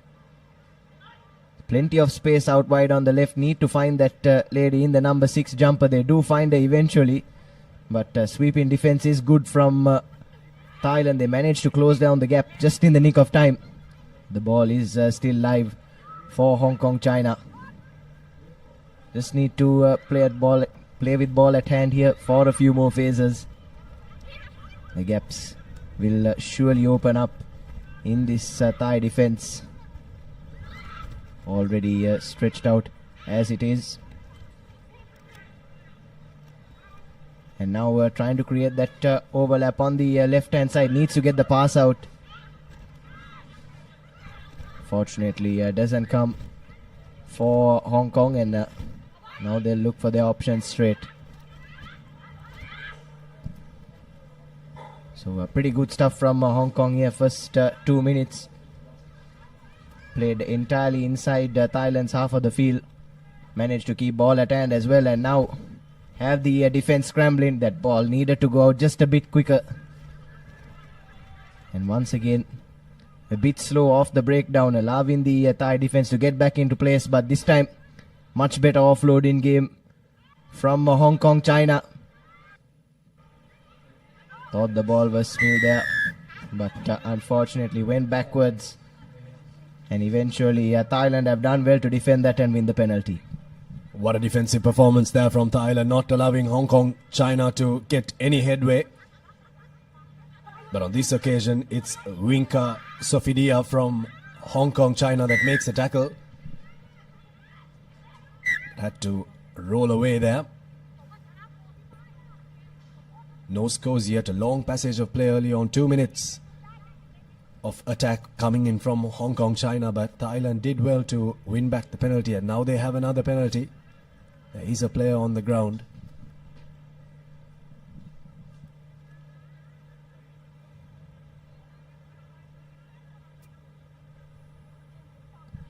A wonderful game by Hong Kong, China.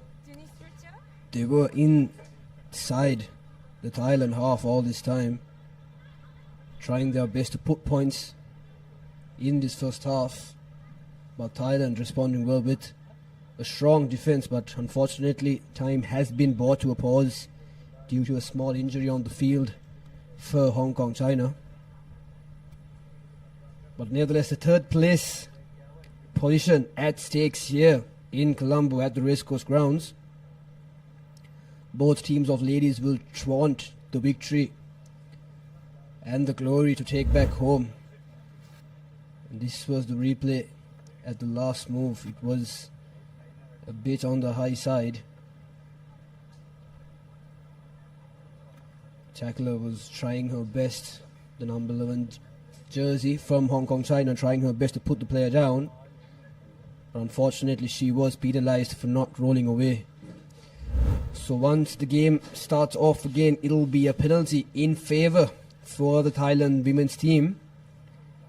We hope that the lady in the 11 jumper from Hong Kong China is all right. Seems of a bit of a condition, Nathan. Yes, certainly, Tanvir. Bit concerning for that Thai player. Unfortunately, just think her knee got caught in that previous tackle there. Not a comfortable position to be in. And hopefully she'll be back up on her feet soon and will be able to continue. But what a tournament this has been so far, isn't it, Abid? It's really been a pleasure and privilege to host this as Sri Lankans. As you can see, the spectators also flocking in as the home team will play in that third place final against China. They already convincingly beat China.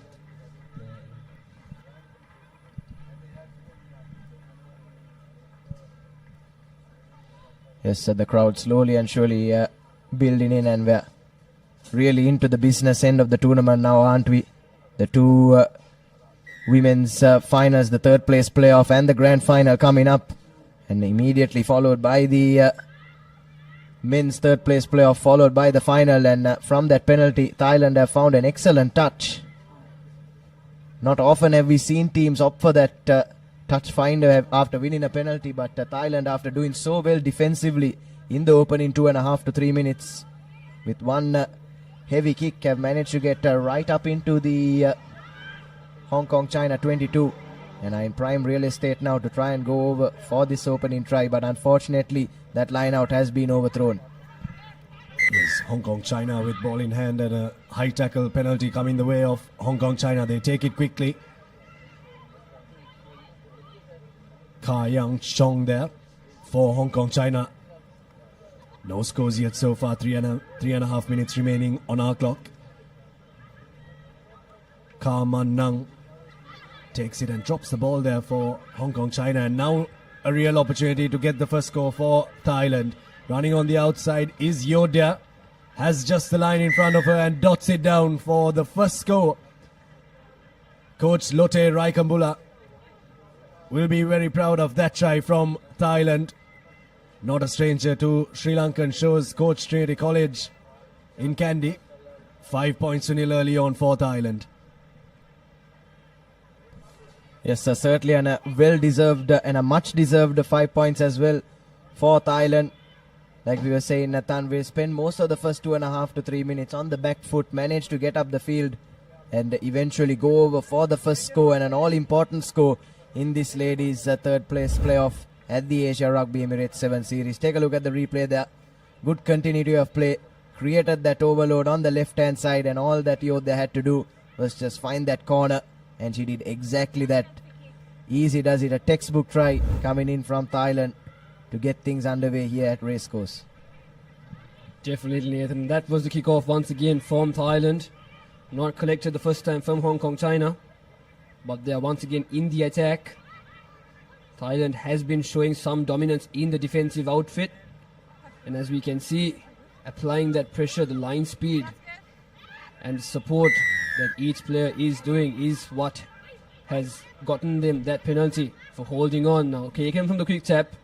Thailand once again in the attack, making their way inside the 22 of Hong Kong China. Just one lady to beat the number 6 of Thailand. Will that be a penalty? No, they have stolen the ball, and yes, it will be. Diving in that rock, so Hong Kong China will be very happy with that outcome. Get out of jail card for the team. Good defensive shift there from Hong Kong China. Need to get a score, and they need to get a score fast, but the kick doesn't find touch, so it'll roll into the hands of Mi Chok. who also opts for the boot and finds a bit of grass behind the Hong Kong-China defense. Oyana has to track back, but chasing her own kick there, Mi Chok gets right in her face. Good defense coming in from Thailand. Just getting out of the 22 there, Oyana. Now here's Hong Kong-China flocking in on the short side.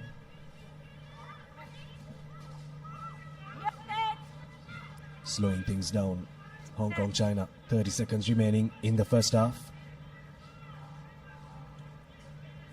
Here's a good, strong break here. Space opening up on the outside. Karman Nam put the good pass in for Oyana, but brought down in a very good tackle. The turf here at the racecourse is becoming slipperier by the minute, and we're getting into the business end of the competition. Rain has ceased up, but the underfoot conditions still remain to be moist. Good continuation of play for Hong Kong-China now. Thought the tackler may have needed to release there, but just let go. Thailand defense shoots up, so Jess Ho has to take the ball forward. Now penalty for Hong Kong-China. Yes, this is good stuff from Hong Kong-China right at the end of this half. Just as time has run out on our clocks as well. Slowly but surely building up an attack, making their way out of their own 22. And now around the 40-meter mark. They'll be desperate to try and close out this half with a score to try and level things here at the racecourse. But that's a good spot tackle coming in on that occasion. And Hong Kong will be made to work a few more phases. Tries to go through the gap. Lovely show and go. But again, desperate defense from Thailand. Tried to get that offload in. But unfortunately, Jess Ho has spilled it. Looked like a golden opportunity there for Hong Kong-China. There was no one sweeping back for Thailand. But they've done well to hold on to this lead by the skin of their teeth. Just as the referee blows for halftime here at Racecourse. Quite the intense battle here in the Racecourse grounds. But that will be our halftime confirmation.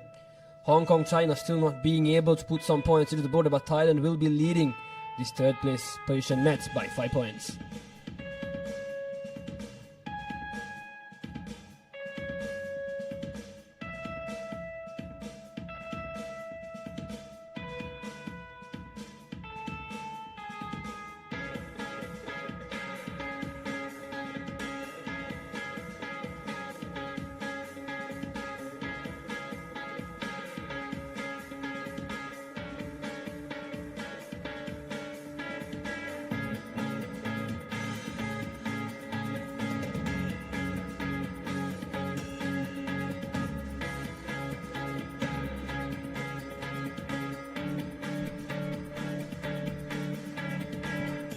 Welcome back to the racecourse.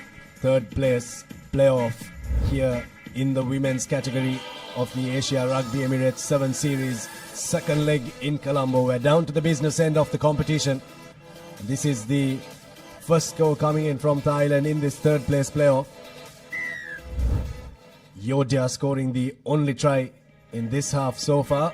And coming up next, important clash. China taking on Sri Lanka.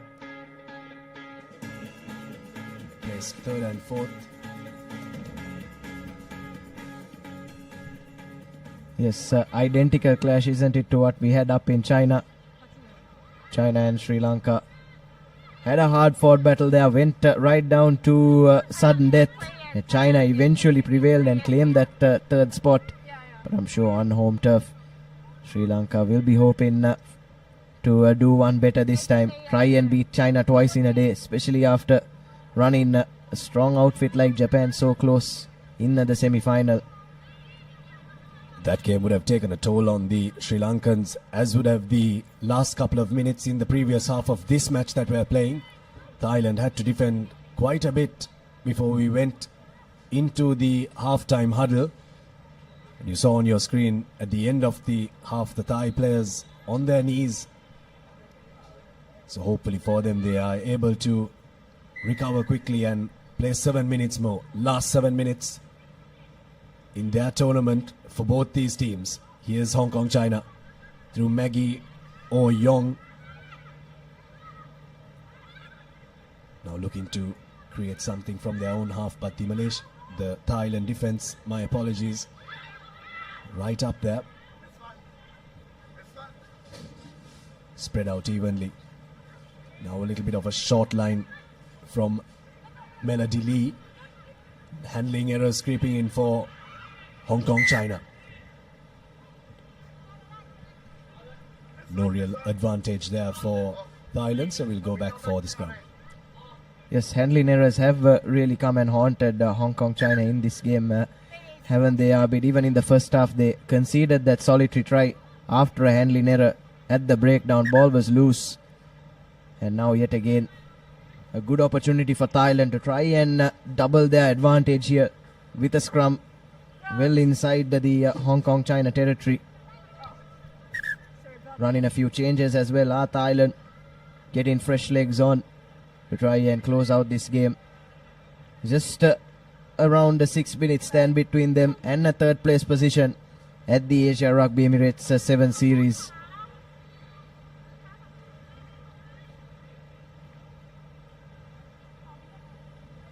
What a game of rugby we've been having from both these countries.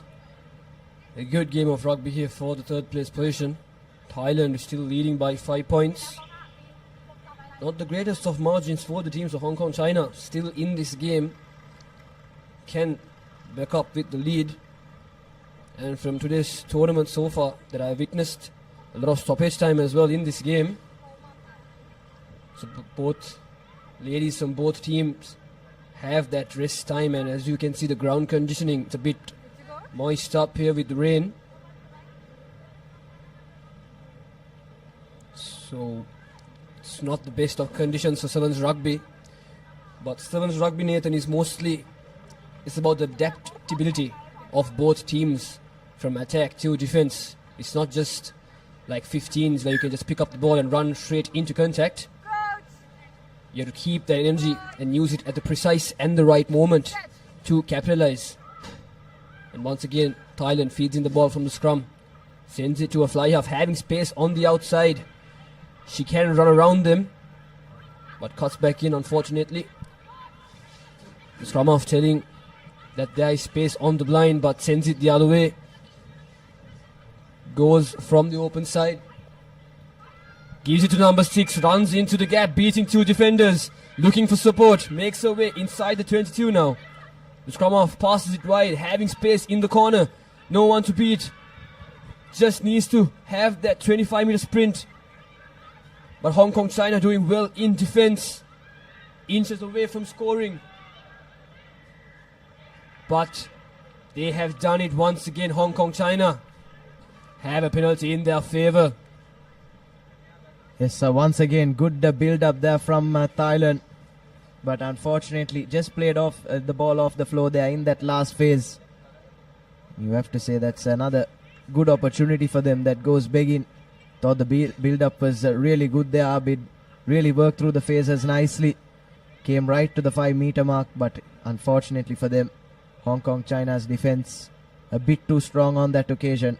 And they've opted for touch. And has put them just outside their 22. Work at line out time is neat from Hong Kong China. Running straight into traffic though is the number 1.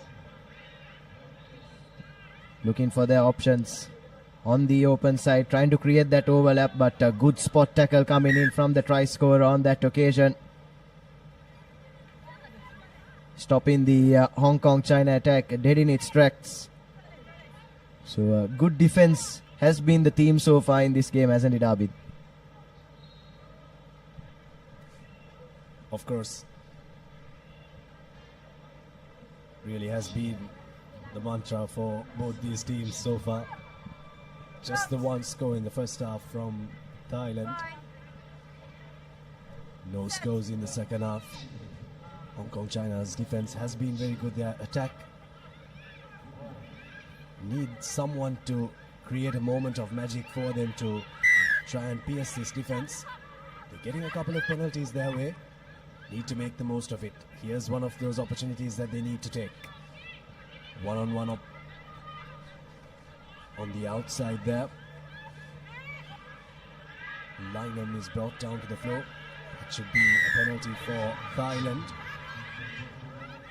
Player off her feet there from Hong Kong, China. All Black Sevens legend watching on. Just game management here, but one more score for Thailand.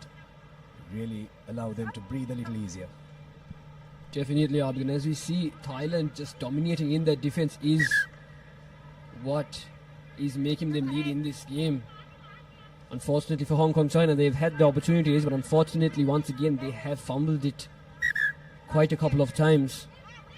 But Thailand doing their utmost best to keep the point margin, the score margin, just the way it is, and they have gotten a scrum down 40 meters away from their try line. From the corner, they will want to move for a set piece move. The scrum hasn't been exactly set to the referee's call. Yes, Thailand getting exactly what they want from that scrum situation, isn't it? Reason you opt for the scrum when you're just clinging on to the game by the skin of your teeth is to just run that clock down as much as possible. And with that reset, Thailand have got exactly that. And now looking to work it to the left-hand side from that scrum. Here's the try scorer. Bumps off one tackle, but just brought down in the second. Slow ball at ruck time. Slowing things down now are Thailand. Needed to create that overload, but in doing so, looks like they've lost a few meters actually. And now a pin back inside their own half. This is a good cover defense. Drifting well are the Hong Kong China players, and eventually forcing the error as well. That's a thunderous defensive hit coming in on that occasion. And a brilliant defensive work from Hong Kong China yet again in this game. Of course, fantastic tackle there from Lineham. Defense really has been what this third place playoff has been all about. Bronze medal on the line here in the second leg of the Asia Rugby Emirates 7 series. Have a look at that tackle from Lineham. Huge hit right in the face. Nothing much that Salinda could do there. 5 points to nil here. And what that has done, Nathan, is it has opened up an opportunity and a set piece for Hong Kong China to maybe try and manufacture something from here. Around 30 meters away from the line, what have Hong Kong China got in their armory? Yes, they really do need to make something happen from here, don't Hong Kong China? Lovely wraparound move. Have that overload on the left-hand side. Bumps off one tackle and goes towards the try line. And that's the equalizer for Hong Kong China. Julia Oyana goes over. And that try is identical to the one that Thailand scored in the first half in almost exactly the same place. A lovely set move from the back of that scrum from Hong Kong China. And they've finally found their mojo in attack to equalize things and make this a really interesting game with just 30 seconds to go. Well, we haven't really gone to sudden death much in this leg in Sri Lanka, and we might just go into sudden death if this kick doesn't go through and no team scores. Kick hasn't gone through, so 20 seconds remaining for one of these teams to clinch the bronze medal in the women's category. Have a look at the fend off from Oyana. Had Jai Jarim on her shoulder, but way too strong there. The girl from Hong Kong, China. 5-all here. What a game of rugby we've had here in Colombo. The score is tied. So the question is, what will happen after this? Will be they go to overtime? But still Thailand, still in the game, having space on the outside. Realizing it, not really looking forward. But the previous try scorer trying her best in the attacking position. But he's finally taken down in the corner off the 40-meter line. Once again having that space on the outside, but a terrible, terrible pass. Gives the ball to the try scorer from the Hong Kong team. And they managed to have turn over the ball in the ruck. But they will bring it knock. on advantage, and that is the full-time confirmation. The score is tied all here for the bronze medal in Colombo. So what we'll do now is the officials will have a quick word. Dilroy Fernando comes onto the pitch and tells the referee what to do. It's going to be sudden death here. First team to score wins the bronze medal in the women's category. There'll be a toss of a coin, and then you'll decide which side the teams are going to play from and who is going to kick off. See how it goes. The rules will be told to the two captains from Hong Kong, China and Thailand. Now these teams, it's not going to be about defense here. It's not only going to be about defense here, Nathan. It's going to be about how well they can exploit the other side's defense.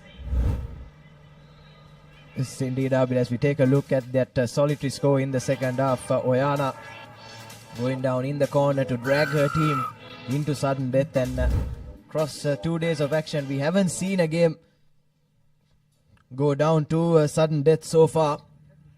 And what a time to have our first game go down into sudden death. The third place playoff for the women. But yes, like you were saying, Abid, in a game where attritional defense has been the talking point, perhaps a bit more in attack, a few more risks that these teams can take in attack to try and get that cutting edge will do them a world of good, as the players are resetting themselves for the restart. So 3 minutes of sudden death set to come our way here at the racecourse. Yes, and Hong Kong China has made two substitutions. The previous try scorer from Hong Kong China has been brought out. But the impact that both teams, the impact they've had here, already tired from the first half, and an impactful second half as well, as you saw them exhausted on the ground just moments earlier. But that will be the kickoff from Hong Kong China. A high-hanging kick, a contestable kick from them. But Thailand collect them cleanly, hits the gap, offloads it to the number 15. Once again is brought down well from the defense of Hong Kong China this time. Planning to send the ball wide. Tells her to go across, but that will be a high tackle for sure. Yes, she will be penalized, and will that be a card? Yes, it will. But first, the official will want to have a word with the TMO.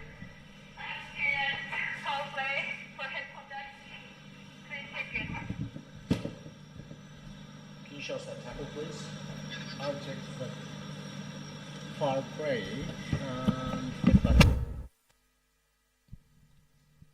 Here's a replay of that.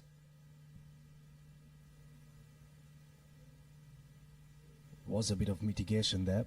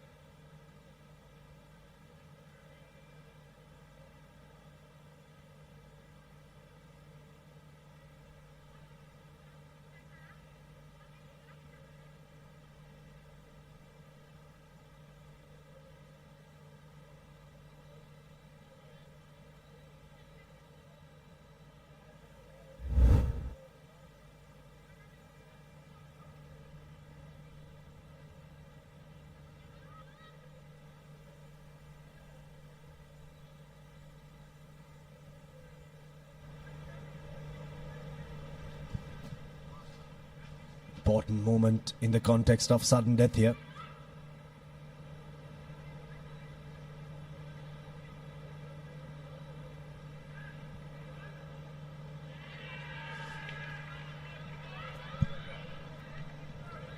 And that's a yellow card given to Gabriella Rivers for Hong Kong China. And you have to say, Abid, probably a bit lucky to get away with just a yellow. That looked like a nasty tackle on the second viewing. And a scrum in favor of Thailand to restart things. Thankfully though, the Thai player is okay, back up on her feet and fit to continue. And a perfect opportunity for Thailand to try and capitalize on this numbers advantage, to try and seal that bronze medal here.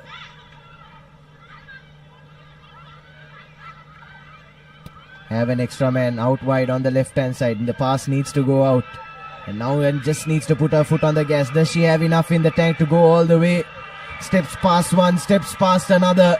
And Ruksina Navakayu will go over for the winner and seal the bronze medal for Thailand here at the Asia Rugby Emirates 7 Series.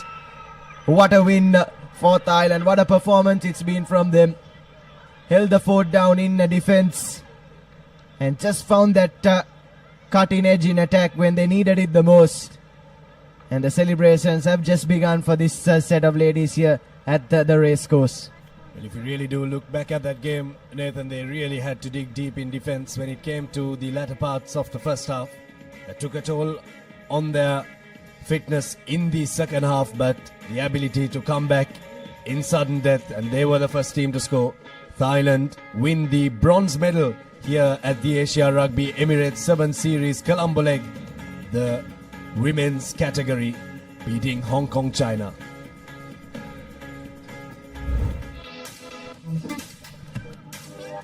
Have a look at the replay of that first half. That was a try from Oyana of Hong Kong, China that brought them back in contention. But then at sudden death, it was Ruksina who had to step back in. And have a look at this, calling her teammates, celebrating before the try was even scored.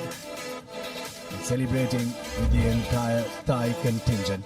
To take you through the next big match, China versus Sri Lanka, the third place playoff. In the men's category, you have Sudarshana Piris and Abdullah Yusuf.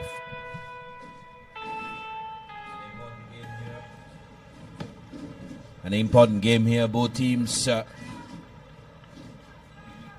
with the replay of the first leg, Sri Lanka and China, and they did play a game today in the morning as well. Sri Lanka coming up trumps and straight away holding on to possession and looking to run. Jansen to the corner.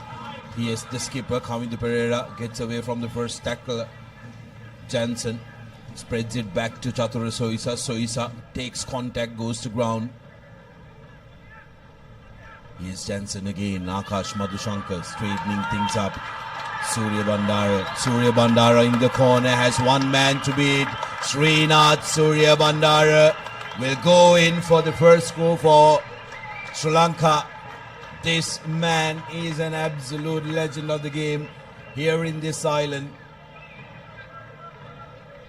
Takes his time as the rain pours down and Sri Lanka scores first in this third place playoff. Absolutely brilliant. Wonderful finish by Sudarshana, but you've got to give it to the Sri Lankan team as well. I thought on their goal line, the composure they showed at the start, just holding on to the ball, just creating those overlaps. And the Suri actually had another player outside him as well. So wonderful start by Sri Lanka. Surya Bandara makes no mistake with the conversion. So 7 points to 0. Just the real challenge is to see whether Sri Lanka will be able to follow up that big performance against Japan. And this is the first try. Surya Bandara just having far too much pace for the covering Chinese defender.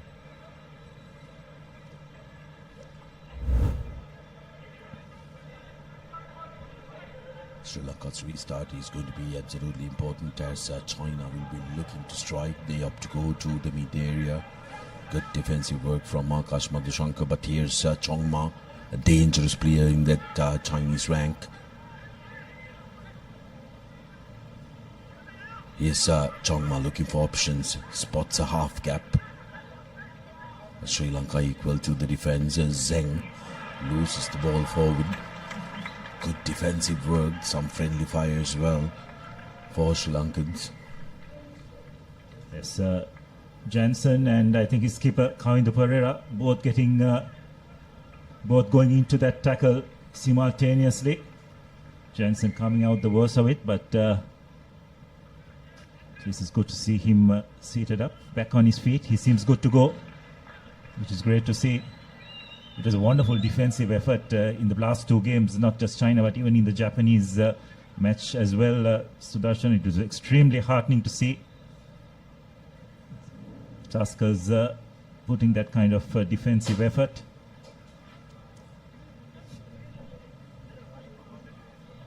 Jason Jansen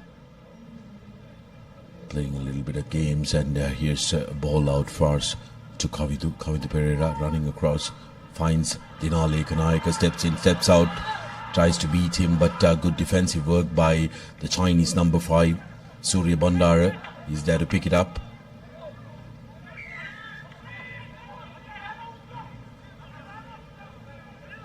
Penalized Sri Lanka. Opportunity for Chinese. Big man Zing makes it available to Zering Yi. Floated to the corner, and that's going to be options are going to be given to Sri Lanka whether they want to go in for a line out, but referee has called for the forward pass.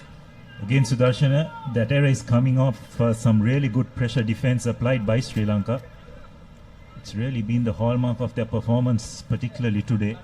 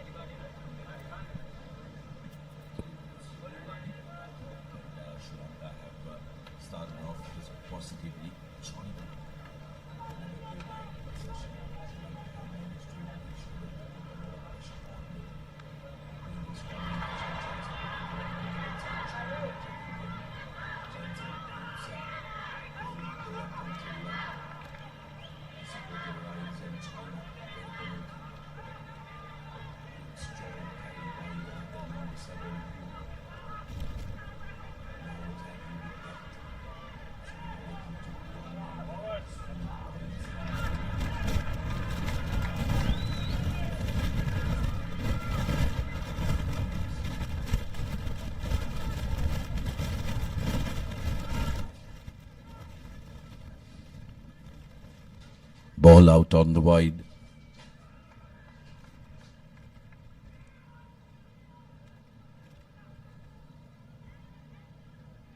Now China serving options onto the corner. Zheng into the 5 meters. Sri Lanka in under a lot of pressure, but Akash Madhushankar comes away with a brilliant jackling effort, winning the penalty for their side. China looked like they were on the groove, but Sri Lanka will breathe a little easier. Wonderful bit of work by Sri Lanka defensively under the pump. Big hit by Akash, desperately clinging on. And who's the person who did it? Sudarshana, that man again, Srinath Surya Bandara, probably the smallest player on the field, but just got into such a good position. Just his ability to read the play, absolutely brilliant, and saves his team from conceding a try. Dinale Kanayaka will be revving to go. It'll be interesting to see what option Sri Lanka takes from here. They're deep down in their own half, and they will explore the option of running from here as well, because they do have the speedsters who can, if they break the gain line, they can go all the way.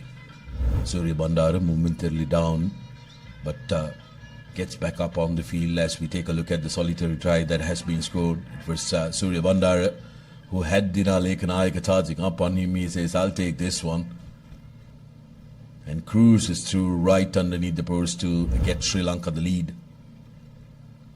Sri Lanka have opted to go to touch through Surya Bandara's boot. It's slippery conditions here, Abdullah, especially with the wet ball. That would have played a big part in Sri Lanka deciding to go to touch. Yeah, that's right. And I think if the play had continued immediately, maybe they would have taken the quick tap. But since they had to stop for Surya's injury, decided that the Chinese defense was set. So safety first approach. Now it's a crucial line out. No doubt the ball will go for Chatura Soiza. China have got that big man right at the front.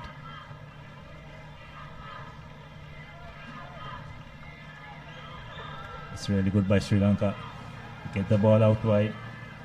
He's coming to Pereira, trying to break curb. Hishan Jansen runs a beautiful line, but they are privy to it. The Chinese defense. Madhushankar looking to straighten. Madhushankar goes inside, and very good tackle coming in. Penalized for holding on. Good tackle by the Chinese defensive effort. That was the number 10, Yang Fang. Well, so far what we've seen, Sudarshan, in this game thus far is both teams have been very strong at the breakdown, isn't it? Especially defensively. So probably the message for the team that has the ball, try and avoid getting into breakdown situations. The conditions too probably help in that aspect. It's not easy to throw the ball around, but you get into a breakdown situation, unless you have players tracking, put yourself in a bit of pressure.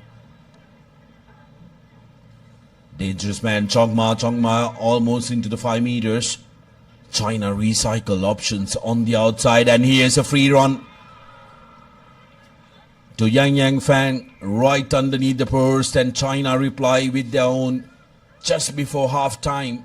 5 points to nil underneath the post, easy conversion, and it's up to Chongma to make it level. Yeah, crucial score for the Chinese. They did well there to retain possession. There was a bit of pressure on them in terms of the touchline being there and being pushed out or bundled into touch, but it wasn't the case. The conversion is successful.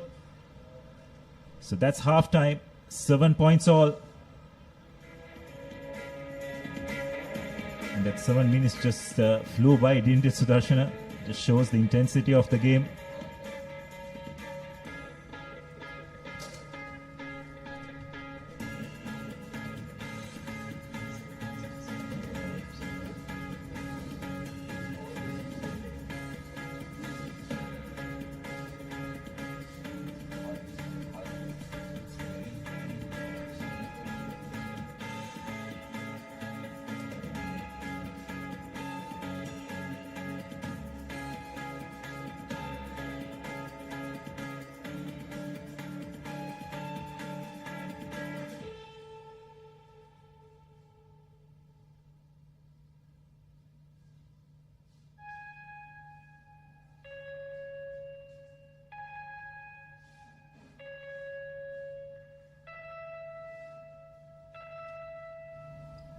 Welcome back to the live action of Asia Emirates Rugby 7 Series 2025 second leg. First half action of the third place player of in the men's. Sri Lanka got off to a brilliant start with their veteran Srinath Suryabanda touching down right underneath the post, and just before the halftime whistle, Yang Fan touching down underneath the post and getting 7 points for his team as well. Next up we have the Women's Cup final, Japan taking on China, in who is good, and it will decide who is going to be taking home the big goal from Sri Lanka. Sri Lanka making some changes, Ranga Tennakoon coming in, and also Glenn Pereira, who have been brilliant additions to the outfit. They want to make sure that the fresh legs does some work for them. Tennakoon putting it up. Good tussle by Ekaraika, who gets the ball back through Dange to Tennakoon. Jansen puts in a little dink. Chaturasuisa still going. Big tackle on him. Madhushankar, quick ball out. Plenty of men for Sri Lanka, and here's Delushka Dange with the dive. Second try for Sri Lanka, and within seconds of the second half they pick up the lead. Just the start Sri Lanka would have wanted. Absolutely brilliant. From the point of time they won that kick-off, they just held on to possession. Lovely chip ahead by Jansen. It looked as if he had lost possession, but just that desperation for him to retrieve it and set up the next phase. The entire Chinese defense was extremely narrow, and Sri Lanka, despite wet conditions, just passed the ball brilliantly to Dange, who went over for Sri Lanka's second try.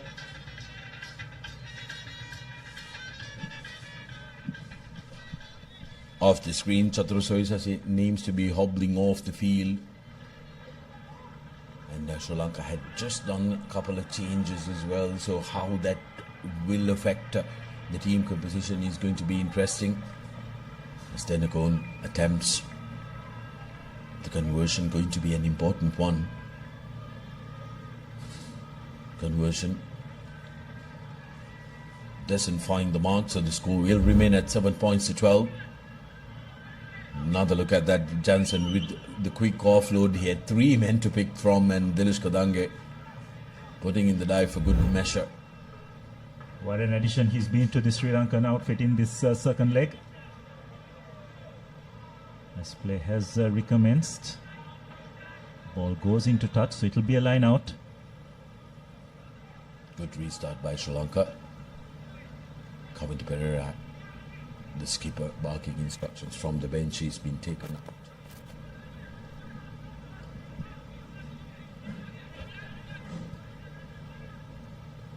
China with a quick line out. Chongma now spreading it wide. Sri Lanka's defense have so far held good. That time Dinale Kanayaka missing his man.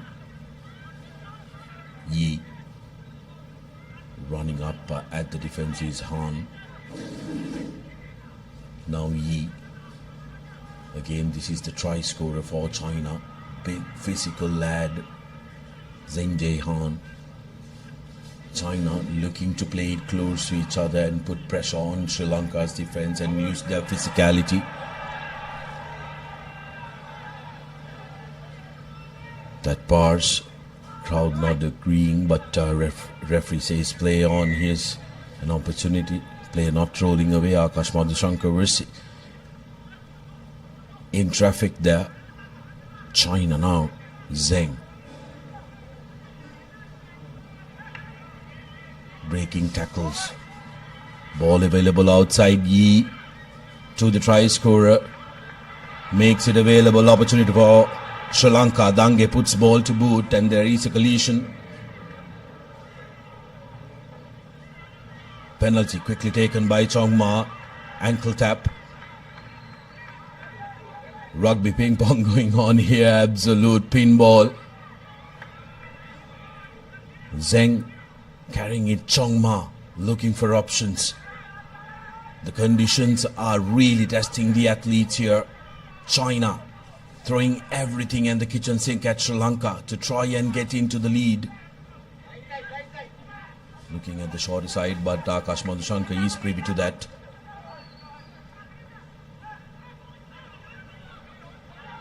Zheng. Good defensive rush by Tendakon, cramping space for Chongma. Now Hu looking to spread. Here's the try scorer Han, who likes to take the direct route. Good strong carry by him. Sri Lanka need to reorganize in defense.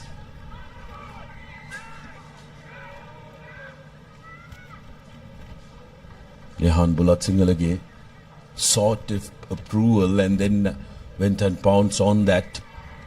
China getting, seems like they are getting a very much needed breather.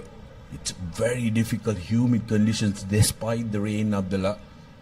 Even the local lads are feeling it. Absolutely, and the amount of defensive work Sri Lanka has done in this half, Sudarshana, unknown to us, about 5.5 minutes have gone in this second half. And for majority of that time, Sri Lanka have been defending.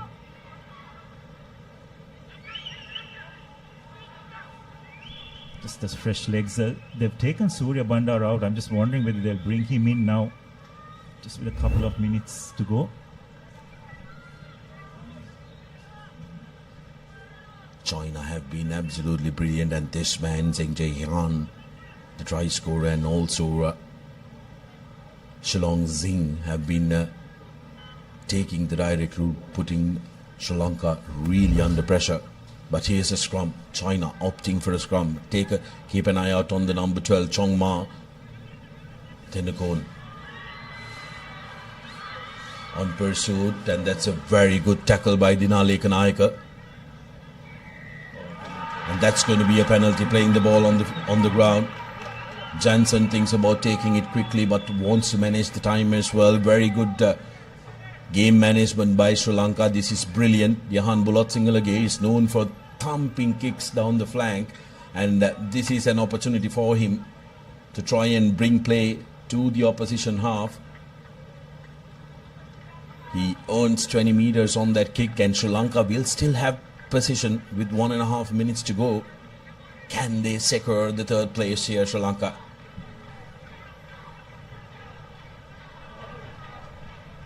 Yes, what that has done is it's also run the clock down a little bit. Good line out from Sri Lanka despite the height disadvantage. Here's a long cutout pass, trying to get away. Diane Pereira takes two men into contact. Ball available for Jansen. Here's Tennakon to Madhushankar. Madhushankar shows and goes. Bulat Singalage seals that off. Tennakon. Jansen puts the ball to boot. And here's Dabare looking to collect, and he will go the distance. Will not be caught. Dabare will touch down for Sri Lanka's winning try, and will seal the deal, and spot number 3 for Sri Lanka in the home leg. Brilliant. That's fresh legs on the field, but wonderful bit of vision. I think it was Diane Pereira who executed that kick ahead. China did not have anyone at the back, and a wonderful chase by young Dabare. Conversion is successful. It's just the composure that Sri Lanka have shown in this match is what really matters. Take a look at that lovely collection by Dabare. Going, and he knows, big smile on his face, and this was a grudge match for Sri Lanka. Last leg, same game, third place player of Sri Lanka thought that they should have had it, but today in the morning they put in a superior performance. But China will not go down without a fight. Seconds remaining, they still want to go, they still want to be in the fight. Sri Lanka will not give any freebies away as well, but Zwengi, another fresh leg coming into the park, scoring the try, and they don't want to attempt the conversion. They want to restart. Is there any more time left? And has the best buzzer gone on? And well,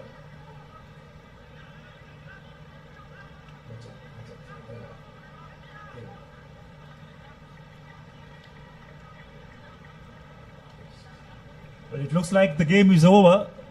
China tried to not take the goal kick, expecting that they could restart, but I believe the try has been scored once the quarter is over.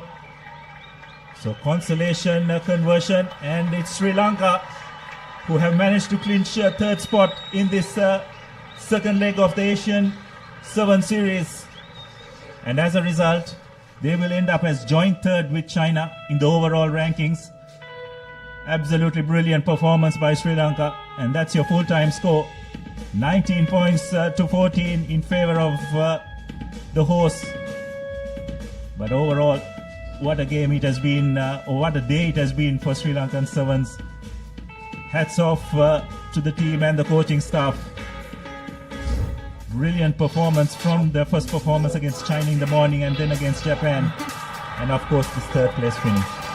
Dilish Kadanke getting that first try for Sri Lanka, and then Heshan Jansen putting in the little kick, which set up beautifully for Dabare. Right underneath the post, sealing it down for Sri Lanka. There was another try that was scored by China's number 17. That was Yan Wei Yi. But too little, too late for China. So Sri Lanka finish off with the third spot. Next up, we have the Women's Cup final, Japan taking on China.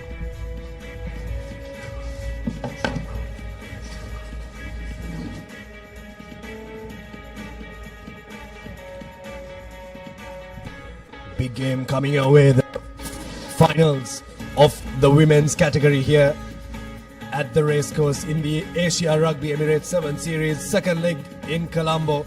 Koide, Susumi, Saigesu, Hirano, Utsumi, Bodman, Otani, Akita, Nagata, Mizutani, Yazaki, Matsuda and Konishi for Japan. Sugan, Seun, Shen, Zhojin, Zifei, Yan, Yutong, Jiajia, Jia Yi, Li, Jia Yun, Fang Yu and Jian for China.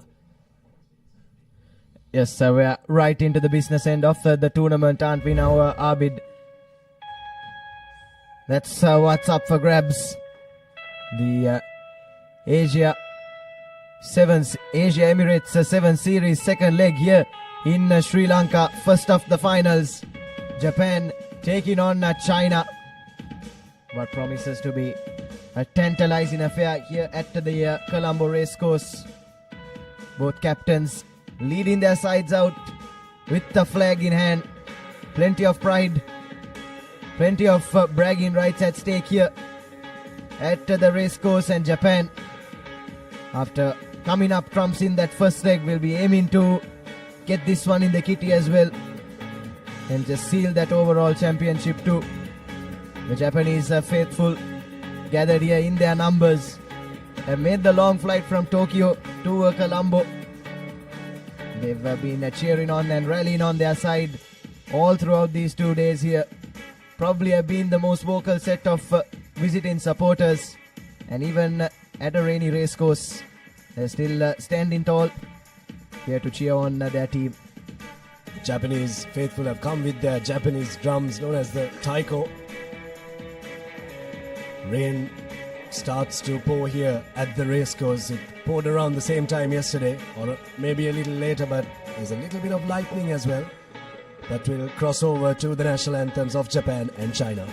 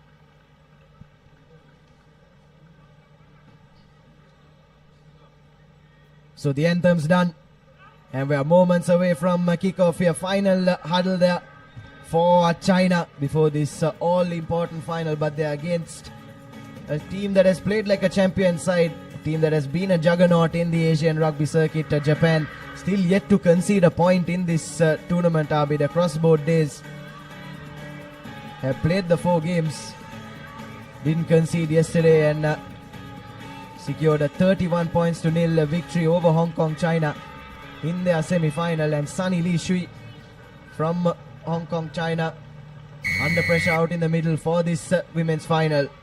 So it's Chen to kick us off. China in their red strip from right to left. Big game coming your way. The finals is underway. Kickoff collected by Japan. Taken into contact by Chiaki Segusa. Looking to move out of their 22 there. Japan looking to launch an attack from their own half through Haruna Konishi.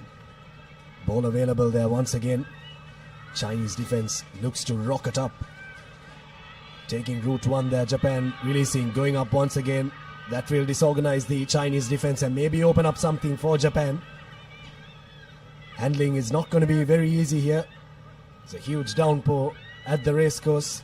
Momentarily it has halted, but the underfoot conditions are still wet, so won't allow for free, fast-paced rugby, which the Japanese have been known for. And a handling error creeps in. First set piece coming up with a feed into the scrum for China. This was a good build-up there from Japan on that occasion, but unfortunately we've anticipated that the handling errors could creep into the game considering the underfoot conditions, and after a good build-up, Japan have just thrown that one forward. But what that means is for China, the first set piece deep inside the Japanese territory, and probably the chance if they can make something of note from this scrum to try and go over for the first score in this final. Hops up from the blind side does Yu Tong Cheng. Yu Tong Cheng needed to find a supporter on the right hand side, doesn't, goes right into contact, and now China have to look for their options once again. Gets the backhanded offload in. Here's a Chen out to the winger, but good drift defense from Japan, not allowing any wriggling room for China, and shooting up, closing down the options for China. This is excellent defending from Japan, pushing back their opponents and forcing them to go to boot.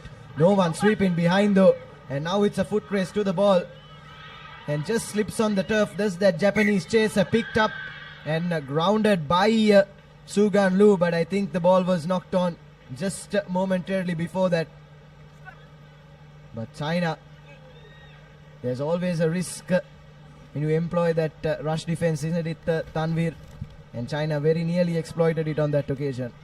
Definitely, Nathan, and this will be a rematch from the first leg final where China did take on Japan in their own home turf, and the Chinese women who were victorious with 24 points to 19, and Japan will be the defending champions from last year's fixture.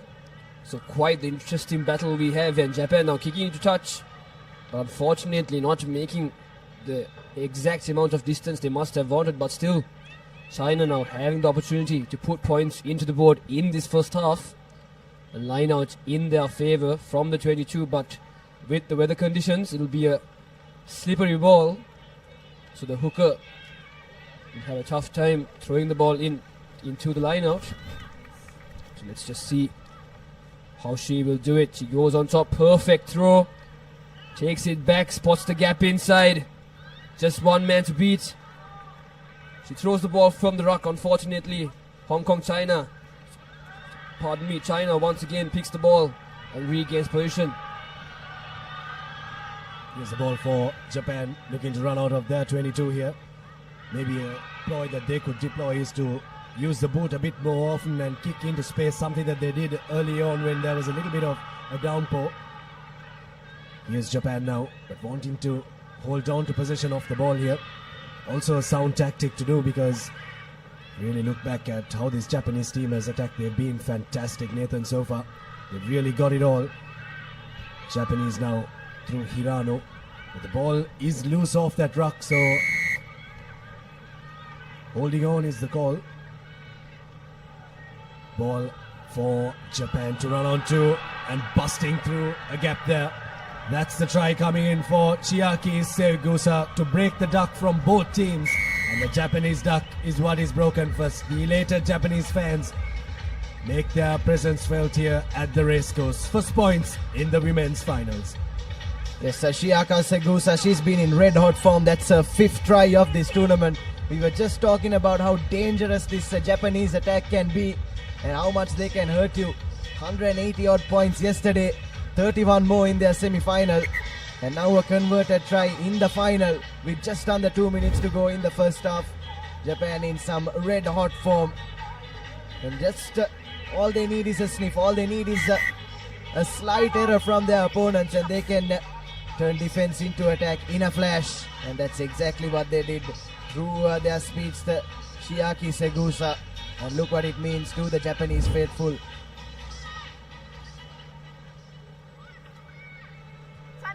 China might have won the first leg, but Japan here in this rematch doing their best. Unfortunately not making that 10 meters from the kickoff, but still momentum is on their side with leading by 7 points. It will be China's with the free kick. So they will take the tap from the center of the ground. They will want to make a move. So let's see what they can do from here. The number 55 of China takes the tap.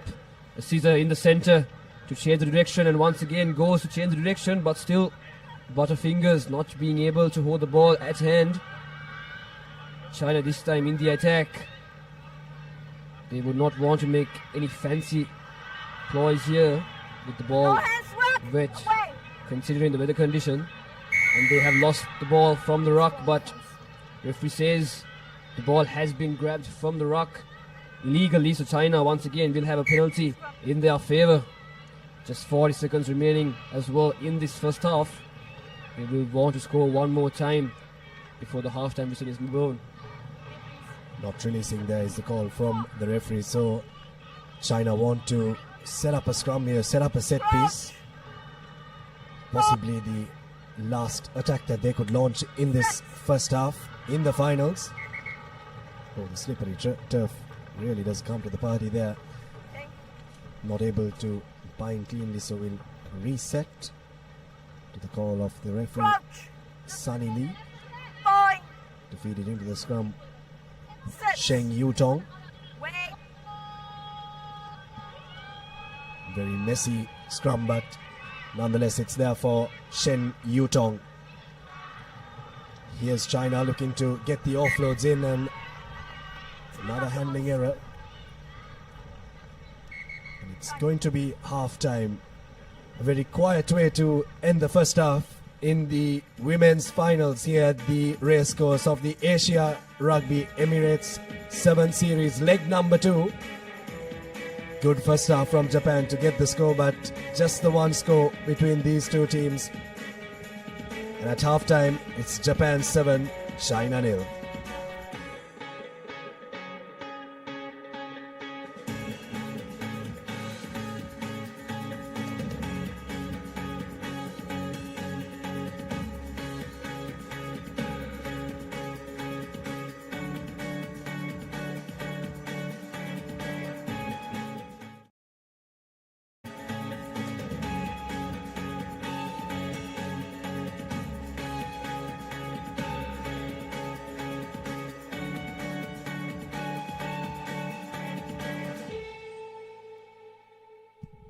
So welcome back to the race course. We've had our first 7 minutes in the ladies final. So take a look at the first half highlights. Japan doing what they do best, taking that quick tap and sending Shiaki Segusa right down the middle on her way to stroll over for the only score in that first half. But apart from that, it's been some good defensive efforts from Japan, hasn't it, Abid? As we take a look at what's coming up next, the showpiece of this tournament, the final, Hong Kong China taking on Japan. Hong Kong China coming into this one, having taken the honors in that first leg, and I'm sure Japan will have plenty to say about that, and all that action live soon after this next 7 minutes. Kick off from, or restart rather, from Japan, and the assistant referee has spotted something, and it's a penalty for China. Taken it out in the air is the call. They've called for a scrum here, China, once again, wanting to settle things down, take a set piece. Try to get an attack going here. The Chinese travelling down to Sri Lanka for the second leg. 12 women's teams, 12 men's teams, and these are the final two teams standing in the women's category. Here's the live wire for China, looking to spark something. Shen Yutong. Cutting back on the angle is Lu Sugan. Still in their own half, China need to break their duck here and not allow Japan to score next, and they need to be the team to score if they are to stay in contention in this game. It's been all about defense so far, Nathan. Good defensive performance from Japan and China. Not very easy conditions to play fast-flowing sevens rugby, and that's a tactic that you'll have to deploy when you can't really get past the first line of defense, and the Chinese defense is right up there. Zhou Si-yuan for China, making her presence felt in defense, but here's a chance for Japan to maybe get another score. No clear release there. Hands on the ground is the call. Here's Japan. Savannah Bodman has really been one of the players that has sparked a lot for Japan. Good defense. Oh, that's going to be a try for Japan. Mei Otani scores the try for the Japanese. 12 points to nil now, Nathan. The Japanese faithful are really elated. Yes, this is exactly what you expect in sevens rugby, and it's a fifth try as well for Mei Otani. But some classic seven stuff. Good continuity of play from the Japanese, keeping the ball alive, getting their offloading game right, which is really commendable considering the conditions as well. Unfortunately, conversion goes a begging, but it's Japan now 12 points ahead with 4.5 minutes left to play. And there I say, one hand already on that trophy. There you have a look at the replay. Lovely supporting line run there by Otani. All she needed to do was dot down for the try, and that's exactly what she did. And Japan now 2 scores to the good. Japan doing very well in this game, in this final, leading by 12 points 2-0 in this second half. Starting with the kickoff once again, but not collected cleanly, but is knocked back, referee says, to China now in the attacking position in their own half. The weather condition not looking very good here in Colombo, but still China trying to run with the ball, but Japan with a thumping tackle, pushing the attacking line of China backwards, and they have gotten a penalty. Holding on is the call, taken quick from number 6 of Japan. Just 5 meters away now, looking for support. Sends it, tries to send it out on the wide, but unfortunately the Japanese team fumbles it. Knocked back is the call once again. The number 10 of Japan has the try line on sight. She picks it up, and it's a try from the number 2 of Japan, Honoka Tsutsumi. Does it for her team and scores the 3rd try in this game. And as you said, Nathan, they already had one hand on the trophy, but this time it'll be very comfortable with 17-point lead and 2 points to follow. But can they convert it? Unfortunately cannot, but still the lead is very comfortable, Abid, as well. 17 points to 0 is the call, and here we have the replay of it. The pickup from the number 10 of Japan, hitting that gap, making her way almost towards it, and just assists her teammate to pick up the ball to go over the line. 17-0. A little bit of lightning around the Racecourse Stadium, spreading some light on this Japanese team, but we really do hope that it doesn't continue, that we can have the finals. But this Japanese team is really something else, aren't they, Nathan? They really have got it all. Restarts, defense, attack. They've really been the best team in the women's category, and you really have to take your hat off to them.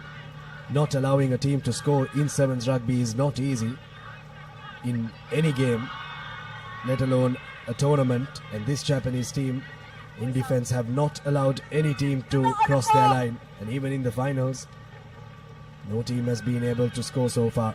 China will want to try and break that, but the Japanese don't seem like they want to allow that. Here's the try coming in for the Japanese. Another one. That's going to be the fourth try. It's Sakura Mizutani.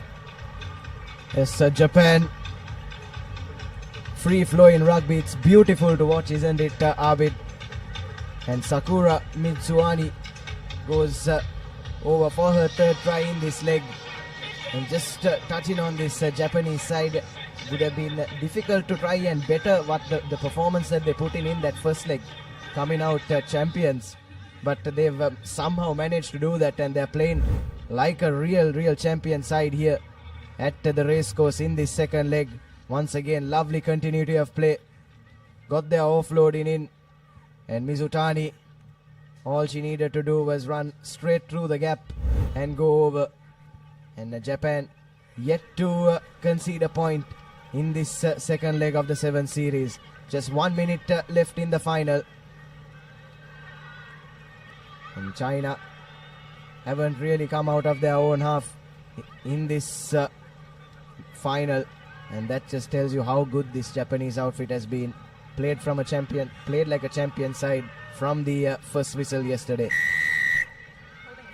Definitely, as we see Japan winning a penalty and taking the quick tap, but they have fumbled, unfortunately. But Nathan, as you said, a commendable champion side this team has been.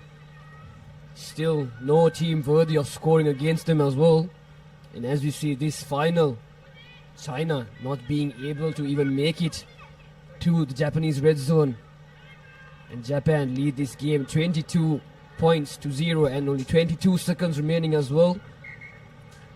But China, they will want to redeem themselves, at least by scoring one try in this game. Whatever time they have left. Not in the best places as well in this ground. Still in their own red zone. Well defended from the scrum of the Japanese team, and that will be a turnover for Japan. Taking the quick tap once again. Looking for the space, hits to the gap, the number 11, and a well supported play from the number 9 of Japan, Hana Nagata. Just tremendous work from her to come in that supportive line to score that try and just to add to that lead. The party may have partially started in the Japanese camp. Conversion is successful, 29 points to 0, and Japan are your champions. The Asia Rugby Emirates 7 Series 2025, your women's champions are the Japanese.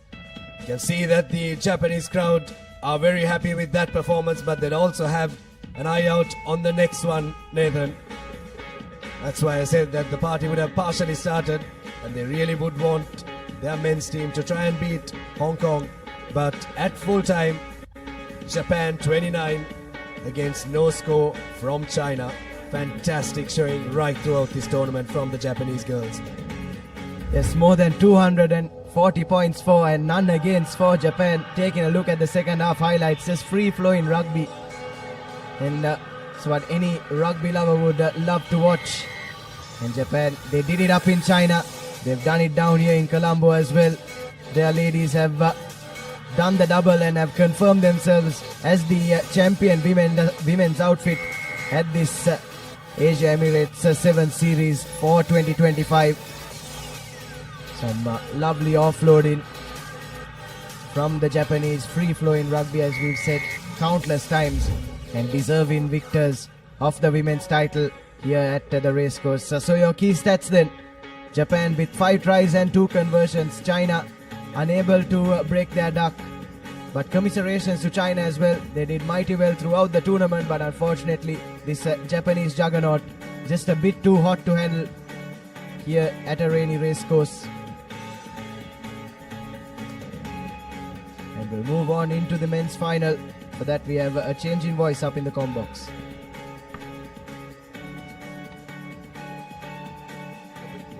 Rugby Emirates 7 Series Colombo leg. Hong Kong, China taking on Japan. Live from Racecourse Stadium, Colombo. and we are in for a treat. The top two nations in Asia when it comes to sevens rugby are going to go ahead each other. Hong Kong, China, consisting of Makalo, Nadoni, Ezono, Denmark, Sayers, Combs, Ricard, Christie, Phillips, Bourne, Brienne, Fung, and Liam Herbert. Japan, Taki, Takamoto, Ochi, Yumera, Ogita, Miyasaka, Takamechi, Joan, Roido, Toma, Sharoto, Koga, and Jisoo Lee making up that squad for Japan. So thanks for that, Sudarshan, as we see both teams taking the field. In that first leg, it was Hong Kong who came out on top, and there's no doubt that this Japanese team will be desperate to make amends for that, as well as following the footsteps of their women who came up with a commanding victory over China in the women's final. So Japan will be eagerly looking forward to making it a double. The Japanese women's team have been absolutely phenomenal, haven't they? They've been absolutely top-notch. Abdullah, winning both the legs is one thing, but going this entire leg without their line being crossed is fabulous. As we line up for the national anthems, there is a little bit of lightning. But now we will cross over for the national anthems of Japan and the People's Republic of China.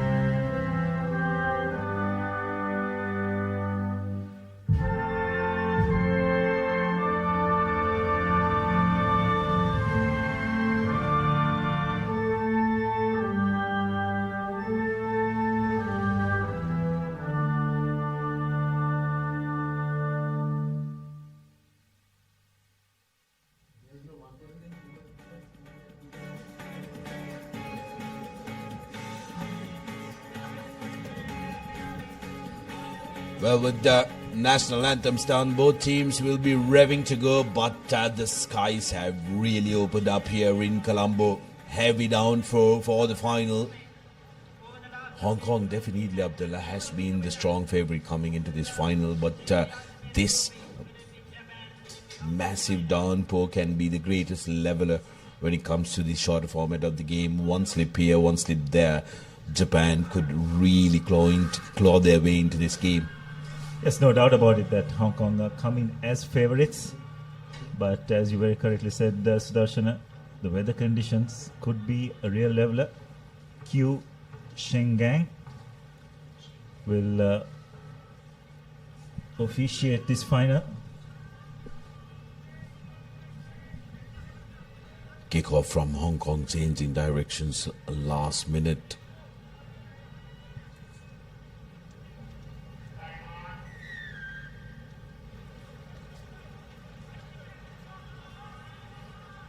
good restart, but Japan somehow coming away with that, and will earn a penalty for their troubles.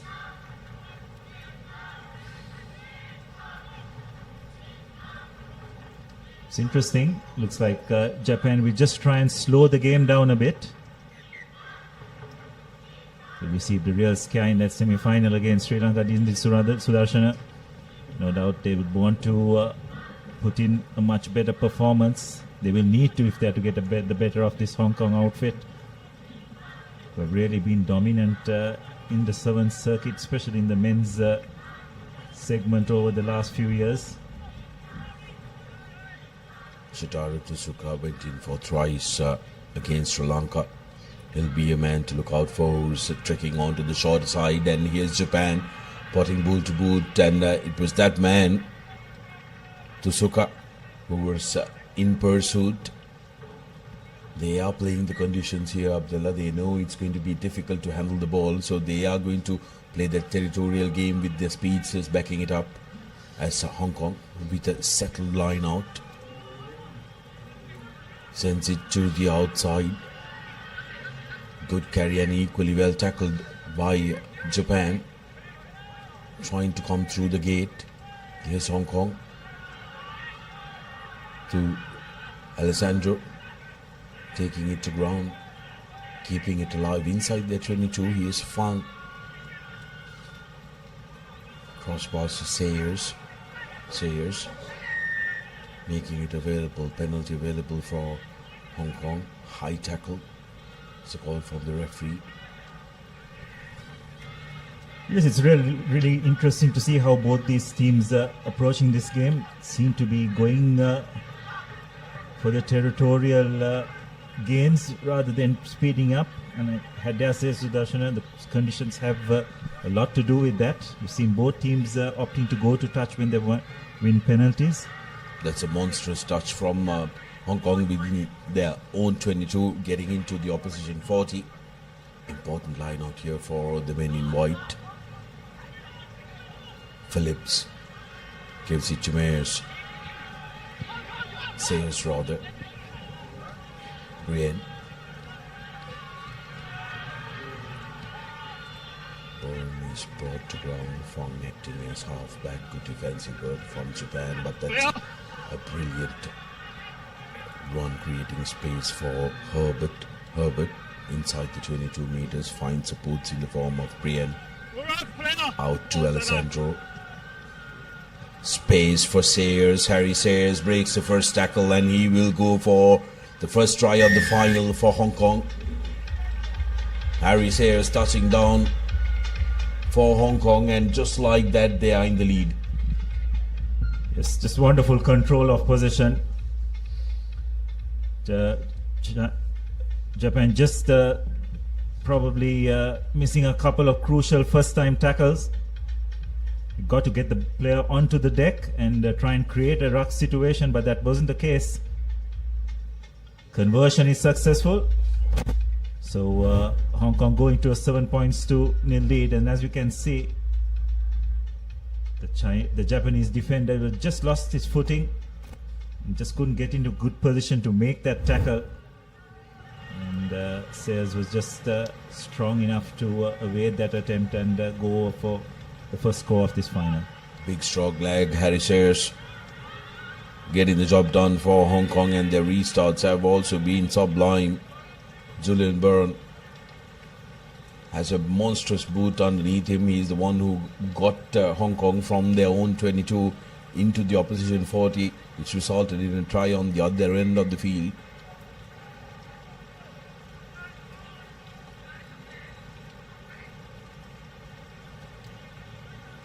Seems like one of the players needs getting tended to. Japan will be hoping that man who is on your screen in the number 11 jersey, Shotaro Tsuka, comes into the party, as there are some lightning and thunder that happens around us, Abdullah, and we really do hope it stays away for the next 20 minutes is all we ask. Yes, the rain has really picked up as well just before this final.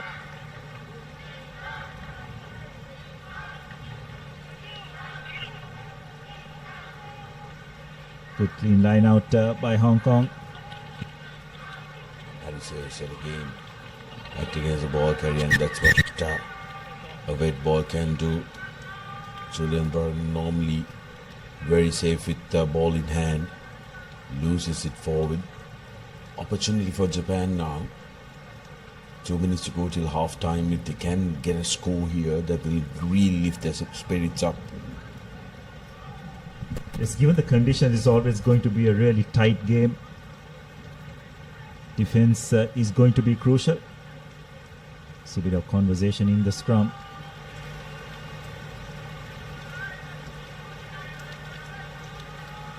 Japan with the feed. Here's a wraparound from Japan, losing their footing in the muddy underfoot conditions available for Japan. But referee deems the last player who was on the ground palmed that ball back. It's a penalty in favor of Hong Kong. Can really look to double their lead. The Japanese supporters, who were thrilled with the performance of the women's side, will be hoping the men's team can mirror that performance. Yes, you could see the anxiety on their face. They do realize they are in a real battle here in this men's final. Hong Kong with the feed. Just about a minute to go to half time. Phillips now find Harry Sayers, who carries it forward. Big ball carrier Sayers.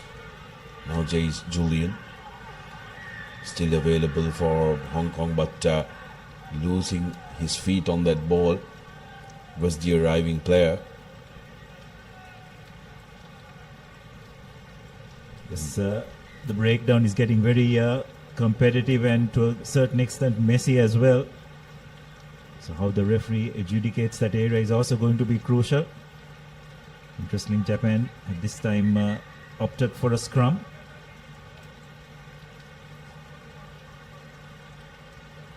Subs are being brought on.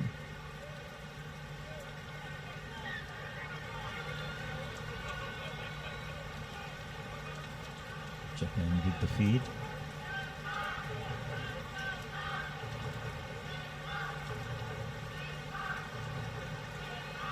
Go on the short side. That's a wonderful turnover. Absolutely brilliant by Hong Kong. They got position again. Japan just drifting across.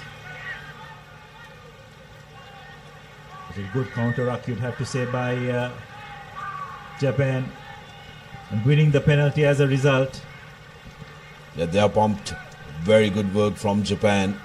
Great contest, one-on-one, physically there, and they win the penalty. Important penalty here for Japan. Interesting to see what they will opt to do.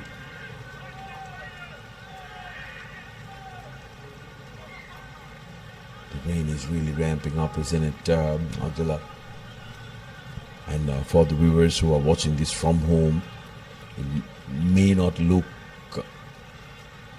too heavy, but for the naked eye, for everybody here, it's really pouring down. Japan opting to go for a scrum. So probably the final play of this first half. Japan managed to win possession. Nice offload. Well, Japan speeds, they have a little bit of pace, but really good defense by Hong Kong once again. And it's been forced into touch. So that will be half time. Just the one score in it. Hong Kong, China leading 7-0 in this Asian 7 Series second leg final. Very much a stop-start affair, I have to say. But given the conditions, understandable as well. So that's your halftime confirmation. Hong Kong, China leading 7-0 over Japan.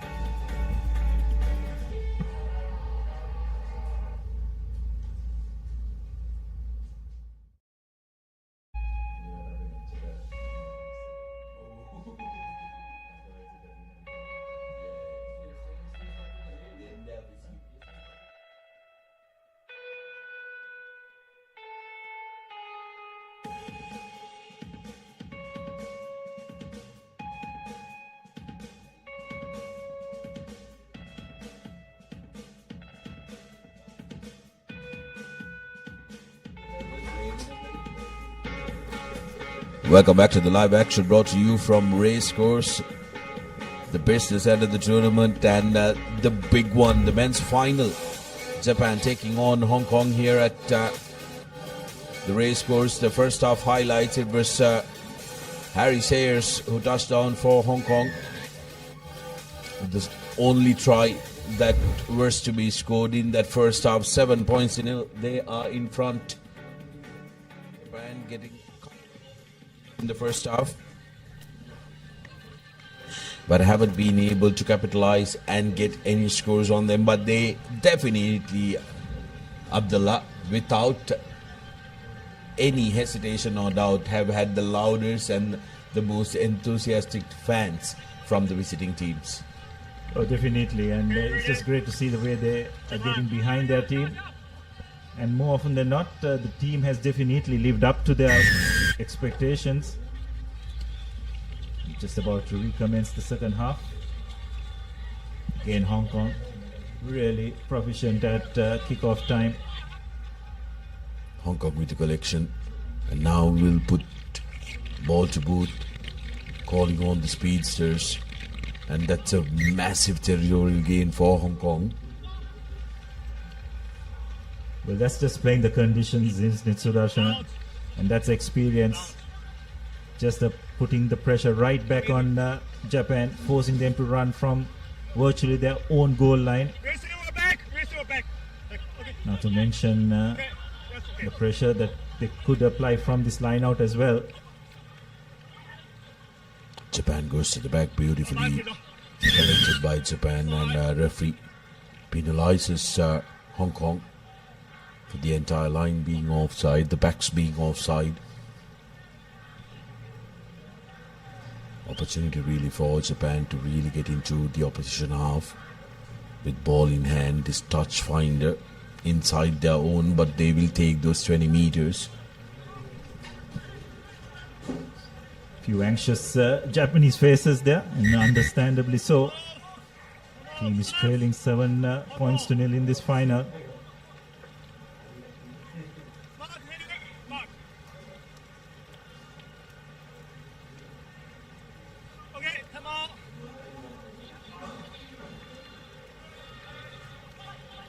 Japan with the throw-in, going long, really well executed. Again, referee has his hands out for a penalty. Probably the Hong Kong defense not staying 10 meters. Is Japan looking for options? Lovely bit of offloading. Need to rush it up, Japan. Rudayu breaks the tackle and just loses his footing. The offload is knocked back, says the referee. Still available for Japan, who wins it. Need to send it out before the defense organizers. Christie looking to trouble the Japanese, but here's Soko. Slippery conditions, wet conditions have made it a real brawl here. Japan taking it quickly, taking the straight up route is Ogita, but he's penalized. Yes, I just don't think that was the correct option. Sudarshan needed to spread the ball out wide. He'd probably feel that emotion got the better of him taking the ball into contact. Didn't have the players to support him there in terms of getting that clean out. And as a result, a reprieve for Hong Kong.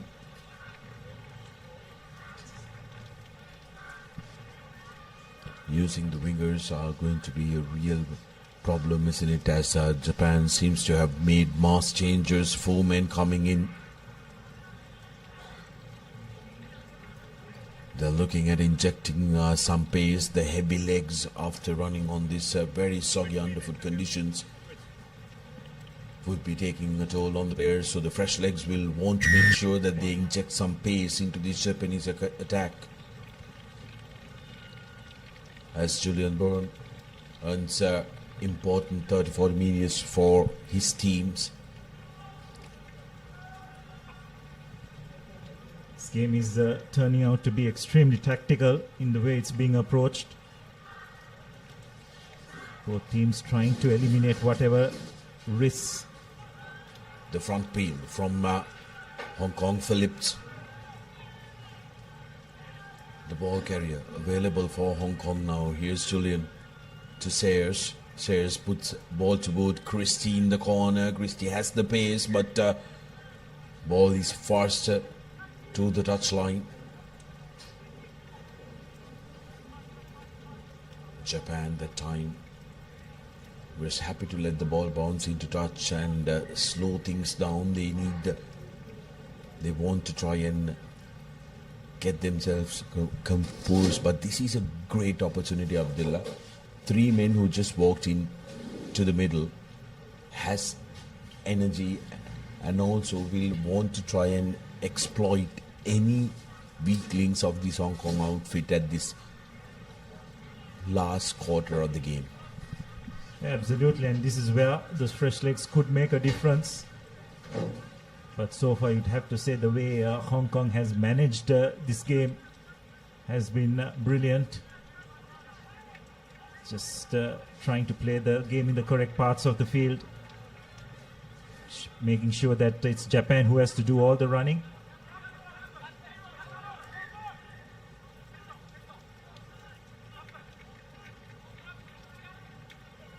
A wonderful steal. Hong Kong with possession. It's the Denmark breaking one tackle, almost breaking the second. What a brilliant take under pressure. Great work by Christie here. Sayers scored the first try, looking in to go for the second.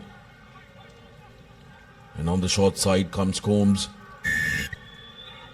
But that time penalized for not releasing the ball. Japan doing really well to see off the threat.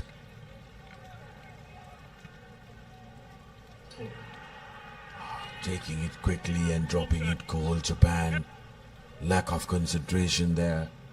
I'm not sure what he was trying to think, because he was trying to take the tap and then kick it off of their life. If the penalty was sent into touch, they would have at least have the reprieve of an exit from their red zone. Yes, it's hard to think what he was trying to do.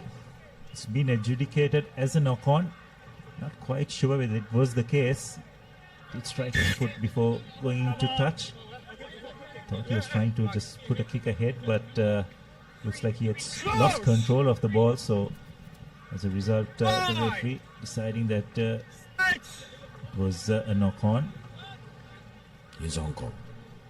Christie, difficult to contender, dangerous with ball in hand, and Alessandro offloads, and that's opportunity spelled by Hong Kong, but will it be the opportunity that Japan has been looking forward to? In the corner, running all by himself with only Sayers chasing him. He's the Japanese winger and will touch down. That's the number 5 for Japan, and the crowd is up on their feet. Needed to come closer to the post so that the conversion would have been easier. But nevertheless, Japan will be delighted at the fact that they scored and did get a score. Nakano, the try scorer for Japan.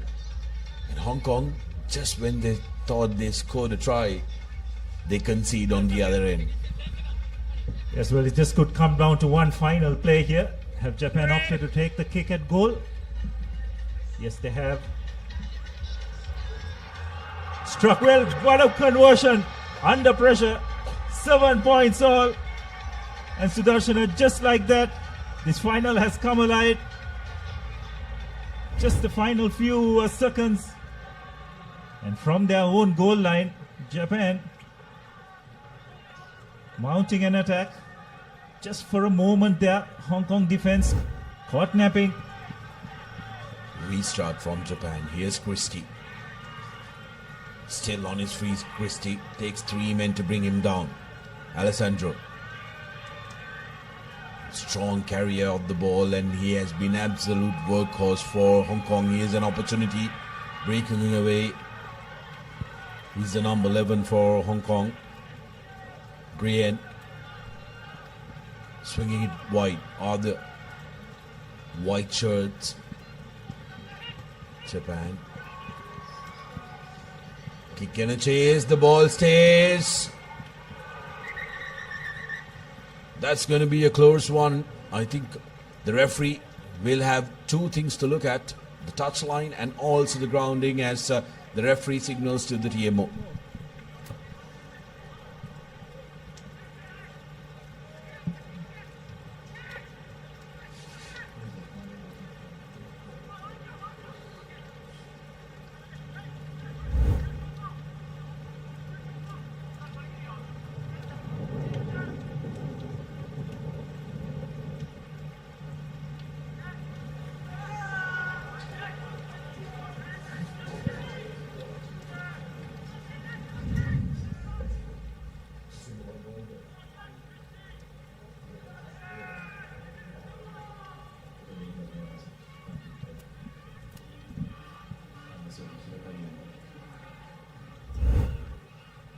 Japan.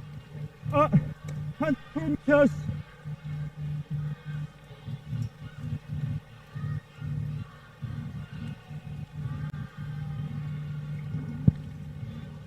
Uh, 20 meters.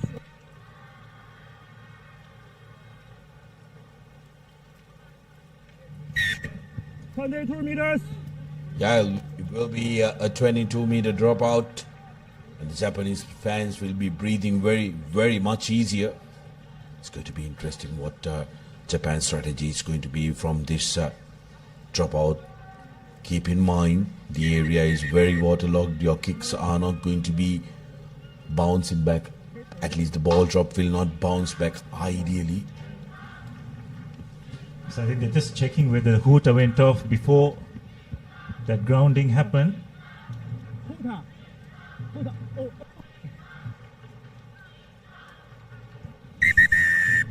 Yes, that's full time, so we will move into extra time and sudden death.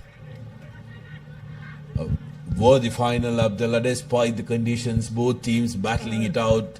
Japan pulling it back in the last quarter of the game, equalizing, and that conversion, how important was that? Absolutely brilliant, isn't it? Under pressure. We were just discussing whether they should take the conversion from that angle or just get back and take the kick off and try to win the ball back, but they took the punt and went over. Highlights of the second half as we take a look at what happened, and here's how Japan scored it end-to-end rugby. And the Japanese number 7 Nakano going end-to-end. Harry Sayers giving the chase, making sure that he cuts down the angle and not letting him go right underneath the post. And for everybody from Hong Kong, they thought that they had the win from here. Just getting his foot, and but the Japanese defense wanted to make sure that they take it into extra time. It's an opportunity for Japan to really upset the strong favorites coming into the second leg, having won the first one. Hong Kong, they're putting them under real pressure here. What a way to end this second leg of the Asian 7 series. In pretty drastic conditions, both these teams have put out a tactical masterclass, you'd have to say. Just thought Hong Kong dominated the majority of that first 14 minutes, but Japan just hung in there. With one try, Sudarshan, in this format, you are never safe. And that's just how it proved to be. Absolutely, but one score is what you're looking for from here on. Whichever the team scores first will clinch that title and bragging rights of being the champions of the second leg. Japan collecting the kickoff cleanly. Oh, slip of the foot, but no harm done. Japan still with possession, goes to ground. That's going to be a penalty any day of the week. Christie doing beautifully well. to win that. And Hong Kong straight away opting to go for a scrum. They're looking to commit the Japanese defenders and then pull it out. Christie seems like he's injured one of his fingers in that collision. Again, very impressive the way Hong Kong held their shape in defense. Did not overcome it. Japan looked very threatening, but just the experience, isn't it, of that Hong Kong defensive line. Just how well they maintained their shape. Waited for the correct moment and forced Japan into making that error. Not surprisingly, they have opted for a scrum.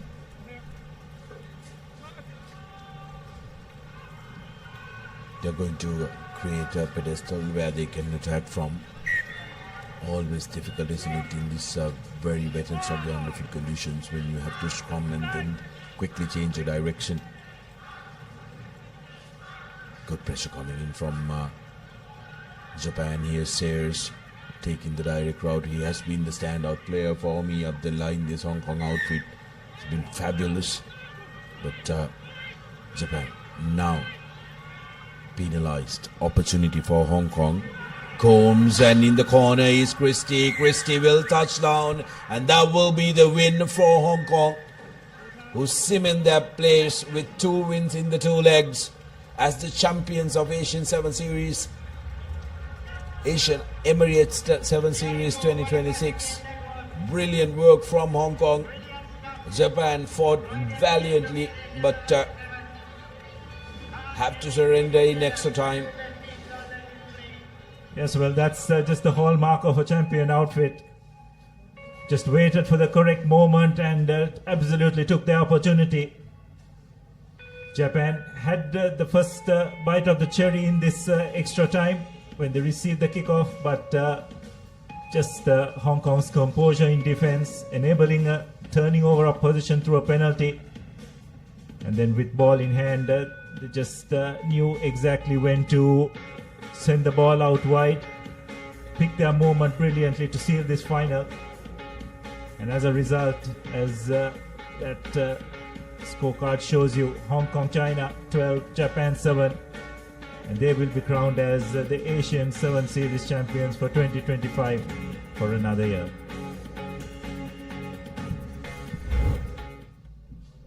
Highlights of the second half. This is how Japan equalized with the brilliant end-to-end score.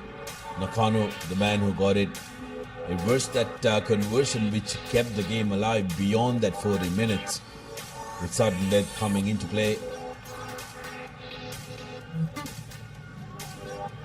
Here was a moment that Hong Kong thought that they won it, but persistent defensive effort and tracking that ball, preventing them from doing it.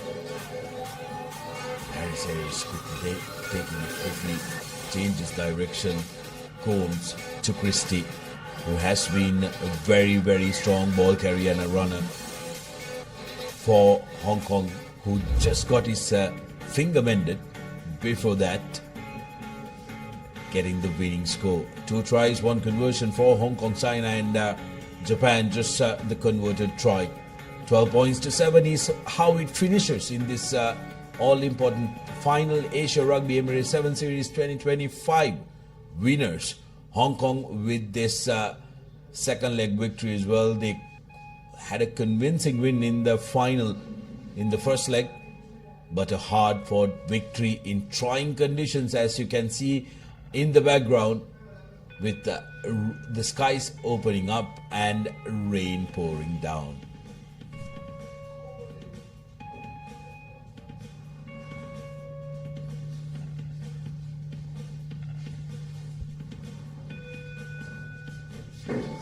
So as you can see, the rain pouring down here. So these are results too from the women's segment. In the 9th place first semi-final, Philippines getting the better of Indonesia. Sri Lanka going down to Malaysia, 19 points to 24. India with a good victory over Singapore, 33 points to 5. The Emirates going down to Kazakhstan, 38 to 12. And in the first cup semi-final, it's Hong Kong, China going down rather tamely, you'd have to say, to Japan, 31-0. China in a close fought encounter, going down to a very impressive Thai women's team. And of course, in the 11th place final, Sri Lanka just managing to clinch that with a good victory over Indonesia, 38 points to 10. Malaysia overcoming Philippines 24-12 to clinch 9th spot in the 7th place final. It's Singapore who just managed to pip UAE 14-12. And in a closely contested 5th place final, Kazakhstan just getting the better of India. In the 3rd place final, Thailand managing to stave off a strong performance from Hong Kong, 10 points to 5. And of course, in that final, it was just one-way traffic with the very impressive Japanese team ending up as countable victors, 29 points to 0 over China. The Japanese team was absolutely impressive, not letting anybody cross their line as well, going on to becoming champions of both the legs.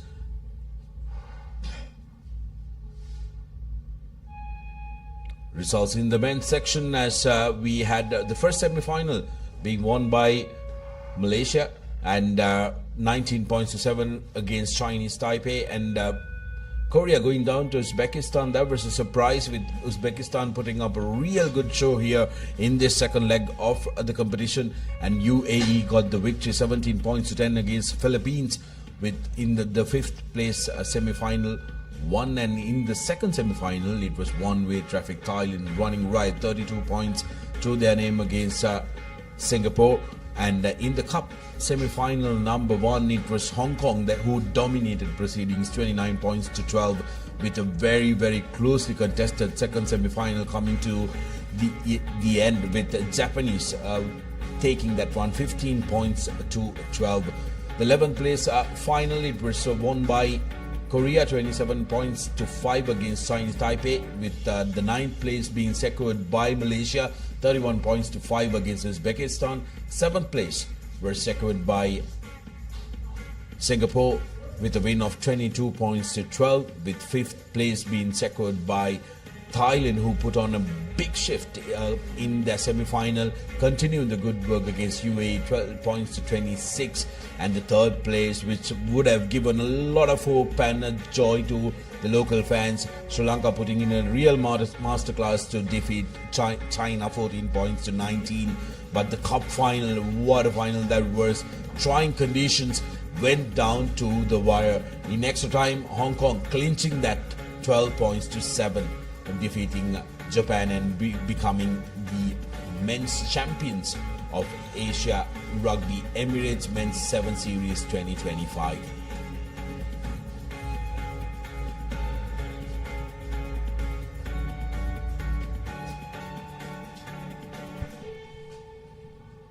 So the women's points table accumulated over the 2 legs. Japan winning comfortably with 40 points to their name, and China with 36 points. Thailand comes in joint 3rd alongside Hong Kong, China with 30 points. Kazakhstan with 24 points, and India has been the most impressive out of the lot, haven't they? 20 points to their name. UAE with 14, Malaysia with 10, Singapore with 9, and Sri Lanka in the 10th position with 6, Philippines and Indonesia in 11th and 12th respectively with 5 points and 2 points to their name.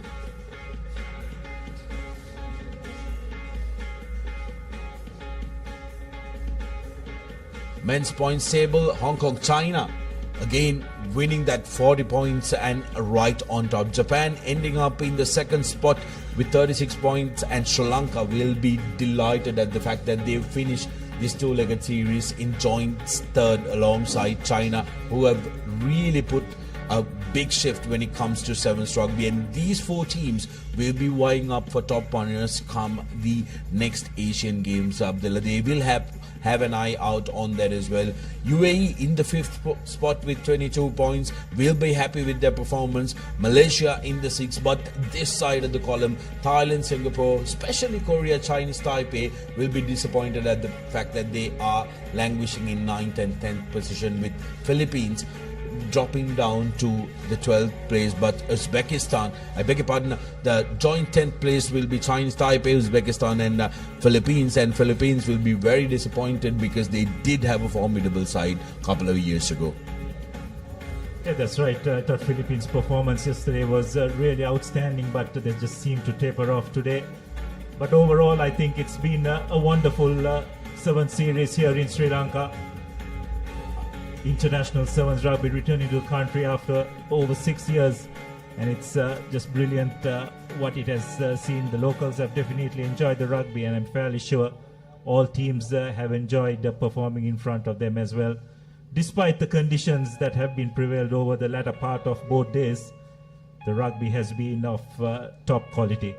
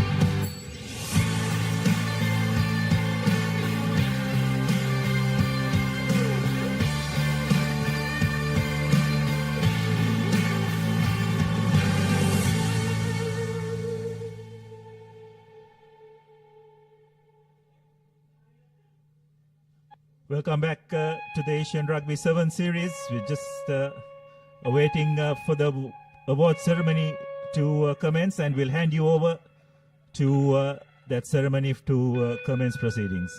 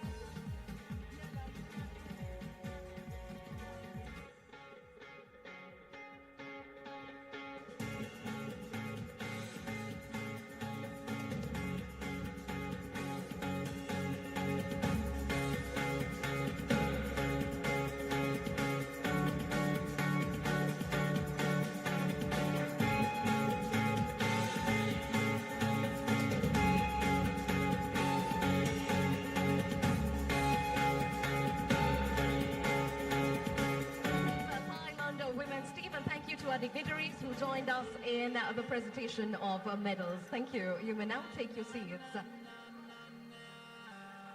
Thank you. May I now invite Mr. Ruchira Virakon of SLT Mobitel PLTV to hand out the silver medals to the China women's team. Ladies and gentlemen, let's give a big round of applause to the China women's team.